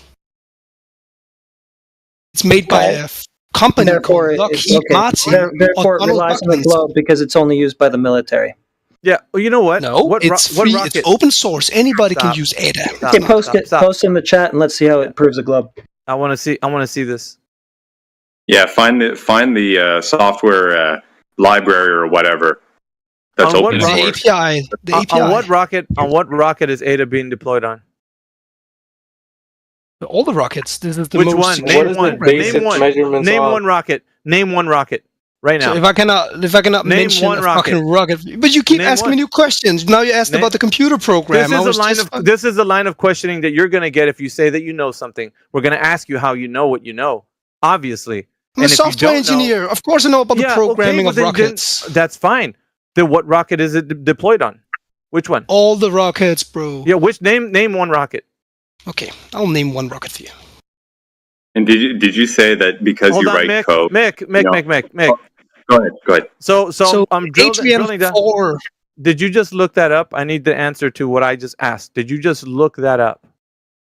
No, I'm so smart. I know everything on top of my head. So then, if you're an engineer and you're designing a system that this rocket is going to be using, then how do you not know what rocket is going to be using this system? How do you not know that? I did know that. How did you not know it? You just looked it up. No, I just said I knew. Are you lying? Because I heard your fingers typing on a keyboard. You were looking it up. But I told you it's and your excuse was that how am I supposed to know all the information about this rocket? That was your excuse when I asked you if you're looking it up. But isn't that retarded? Are you lying? Did you just now look it up? I did just look up which specific. Excellent. So that means that you do not know what program, or excuse me, what rocket that program is being launched on. You're just guessing, it seems. No, I knew that. Oh yeah, you didn't know. You're just making this claim, and now you just looked it up and you saw something that was relevant to what you're saying. That's interesting. So first lie, argument's already garbage, but you're saying that the program is being deployed on a rocket. So what does it do for the rocket so that utilizes the information that's adhering to the Earth as a globe? What is it doing? I'm not doing. What is it doing for the rocket to adhere to the Earth as a globe? Make the correlation for us. So the Earth is flat if I don't know every. No, it's just that you're wrong in what you're saying, and your argument's not going to stand. You have to withstand scrutiny if you're going to be in this forum and claim that you know something. Got it? Yeah, and I know that rockets. Yeah, you don't know that because you just looked it up, so you don't know that. So now I'm going to question you on how you know that the rocket is using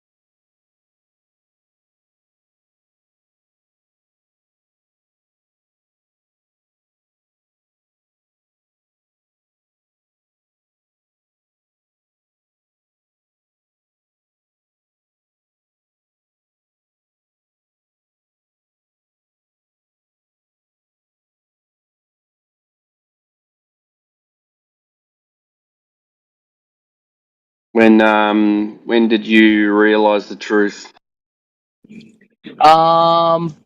I would say probably around 2016. Oh, okay. Yeah. All right. Yeah. So I kind of jumped on board when everything was new. Um, And then, I made my decision after about, watching a year's worth of content and studying and whatnot.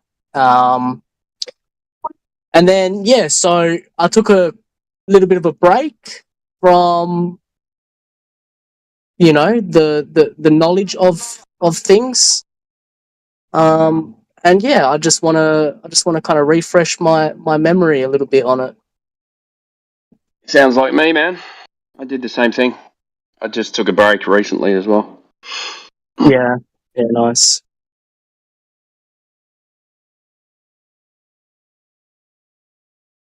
Nice. It took me a while too, man. Like, I saw the first video I saw was 200 proofs. 200 proofs. By Eric the Bait? Yeah. Yeah, I just woke up. I woke up the next day going, what the fuck? I need to look at some of this shit. Yeah. So I started looking and looking and looking. I'm like, no, surely not. Yeah. And then one morning, it just all made sense. I was like, yeah. Fuck. Bang. Yeah. On his second mouthful, we fix it just clicks in. I mean, I'm in a bit of a different boat. You guys on this Discord, you guys know like the itty bitty gritty stuff of it. Like, I think that admin was asking me questions, and I had no idea what he's on about. Yeah. Okay. Who was that? I don't know. I was getting verified. You know what I mean? They were like, what's the circumference of, this and that, and how do you calculate this? And I was like, man, I have no idea. Right, yeah. The reason they do that is so the ball tart argument better than them. So when a baller comes up to you and starts grilling you, all of a sudden you can throw it back in their face. Do you even know the radius of your own belief system? And they'll start stuttering, and you know damn well you've got them straight away. True. Yeah, you got to turn it back on them because they're the ones making the claim. Yeah, the claim is that the Earth's a ball that's spinning in the vacuum of space without any containment. Now, that's the claim. Like, you don't experience any of those things, so the claim is that, and you don't experience it. So they're the ones that have to prove to you that the Earth is a ball. You don't have to prove anything because all of your experience tells you it's a flat stationary plane.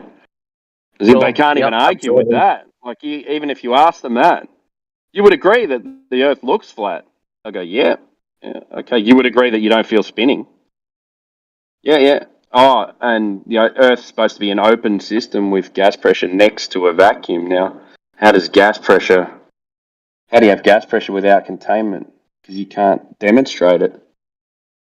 So it must be a closed system, Yep. So then you got to push it back on them. They're the ones that have to prove the ball to you. You don't have to prove shit, man. That's right. Unless you make a claim. Yep. Best thing to say, I don't know. You just go, I don't know. If you don't know, just say, I don't know. Yeah. Because you sound like an idiot if you don't know what you're talking about. Absolutely. Yeah, that's right. Yeah, and you'll trip over yourself, and then all you're going to do is start backtracking, and then you start trying to cover your tracks of where you were wrong when you can just admit that you don't know. Yeah. Yep. And what are they going to argue with you if you say you don't know? Look, there's no argument. You just go, I don't know. Explain it to me then.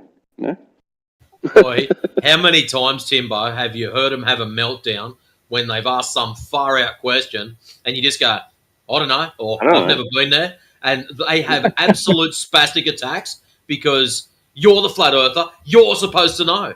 What's on the other side of the ice wall?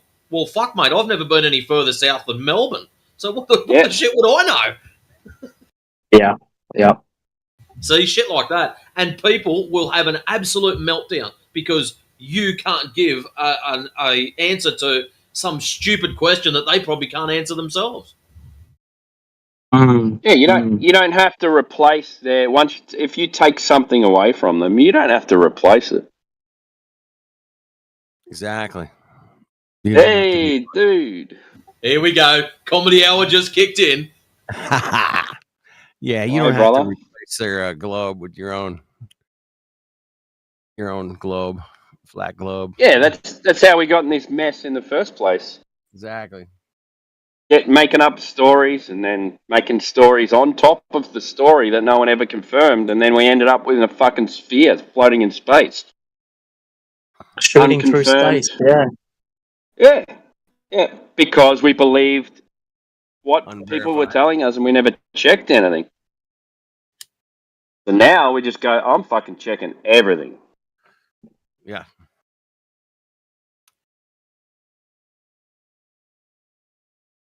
Hey, it's in the school books, man. It's a globe. I saw in the book. I got a piece of paper here, man. It says I know about globes. I got a globe. Yeah. Certificate. PhD in globology. Globology. Globology. It's a mixture of globe and biology. It's a living globe. Renee, he's flat earther. He's like, I'm gonna give you a globotomy. I was like, I like that. I could use it. Yeah, that's a good one. It's kind of an old one, but it's a goodie. You guys can use it. Globotomy. I'm gonna use that. You need a fucking globotomy. You do. You need a globotomy, bro. Let me take you to the beach. What do you see? Well, it looks flat. Do you feel like you're spinning? Well, no, I don't feel like I'm spinning. All right. You got it. You're done. Next. Yeah, and then even if they say, well, you wouldn't expect to feel the spin. Okay, so your evidence of the Earth spinning is you wouldn't expect to feel it, and you don't feel it. Yeah, great evidence. Thanks. Dichotomy, man. It's the craziest dichotomy to find yourself in. To lie to yourself like that. Go, well, the reason I know I'm spinning is because I don't feel like I'm spinning. So check it out. Is it like the horizon? It's apparently spinning. Apparently, it's flat and spinning. It's curved and spinning. It's curved and spinning. It's curved because the sky moves. The sky moves. That means the ground is round. Duh. Everybody knows that. You hear that? It gets when you say it like that, it sounds so fucking ridiculous, doesn't it? It's ridiculous. That's why I like to make laugh and fun out of it. I'm just like, let's laugh about this shit because it's ridiculous. I know it's a globe because it can't be flat. I like that one. I've heard that one. What else have I heard? Everything coalesces into spheres. Okay, can you show me that? Well, Jupiter and stuff like that. Oh, great, thanks. Yeah, thanks a lot, man. Yeah, as a vacuum, good one, dickhead. Here's the problem, man. Here's the problem. When they say like everything turns into spheres in outer space, well, what about those weird shaped fucking comets that are meteorites? They got like all kinds. Yeah, they look like tadpoles. Shaped like this or shaped like that, you know. Well, most of the galaxies are flat anyway. They show us discs. Yeah, the universe is flat. That was. And they call them protoplanetary discs. Oh yeah. What a mess. So your evidence that things coalesce into a sphere is you're going to show me a disc. Mm-hmm. Crazy. Again, crazy. Well, you can't even show me that. That's an artist rendition too. So no one actually sees this. They might see something in the sky through a telescope. But I mean, yeah. I'm getting. Here's my fuck the 3 questions. I'm like, answer me one question honestly, or we're not talking. And I just say, have you ever seen the globe from outer space with your own 2 eyes? And if they answer some shit or well, blah, blah, blah, it's like, dude, you're not even worth talking to. Get out of here. Go away. I'm done. because nobody has. I like the other one. Well, you look in the sky, so you see spheres. So Earth must be a sphere. Oh yeah, you ever seen a fucking tree or a lake on those things? Oh, dude, I There was are saying no similarity. Yeah, I got it off you. No Tim, similarities whatsoever. I was saying that like in the 90s, dude. I'm like, I had this girlfriend, man. She's all into like Stephen Hawkins and fuck all this shit and crazy stuff. And I'm like, dude, there's no fucking trees out there, bro. Not a lake. Yeah, why would you want to go anywhere? Where are we going? That was always my question. We're not. There's nowhere to go, man. I kept saying that for decades, bro. Before I was a flat earther, I was like, we're not going anywhere. This is no. We're not. There's no trees, bro. No tree. I ain't going. You ain't going. Nobody's going. No water. I can't go for a swim. Fuck that. No swim. No waves. No trees. No air. It's raining. Red. Why would I leave a place that's blue and green to a place that's rusty and red? Why the fuck would I do that? Because they want you to believe the most ridiculous stuff, I think, and like, yeah, we're gonna terraform the planet and add oxygen. It's gonna be great, man. It's only like 250 in the shade, and minus 250 in the shade. I mean, and then it's plus 250 in the sun. So we'll find a nice balance. We'll find a nice balance. Yeah, you just have to wear a suit all the time. Right. That's fine. Yeah. Sounds like a great existence. Can't wait. Crank up the heater, crank up the air conditioner at the same time. That'll work. Okay. Grow rusty potatoes. Rusty potatoes, man. When did that movie come out? I'm curious. Matt Damon, that one. Yeah, I'm gonna look it up. Was it called Martian? Yeah, something like that. How come, out of all these movies, this dumb shit's gone up into space? Haven't they learnt just to leave the fuckwit there? Seriously. Like, Matt Damon. Matt Damon. All right. The Martian. Let's see here. And say 2005? 2015. Oh. August 2015. It was a pretty boring movie, too. Yeah, low budget on cast. I wasn't flat earther in August, man. It was more like December. I think I got my first whiff. So I might have seen that movie before, but looking at it now, man, it's ridiculous. Really?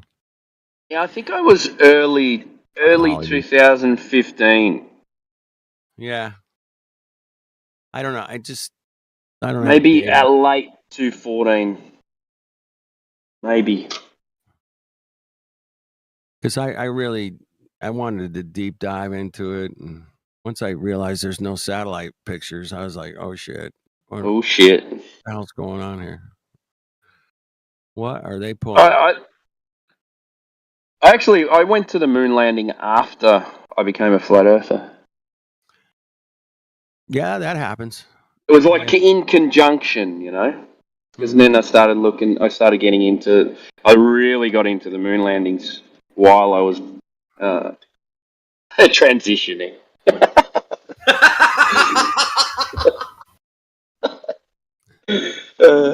And then I spent a lot of time on the moon landings.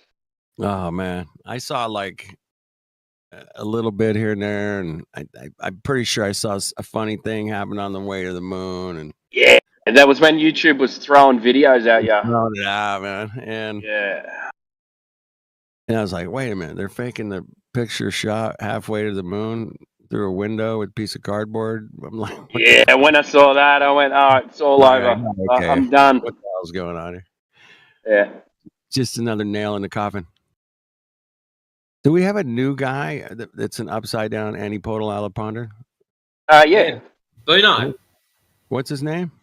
Bino 47. Hey guys. Yeah, Bino. I'm so down out of fun. I'd like you to introduce you to Flat Earth Dude, also known as FED. and he calls us upside down Eddie Podal out of Ponders. So get used to it. okay, yeah, All right. Well, we all came up that with that. makes more sense. All of my upside down ponder people, we all agreed that that's what we would call the people in Australia. You guys agreed to it. You're Australian. I didn't. I was the outer ponder guy, and then you're like, no, I'm upside. You're upside. And I would always come in and I go, what's upside down, boys? Instead of saying what's up, what's upside down. And because you guys are on here, you know, when I'm get on, you know, it's my late night. It's your early afternoon. Evening. Yeah, afternoon, early evening. Yeah. And it's just perfect for you guys to jump on when you get done working or whatever. And then it's like before I go to bed, you know, I'm like, I got to jump on and see what's happening out there and what are people talking about, man. I love it. I love That's hearing it. But I don't like. You listen during the day though, don't you, dude? Pretty much all day, every day. Yeah. I'm listening. I'm catching the arguments. Have you run into our friend Flat Earth Math, Charles, yet? Yeah, I had an argument with him on Sunday. Well, him and I go back like 2016, man. We were in QE, fucking. There's a bunch of us out there just listening to his fucking bullshit. But he was going around in circles with me about accuracy of theodolites. I was like, okay. He's a weasel. Like Matthew's a different breed. But that guy, he can get stuck in like a little loop. And it's okay. Repeat. You got to snap him out of it. You got to make him laugh or something. Yeah, I disconnected him. You got to disconnect. I don't know, but anyway. Yeah, that was on politics though. So right. He's been coming in there. Same with Platypus has been swapping between here and there as well. Yeah. I've been running into Platypus, and he's cool. He's much cooler than Charles. I mean, yeah, he's all right. I've had a few run-ins with him, but yeah. Yeah, me too. You know, he's called me out on some stupid shit, like, you know. He's made it personal. He gave me a couple personal attacks. I never personally attack anybody. I mean, that's just my style, but you know, to each his own, man. To each his own. He did that to me too, and I played the old. Oh, why are you saying that to me, man? Right. Why are you being mean?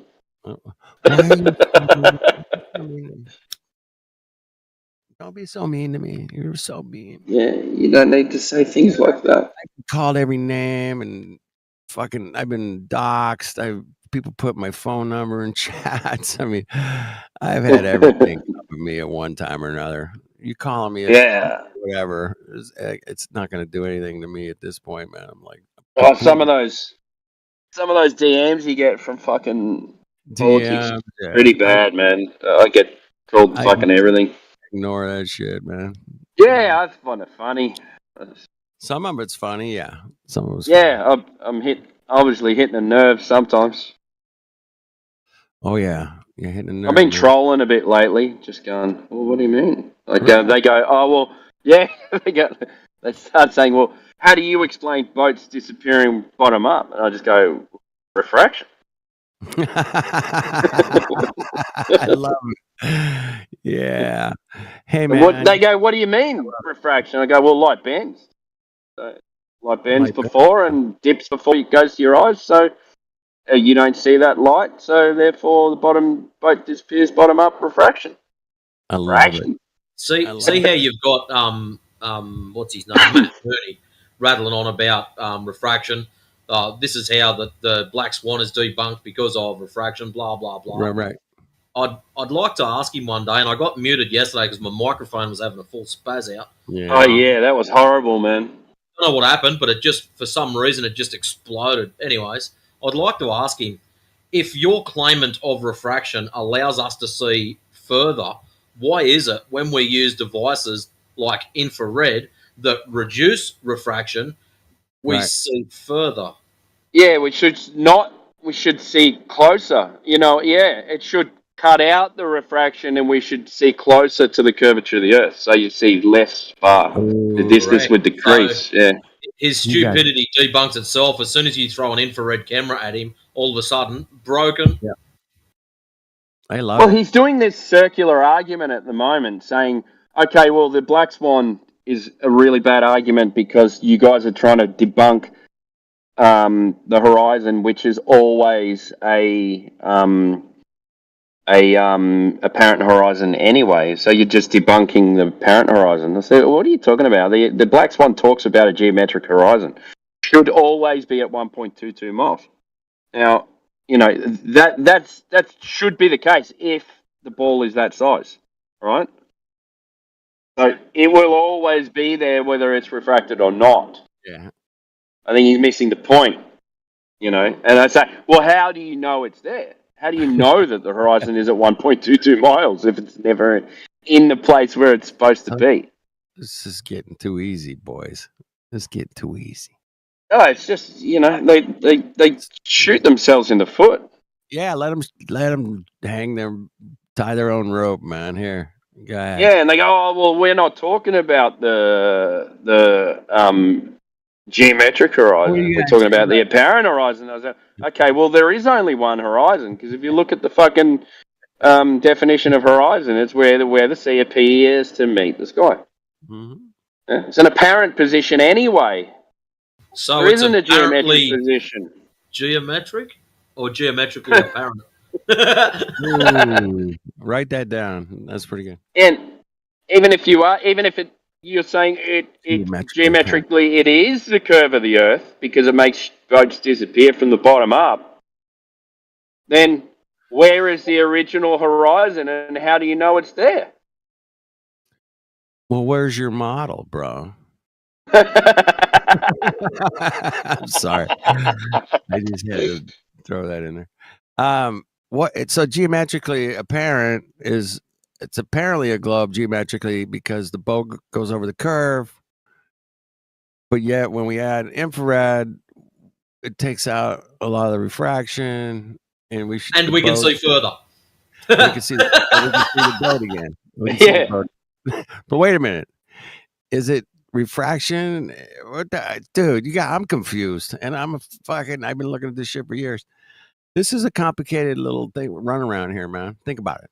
So, yep, this is what we've been dealing with in politics, going round and round in circles. Round and round.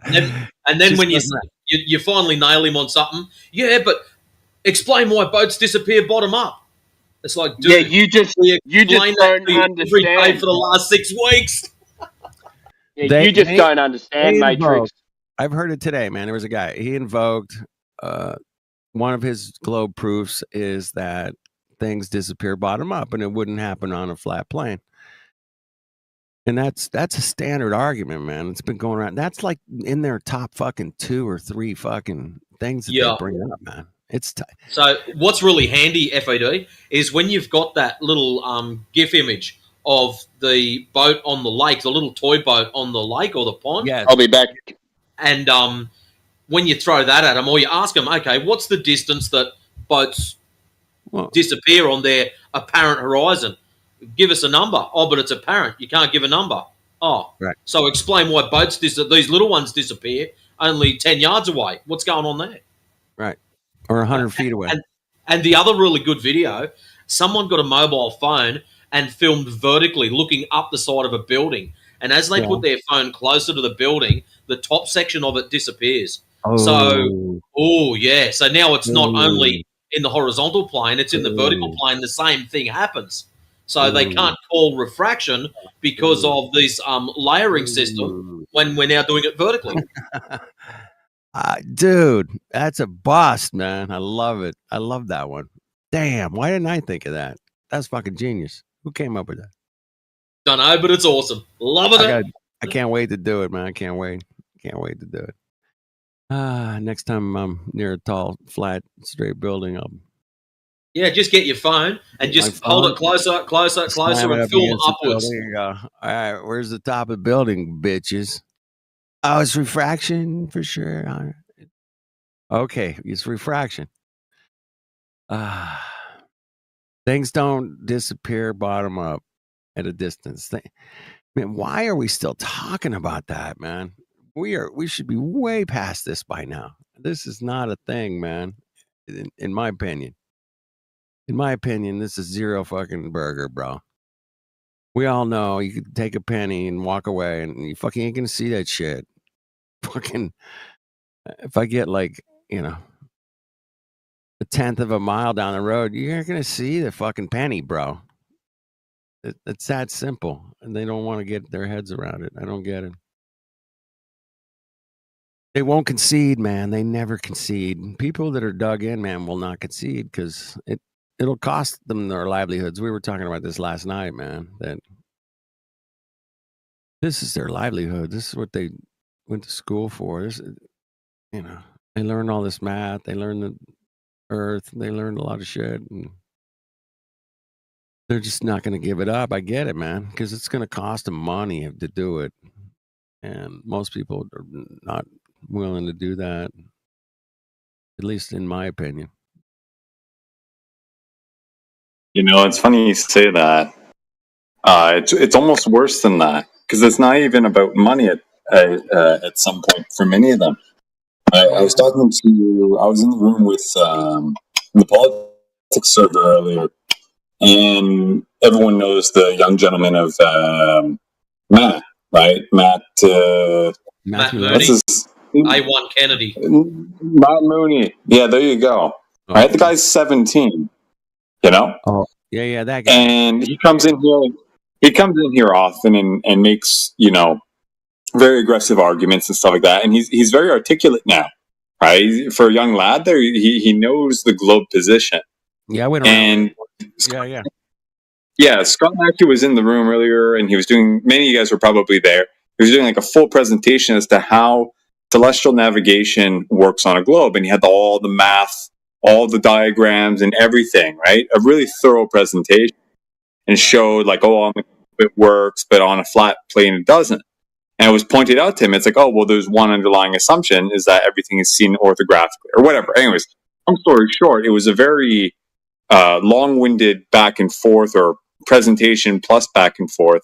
And in the end, they're like, oh, well, isn't it just so elegant?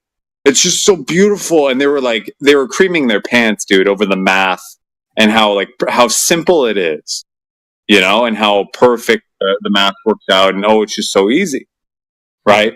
And it was pointed out, it's like, look, you know, you guys have some underlying assumptions here. Being, we see things orthographically, so right out of the gate, there's something wrong with that.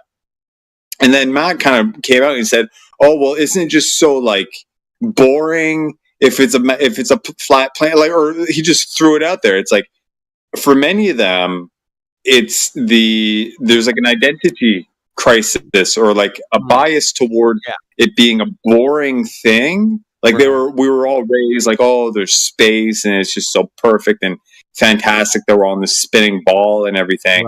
And to give that up is to give up a kind of either a sense of identity or B, fascination for the world that we live in.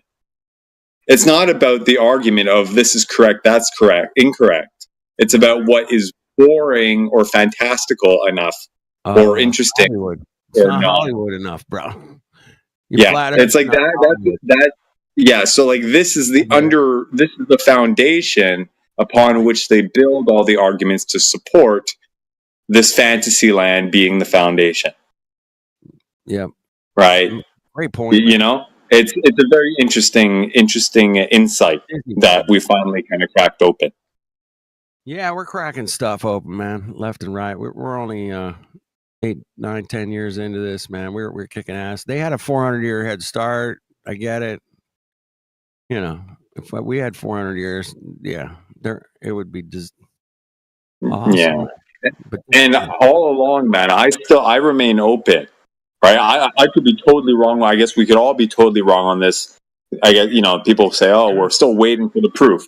If that one day it comes in and says, oh, yeah, this is the proof and we're wrong, I'll take it.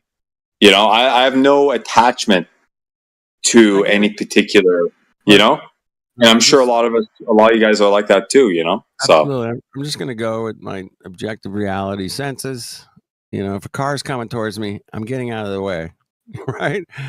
Those are my senses. If I know I'm moving, I know I'm moving. And if I'm stationary, I'm pretty sure I could figure that out as well. But, you know, objective reality is just awesome. And people were like, well, you know, Timbo and I were laughing about it a minute ago. We were just like, well, it's the reason you don't feel like you're spinning is because you are spinning. And that's like the craziest position to take, bro. That's crazy. You might as well be in a loony bin. What? The reason the car is not coming towards you is because it's coming towards you, or it's not. Yeah, I mean, help me out, boys. You guys are awesome. We get some good stuff tonight, man. Really good. Love it. I can't wait to stick my camera up inside of a fucking straight, tall building, man, and watch the roof disappear, bottom up. I just can't. I might do that shit tomorrow, man. Yeah, that'd be great. Yep, that's a nice, easy one you can do. What are the globers called? An experiment. There you go. It's observation, man. I'll give you an observation. Wait, if I put my camera here and I can see the top of the building, and then I move it closer to the building, I can't see the top of the building. What's going on, man? I thought flat earthers could see forever, man. What happened? Can't even see the end of the hallway. Dude, when I first got into this, man, I just put some nice floors in my house. Anyway, it was flat because I laid them. And I was like, I took like a penny and a nickel, a quarter, and put it on the other side of the room on the baseboard. And I laid down on the ground and my eye, you know, right there on the, and I couldn't see those damn coins to save my life, dude. I had to lift my head up a bit to see them. When I laid there's a fun, easy experiment you can do. It's a lot of people say, you know, like if the sun's not going down, like how does light like go so high up on a wall or something like that? We'll just take a flashlight and a desk and just start walking backwards from the desk, and the further back you go, and like if your light's strong enough, you literally see that light creep all the way up. Yeah. I don't know, like I haven't actually tested to see if it can go far enough back to the point where the light will actually go onto the bottom of the desk. Yeah, there was a guy, Rob Skiba, man. He did a bunch of stuff back in like 2016, like that. He had flashlights and boxes. Fresnel lenses and showing how that it bends and can light up the underside of archways and shit. He did a Will it actually like start lighting up the ceiling if you go far enough back? Yeah, there's a. I don't know. It's been a while, man. It's been like 5 years. So, you know about the moonlight experiment then, if you've seen Rob Skiba? Like hot and cold? Hot, cold? Yeah. Yeah. I've seen about 20 of those, actually. Okay, Roger. We did one at a Flat Earth meetup. We did a couple of them. Yeah, same results. Nice. Moonlight's colder than moon shade. Weird, man. What's up with Yeah, man. Yeah, so it produces its own light. Check it yourself. Don't believe us. Yeah. Oh, I have. Yeah. It's for sure, man. You know, sometimes it's more than others, but it's definitely a difference. Yeah. I've heard a lot of arguments for that. Like it's the humidity under the tree, and it's because the tree is like an umbrella, and it produces. You know, and I'm like, well, if I just put a piece of paper or some black paper over here and block out the moonlight and make it a shadow, I mean, it's not. There's nothing above it, but yet it still makes the same. It's at different temperatures in the shade and in the moonlight. It's crazy, man. Anyway, it's a great thing. I wouldn't use it as like my top 5 or 6, things to bring up, but it is an interesting one that people can check out for themselves. Kind of like water level at the ocean, water's level at the ocean. Well, yeah, water's level everywhere, regardless of the ocean. Yeah, but the ocean's so big, man. It's so massive. Some lakes are that big. I've been to Lake Michigan once. It's pretty damn big, man. Damn, can't see across it. But Did you see a mirage when you tried looking across it? I don't remember, man. It was. Yeah, I'm just taking the piss. Yeah. The mirage thing, that's a whole nother topic, but I don't think it proves anything either way, man. We all know mirage is created through heat and evaporation, water. I mean, there's a lot of things involved, but not something I'm going to bring up, man. But I will bring up the fact that none of us have ever seen the globe with our own two eyes from outer space. And if anybody says they have, man, I'd love to talk to you. That'd be great. Yeah, absolutely. As long as you're not in Bellevue Mental Hospital, that'd be great. Or wherever, whatever mental hospital. Hey, you guys got a bunch of mental hospitals there in Australia, man. I heard that there was like a bunch of them back in like the 1800s. Just like beautiful palaces that are like mental hospitals. Every single country is the same.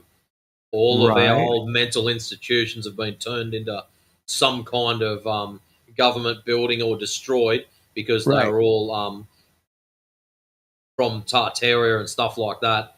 But there's a lot of really weird stuff when you start looking through our history, and a lot of history that's been deleted because of whatever reasons. Oh man, it's getting deep. We're digging deep on that too. That subject. But World's Fairs. Dude, you got even Australia had a World's Fair, right? Didn't you guys have one? Correct. Yep. Oh yeah. I think World's Fair for you, and a World's Fair for you, and a World's Fair for you too. We had our own crystal. We had our own crystal palace too in Sydney that they knocked down in the Botanic Gardens. It burned to the ground. Damn. There was some oddities when that got built. Apparently, the glass for it wasn't actually made here. It was made in England and shipped across. Oh. But yeah, the timings for it were all out. So yeah, some really weird stuff about something to do with the glass and when it was produced and how long it would have taken to be shipped over here and all the timings to do with it. Yeah, some weird stuff in it. Yeah, the narratives need to be continued to look into. I found a few people that look into them really good. I've looked into them myself. I'm like, okay, what's the narrative? The oldest building in my city, that's like what's the narrative?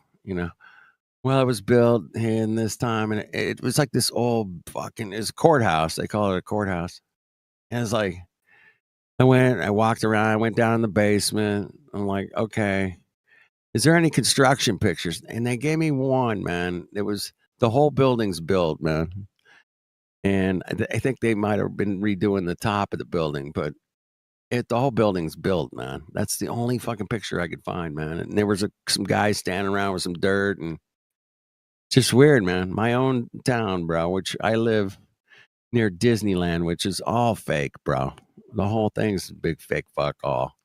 But Disneyland, you guys, that's all Fantasyland. That I think that when Mel he brought up the greatest point, man, is that they cannot let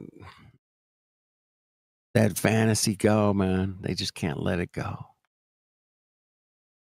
The fantasy of the globe and outer space and NASA and Mars and all of it, man. They just can't let it go, right? That's a great point. It's a psychological game out here, boys and girls. Or is that the wrong pronouns? Should I say something else? No, anyway. But yeah.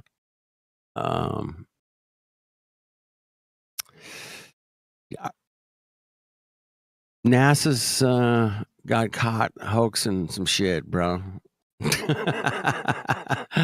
Oh man, so much. It's funny. How's it go? What's NASA's motto? Fake it till you make it. Fake it till you make it, baby. So there's a clip where an astronaut. She's talking to like some kindergartners or first graders. I don't know. And she grabs a doll out of thin air, man. Little fluffy little doll thing. You guys seen that little footage? I've seen quite a few of those bloopers.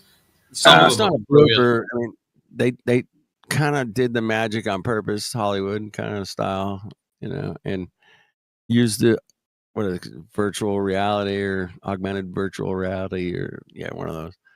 And she grabs this doll out of thin air, man, as one of her presentations to some kids, like live, And I showed that to Scott Veach, man. I'm like, dude, if they can fake this, bro, what else are they not faking, bro? Talk to me. And he laughed it off, man. I fucking nailed that Mongo, bro. I was like, dude, he knew I got him. It was a wonderful day. I'll never forget it. And I'm like, if they can fake that, what makes you think they can't fake all kinds of shit? And he really didn't have an answer, Anyway, that's a lot of fakery, a lot of misdirection, a lot of stuff going on, man. There's a lot of stuff going on in the world to distract you from thinking about where you live. Because there's television, there's sports, and there's family, and you gotta go do the birthday party, and now you gotta go ahead and try to figure out where the fuck you live. You don't give a shit. You're just trying to, pay the bills, get some food on the table, get your fucking car fixed. That's all we're doing. That's all I'm doing out here. I don't know about the rest of you. But I still find time to think about where I live. And I'm, maybe I'm different. I think we're different. But most people are not like that. I've found they're just like, hey, how'd your team do today? Yeah, it was good. It was great. Oh, fuck yeah. Let's get a beer, man. Let me try. Fucking what's going on. Yeah, they're going to be all over the place. They're not going to be wanting to talk about fucking refraction or some shit they're spinning on a globe. They don't give a fuck all, man. They don't give a fucking shit. And that's just the way it is, man. And you guys experience this every day as well as I do, man. The checker at the grocery store don't give a shit if the earth's flat or not. She's trying to get through the day like the rest of us. And fortunate that I ran into what I ran into when I did and been able to stick around long enough to verify most of it. It's like, and it's fun to watch other people try to defend it. Because once they try to defend the globe, man, they kind of put themselves in the corner.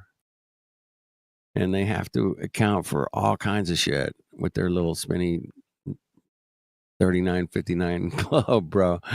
Yeah, you're toast. Because you can't prove any of it, really.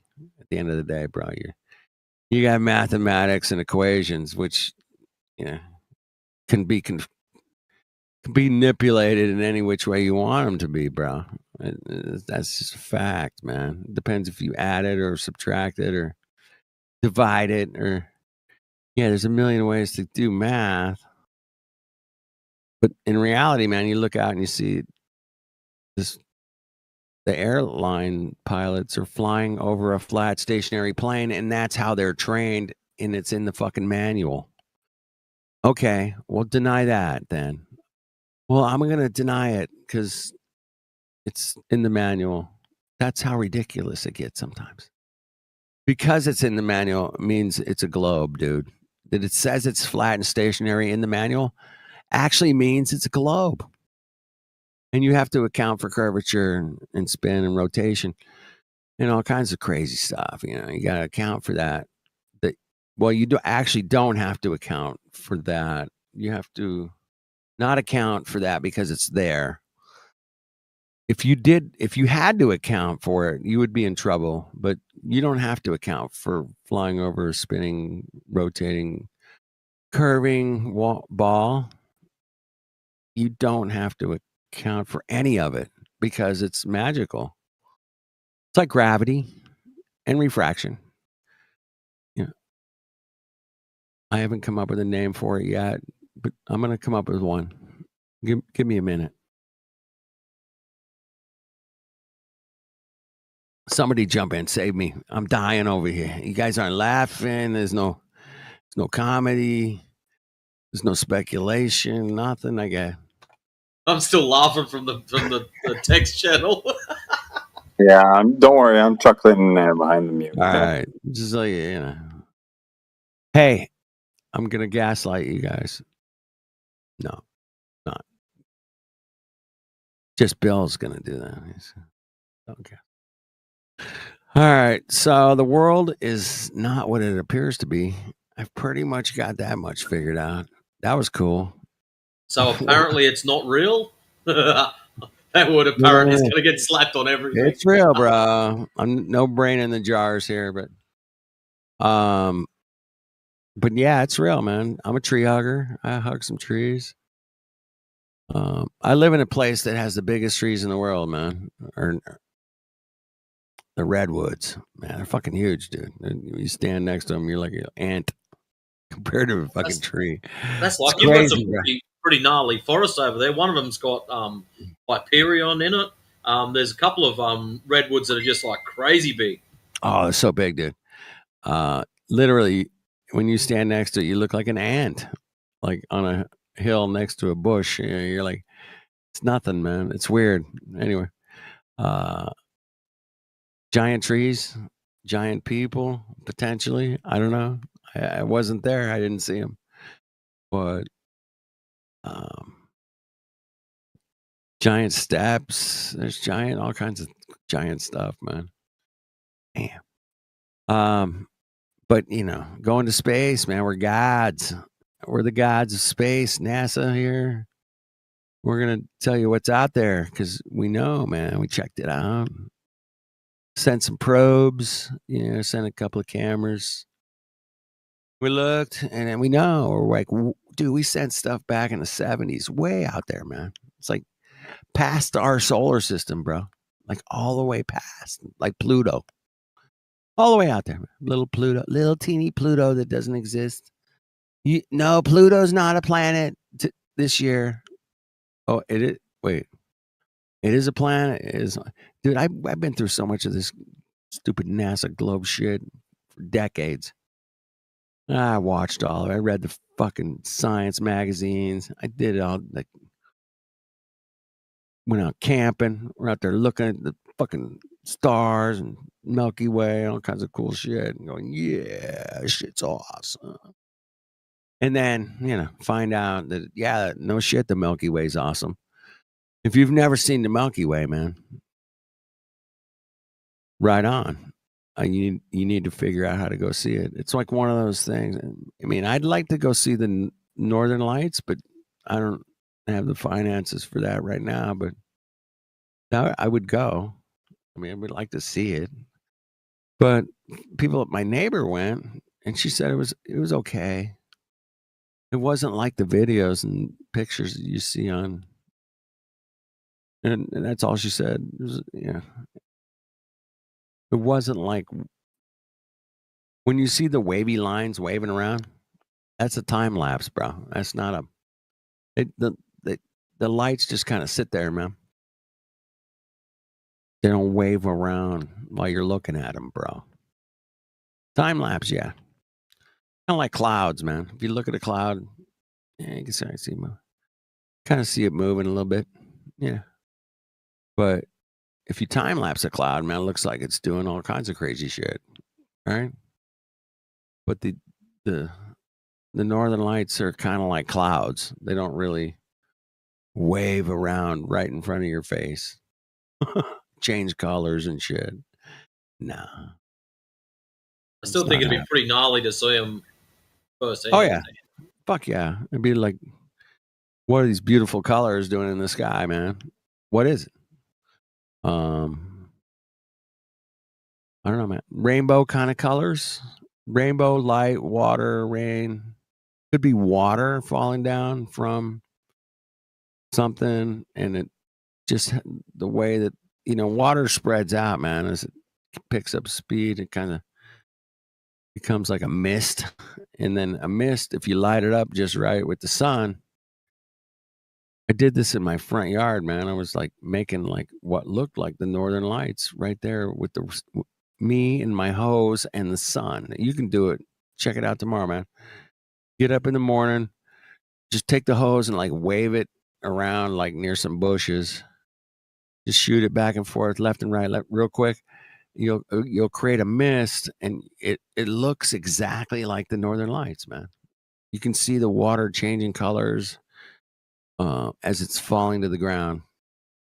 It's like a rainbow kind of northern lights effect. You can do it. I've done it thousands of times, and it just looks like what the northern lights look like. But I've never seen the northern lights in person, so I'm not the one to put the ultimate claim on anything when it comes to the northern lights, but I can create the same effect in my front yard using the hose early in the morning. Well, I'm going to take your word for it, and the reason I'm saying that, early in the morning, well, it's not even early, at 8 o'clock when I go to work, and I'm hosing ice off my car, I am not waving the hose around because I want to make pretty colours and shit. I'm that thing as minimal as possible because it's so freaking cold. Yeah, you're not going to want to spend more time out there. But check it out next summer, man, when you get up in the morning and wash your car. You know what I'm saying? Check it out then. Yeah, don't check it out while you're freezing your balls off this winter. Forget that. And so what's your Celsius, man? Where you at right now? Hold on, I'll have a look. All right. I'm over here hoping T-Dub and Twad have a conversation. T-Dub? Well, T-Dub and Twad. Dude, they sound so similar to me. I don't know. I used to call them, I think I called you guys T-Dubbo or something at one point or something like that, right? You guys do sound a lot alike. I gotta give you that. But they're in the same room at the same time. Oh shit. And that proves they're not the same person. They're not. They're definitely not. No, it doesn't. Have you ever heard them talk together? Yes, I have. Yeah. Oh well, you've done all right then, because I thought they were the same person for a while there. You guys crack me up, man.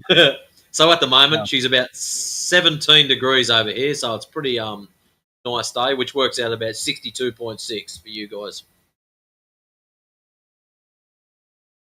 All right. I'm at 72 right now, roughly. But Maybe in saying that, it's 17 now, and what is it? It's 4 o'clock in the afternoon. It's almost 11 p.m. 11 p.m. here. Nice.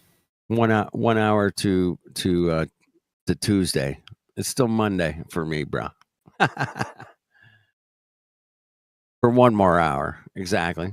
Playing catch up. That's all it is. I know, it's weird. But in all honesty, if someone hadn't have told me that, hey, it's Tuesday, like, I wouldn't probably care what day it is. Like, are we behind you? Are you behind us? Just because someone drew a line in the sand over there, therefore we are in front or behind. Hey, Matrix, can you hand me a cup of time by chance? Come on. Hand me a cup of time. That'd be cool. I've got a bucket full of distance. Bucket full of distance and time? No, okay. No time. I'm fresh out of time. You're fresh out, but I have no distance. So if we put our time and distance together, man, what do we got? Go fast. We're going to go fast. I get it. We're going to go zoom. Yeah. I don't know. I heard that argument today, man. Somebody hand me a fucking cup of time. Might have been Democ. Yeah, he's kind of crazy, but yeah, I heard that. That was wasn't that Gregory? against like some English guy. Yeah, it could have been. I don't know, man. I was trying to work and listen, but I heard that and I was laughing. I'm like, yeah, hand me a cup of time. I thought it was Demok, but I could be wrong. Oh, the cup of time. Maybe it was Demok. Yeah. Yeah. Hand me a cup of time. Come on. Yeah. It's really aggressive. But, yeah.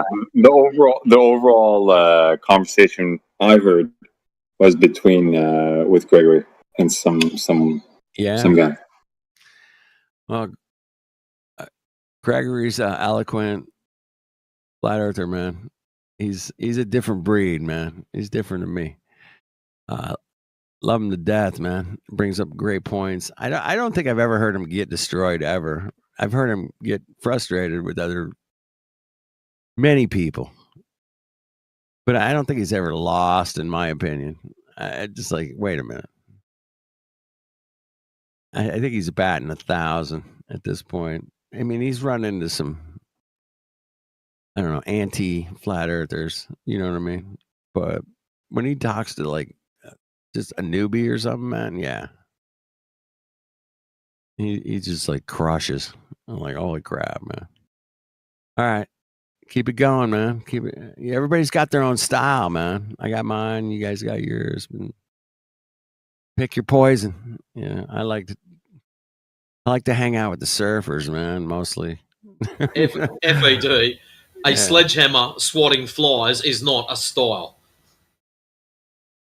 Oh, yeah, it is. What are you kidding? It's just chaos. It's a Mongo style, but it is a style, bro. It's a little retarded, a little Mongo. But yeah, it could be bad. You don't want to use the sledgehammer to smash the mosquitoes on the wall, man. That could be bad, bro. Okay. But some people have done it, man. I know it for sure. And they might live in West Virginia or Oklahoma. I don't know, man. Anywhere in between. But yeah, we got some crazy Mongos out here in America, man. They do stupid shit. Yeah. The world's funny, man. Make sure you guys laugh at it because it is awesome and fun. I miss my bear, Pelagic, man. I don't know. He's probably roasting some coffee or something. Hey, Paraplegic, do you roast globe tards as good as you roast coffee? Oh, that'll wake him up. No, I do not. I suck at freaking debating. But can you hear me? Yeah, mate. Yeah, finally. I can hear you. You must have your good headset on. Oh, goodness. Yeah. Yeah, I was thinking, what the hell was I thinking? Damn it. Well, that I was going to say, son of a bitch. Anyway. I don't know. I had something to add to the damn thing, but I have no... Oh. You know, it's a really good idea. If you're eating fried dough with a lot of powdered sugar, make sure you inhale real deep when you're doing that. Yeah. Works out well. Yeah, it works out well. Yeah, okay. breathing into powdered sugar. Oh my gosh, dude. I don't know. What just made me think of that is because I just put some powdered sugar on something. So on some pancakes or waffles or something. I want some freaking some crappy strawberries that aren't good enough to freaking really eat. So yeah, it kind of sucks. I hate when I was a kid, we used to go pick strawberries, and they were real strawberries, man. I swear, the ones you get in the store, they're not real. There's something just wrong. You know? Well, not the same thing. Things have been, I don't know. They call it modified to grow better, faster, bigger, and they're different than some of the organic shit that we grew up with, like plums. We had a plum tree, man. Every summer, man, this thing would produce this stupid ass plum. All right, I got a great thing. This is the best thing that Walmart has right now. They're called cherry plums. They're about as big as a golf ball. Yeah. And there's some kind of hybrid. The only plum that I've ever had that's better than that is a Potawatomi plum. It's after some feather Indian, I'm sure. And I ate it. It is in southern Utah. Yeah. Some guy's front lawn was like covered with them. And I was like, dude, these are amazing. He's like, take as many as you want. I went and got a carry-on. I took a carry-on on the plane back to Maryland full of Potawatomi plums. Not kidding. That's awesome, man. Not kidding. Yeah, they were the best plums ever. I've done plum shopping in Utah actually, and yeah, man, that stuff's amazing there. They just have this like really good climate there. It gets freezing in the winter, plum tree, dormant, and then it comes back in like spring, early summer, and you're like, what the fuck? It's also home to the best pomegranates I've ever had in my great grandmother's backyard. Small, like ugly looking pomegranates that are not big and beautiful like the Palm Wonderfuls, but man, they're called arils. They're not seeds; they're called arils, and they're like just little pockets of juice. Like the Palm Wonderfuls and a lot of stuff you buy in the stores are like mostly seed, and they get on your nerves. But I'm a big freaking pomegranate fan. I love pomegranate myself too. I love them, dude. You got to take your time to pick them right and get all the little white stuff out. Yeah. But once you have it, dude. Yeah. I like persimmons. Have you had those? They're wild. Those are wild, bro. They're not. A lot of people don't know a lot about those. Yeah. They're wild. Actually more of an. They look like a little orange tomato almost. Yeah, but they dry the shit out of your mouth. Yeah, nasty, bro. They're nasty. Persimmons. Pomegranate, persimmons. You like them or you don't like them? I do, man. They're amazing. Not a fan. Bro. They taste amazing. That's all I know. They're messy as fuck, man. When they hit the ground, they just kind of explode. They're fucking juice and shit everywhere. It's like disgusting fly. Now that's a proper persimmon. Yeah. A lot of them are picked too damn green, Story with most of the crap. Yeah, it's gotta be like mushy and gooey, yeah. Hey. Dude, you ever seen a cider farm? Have you ever been on a real cider farm? Yes, I have, man. There's a place called up here. I think it's. When you see all those rotten apples, they throw them in the press. Yes. Worms in them and all, Man, dude, it's the best cider. It's the best cider ever, dude. It's weird. It's like, you're going to put all that rotten shit on there? Like, what? But it's, it's getting pressed through some, like, bags. I guess the worms don't come through, just the worm guts, whatever. It's really good. Yeah. I like to think about how people lived, 1,000 years ago. And according to our history, man, they lived like in, some rough conditions. They were, the 1300s were a bitch, I heard, man. But, Dude, I got a buddy that says you shouldn't eat anything unless it has a face. He's opposite of the vegans. Unless it has a face, dude. He's like, we didn't farm. He goes, you weren't supposed to eat corn. He goes, the only thing you might have ate walking around is a wild fig from time to time. Other than that, you were freaking stabbing something in the head or hooking it and killing it and eating it. I was like, what? He's like, you shouldn't eat it unless it has a face. I'm just like, what? That's interesting, right? You shouldn't be eating anything that's farmed. Anything that's farmed is bad, is basically what he's saying. Wow. Which is kind of good to stay away from, these days, These interesting. Days it's so hard to figure out what's going on with our foods. It's dude, I remember like back in the day, I was like, you go, all of a sudden they started having like, well, this product has low sodium in it, or this one has. That was bad, dude. How the hell do we, dude? I grew up healthy as all get out, bro. And now I grew up eating from the garden, but I'm not, dude. I also had Kraft macaroni and cheese like once in a while, and we had the crappiest pizzas ever. Chef Boyardee pizza kits. Holy crap, dude! They didn't even have real cheese. You got a little thing, what'd you get? A little packet of shake cheese and some tomato sauce with some nasty ass crust. Remember those? Dude, Bear. Dude, let's talk about TV dinners. Can we talk about TV dinners? Swanson, dude, it was revolutionary, dude. Get a little bit of Salisbury steak. You have got a little dessert in there for you.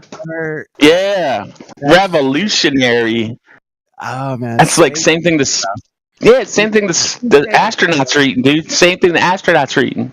That's right. I mean, these are called TV. Almost. Look them up, and they came in an aluminium. Surprised they didn't say upside down space dinners.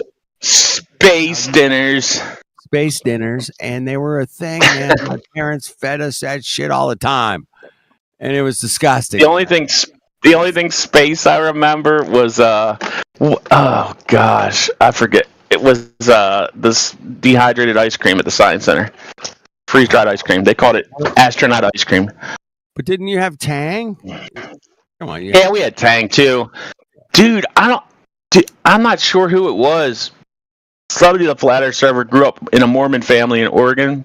Yeah, he said his mom fed him so poorly, such garbage, that he would sneak out and walk like 2 miles to the store to steal food so he could feed himself real food. I was like, dang, man. I grew up in a Mormon family, and there was a lot of Mormons using like powdered milk, you know. That's next level. Like, powdered milk's freaking hardcore, dude. Yeah. You know, I've only used it a couple of times to put it in my coffee. Tell you the truth. Dude, you know, wait, are you sure it was real powdered milk? Because I ain't talking about some powdered creamer. That's way better than powdered milk. I've used that a million times, probably. But it sounds powdered nasty milk, stuff, but it's very handy to keep in the cupboard for that one-off chance that your milk's just run out, and you can bet that if your milk's run out, someone's coming over for a cuppa. Oh shit! For a cuppa. Hey, hilarious, dude. Have y'all seen how flammable the powdered? Oh shit! It's totally flammable. Yes, yes. Dude, right? Yeah, I remember that. It's you take the powdered like coffee whatever, and you throw it up in the air, man. You put your lighter under it, man. It turns into a big giant puff. Right. You see, dude. It wasn't flammable. Filled up a 44-gallon drum full of that shit, and it put out a mushroom cloud, man. That shit was huge. You know, it's probably in the anarchist, little cookie book, I'm sure. You know, like, what can I make out of my kitchen? Gosh. Your coffee powdered creamer. Your powdered coffee fucking creamer is fucking explosive, bro. Yeah, dude. I thought you needed ammonia and all kinds of special stuff. Nope, powdered coffee creamer. That's hilarious. And I'll bet you anything that's why they don't sell, or they don't put coffee creamers in the baking section, right? That's funny. You guys are cracking me up. So yeah, man, there's a bunch of stuff out there that we grew up with that's not here anymore. I mean, the food production, it's so damn industrialized, man. QE was talking about Fiber One when I was talking about grape nuts and like 100% natural grape nuts. Cereal, like granola cereal in the morning. Dude, if you filled like a regular bowl full like you would do your Cheerios, you'd get like halfway through it and you'd be like, oh, I'm so full. Like the 100% natural. He was talking about his dad. I think he was talking about his dad eating the Fiber One, and I was like, I don't remember that. I remember shredded wheat without any damn freaking powdered sugar on it. That gnarly shit. And grape nuts, dude, that was gnarly. Ugh. That was tough on the teeth, man. Damn, that shit was tough. Yeah, grape nuts are bad. What was that? What was it? Was it just the grape? Was it seeds from grapes dried up? I think so, man. It's made you chew on grape seeds dried up. Grapes. That's so funny, We dude. got the seeds. What can we do with them, Bear? I mean, Grape nuts. Let's make Grape a nuts. Okay. Dude, how do you get the grapes to freaking give up their little nuts? What the hell's up? How's that happen? Oh, dude, do you know how cashews grow? I just found out how cashews grow. Go ahead. You know how cashew grows? On a freaking tree, but it grows. Every freaking nut is grown out of the end of a freaking apple. It grows out of the end of an apple. It grows out of the end of an apple. It's crazy, dude. It's a bean. Dude, I ain't never seen anything like it. It's a bean. The cashew, well, I guess they could consider it a legume. Yeah. But, dude, if you see it, the tree grows an apple for every cashew. So think of how many apples you have to. So when my niece first told me this, I was like, "You mean they graft a vine from a cashew tree onto an apple stump? That's what you mean?" No, she showed me the tree out back. Look at it. Google it. It's a freaking apple for every cashew. And it hangs out the bottom. It's the craziest thing I've ever seen. Who the hell knew that? I didn't. I didn't know. I didn't know a cashew came from an apple. And you're from California, dude. Where the hell have you been? Where have you been? At the beach. Who knew cashews came from apples? Who knew it? Wait. Anybody in here? An actual apple, or is it like from like an apple-sized? No, that's what I thought. But yes, it looks like an apple. You can actually eat the apple, but they're not very good, apparently. Okay. So they're not real apples. It's not like you plant a freaking golden delicious tree and then like somehow cashews are growing out of the bottom of them. Not like that, but it's a very apple-looking fruit. It's a fruit. It definitely looks like a fruit. He's saying it's a bean. I don't know how beans. I don't know how beans can grow on trees. How do beans grow on trees? Tell me that, Matrix. What the hell do you know? Holy shit. Explain yourself. Why am I getting called beans? Don't call it. Because you said it was a bean, and I don't believe you. I haven't spoken for the last couple of minutes. Oh wait, who said it? Who said it was a bean? Anybody? Oh, Timbo, get in here, you son of a bitch. Where's your frickin' citation? Hold the fuck on, man. I got something. Hold on, I'm like researching this. You're gonna ask a kangaroo for a citation? The fruit of the cashew tree is it's shaped like a. Yeah, it looks like it grows out of an apple, man. That's fucking crazy, bro. How can that be a bean then? I don't know. Beans grow, or a hold on, legume of sort. Hold on. That would explain. Yeah, it's a legume. Sorry, not a. Yeah, but legumes are beans. Yeah. Damn, I got you and Matrix. I got you and Matrix freaking mixed up. How did I do that? How did I do that? Hey, the same with peanuts. They're not nuts. Oh, peanuts are also beans. Wait, legumes? Is it a legume? Yeah, it's a legume. Yeah, the only nuts. Wait, what the almonds? Wait, what is this? What nuts do grow on trees? Almonds do grow on trees. That's interesting. Oh, I got one. Do you know? Wait. I got one. Do you know that if you grow an apple, like let's say you take a seed from an apple, you put it in the ground and you let it grow up to a tree from seed, you can name that apple a new strain of apples because you grew it from seed. Because all apples are grown from grafts. They graft it onto an older tree so that they can produce fruit real quick. Isn't that interesting? Oh, you can name your own apple. You grow one from seed, and in 15 years, if you got apples, you can name that the flat Earth apple if you wanted, or you could name it whatever the hell you wanted to. Wait, Isn't that quick interesting? question. Yeah. Well, quick question. So you guys use the word legumes, right? What? Because for me, a legume. In French, a legume is a vegetable.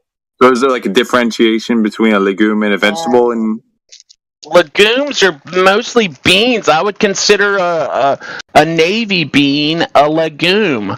But they call peanuts nuts, but apparently they're not. Wait, is it a bean? Are you telling me a peanut's a bean also? Technically not a nut? The same way a cashew's not a nut? I think that was an Aussie. Is that what you're saying? T-Dub? Where's your citation, dude? I just never heard of it. What do you I want to hear what you're figuring out there, Kenny. You finding out anything? Why it's a legume? How can a legume grow from a tree? I mean, how can a bean grow from a tree? Doesn't that sound a little bit fishy? I don't know. Maybe that's what differentiates. They're like vegetables, but tree vegetables or something. Yeah, like a legume. I don't know where a split pea grows. I know what a snap pea. I know what a snap pea is. I know what a flat crappy pea is. That's what I don't like. I don't like those little flat peas that they put in Chinese food. I like a big fat peas that you put in the garbage that you can eat raw. Cashews aren't legumes. Okay, but they are beans. Was T-Dub right? No, it says fruit. Whoa. It's not a nut. Right, that makes sense because it does grow out of a apple-looking thing. It's on a tree. T-Dub, dude. It's Timbo. I'll post it. I'll post it in there. Tebow. Yeah, Tebow.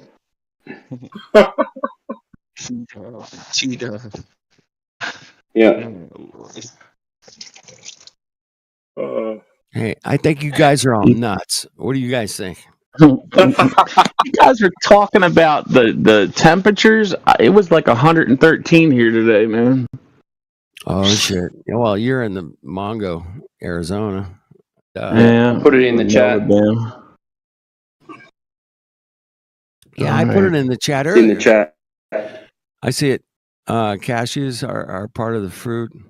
Yeah, man. Have you guys ever eaten a cashew apple? Anybody? Fuck, I don't know any. I've never. My nephew, my great nephew, he gets into them, but they're supposed to be kind of bitter, so they're not they don't taste like a real apple. You could throw some sugar on it, whatever. I mean, I wonder what you can do with them. Ari, no, my niece was going to make some juice.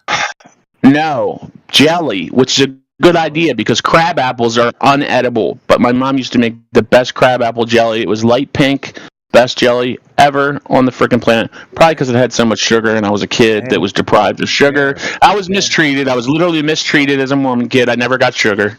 Hey, Bear, it's not a planet. You said a planet. I did. Damn it, man. What the hell's wrong with me? What the fuck is wrong with you? Yeah, right. I mean, I don't know. It was like earlier this year. I used it a couple times, here and there. I was like, why the fuck is that still in my head? Atmosplane is atmosplane. That's even incorrect, right? Because air isn't flat, so you can't even say atmosplane. So that just says atmo. You just got to say atmo. Atmo. Yeah, I like it. Just say air. So much easier. Air? Just right? Why do I got to be fancy like QE? FQE. You hear me, QE? Your stupid atmo. Just use air, bro. Come on. Yeah. Fancy QE. Who do you think he is? Hope he's not in here. No. One thing's for sure, we can probably still get away with using the term planet. Right. And if you guys want to blend in without, being confrontational or whatever, and just use the term, but keep peace of mind or whatever. I heard, I forget who it was, who used the term planet to refer to a mini plane, like yeah, you know what I mean? I forget who was that. Was it Dave Weiss? Yes, I was talking about it one day when I said planet. And when you think about it, in olden day English, any word Plane. that's followed by the Plane. letters ET means a smaller version or diminutive of the prequel. So Baronet is a smaller or younger Baron. So planet is a small plane. Yeah, is he right? Can you work on instruments? Is clarinet a smaller baritone? No. Is he right? Come on. Well, look, I'll give you this though. I'll give you this in French. The suffix ette or et is to feminize the term, right? Off the top of my head, you know, like or even to make it smaller, so you'd say like une fille, like a girl, or une fillette, like a small girl. But in other words, having the ette affixed to the end of a word feminizes the word. So in both senses, it's right. Hey, what about E.T.? E.T. was written by Steven Spielberg. Everybody knows what he did. Do you think? Do you think the E.T. dude, the greedy little guy that like sticking his finger at the kid, like think he was like an old pervy, like perv, little like a pedo, like little creepy little grabbler pedo? All right, I'll stop. I'll stop right there. Just put it. I'm seriously, dude. You know what Spielberg was up to? That he was. He liked hanging around the kids. Hey. Oh, that's so weird. Right. Hey, I really, really like you guys dig into the small planet. Yeah. Hell yeah. Small plane. The small plane. Right? The small It's plane. it's a good one because it smooths the. If you screw up, you know you got an out. It's like, no, okay, you control yourself. No, it's okay. You know, because if it's a wider, vast, or if it's a vast plane with all little, you know, I know it's not Speculation Sunday or anything, but you know, you guys have all seen that speculative map there, really high overview, all the little circles and shit like that. Each one of those being their own planet, right? Small circular parts of the plane, you know. I try not to venture that down that far, but it's got its roots. You know? I can't verify it, but what if? Yeah, I can go with what if. You know, what if is outer ponders, man. I've been talking about outer ponders for years. And where all Mongos live, right? Yeah, that's where the Mongos live. You guys have never heard of Mongo Planet? That's a thing. Anyway, so yeah, there's potentially could be more ponds out there. I don't know, man, but it's not that fucking spinning globe shooting through outer space at millions of miles an hour. I mean, it's definitely not that. So that's where I stand. I don't know about y'all, but I think the fact that they made the Antarctic Treaty just to keep people from going further, I think, I don't know, that just makes me think. All right, obviously, speculation that there is more. There is more. In my because if there wasn't more, there's no reason for them to block you. So that makes sense. You know, they really keep you from going places, you know. Oh yeah. That's like they don't want you. Keep you in your dude, like the airline pass, you know, that big dead space in the middle of, you know, in the middle of the ocean. Yeah. Oh, there's one in the Atlantic too, like the big one in the lower. Yeah. Yeah, there's a couple. There's whole areas. Yeah, where if you avoided them, it wouldn't surprise me if there was a tiny continent called Caucasia out there somewhere, dude. Hey, Bear, man. I gotta throw this one at you real quick. Giant dragons in Utah, bro. What? Oh gosh, did I miss it? Was it this Saturday? Yeah. Did I miss it? Oh, you're kidding me! Holy crap! I gotta watch it with Kat. You got it. Holy moly! Oh my gosh, Yeah, dude! There's people.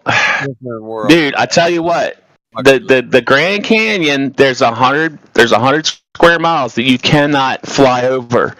In the little tour planes, if you want to see the Grand Canyon, there's areas that you can't even go over, and you can't take a donkey down there either.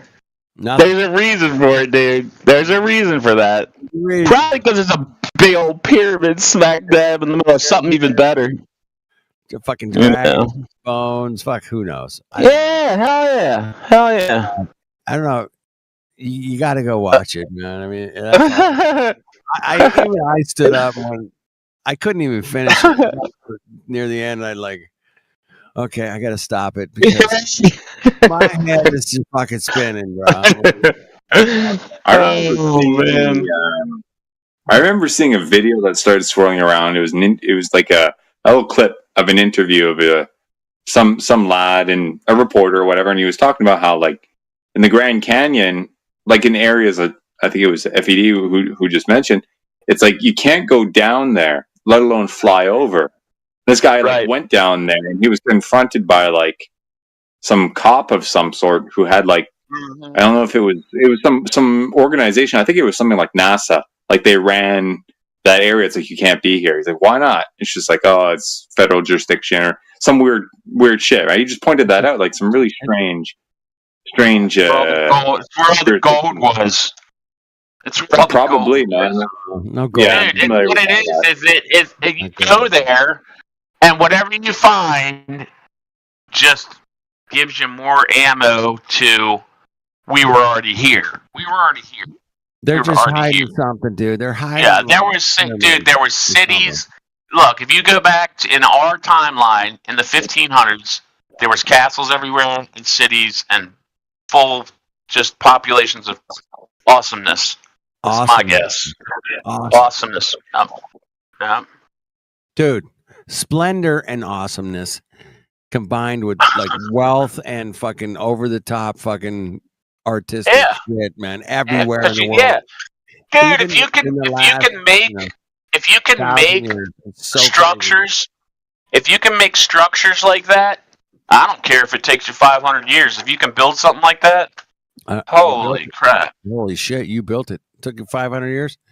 Damn, you the man, yeah, baby. Still impressive. Impressive, man. Oh my god, the glass work, the fucking ceilings, the vaulted, the domes and the bells. I mean, the fucking. There's no end to what they built, bro. Right.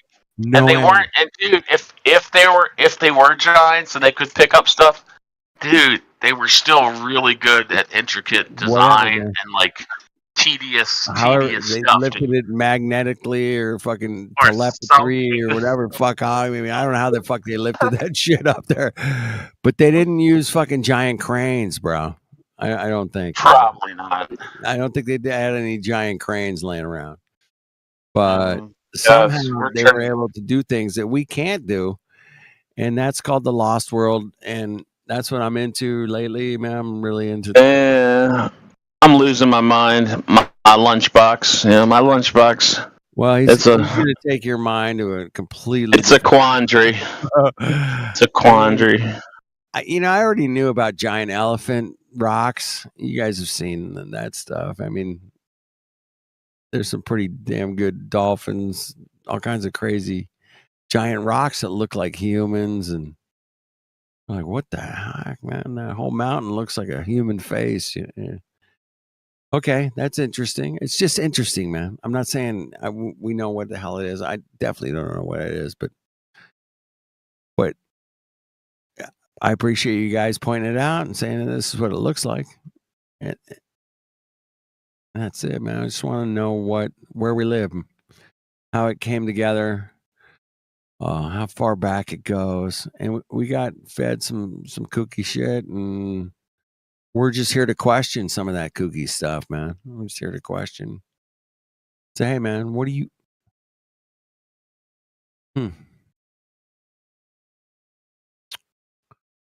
Yeah. So. All right, man. I'll comment once in a while, but I gotta freaking do some stuff, so I'll be listening. Well, it's a good chat. Don't be,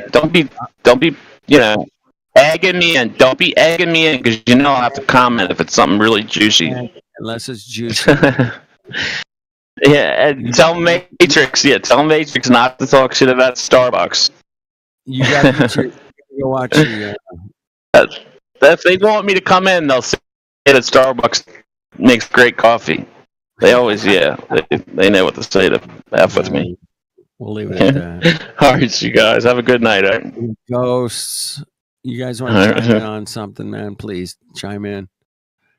Keep the conversation rolling. You guys thinking about what's been bothering you lately? Maybe you need new tires or something on your car, or whatever. Air conditioner. I don't know, man. Talk to me. What's funny, man? I have one fucking tire on my car that just keeps deflating. Tire on your car? What? Yeah, 4 tires, right? One of them, even though I fill up all my tires evenly, right? There's just one in the back that just slowly deflates, and after like 2 weeks, it's flat. Even when I don't drive it, pisses me off. Well, you got to go get that thing plugged, and I know, but I'm so lazy. I don't do it. I don't drive enough. It's like $20, man. It's like $20 bucks. I guess. Yeah. I have the kit to probably do it, but yeah. Or you grab you can grab my buddy had a kit, $20 at the auto store. He could fix like 20 tires with it, Okay. It's a pain in the butt, but I wouldn't recommend. $100 for a single tire, Yeah, fuck the new tire. They just plug the hole. So yeah, it's a pretty easy process, man. They just take the tire and they pull it off your car with the rim on it. They fill it full of air. They stick it under water, and you can see the bubbles. Oh yeah, you can see where the fucking leak is, and then they go, okay, and then they got this little compound thing that you shove in the tire right where it's leaking, and it seals it, bro, and it works. Oh yeah, it's pretty easy, man. Actually, anyway, it's like putting a screw in it, but it's a rubber screw kind of thing. Yeah. That's it. Just never got around to it. All right.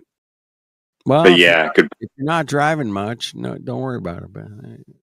Yeah, what I'm weighing is because around here, because it's fucking Canada, to fill up your tires is $2. Say what? Believe it or not. Yeah, you go to gas station or whatever. Oh, dude, you throw in a toonie. You got to pull into some auto place, man, and say, dude, man. I know. So I'm laughing because, either I do this 10 times over the span of, 3-4 months or something like that, and it costs me $20 in air, or I go get it fixed and it costs me $50. Right. Yeah. Yeah. I get you, man. Hey, dude, I've done the most craziest things with cars and trying to get them to run and get them to where we got to get to, man. Whatever it takes, man. Sometimes you just got to do it and go. We'll push it, pull it, whatever it takes, man. Let's get there. I don't know. I'm pretty mechanical. I can figure out. Especially combustion engines, pretty simple. If it has gas or air and fire, you got to have those 3 things, man. It's not going to work. You gotta have all 3.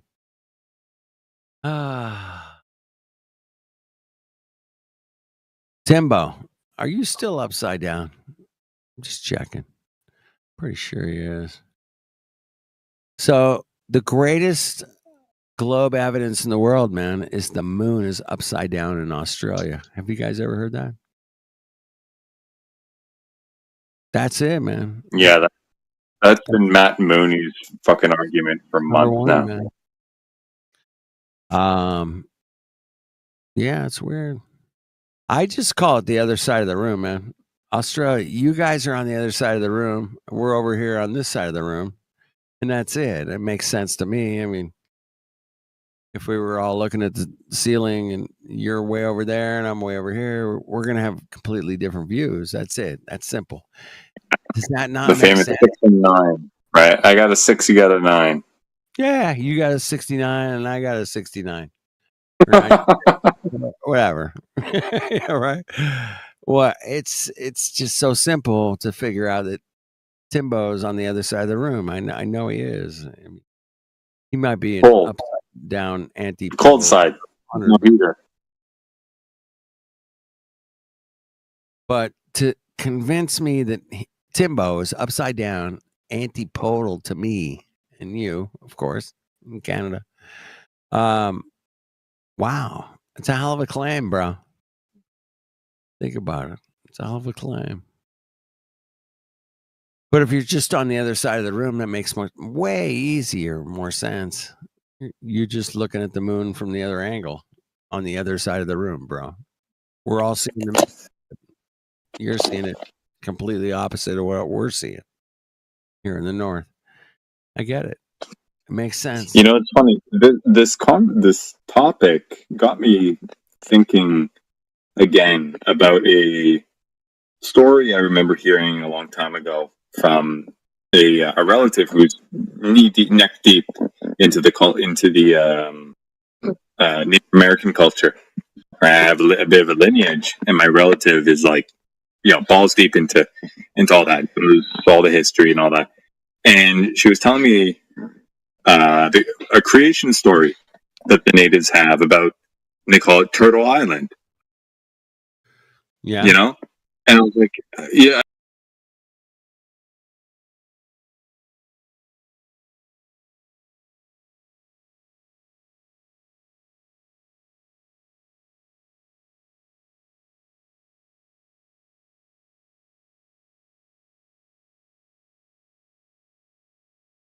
You don't need a cartoon of a circle to explain how it would work.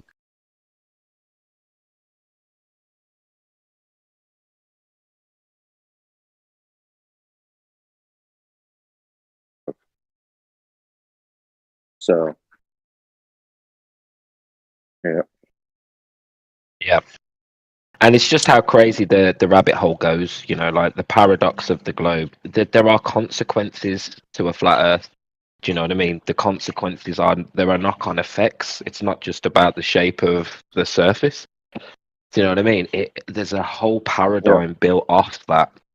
And we don't talk about it that much because I think it's overwhelming. But, where that leads to, that logical thinking will lead you to question everything from your education system, from the medical system to your own body, the way your own body works, what we are. And I think it's amazing, the knock-on effects. And that's one thing that Globers just don't get. And when I hear that, why would they lie? God, I want to go in. I want to do a speech at that point, but I just know you can put people off, by connecting things that they're not ready to be connected yet. Do you know what I mean? Like evolution, and that's everything.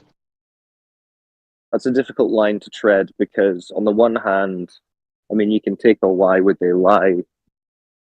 You can almost look at that from a number of different angles, like the person's just defaulting to the incredulity of it all because they don't want to hear it. And that to them is an unassailable argument. Like, well, there's no reason why they would lie because I can't think of one. But it can also be a genuine, like, okay, maybe this is possible, but why would someone do this? And even though it's not logically contingent to know why, it is an understandable question if you're coming out of this just like fresh without much background context or general awareness of the government and the authorities. That's an understandable question. So I do generally indulge it to a degree, but I know what you mean. It's like that moment because if they are at that point where they're like,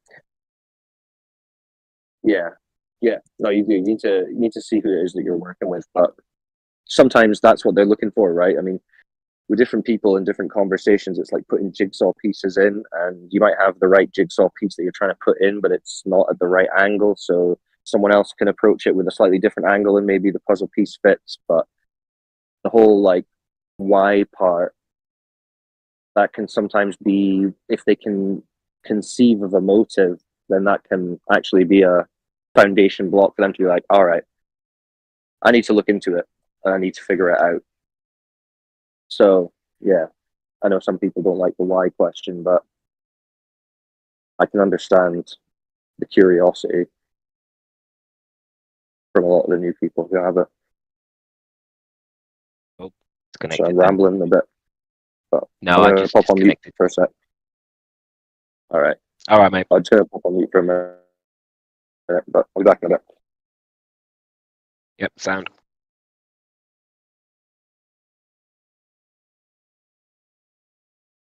Why would they lie? Why would they lie? Why would they lie?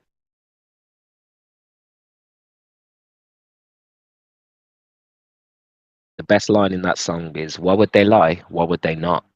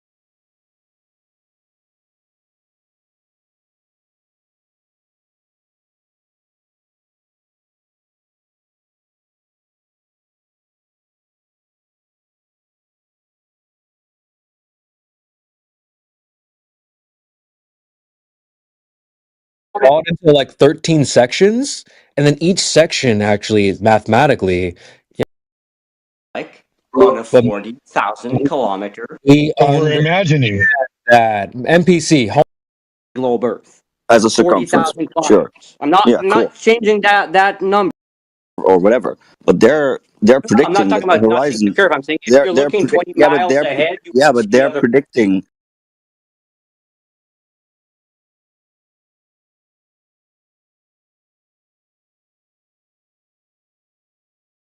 sounds like I know you're not going to understand again, but nothing. it's not a lack of understanding on the flat earthers' part. We actually know the globe better than you. That's why we're essentially teaching it to you now. The horizons claim to be the curve of the earth, but you're like, no, that's not true.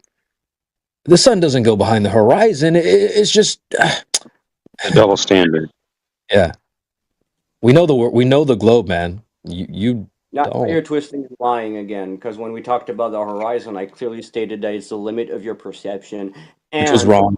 Wait, which was wrong because that doesn't match what you read out via definition afterwards, which was correct. And then you try to say, well, I was right all along. You just repeated the wrong thing. So let's go back to Martot's question. What is the sun being blocked by if I'm seeing like half of a sunset? The horizon is not the curvature, man. So I don't know why you're saying that I said that. I didn't say that. Yeah. The limit of your perception. Bro. That's the embarrassing part. That's what you're supposed to say, man. Also, when it comes to what's blocking the sun, nothing's blocking the sun. Something's blocking your perception, but not the sun. You see the difference? Your perception being blocked and the sun being blocked. There's two different things that we're talking What's about blocking here. the perception, So the then? sun's not being blocked, but Cowbell, your perception is being blocked. Yes, There's a difference there. What's that then? Our perception is being blocked by what? Your perception is being blocked by the other side of the planet that is being lit by the sun currently. So the curve of the earth then. So if you're on a planet that's facing a star and you're on the other side of that, We get it. side, like You don't have to restate your incorrect position. We're trying to help you out here, man. Nothing's in the way. In fact, the Earth is actually in the way. Like, seriously. So is the earth in the way blocking your view, or? I guess you don't understand, right? You have a lit sphere. You have a face facing the light and a face not facing the light. Lord Your help. question is, your question is,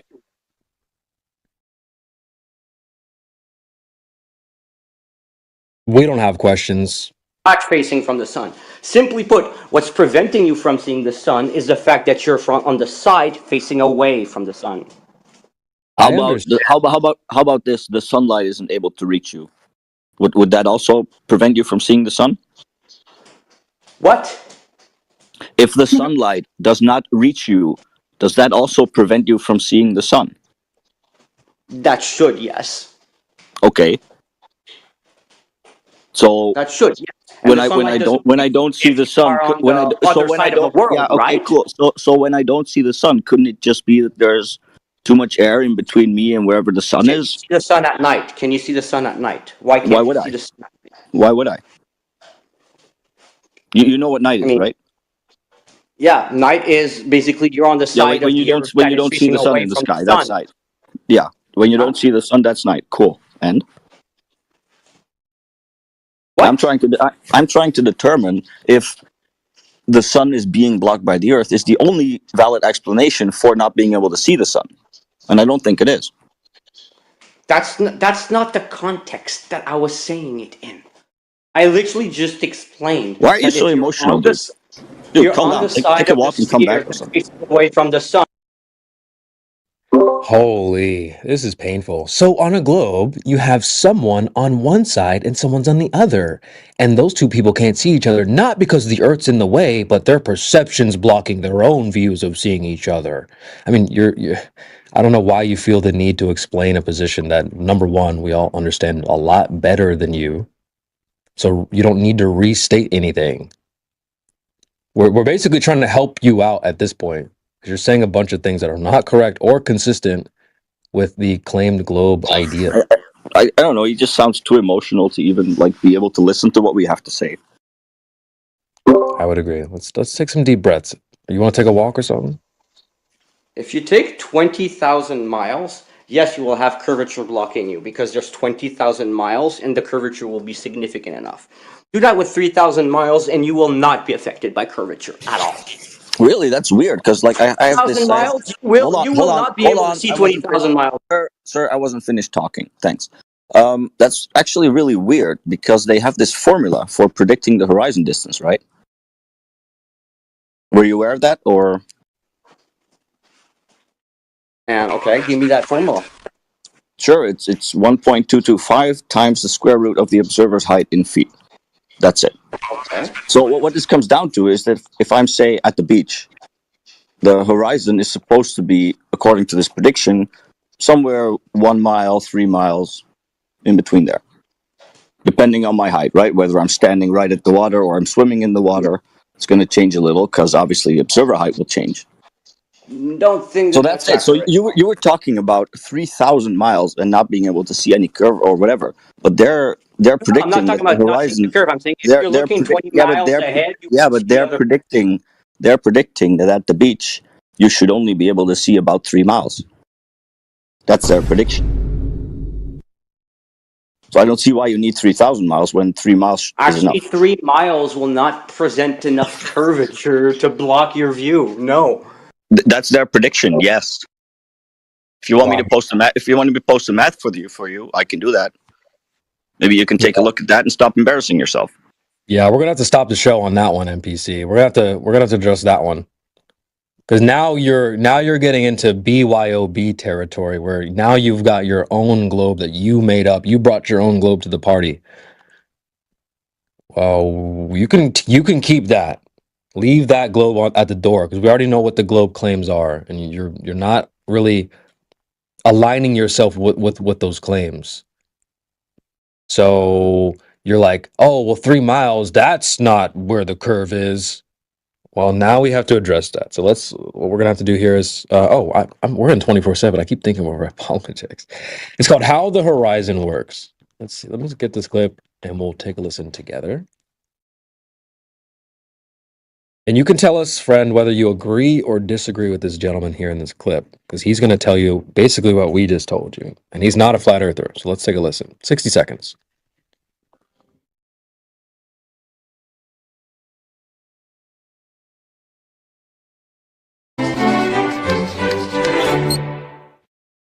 Hi, I'm Josh Clark, and this is Brain Stuff, and I'm here to answer a very pressing question. Have you ever been standing at the edge of water, say like an ocean, and looked out on the horizon and said, I wonder exactly how far away that horizon is? You know, where the sky meets the sea, that's the horizon. Well, it turns out because the Earth is curved that it depends on where you're standing and how far above water you're standing. Let's say that you are in the water, right?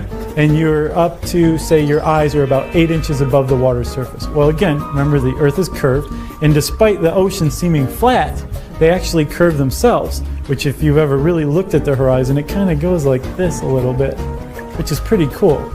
But it also goes like this, right? So if your eyes are 8 inches above the water, right then you're about a mile away from that horizon point where the sky meets the ocean as far as you can tell. If you're standing up above water and you're like I am about 6 feet tall, that means your eyes are about 5.5 feet above the water's edge, which means that you're about 3 miles away from the horizon. Isn't that amazing? Going from 8 inches above water, 5.5 feet above water, is the distance between 2 miles between you and the horizon. Uh-oh.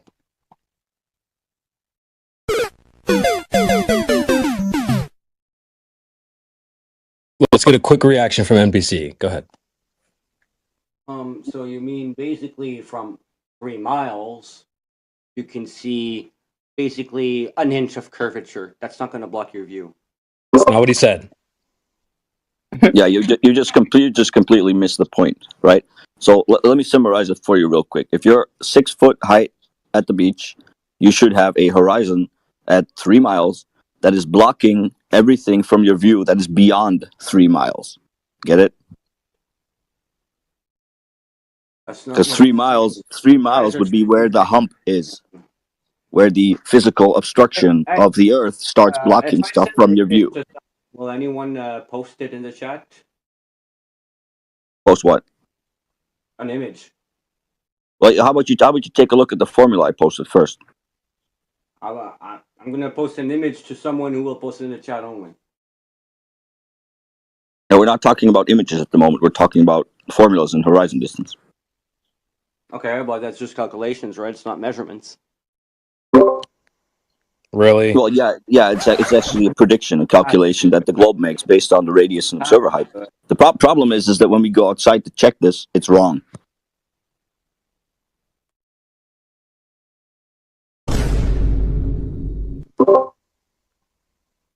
Just straight off Google, from the ground, a human's vision range is up to 3 miles until the horizon line.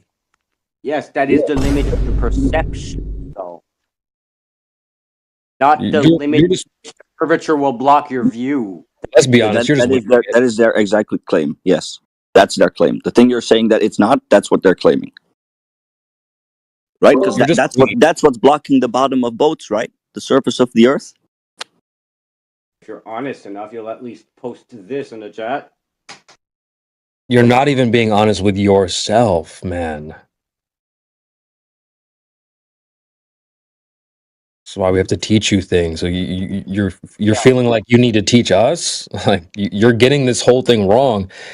The reason why you can't see past the horizon is because it's be the curve of the Earth. So when you turn around and say no, it's not the curve of the Earth. Well, now you sound like a flat earther. Hey, dude. In what I just sent to Effie Jedi, if he posts it, there is a perfect to-scale representation of what 3,000 kilometers and its curvature would look like on a 40,000 kilometer sphere, with 2 skyscrapers also on that the picture. Oh, that should be good. This should be good. All right, Jedi, you go on that. But like, what reality should look like, based compared to what it does look like. Oh, there is a comparison. Go ahead, post it. Look at it. But what is this a rebuttal to, that you can see past 3 miles, or what is your? You want to post there or someone else? What is your argument? I mean, it's a picture that has arguments in it, yes, but If it's a to-scale representation, that's not a picture. I mean, yes, a to-scale representation can be done on a picture, yes. So it's a picture of the Earth. I mean, I could send you the pictures and videos of when I made a sphere out of the representation. Yes, I could do that too. What is your argument, bro? I could post all visual representations I made through this. Yes. But what is your argument? What are you fighting against here? He made his own globe. yeah, that's right. You do have your own globe, don't you? That's not a own globe. I'm just using the official size of the Earth that is used, which is 40,000 kilometers. So are we, and that's where we get the prediction from horizon distance. So I'm using 40,000 kilometers here for my globe Earth. As a circumference, sure. I'm not changing that number. I'm using the same number everyone's using here, 40,000 kilometers. And then I'm dividing this 40,000 kilometer circle by 13 partitions, 13 partitions being 3,000 kilometers on its own. And I have 2 skyscrapers on one of these partitions, on both edges of them. And you see that there's barely any curvature blocking any view in, etc. Hold on. So you're saying hold on. So you're saying that you have 2 skyscrapers at 3,000 miles, and there's no curvature blocking it. Look at the image that I posted at 55 minutes past the hour. And there's a second one, which is the circle I was talking about, which is to scale with 40,000 kilometers.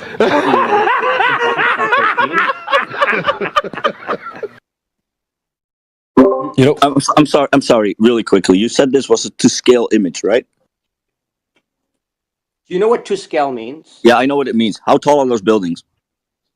Okay, the top part is made by flat earthers. No. How tall are those? The bottom part is what you're seeing. See, the bottom part is the right representation. The upper part is a misrepresentation from flat earthers. both of these are complete. No, both of these are completely incoherent. Skyscrapers are like 600 kilometers high, something like that, even 1,000 kilometers high. Whereas even on my to scale representation, I do have, let's say, very large skyscrapers, and if They're still a couple hundred miles. they would still be to level. You see, No, it wouldn't. But dude, you need to look at the actual formulas for like horizon distance and obscured height at distance and all this, because a skyscraper should be gone at like 30, 40, 50 miles.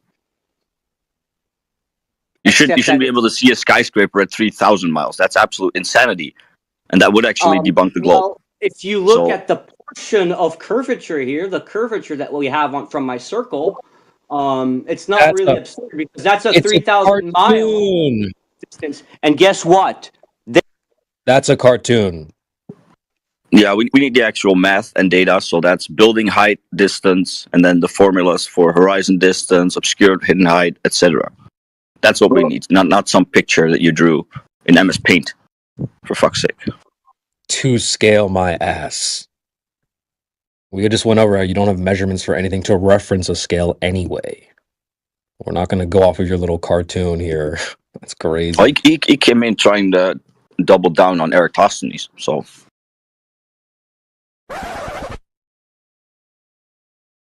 Classic. And one thing to highlight, folks, flat earthers don't make that top image, bro. I've been in the flat earth for a long time. You're not going to find a flat earther presenting that as like, oh, well, this is their globe. Like, that's not a flat earthers don't make shit like that. At least from my understanding. We don't think the earth is curved. So anyway, you got something else, man? Because about an hour and a half ago, we could verify the earth to be a sphere. We haven't got to that just yet.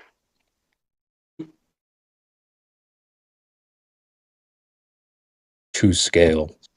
It is to scale. You don't have reference to scale. I do have reference. 40,000 divided by 13. I have a circle. When I say you don't have reference, I mean you need measurements to determine whether that's really... In slices, okay. I don't think you understand how a scale works. Yeah, that's because you're not that intelligent. You think we don't understand basic things. That's cool, but it's not really helpful to the discussion, right? And if that is actually what you think, then why the fuck are you here trying to explain it to us? Yeah, you're in the wrong place if you think that, oh, these flat earthers have never heard of the globe before. Like, we understand it better than you. That's why we're calling you out. So it's not a lack of understanding on the flat earthers' part. I think you're the one who might lack some understanding here, friend. So you don't have a reference to scale because there's no measurements to refer to. Not even letting me post a reference to scale. Because there's nothing to post. You don't have measurements. Oh, really? There's nothing to post? What about my... Should have posted those measurements probably, I don't know, an hour and a half ago when we requested them for the first time. Saying. So you don't have any measurements. How about you post my circle, which is to scale? You don't have a reference to scale.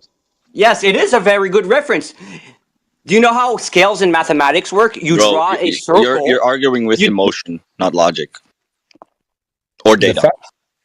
The fact that I'm challenging your reference to scale would probably highlight the fact that I do understand scale. So if you wanted to maybe counter what I'm saying, you would just post measurements of the globe to say, well, here's the reference. Here's our measurements. That's why I understand scale and you don't. I know my height as a human being. And if I wanted to scale that up or scale it down, I could, right? Well, you don't have measurements of the globe to then refer to some sort of scale to either compare or scale it up or scale it down for your little cartoon here. You're gonna need some measurements first to then start referring to, well, we got it to scale. So go get the measurements then. Or we can just rip the Band-Aid off and tell you they don't exist. So you're basically saying that if I draw a circle and define this circle by 40,000 kilometers, and I slice it in two, I do not have a to-scale 20,000 kilometers on each side? You haven't determined, where are you getting the 40,000 from? Because that hasn't been established. we have established already that 40,000 kilometers is the general claim size of that has Earth, been measured. whether flat or globe, right? No, hell no. No. You want to ask that again?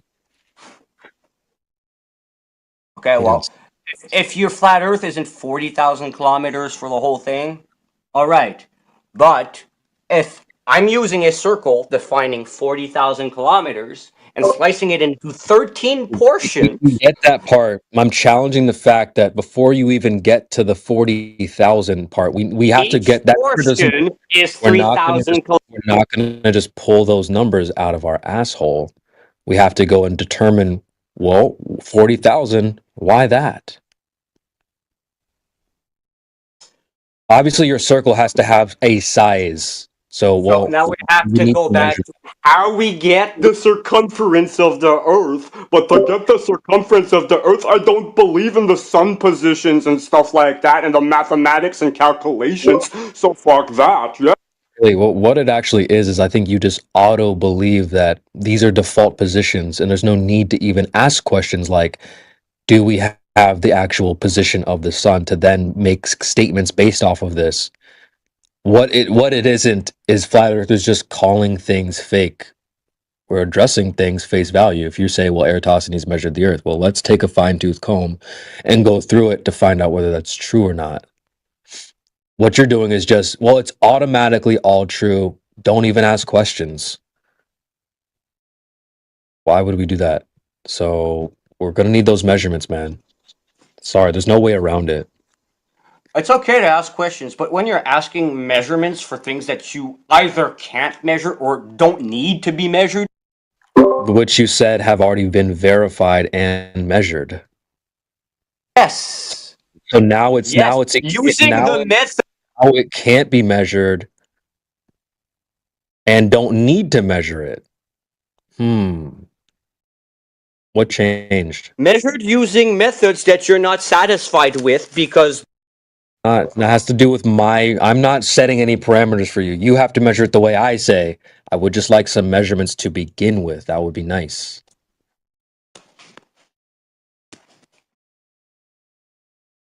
if you want a specific measurement, position of the sun, measure the shadow it casts. Repeat that every day and do that on 2 locations. You'll have measurements. Can we address that? But of course, that's not enough for you. Let's address it, because obviously we don't just take things. Oh, there's no need to even address anything. You just got to auto believe Eratosthenes. Can we actually go through it and find out if this is valid or not? Or for you, it's a default, automatically true. Don't even ask questions. Is that your position? It's okay to go through it, but if you're going to be denying things and cherry picking, but that's not actually. Let's not deny anything then. Let's actually go through it. That's wrong, man. Okay, well, let's not deny anything. Let's go through it and find out. Yeah, let's go through it. All right. So let's start with step 1. You're saying the measurement of the earth. Let's be specific. So that we're going to go off of whatever measurement you think exists. So what would that measurement be that we can address? I mean, you can measure it with the shadows, a sundial, anything shadows and the sun together. You can pretty much take measurements of that. The double beach sunset experiment, which you again mock and laugh at, but fail to understand the mathematics at which to give you an actual circumference of the planet you're living on. You're not going to let us address things specifically, or we're just going to do this whole coping. You guys don't believe me. I don't care if you guys don't believe me. That's not my point there. I mean, you guys don't believe me. That's fine. But I mean, none of you. I mean, you yourself are probably making a better effort than the others to actually try and understand me and get to something, which I appreciate, and we're probably going to get somewhere because of that. But the others, they weren't like that at all. I actually think they're more like me than you think. But anyway, let's just go through it. So give us a measurement, and then let's go through the method and make sure that the methodology is valid. So you can whatever you want to start with. Can someone post that little circle I was talking about, because it contains measurements and so on? Maybe not from the real world, but you can compare them with real world measurements after that. That's not a problem. So, measurements not from the real world? What? Let's draw a circle and then make measurements on that circle. Yeah, that sounds like a good We're idea. on Discord here. I'm gonna go on a boat and do celestial navigation from my apartment. Come on, dude. Thank you for posting this service. Now, Well, if you were a real glober, you would actually go out there and make real measurements. again, this is just representing what the curvature would look like on a 40,000 kilometer. We We're imagining that. NPC, hold on. I gotta. You're gonna have to make me pass the mic. 'Cause I'm gonna blow a fuse if you keep doing this thing where you're like, "Let me tell you what a globe would be like," as if no one here understands what a sphere or a circle or the nature of a circular object. Stop pretending like we don't know what a sphere is, man. Okay, can we just agree that if that circle there is 40,000 kilometers circumference, that each portion, the 13 divided portions of it, are 3,000 kilometers on the surface? Can we agree on that? We don't have any issue with the math. The math is mathing, all right. But the problem is we have to determine those numbers. Essentially, I would say you just pulled out of thin air or out of your rear end. We have to determine Okay, this. fine. I haven't give you the real world measurements. That's fair. But can we still focus and consider this before moving to that? Because I mean, you can't just skip this. Bro, we know you're imagining. just like you do. You're like, but I need to know if 2 + 2 is 4 first before I measure this 2x4. We know the math works. Now we need to go and find out whether it matches reality. Stop presuming that we don't understand a globe. Well, do you understand that a globe, if you broke it down into 4 parts, 25% each, like, dude, we understand that part. Now we have to go and determine, is this matching reality? Measurements from the real world, like Zetetic called out for. Ryan in the chat, how did you get the value of 40,000? That's the whole point, bro. We don't need a cartoon of a circle to explain how it would work. I understand that. Now we need the actual meat, the freaking, we need the cowbell now. Yeah. So how do we apply this with the real world to verify it? Right. That's good. Well asked. So what you need to do basically is you run the experiment. Let's say you choose that 3,000 mile distance, 3,000 kilometer distance, and you check if it's actually possible. Wait, stop. If the distances match from the views. Stop. You just jumped. We don't even have a foundation yet. You're like, well, let's just pick 3,000. We're not going to just pick random numbers. You have to need measurements. No. That's not how this is going to work. We need to go and measure the real world. Okay, we're not going to just randomly pick. Let's just pick 3,000 and then go from that. Choose a distance. No. So we need something in reality that we can go and do to measure the surface of the earth to determine what it is. So we're not going to just quote choose 3,000, whatever the hell that means. Okay, well, I mean, you could walk the distance, I guess. We keep saying the distance as if that's a default thing we already know. We have to determine or establish what is the size of the earth. How has that been established? Let's not go into it assuming, number one, it's already a sphere and already has a known size. Those things are both unknown. So we actually have to go out into the field to do something to determine whether those things are true or not. For you, they're just default automatically true. And they don't really, for you, you're saying, well, I don't even need to measure, which is crazy. But we're trying to help you understand that you're going to need to measure to have these values. Yeah. So when it comes to needing to measure and etc., you need like it to be measurable by one individual person and that every individual person must be able to do it on themselves alone? Or would you accept that, let's say, a collective of people that can work together and use technologies to get these measurements? Feel free to set yourself up with whatever conditions you feel most comfortable with. But now we're just multiple people using technologies to. All right, bro. Let's just get it, because the point is we need to get to how do we get that value. Well, is it okay if we all hold hands and do it? Do whatever you want. We just need the measurements now. Not what I'm asking. I'm asking, is it okay if Stop asking and start just getting the measurements. People in the chat are getting pissed off. right? How do you get the value of 40,000? You need to measure before you assume. How do you get the value of 40,000? Before you start explaining, how did you get the value of 40,000? How? What technology is okay? We need to know how we're Value getting from the double sunset experiment, because I did that one myself. So I got those values from the double sunset experiment that you all modeled. Well, now what you said is what we could do is go through it with a fine-tooth comb just to double check the methodology. So let's do that.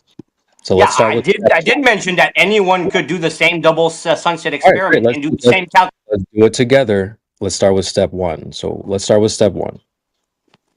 Because All right. we're gonna go through it with a fine-tooth comb and make sure it's valid, right? When it's not, we're just gonna accept it because you say so, right? So what's the step one for the methodology? And are we measuring the Earth right now? Is that what we're doing? I mean, if you 'Cause want we to need take to in all the factors, we're going to be here for fucking weeks.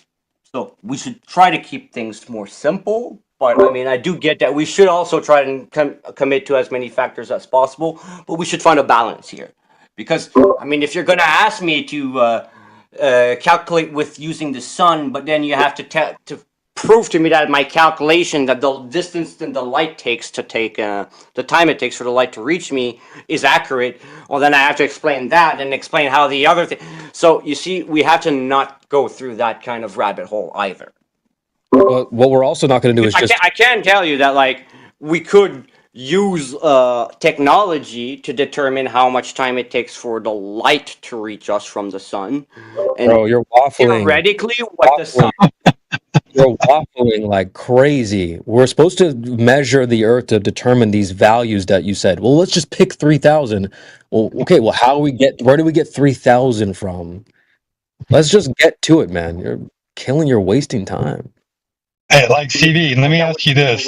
By people. Hold on, NPC. Let me ask you this, all right? Like, if you told me that you were a size 12 shoe, Move the goalpost. if you told no, if you told me you were a size 12 shoe and you never measured your foot, how would you know you're a size 12 shoe? Shadows. Just calculate. Just lay down on the beach. Just calculate. Just draw a shoe size, and that's it. That's what it is, dude. That's what I mean. You take a shoe and then draw it into like 13 sections, and then each section actually is mathematically, so that's how it works. Just break it into 13 sections, and then you don't even need to measure it. Do you see the absurdity of that, NPC? Like if you want to measure something, measure it. Hello? Can we stay measure on it? Hello, we're waiting for Measure the measurements. Yeah, go now, get measurements. That's what we need. That's not fair, man. You guys keep moving the goalposts and asking me multiple questions on multiple subjects. The same question we've been waffling around and tap dancing around for, I don't know, what is it now, chat? Let's see, 208. It's now been 7 minutes of people asking you for the exact same thing. 7 minutes. How many times has JPR in the chat asked the same question? How do you get the value of 40,000? We probably asked that for now, probably closer to 10 minutes. So those hurry up. ramen. Can I clarify those things so you stop using this ramen? When I talked about the circle and the 3,000 kilometers, etc., it was about another subject, about the curvature of the Earth, to show that it would take even 3,000 kilometers and you would still see at that distance if you'd have the telescope too.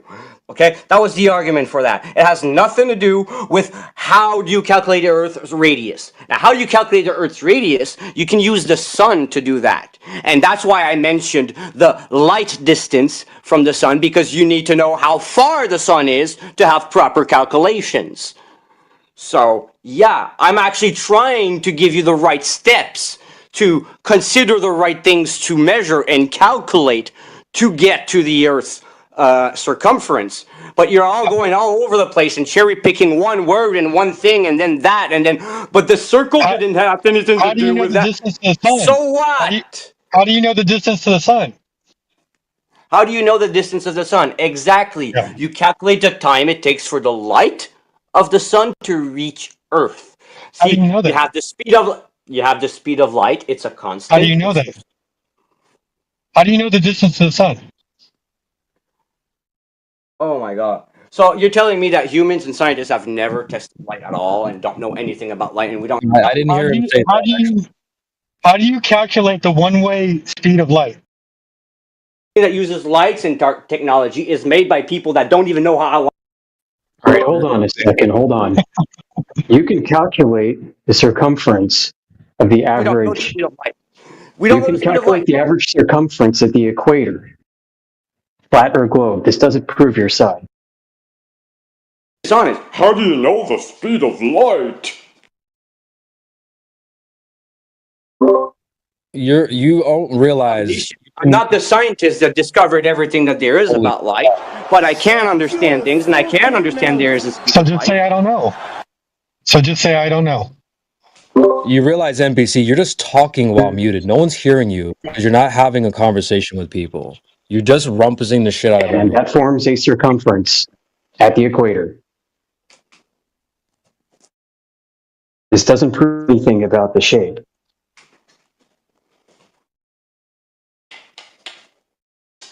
Oh, guys. Keep being dishonest, I guess. We're not being To dishonest. yourselves and to me and to others. No one's being dishonest. So how did they measure the circumference of the Earth? Kind of getting into, yeah. How did they measure the circumference of the Earth? I mean, so we can't agree on a constant speed of light? That hasn't been determined yet. Again, these things Hasn't aren't been determined yet. Okay. Sir, you gotta keep this in mind. For you, what we don't do for you is just assume our position is default, and you must accept it because we accept it. We have to make an argument for your position. When you keep saying like, "Oh, so you just don't automatically accept what I'm saying as true?" No, that's the whole point. You have to back up or make a case for your position. Saying, "Oh, well, you deny," that's not an argument. So scientifically, there is a consensus between the whole entire scientific community, which of course you're going to strawman as just fake. They have a speed of light constant. Brother. Does anyone want to hear this garbage? That's an appeal to a consensus fallacy. That's not evidence for the thing you're And claiming. their calculations are right. And if I read their paper, Dude. Bro. So do I need to go look up the... You're talking to yourself right now, Storm. You're talking to yourself right now, dude. No one's hearing you. Why is he even talking about the speed of light? Do I need to read a paper on how to figure out the light speed? Really? Out loud? Again, you would be doing this for your own You guys benefit. can't look that up yourselves? I mean, maybe if you look up the speed of light and how to get it, I mean, you're probably going to get a very straightforward answer, better than what I can say. You're just talking to yourself, okay? You've been challenged because we do understand it. We don't need to go read a paper. That would be for your benefit. Now, one more time. Okay, so we can agree that there is the speed of light. We don't agree on shit yet because you haven't established anything. You just move the goalposts. I'm establishing the speed of light. You use the speed of light times 8 minutes, you have 90 million miles. What's the problem? What's been established? How do you know that? What did you do to measure that? The time it takes for light to reach us, 8 minutes. How do you know that? Did you That's 90 million miles. It's simple. Did you if you're going 100 miles per hour and you drive for an hour, you will have done 100 miles. Okay. So did you go to the sun and measure the two-way speed of light? Because you can't measure the one-way speed of light. So did you measure the two-way speed of light from the sun to the earth and back to the sun? It's fucking dumb, dude. Did you go to the sun and turn on a flashlight and we waited till it got here? Is that how we measured it? You went to the sun? So you're basically saying that we do not have technologies and ways... No, you know what? No one's saying any of those words. Pretty sure you just said those words. I think what we're doing is we're holding you accountable to the words that you said. Right? Oh, we already know these things. Well, how do you know? Well, you don't know? Well, how do you know, friend? That was hilarious. Sorry. You don't agree that we have Jedi. technology ways. That's fucking funny, man. What the fuck? This all started with the circumference of the Earth being 40,000 kilometers, and we asked how did they measure it, and that's literally what this whole conversation has been about. It's how do they measure the circumference of the Earth? And just want to get in. You know, pretty sure I called it when I was like, "Well, we just already know this other thing." Oh, well, how do you know that? Well, we already know this other thing. Well, how did you know that? well, we just already know this other thing. You see what I'm saying? When we start to go through your methodology, it ain't really valid because it's all based upon, well, we just already knew previously, and this confirms we were accurate all along. I don't think so. You don't have a leg to stand on. You don't It's a have classic spiral, though.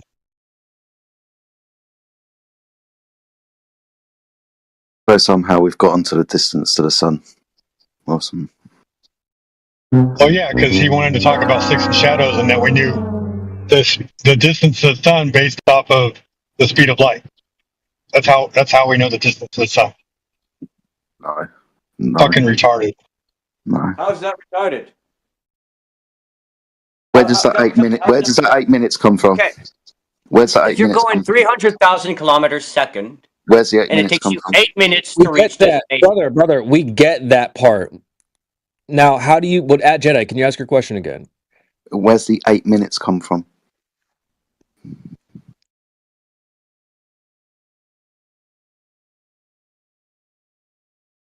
How'd they get 8 minutes, NPC?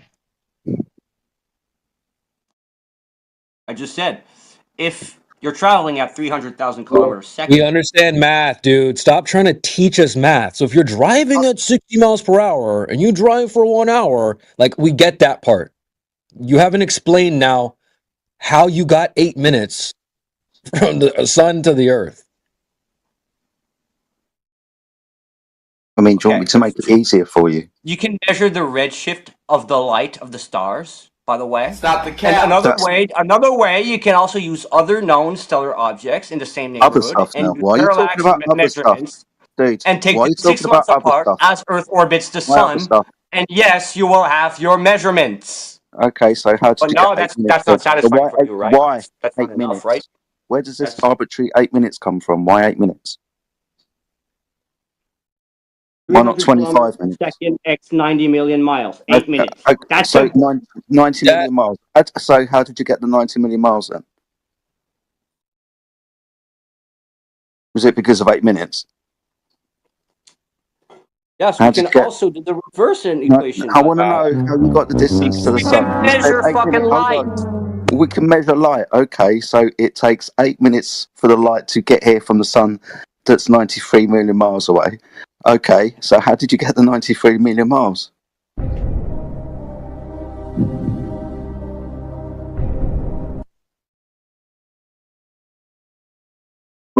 Yeah. Okay. What else did we automatically knew previous to that? The distance of the sun alone? All right. Without using light? Sure. No, I don't Here want you at to start Venus. changing. Okay. No, dude, I No. don't want You you to measure start the changing distance from goalposts. Earth I to want you to Venus. keep to the You measure goalposts the that I've distance from placed. Earth to Venus. Stop. Jedi, please go. See, Stop moving the goalposts. I just want you to answer the things that I'm asking you. You That's all. don't even care to hear the answer. You're That's talking to yourself, NPC. You're literally talking to yourself. You're not having a conversation with anyone here. You're talking to yourself.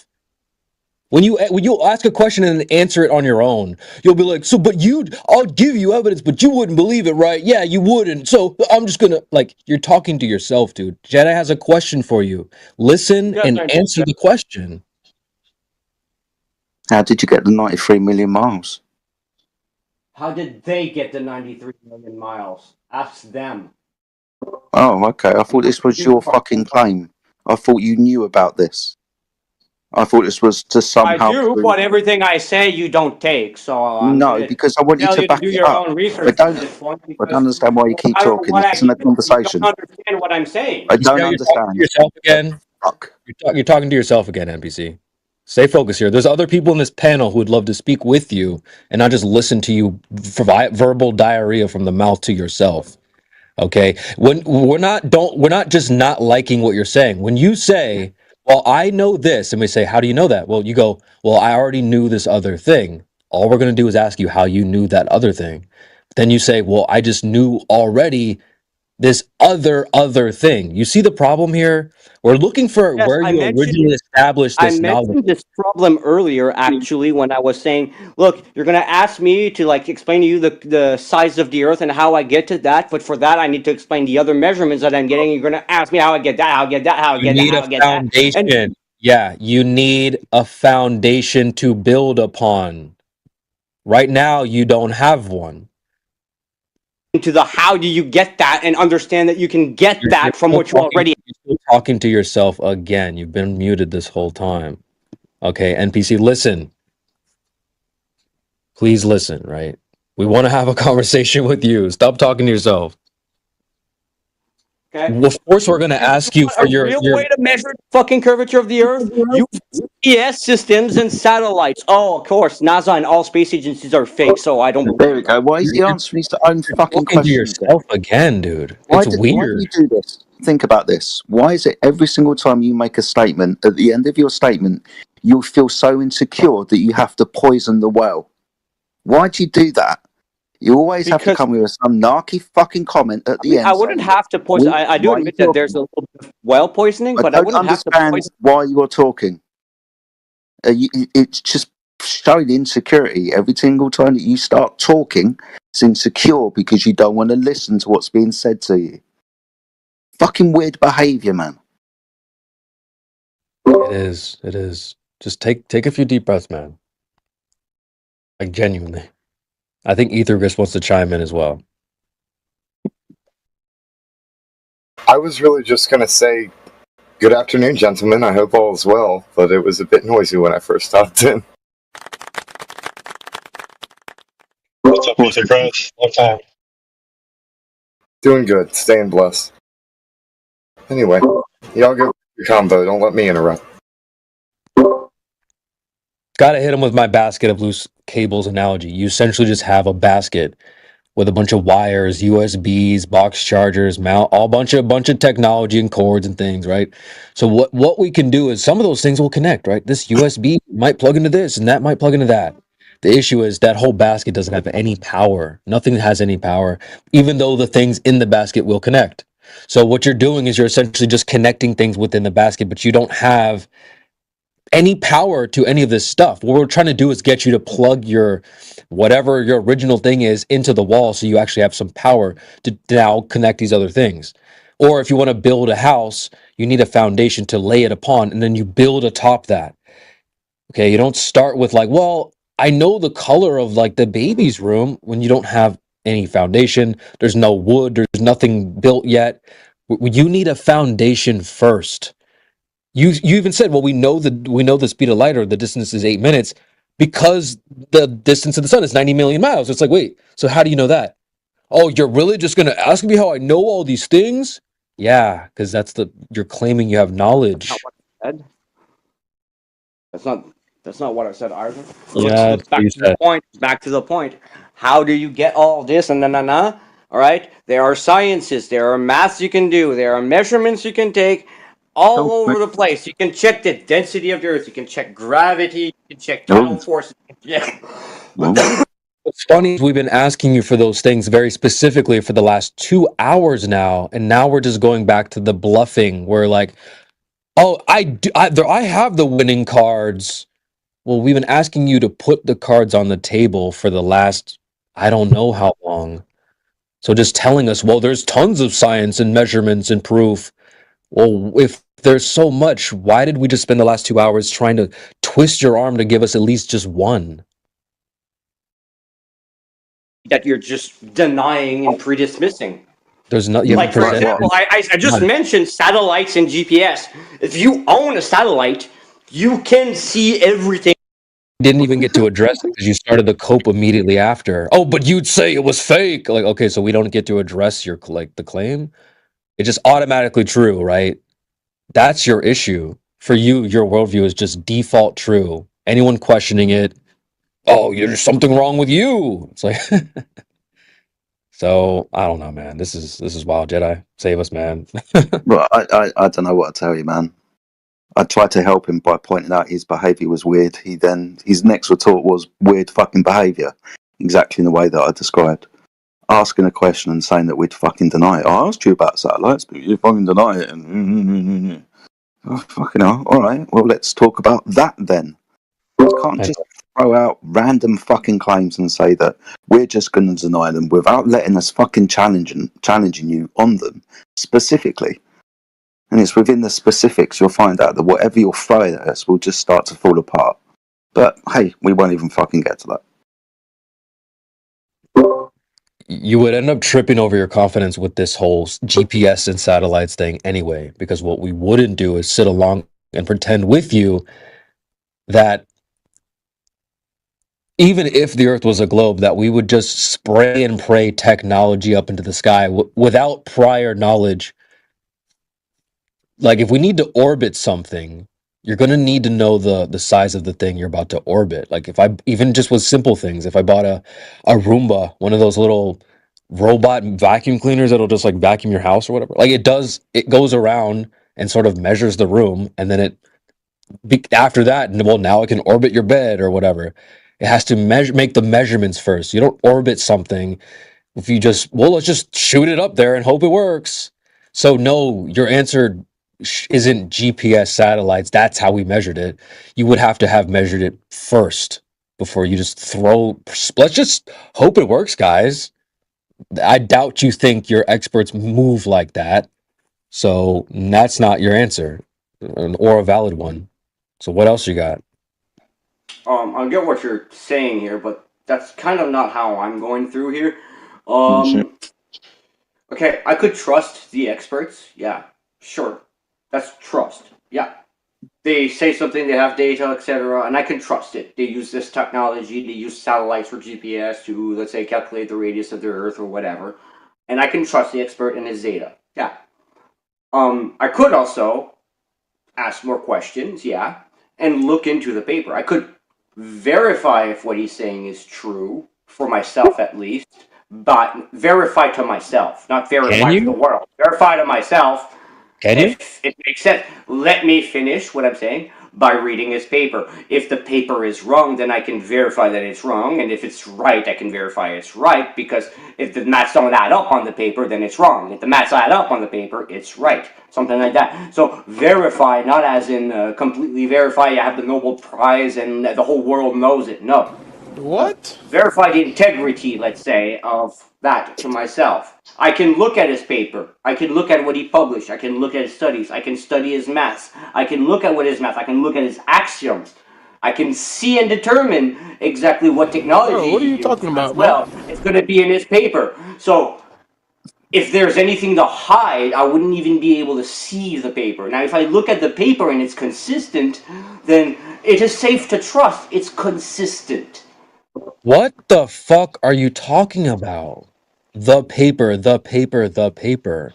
What paper? What is that movie? What is that movie, guys? Hey, get the papers, the papers. I mean, bro, who brought up anything to do with a paper? We're talking about, we're just saying, like, you said the I'm measurement talking about an expert, a scientist expert that makes an experiment. they wouldn't, hold on, dude, hold on. You lost the plot. Has results. You lost the plot. We're asking you for measurements of the Earth because you kept saying the value is 40,000. Chat's getting pissed. Where'd you get 40,000 from?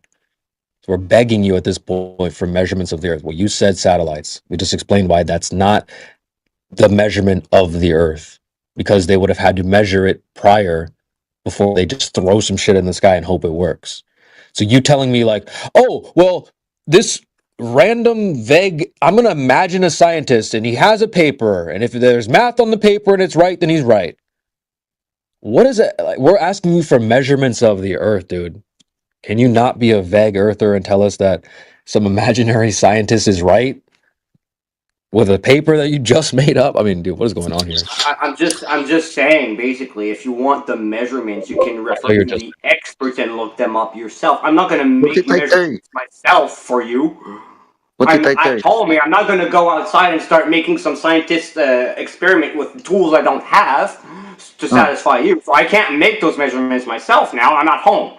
But you could use the measurements of other people, the scientists who actually studied this.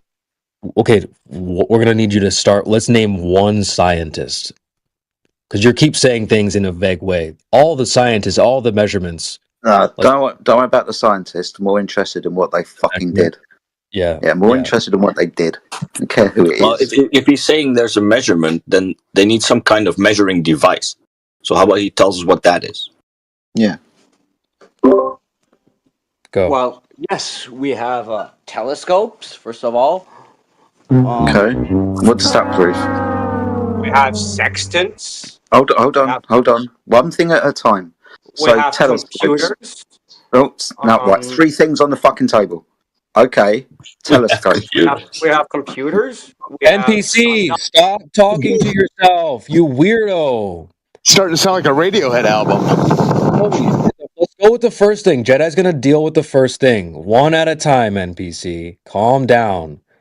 Can hear you gasping for air. Telescope. Telescope, mate. What does that prove? Cherry pick one thing instead of take the whole. Telescope. Right? So I'm cut me going before to I go finish the through whole them shit. one by fucking one, sunshine. So you've put 3 things on the table: telescopes, sextants, and computers. Awesome. So we'll deal with those. Telescopes. What's that prove? Well, I mean, telescopes, you can actually view astronomical objects. You can view the moon. You can view Jupiter. You can view the sun. You can view stars. I see. Anything but the Earth. Yeah, so that doesn't really tell you anything about the Earth then, because you're not looking at the Earth. Okay, so these things in perspective to the Earth tell me. Okay, yes. Yeah, they're completely unrelated. There are no observable similarities. So No, they are related. That's the thing you didn't point out. no, Because you can't conceive how these things can give you actual data that you need. NPC, I'm listening in, man. That's pretty crazy. You know, like if I want to take a measurement, I ask my apprentice to go grab my telescope. Yeah, what a great measuring tool. Dude, if you're going to look at the sun, moon, and stars, then you're just going to be looking at them. How do we prove the surface is curved, though? It's not going to be through telescopes, is it? No, but you can use the other fucking methods. Hold on. So You can combine several things together and cluster the data to get more accurate results. Did you know that? Yeah. Did you know that you can actually cluster data together? So you can use data you have on Earth, data you have on Sun, data you have on the Moon, and all 3 together will give you more data on all 3. Okay. I understand that, but you just said telescopes. So I've asked you, what about telescopes? And you said you can look through telescopes at things. Okay. Now you've started to compile all of these other things together and say, well, eventually at the end of the story, when I've shoved all of this other stuff in, we're going to end up with a ball. All right, looks like it's going to be a long fucking process to get there. Cherry-picking a fucking word? Not cherry-picking, dumb fuck. Oh, yeah. Second thing that you said. It was a mere example, dude. A mere fucking example. Let's cherry-pick a mere example. Second thing that you said. Sextant. Okay. Yeah, okay, we can use the sextant too, yeah. That will actually give you the angles and positions of the objects you're looking at in the sky relative to you on the Earth. So again, nothing to a do with the lot of data to actually celestially navigate on a sphere. Awesome stuff. What's an angle? What's an angle? Oh, okay. So a sphere is 360 degrees. An angle is one of those degrees. Oh, so or those more. 5 degrees. Okay, I understand. So an angle would be 2 straight lines meeting at a point where you can measure the disparity between those 2 lines. I guess something like that. Yeah, There might be other semantics. I know that things have multiple semantics in them, but yeah, sure, you can put it like that. Words have meaning. So when we're having a conversation, it's important we understand what we're talking about. So yeah, it might be a bit of a semantical argument. Of course it will be. We're communicating using fucking words. Yeah, we're trying at least. So can you measure an angle off of a curved line? If one of your lines is curved and not straight, can you measure an angle? No, but you can create an angle. No, I'm asking you a very simple question. Can you or can you not measure an angle if one of those lines is curved? Personally, I don't know, but like if you have Personally, one line curved, you don't know. Personally, you don't know geometry. We'll have an angle anyway. You can still triangulate. Hold on, my friend. You said, personally, I don't know. So why are you talking about something that personally you don't know? Angles is the very basis of celestial navigation, measuring elevation angles to stars. It's the very basis of it. So why the fuck are you talking about it if personally you don't know? I mean, like, if you have something curved and two straight angles, yes, you have an angle. And yes, Okay. that's the point of triangulating. So that's the point. So if you Two can have straight a angles? curve and calculate an angle from a curve, well, I mean, I guess you could on the, yeah, you can, kind of. Yeah, Oh, hold on, hold on. You No. said two straight angles. Do you even know what a straight angle is? Two straight lines. Okay, my bad. And maybe I said angles mistakenly, And you but I said probably triangulation. You said triangulation. You said triangulate triangulation. with two lines and you perpendiculate, and yes, you can We have to kind do of is make say angles. yes or no when I ask you a So fucking technically, question. yes, you can have an angle. No, you cannot measure an angle if one of those lines is curved. That would be stupid. Do you know what a triangle is? You said triangulation. Yeah, that's a triangle. Okay, so does a triangle have a curved fucking line in it? No. Excellent. Of course it doesn't. It wouldn't be called a triangle anymore because one of the lines is curved and you cannot measure two of the interior angles of that triangle. So no, you can't You still measure have an angle from those 2 You points that are cannot meeting perpendicularly. measure. Where along this line do you measure that angle from? Okay, if I have a celestial object on a sphere, well, I'm on a sphere and there's No, a celestial I'm asking you about angles, okay, sunshine. I draw a line. I'm asking you about Object, angles. yeah, and I have an angle right there. Angle? So do you measure elevation angles to stars in the sky with a sextant? Do you measure elevation angles to stars with a sextant in celestial navigation? Yes or no? I mean, I don't understand the whole dynamics behind it, but So you're going to be talking about something I've seen some of it at work and understood a little bit of the work. But I mean, yeah, it does kind of work. You don't understand this. Personally, I don't know. First comment, Look, just and because now I I don't personally understand the don't whole understand. dynamics doesn't mean I don't understand some dynamics. Okay, so we're at the moment we're trying to define what an angle is, and you've incorrectly defined what an angle is. You said that you can measure an angle. Why are you scared? Doesn't know all the dynamics of the domain. Why do you keep talking? I haven't finished giving you my response, and there will be a question at the end.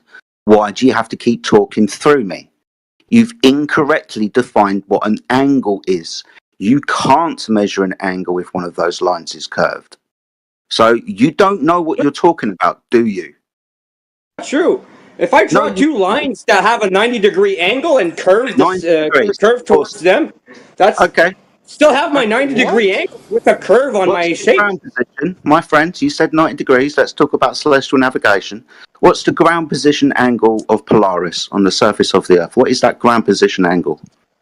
I mean, I don't know personally. I don't remember from the video, 90 but I mean, I degrees. could post a video if you want. It's don't need a fucking video.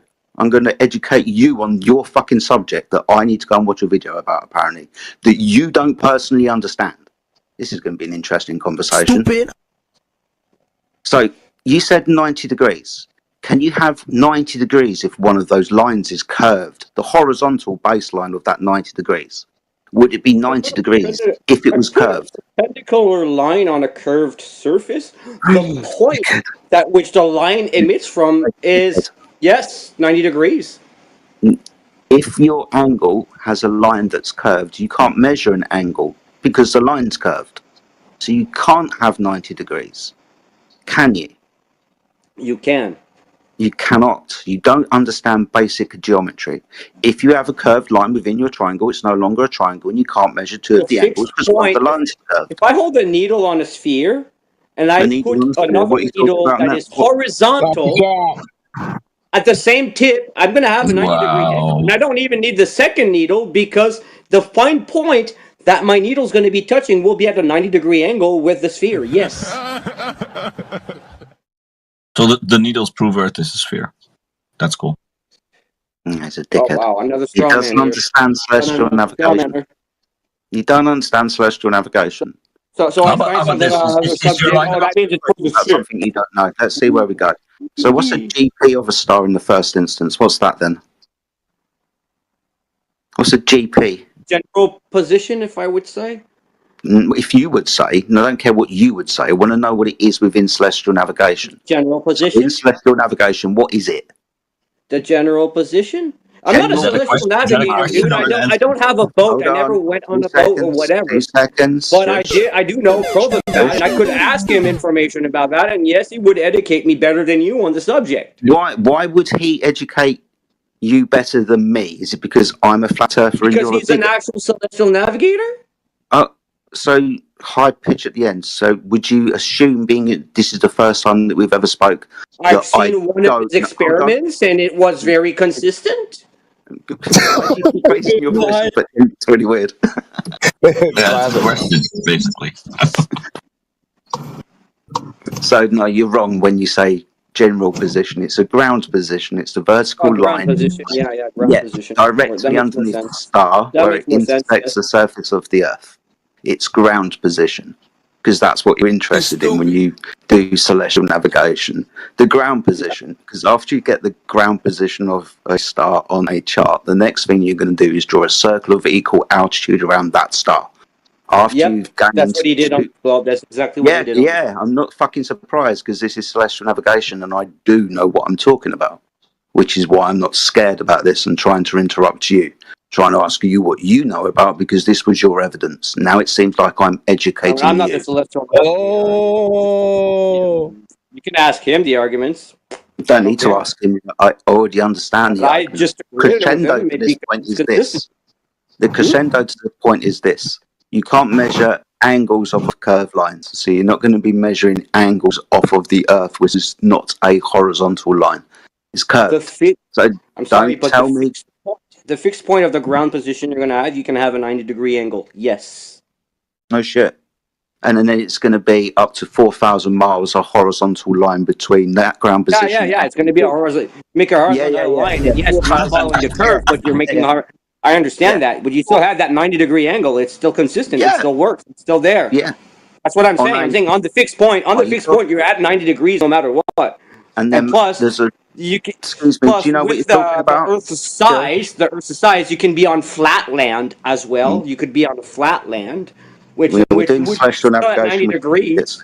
And you can have a butt up and then down, which goes down the curvature. So yes, you can be in a flat land. That can happen. Yeah, no shit. Like in Kansas, no, I think it's Florida or Kansas that is like the flattest state in terms and of all the oceans and the seas. topology, not in terms of Earth is absolutely flat because there's topological flat zones. Topology? What the? Sounds like a Star Wars.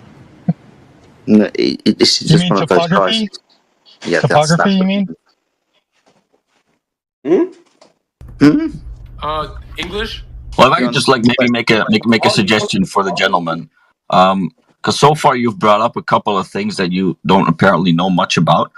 Maybe if you try bringing up an argument that you do actually know something about or specifics about, then we might be able to have a better conversation, right? If you think that topology is in English, you can look it up, my friend. No one cares. We're doing celestial navigation. I want you to look it up. Primarily for boats at sea. You can.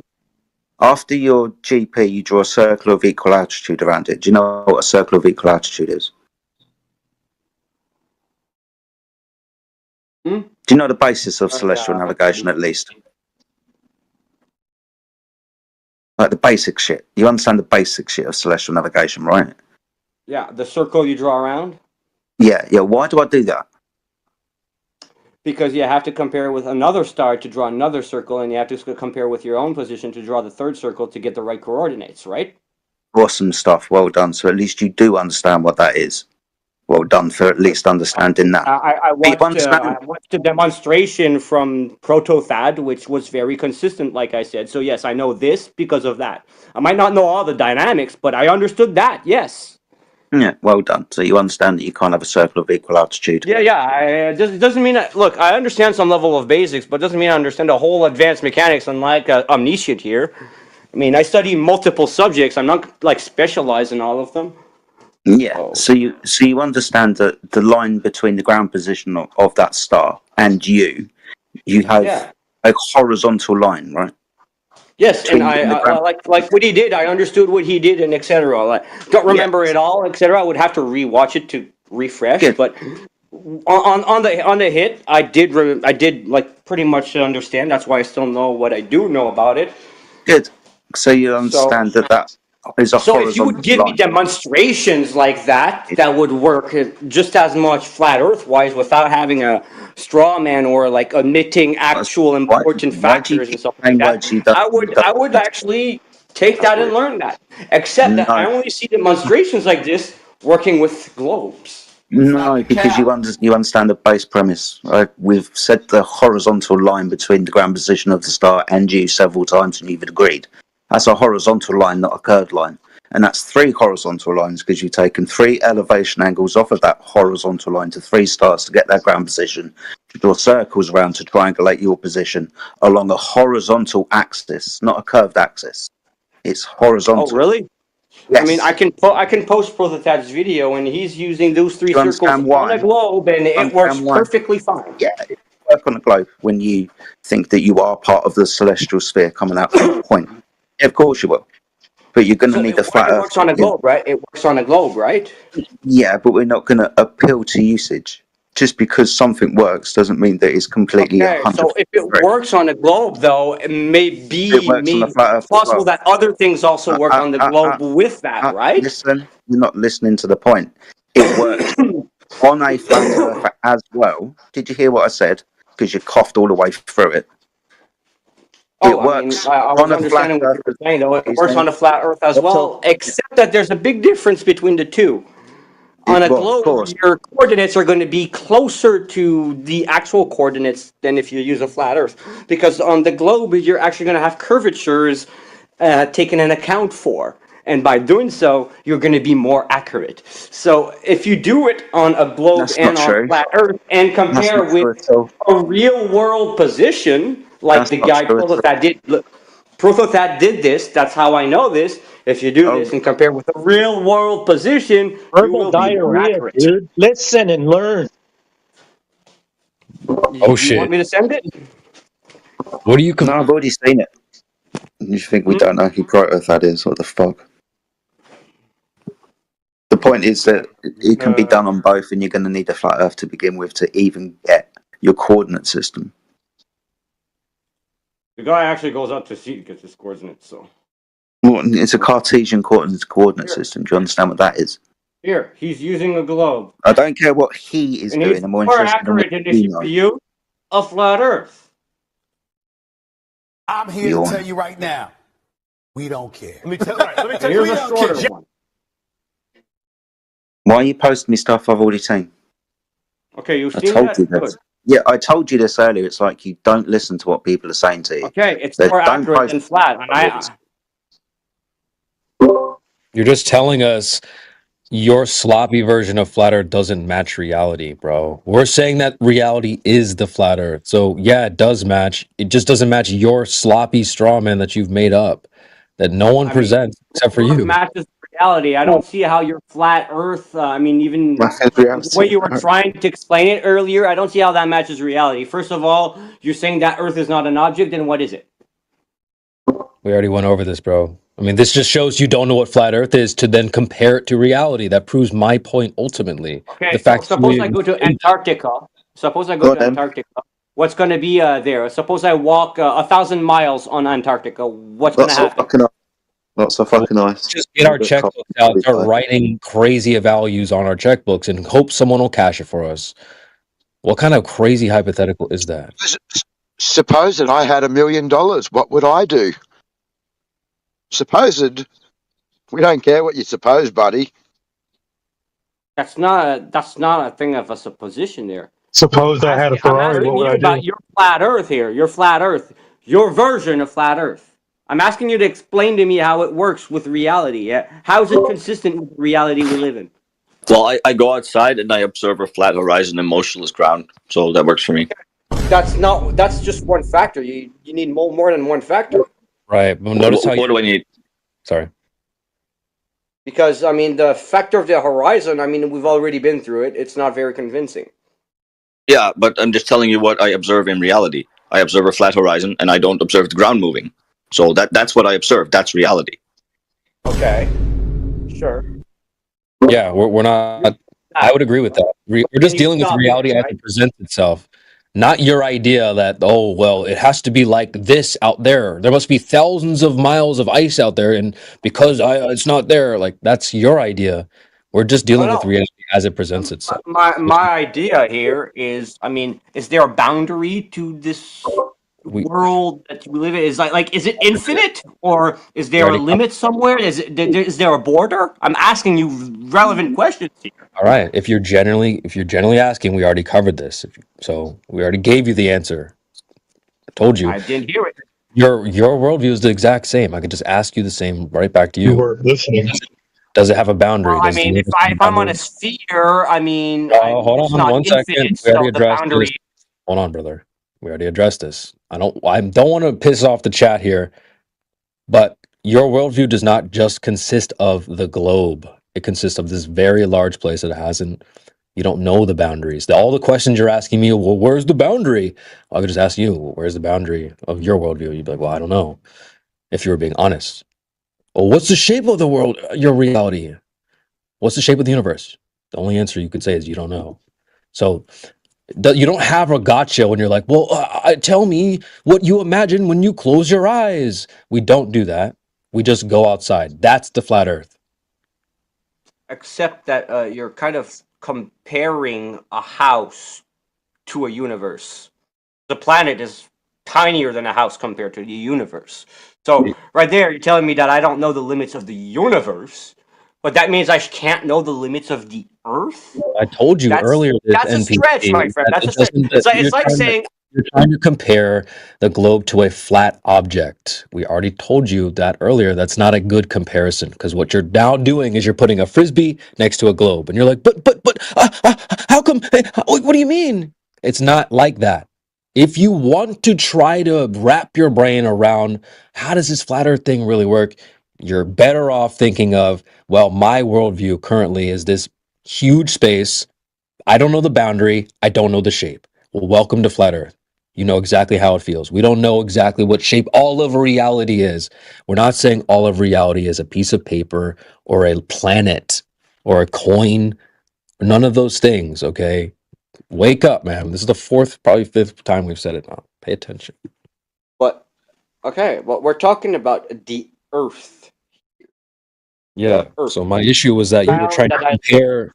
You were trying to compare. My issue was that you were trying to compare. Well, I'm comparing flat versus globe, and then I'm going outside. Well, your idea of flat doesn't match because flat Earth is outside. Are you getting it? So leave your own ideas of flat Earth out of here. Like we're just addressing the way the Earth is. Just gonna count how long it's gonna take before I get cut off. Word 1, word 2, word 3, word 4. Am I cut off yet? Hello? Word 5, word 6, word 7, 8. It's not actually effective.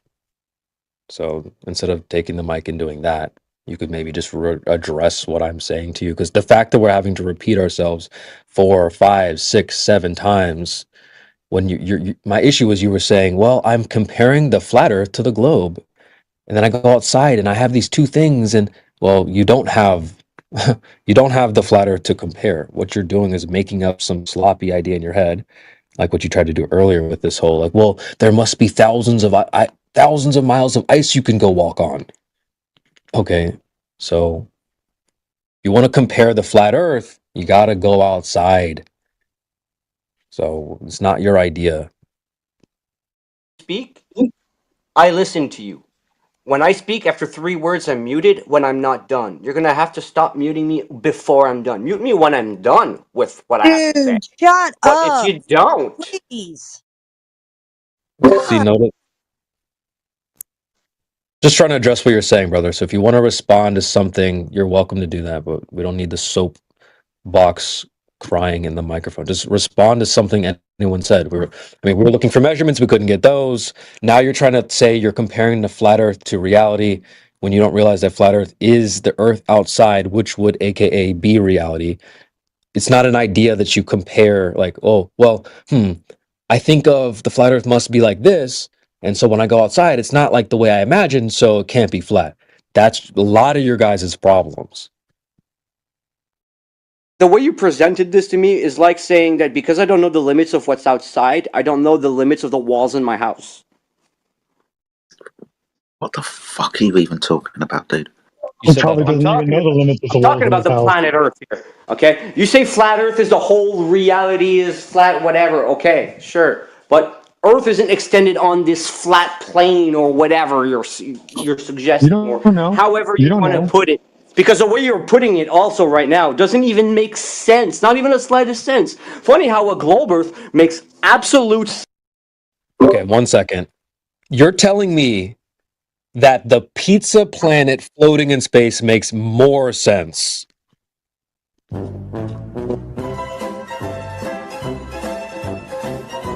Maybe. No, bro. I mean, that's why you. That's I'm why you have. asking you the boundaries of Earth, not your universe and reality. The boundaries of your Earth. The Earth isn't a disk in space, you dick. How many times do we have to tell you? If you want to think of flat Earth, it's all of reality, not a pizza within a large void. That's your idea.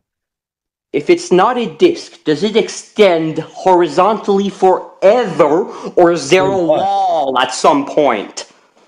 That's what I'm asking you. Does your okay? Is that let's just so ask hard that. to understand? Nope, no, it's not hard to understand. I've already asked you this directly to you, right? Let's keep it fair. Does your worldview have a wall, or is it infinite?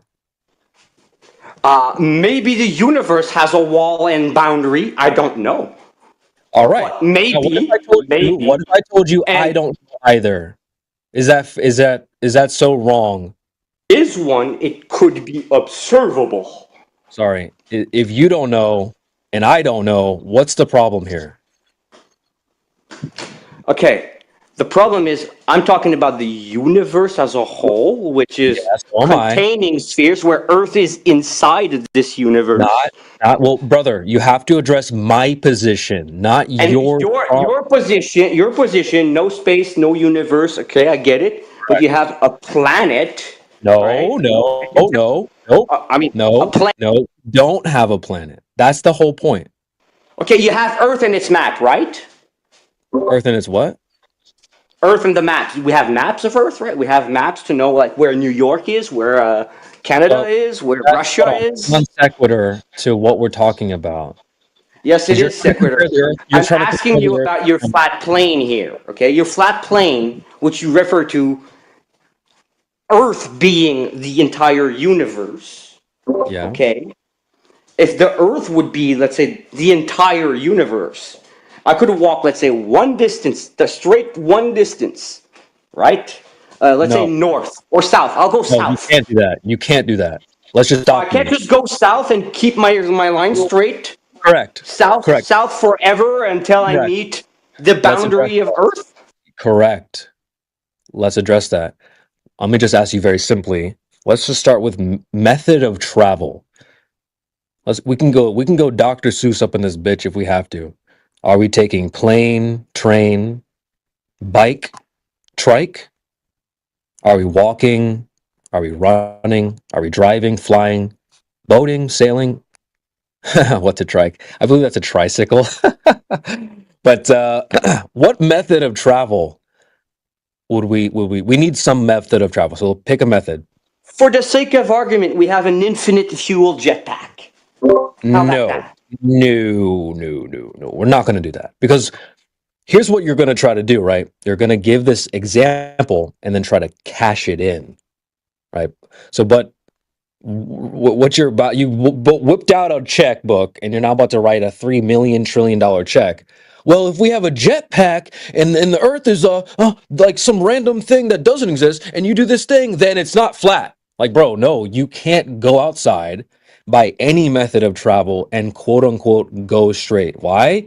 Well, if you're gonna walk, you're gonna have to phase through buildings and phase through trees and stuff like, I don't know. You're not gonna be able to walk straight. Obviously, can't drive straight, fly, bike, train, none of those things. You can't do that in reality. It works on paper, not in the field. Okay, I turn left, and then when on my right there's no more building, I turn right. I'm still in a straight line and direction. Oh, wow. How Suppose about if I that? You just didn't go in a straight line. Funny that. that I was deviated from the building, there is a way for me to readjust my navigation back to a straight line. AKA not a straight line.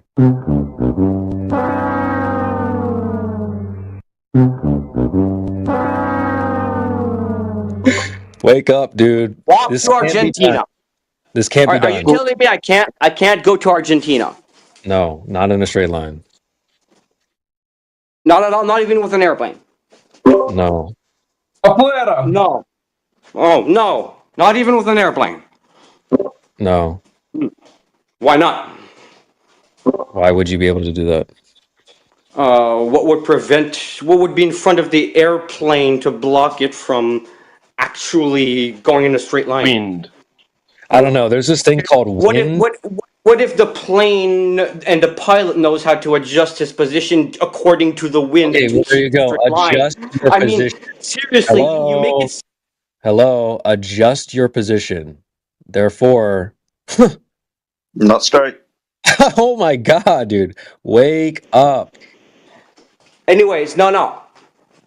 Instead of straw manning, how about you just assess this? Okay? You don't understand what a straw man is if you say that. We're just addressing what you have said specifically. You can go straight, telling you no, you can't. I haven't straw manned you by telling you that wind is going to blow your plane around, water is going to move your boat around a little bit. You're not going in a quote beeline path to say, well, I haven't deviated. I now have gone straight. I've proven X, Y, or Z. You can't do that. It only works on paper, dude. It works in your mind. Like you said, oh, I got a jetpack. Okay, well, have fun with that. But you're never going to be able to do this in reality. That's the problem. So it's not ever going to be evidence of anything. Oh my god, I'm walking. Oh my god, I turned left. I don't know what direction I need to go back to the straight line. Oh my god, impossible. Absolutely impossible. Oh my god. There is no way for me to readjust my position back to the same position I was earlier. So not a straight line. Then. You have to adjust. It's not a straight line. I'm just going to read this off for you since you're just okay. I'm not. Hold on. Like straight line straw man, right? Straw man. That was your example. So, when lost in the desert or a thick forest, terrains devoid of landmarks, people tend to walk in circles. Blindfolded people show the same tendency. Lacking external reference points, they circle around in loops as tight as 66 feet, interesting, in diameter, all while believing they are walking in straight lines. Why can't we walk straight? Only recently have scientists begun to... Okay, whatever, I'm not going to continue this, but you get the point. You're trying to make this weird argument like, no, just go straight, bro. If it's flat, you can go straight. No, you can't. You can't do that on the globe either. If I'm drawing a line, I have my reference point to know how to be straight. You know? He's gonna quadruple. Let's say I'm drawing my line. So if I ever deviate, my line will curve. I just readjust towards the direction I was trying to go. It's not hard to do. Okay? I am able, like, yes, people will walk in circles when they're not paying attention to where the fuck they're going. But if you're paying attention to where you're going, and you're paying attention to your directions and you know what you're doing, you will be able to consistently walk on a straight path. And yes, you're going to have to go around the building or etc. But when you go around... And do what? When you go around the building, you're not going straight. How about that? And you don't want me to continue reading this article because it's going against what you're saying. Because you're saying, well, no, if you just like, you're not trying enough. Like, dude, the article's flat out saying these people are trying to get where they're going. They believe they're going straight, and they're not. So you don't have an argument here, man. Don't quintuple. What is it? Don't sextuple down. Counter argument to tell me how it's impossible. No valid counter. No, dude. Okay. I just did. And plus, you didn't even. I just did. Right. There's not a single method of travel. And then not only that, that's only the first half. The second half is, well, all right, well, since you want to play this game, we need a location to start from. So where do we start? Give us that. To explain to me why we haven't found, let's say, another continent Oh, well, we'll get into that, but where are we going to No, start? no, If no, you no, want no, no, no, no, no, to no, no. We'll get it. No, no, no. This is my argument here. If I were to take it one or south, all right? And I don't care about your method of travels or whatever, because that has nothing to do with the argument. If I'm going south and consistently south, suppose a photon, a beam of light that goes through everything going south, all right? And suppose that beam of light has eyes to That's see not where it's going. At the same again. See, notice your example. If we have a beam of light with eyeballs, you're going to take that. You're basically writing a check that you can't cash. You're going to take that and try to cash it in. Well, see, because you can't do that. Well, no shit, you can't do that because you're not a beam of light with eyeballs, goofy ass. So that's what I'm saying. What your example of that you're trying to use cannot be done in reality. That's why your method of travel does matter. Because, well, and then again, I already asked you, from where are you going to be? Where are you going to begin your journey? Okay, let's put our backs to our front door. Everybody go to their front door, put your back to the door, and just start walking straight. I bet you're going to hit a tree, a house, another car. You're going to hit something probably. So that method is not going to work. So what? Do we just, oh, what? Should we just helicopter? Should we just helicopter up and then go forward? Because I don't know, there's probably some wind and stuff that might blow us around a little bit. So we're probably not going in a straight line. So just take your straight line and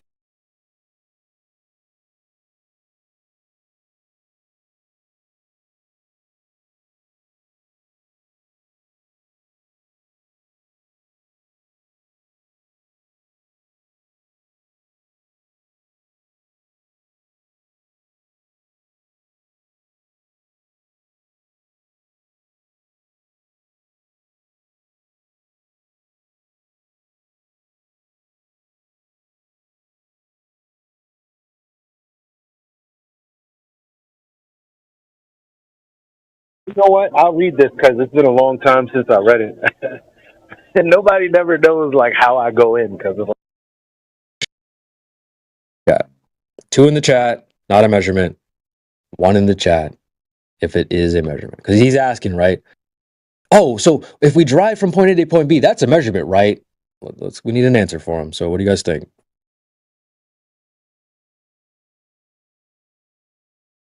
2's in the chat. All right, so we got 2 2's in the chat. So the flat earthers don't agree. We got 3 2's. So no, we don't agree. 4 2's. No, that's not a measurement. How about that? I mean, you kind of strawmanned it a little bit, right? I don't think so. Choose You said you go from point A to point B. Is You that want a me to measurement? point out the strawman? Can I point out the strawman? Sure. May I? All right. So the strawman is, I didn't just say drive from one location to another. I said to also calculate the distance you're using, such as if you have like a meter that's at 0, so you can calculate If you don't have a measurement of circumference, have like then how do you get that measuring. measurement? You're measuring. You actually haven't, bro, because that's what you said. You said, is this a measurement? The answer is no. Has been driven, then I've measured 1,000 kilometers, right? No. So a distance is not measured. That's interesting because distances are important for measuring. No one's saying that there's no distance between those two things. It's just that when you get in your car and then drive from point A to point B, I don't think I personally would consider that you measuring something. You did mention, well, will you calculate? I don't. Well, wait a second. Technically, if you have an odometer on your car, and you test the odometer to make sure that the distance around the wheel and all that can add up. I guess you could measure the actual linear distance you went, but would that give you a number that you could actually use in an equation to come up with an answer for something for science? I think that's the real question here, isn't it? Perhaps, yeah. And two, like, what are we measuring as well? I mean, is this a hypothetical where we just like drive on a perfect? Well, I was just saying, like, the way he's putting it, I mean, there's no sense in saying no, it's not true. You know what I'm saying? Like, parts of what he's saying does have is you know what I mean? Like, you get what I'm coming from, right? I do. I get what you're saying. I'm just challenging the fact that, well, let's be realistic. Even if Well, yeah, of course. But I'm saying I think he does have a point on where his mindset is. You know what I'm saying? Like, maybe there's nothing wrong with that, of course. Maybe hypothetically, right? It's because it's just like when folks say, "Well, just go straight." It works on paper, but not all things that hypothetically work on paper, just like calculations, work in reality, right? Well, I So think the thing that we have to try to remember here is that like let's say you buy a piece of land or whatever, okay? Let's say there's a physical place, there's a tree somewhere, okay? Now we can all go visit that tree based on following a map, right? Okay? But it doesn't really matter where in space that place is. We know it's solid, it's not moving, it doesn't just disappear and reappear somewhere else. We know that if we go to that spot, it doesn't matter whether you've measured it. We just know it's still there, right? Like we know New York City is in the place where they've told us it is, right? And if we travel there, even if we don't even measure our way there, we can still go there and say, "Oh, look, here's New York City. We found it," right? See what I'm saying? Things are there. The measurement really doesn't make any difference because when you get there, it's still in the same spot. You know what I'm saying? Now, if we had things that moved, if we were talking about moving forces, like let's say the Earth is rotating, that's a completely different argument. It has absolutely nothing to do with this particular argument. You see what I'm saying? yeah, we got you. I got you personally. I'm just saying, And on like, top of that, when he's asking me to like provide like a direct measurements of the curvature of the Earth, the size of the Earth, and therefore to measure its curvature, you would have to be big enough to measure it, and you can't be that big. hold on, Sorry, stop the show. you're No, you're well, no, literally that's a come on, germ bro. compared to You Earth. say that to begin with. Never. You Why guys do people always always deny reality? Come on, man. You guys always go into it with this default, like you already know. Listen to what you said, right? We haven't established what size the Earth is yet. That hasn't been measured. But you're like, oh well, it's this big, so you have to do X, Y, and Z. Well, again, that has yet to be established. The size. Not like anyone's measured anything. Again, your example is like get in a car and just drive over there. Okay, well, if you really think about that, you're not really able to drive in like a way where you could measure the Earth like that. Because why? You're gonna have to turn left and turn right and go this way and go that way and maybe go roundabout and stuff like that, right? So that I don't think that's really a good way of measuring things. I get hypothetically your example, like, well, if you dig 10 paces west, I get that, but that's not really what All can right, and be used for example. also, I would have to say that, like, when I'm speaking, you do cut me off, but when you speak, you have the full liberty of not being cut off. That's not very fair, my friend. You need to stop, like, fucking muting me It all may the not be time. fair, but when you're arguing something on the That's not internet, you honest. have to expect a certain amount of like, you know. And like Rookie Fun. Monster was saying earlier, you can use reference points such as the sun, other objects, and stuff like that, distances, and use those measurements for proper calculations. Even if at the end you're Those using I gotta things object. calculations, I if gotta you're object. Because I'm sorry, but I here. just said you take these things as default already known. That's my issue. You're like, well, we can use all these measurements. Not anything has been measured. You need a foundation first. Oh, well, we already know the distance of the sun. How? Well, oh, well, we already know the size of the earth, though. How? Well, we know this other thing already. How do you know that? Well, we just know already this other thing. You see the problem? Nothing actually has been established. Well, how did you come to that knowledge? Well, we just already knew it. Like, that's not really helpful. sorry, but like you're committing a lot of fallacies there, my friend. You know, Okay. life isn't a debate, bro. You have to prove things to yourself by looking for the answers. You know, that's how you become knowledgeable and wise, is you go out and you seek out the truth of things. And you Look, find it out if I so that take you know the truth of it, not just assume it. if I take a ruler and measure, let's say, the 30 centimeters, did I measure 30 centimeters with my ruler?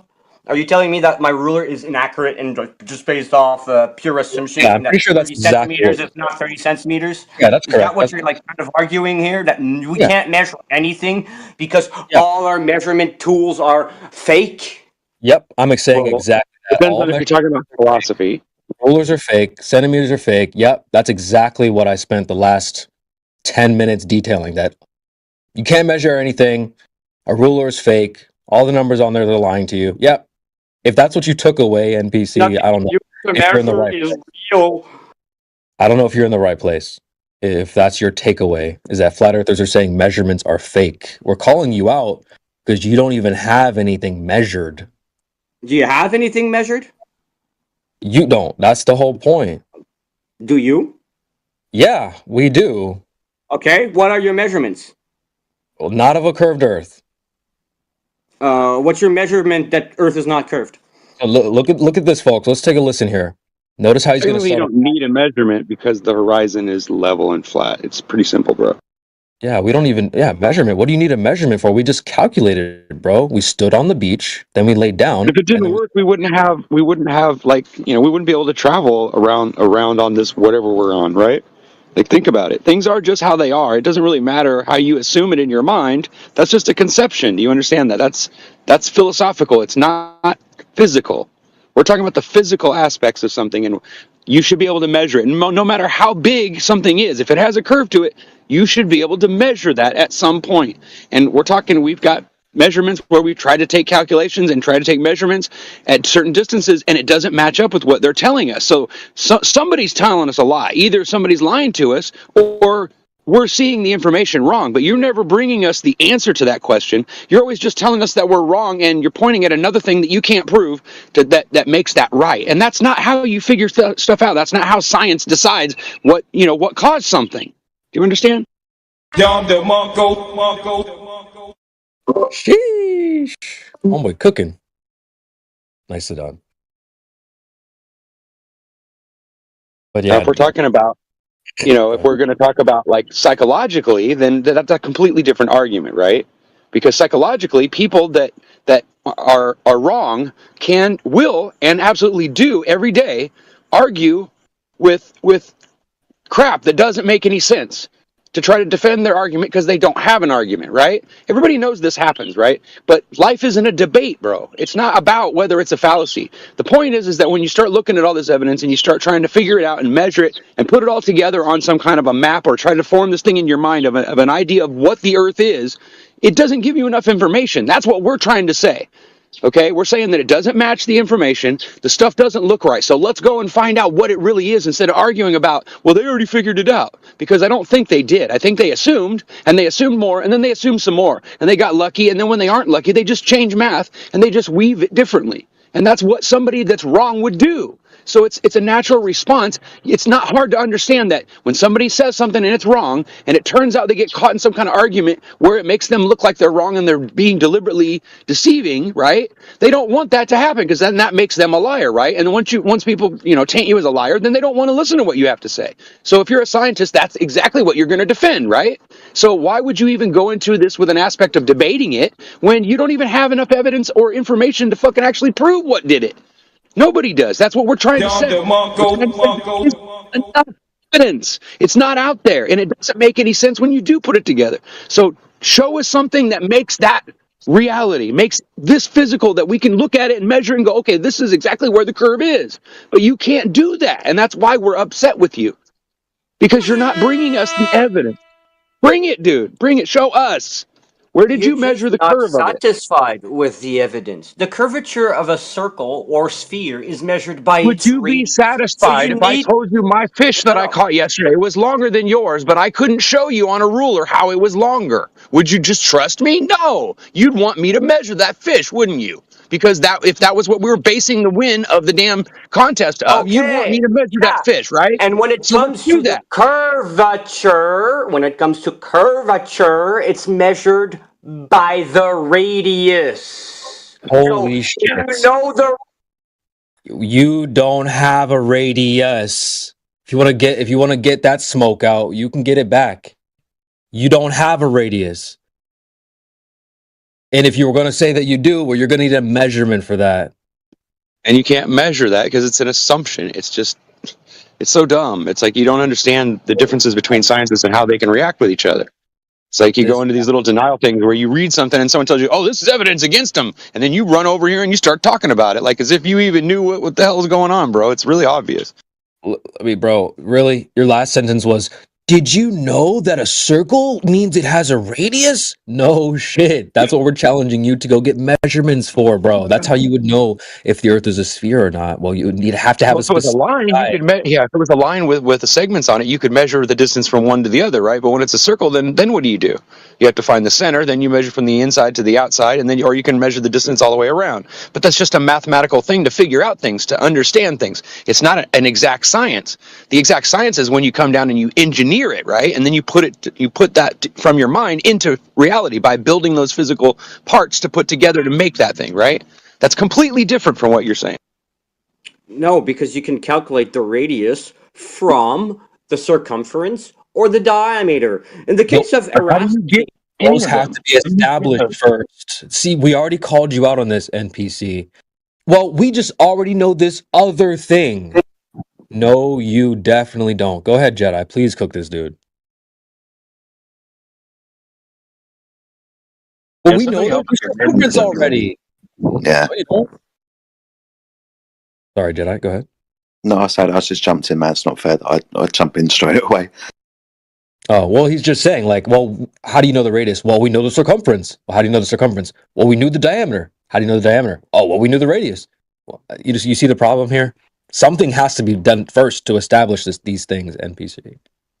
Yeah, his argument keeps shifting back and forth because he doesn't seem to have an answer for it either. So, yeah. He's right. You're right, Rookie. He's like, well, you calculated. Oh, no, we measured it. Okay, how? Well, we calculated it. But that's what we're trying to say is that if you don't have an answer for it, then you need to figure it out, right? Then we're not. Somebody's wrong here, so we need to figure out what's going on. Okay, What's up, how about guys? this? Take an airplane and travel the whole distance of the world. You have the circumference right there. Boom. That's a measurement. We just covered how it's not. It is. Hold on, what did you do? What if the wind was blowing you in one direction or the other? Then how would you know that you weren't measuring some extra wind that was Now blowing? you're special pleading, my friend. Special pleading. You don't even know what the fuck that means. Hey, what's up, Jedi? Whatever. The whole chat disagrees with you. That's not a measurement. Twos in the chat means going from point A to point B. The whole Ain't measuring chat is shit. flat earthers, so I mean, I can understand. Well, I mean, there is that argument that just because everybody in the room agrees doesn't mean that it's true either. But I mean, the problem is we're not claiming anything. We're just claiming that your stuff, the stuff that they're feeding us, doesn't make any sense, and we're asking you to show us how it does make sense, and you can't do it. And that's the problem. See, this is the thing: is you're having the same trouble that we did, and this is why we're arguing that we don't believe it. Why would we want to believe something that doesn't fit together right? You know what I'm saying? It just doesn't make sense to me. All right, so how long we been going with this guy, CB? Hour maybe. I don't know. I don't know. Maybe an hour. Oh, Jedi, did you go in on him yet? Oh no, I've only just jumped in, mate. I've only been here like 2 minutes. Yeah. All right. Yeah, I muted him for a reason. So if anybody muted him, unmuted him, I muted him for a reason. So I just wanted to get something out of the air. Then I'll unmute him right now. But yeah, if you wanted to, I don't know if you wanted to talk to this guy, Jedi, because since you just got here. NPC, actually I started first, and then CB, and then I guess Rookie was in there. Yeah. For context, we've just been chasing his tail for the last 30 minutes because he was like, well, you can definitely verify 100% the Earth is a sphere. So we've been trying to get that out of him, twist his arm for the last, I don't know, half hour to try to get those answers out. But well, actually, mostly what he's been doing is claiming that his mathematical assumptions are actually measurements. I think that's really what the argument is here. Yeah. All right. So, well, he's pretty much caught up, I think. All right, there you go, NPC. All right to be biased. Good job on the bias, guys. Nah, I'm not gay. And dishonesty at the same time, man. Awesome Bias stuff, and bro. dishonesty. What can I do to verify that the surface of the Earth is curved? To start there.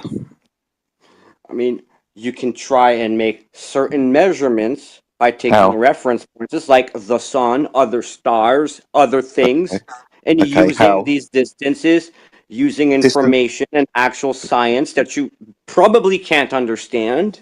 All right, you're being very determine the circumference of Earth and then get its radius and then measure it. That's very ambiguous. Can you be more specific, please? What can I do to verify that the surface of the Earth is curved? You said stars and planets and distances and I very mean, no matter ambiguous what shit. I say, you dismiss it. If I bring you up the double sunset argument again, you're just going to mute and like mock me or blah blah blah instead of trying to understand it. Actually, so Like I yeah, no said, matter my what I'm friend, going to 2 bring seconds up, you're again just going to before you try and ramble fucking on. straw man it.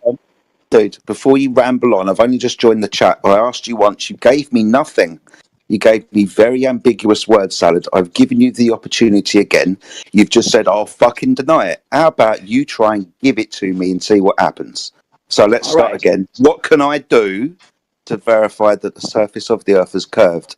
Don't give me more bullshit, mate. Come on. Do the double sunset experiment, and then Double sunset use the experiment. measurements from the experiment, such as the position of the sun from the two angles that you're using to make your double sunset experiment. You use the mathematics with that, and you get the circumference of Earth. And using the circumference of Earth, you then get the radius. Dude, but of course, yeah, Right. you're just going to say that that's wrong, it doesn't work, it's fake, blah, blah, blah. You just dismissed it already with your Mario Bros soundboard. Fucking excuse me, Congrats. sunshine. So, you've just said the double sunset experiment. You're going to have to be more specific. What's that? Does that come from Princeton? It doesn't come from Princeton or whatever. That doesn't really matter at all. Okay, But how I do I mean, do it? you could, like I said earlier, they How just do I do it? laughed when I said laying flat on the belly on the beach and then standing up because they didn't want to listen to the rest of that. Because when you're laying flat on your belly, you have to measure the sunset you have. And when you're standing up, you have to measure the angle that you have again, and you have to compare those with the triangle. Do you know Pythagorean theory? You use that to get the circumference. It's that simple. I don't understand that word. Did you say triangle? Yes, because if you stand up and out on the belly and have two sunsets from those, you have a square triangle where you can use Pythagorean theory. How the Yeah, of fuck do course. you have a triangle and a You told curved me to circle? try you, that you won't pre-mock and pre-dismiss, and I look at haven't you done doing anything yet. that. I'm trying to ask you a fucking question. Yeah, looks like I was right, man. Thanks for proving me I'm right. trying to ask you a question, you very excitable little child. What the fuck? Which was the soundboard then? Which was the That's not soundboard? my fucking soundboard. All right, Me, well. pay attention. How the fuck do you have an angle on a curved line? What the fuck are you talking about, mate? What do you mean by a curved line? The surface of the Earth, which you said is curved. You Okay, said measure angles. How do you have an angle off of a curved line? How'd you do that? Okay, do you understand how big Earth is? You don't. We're trying to establish that. So when you see towards the horizon, you see, even if there would be the slightest curve, I mean, there's a What's the slight curve, horizon? yeah. What's the Slight, horizon? very slight curve. What's the It's horizon? so slight that it's not What's going to the affect your measurements horizon? at all. Very excitable little child. What's the horizon? The horizon is the furthest point you can see with your eyes. Eyes that are, by the way, flawed. Okay, so if I used camera or a telescope, would horizon be in different location? Perhaps. Perhaps. If I stood up or jumped up or climbed a tree, would the horizon be further away? Not the horizon, but the objects you're reference pointing, yes. So if not further away, but you mean you would have a different angle of view. You see, you would have a different angle of view. Idiot. So the If you're looking at an object at the horizon, such as the sun, listen. Trying to ask you a fucking question, you idiot. You've said something I don't agree with. So with altitude, would the horizon change location? Angle. Pardon? To view that thing at the horizon. At the bottom of your horizon, you see it on an angle from the highest vantage point. That is your triangle. You use both angles, the one when you were low and the one you were high. So you have a height here, and you have a line all the way to your horizon, and then you have this diagonal line from your vantage point, your eyes at the height, towards the object that you're looking at. That's your square triangle. Pythagorean theory applies after that, and then you can use that to get the circumference of Earth. It's that simple. How the fuck do you get a square triangle or any angles or straight lines on a curved surface. Do I have to send you a visual? Do I have the image, Prince? I'm going to send you a visual at this point. You're going to have to give me something that I can verify, mate. And at the moment, you're just saying a load of bullshit. Like I'm going to show you this, how you can get this square triangle. Okay. You have fun doing that.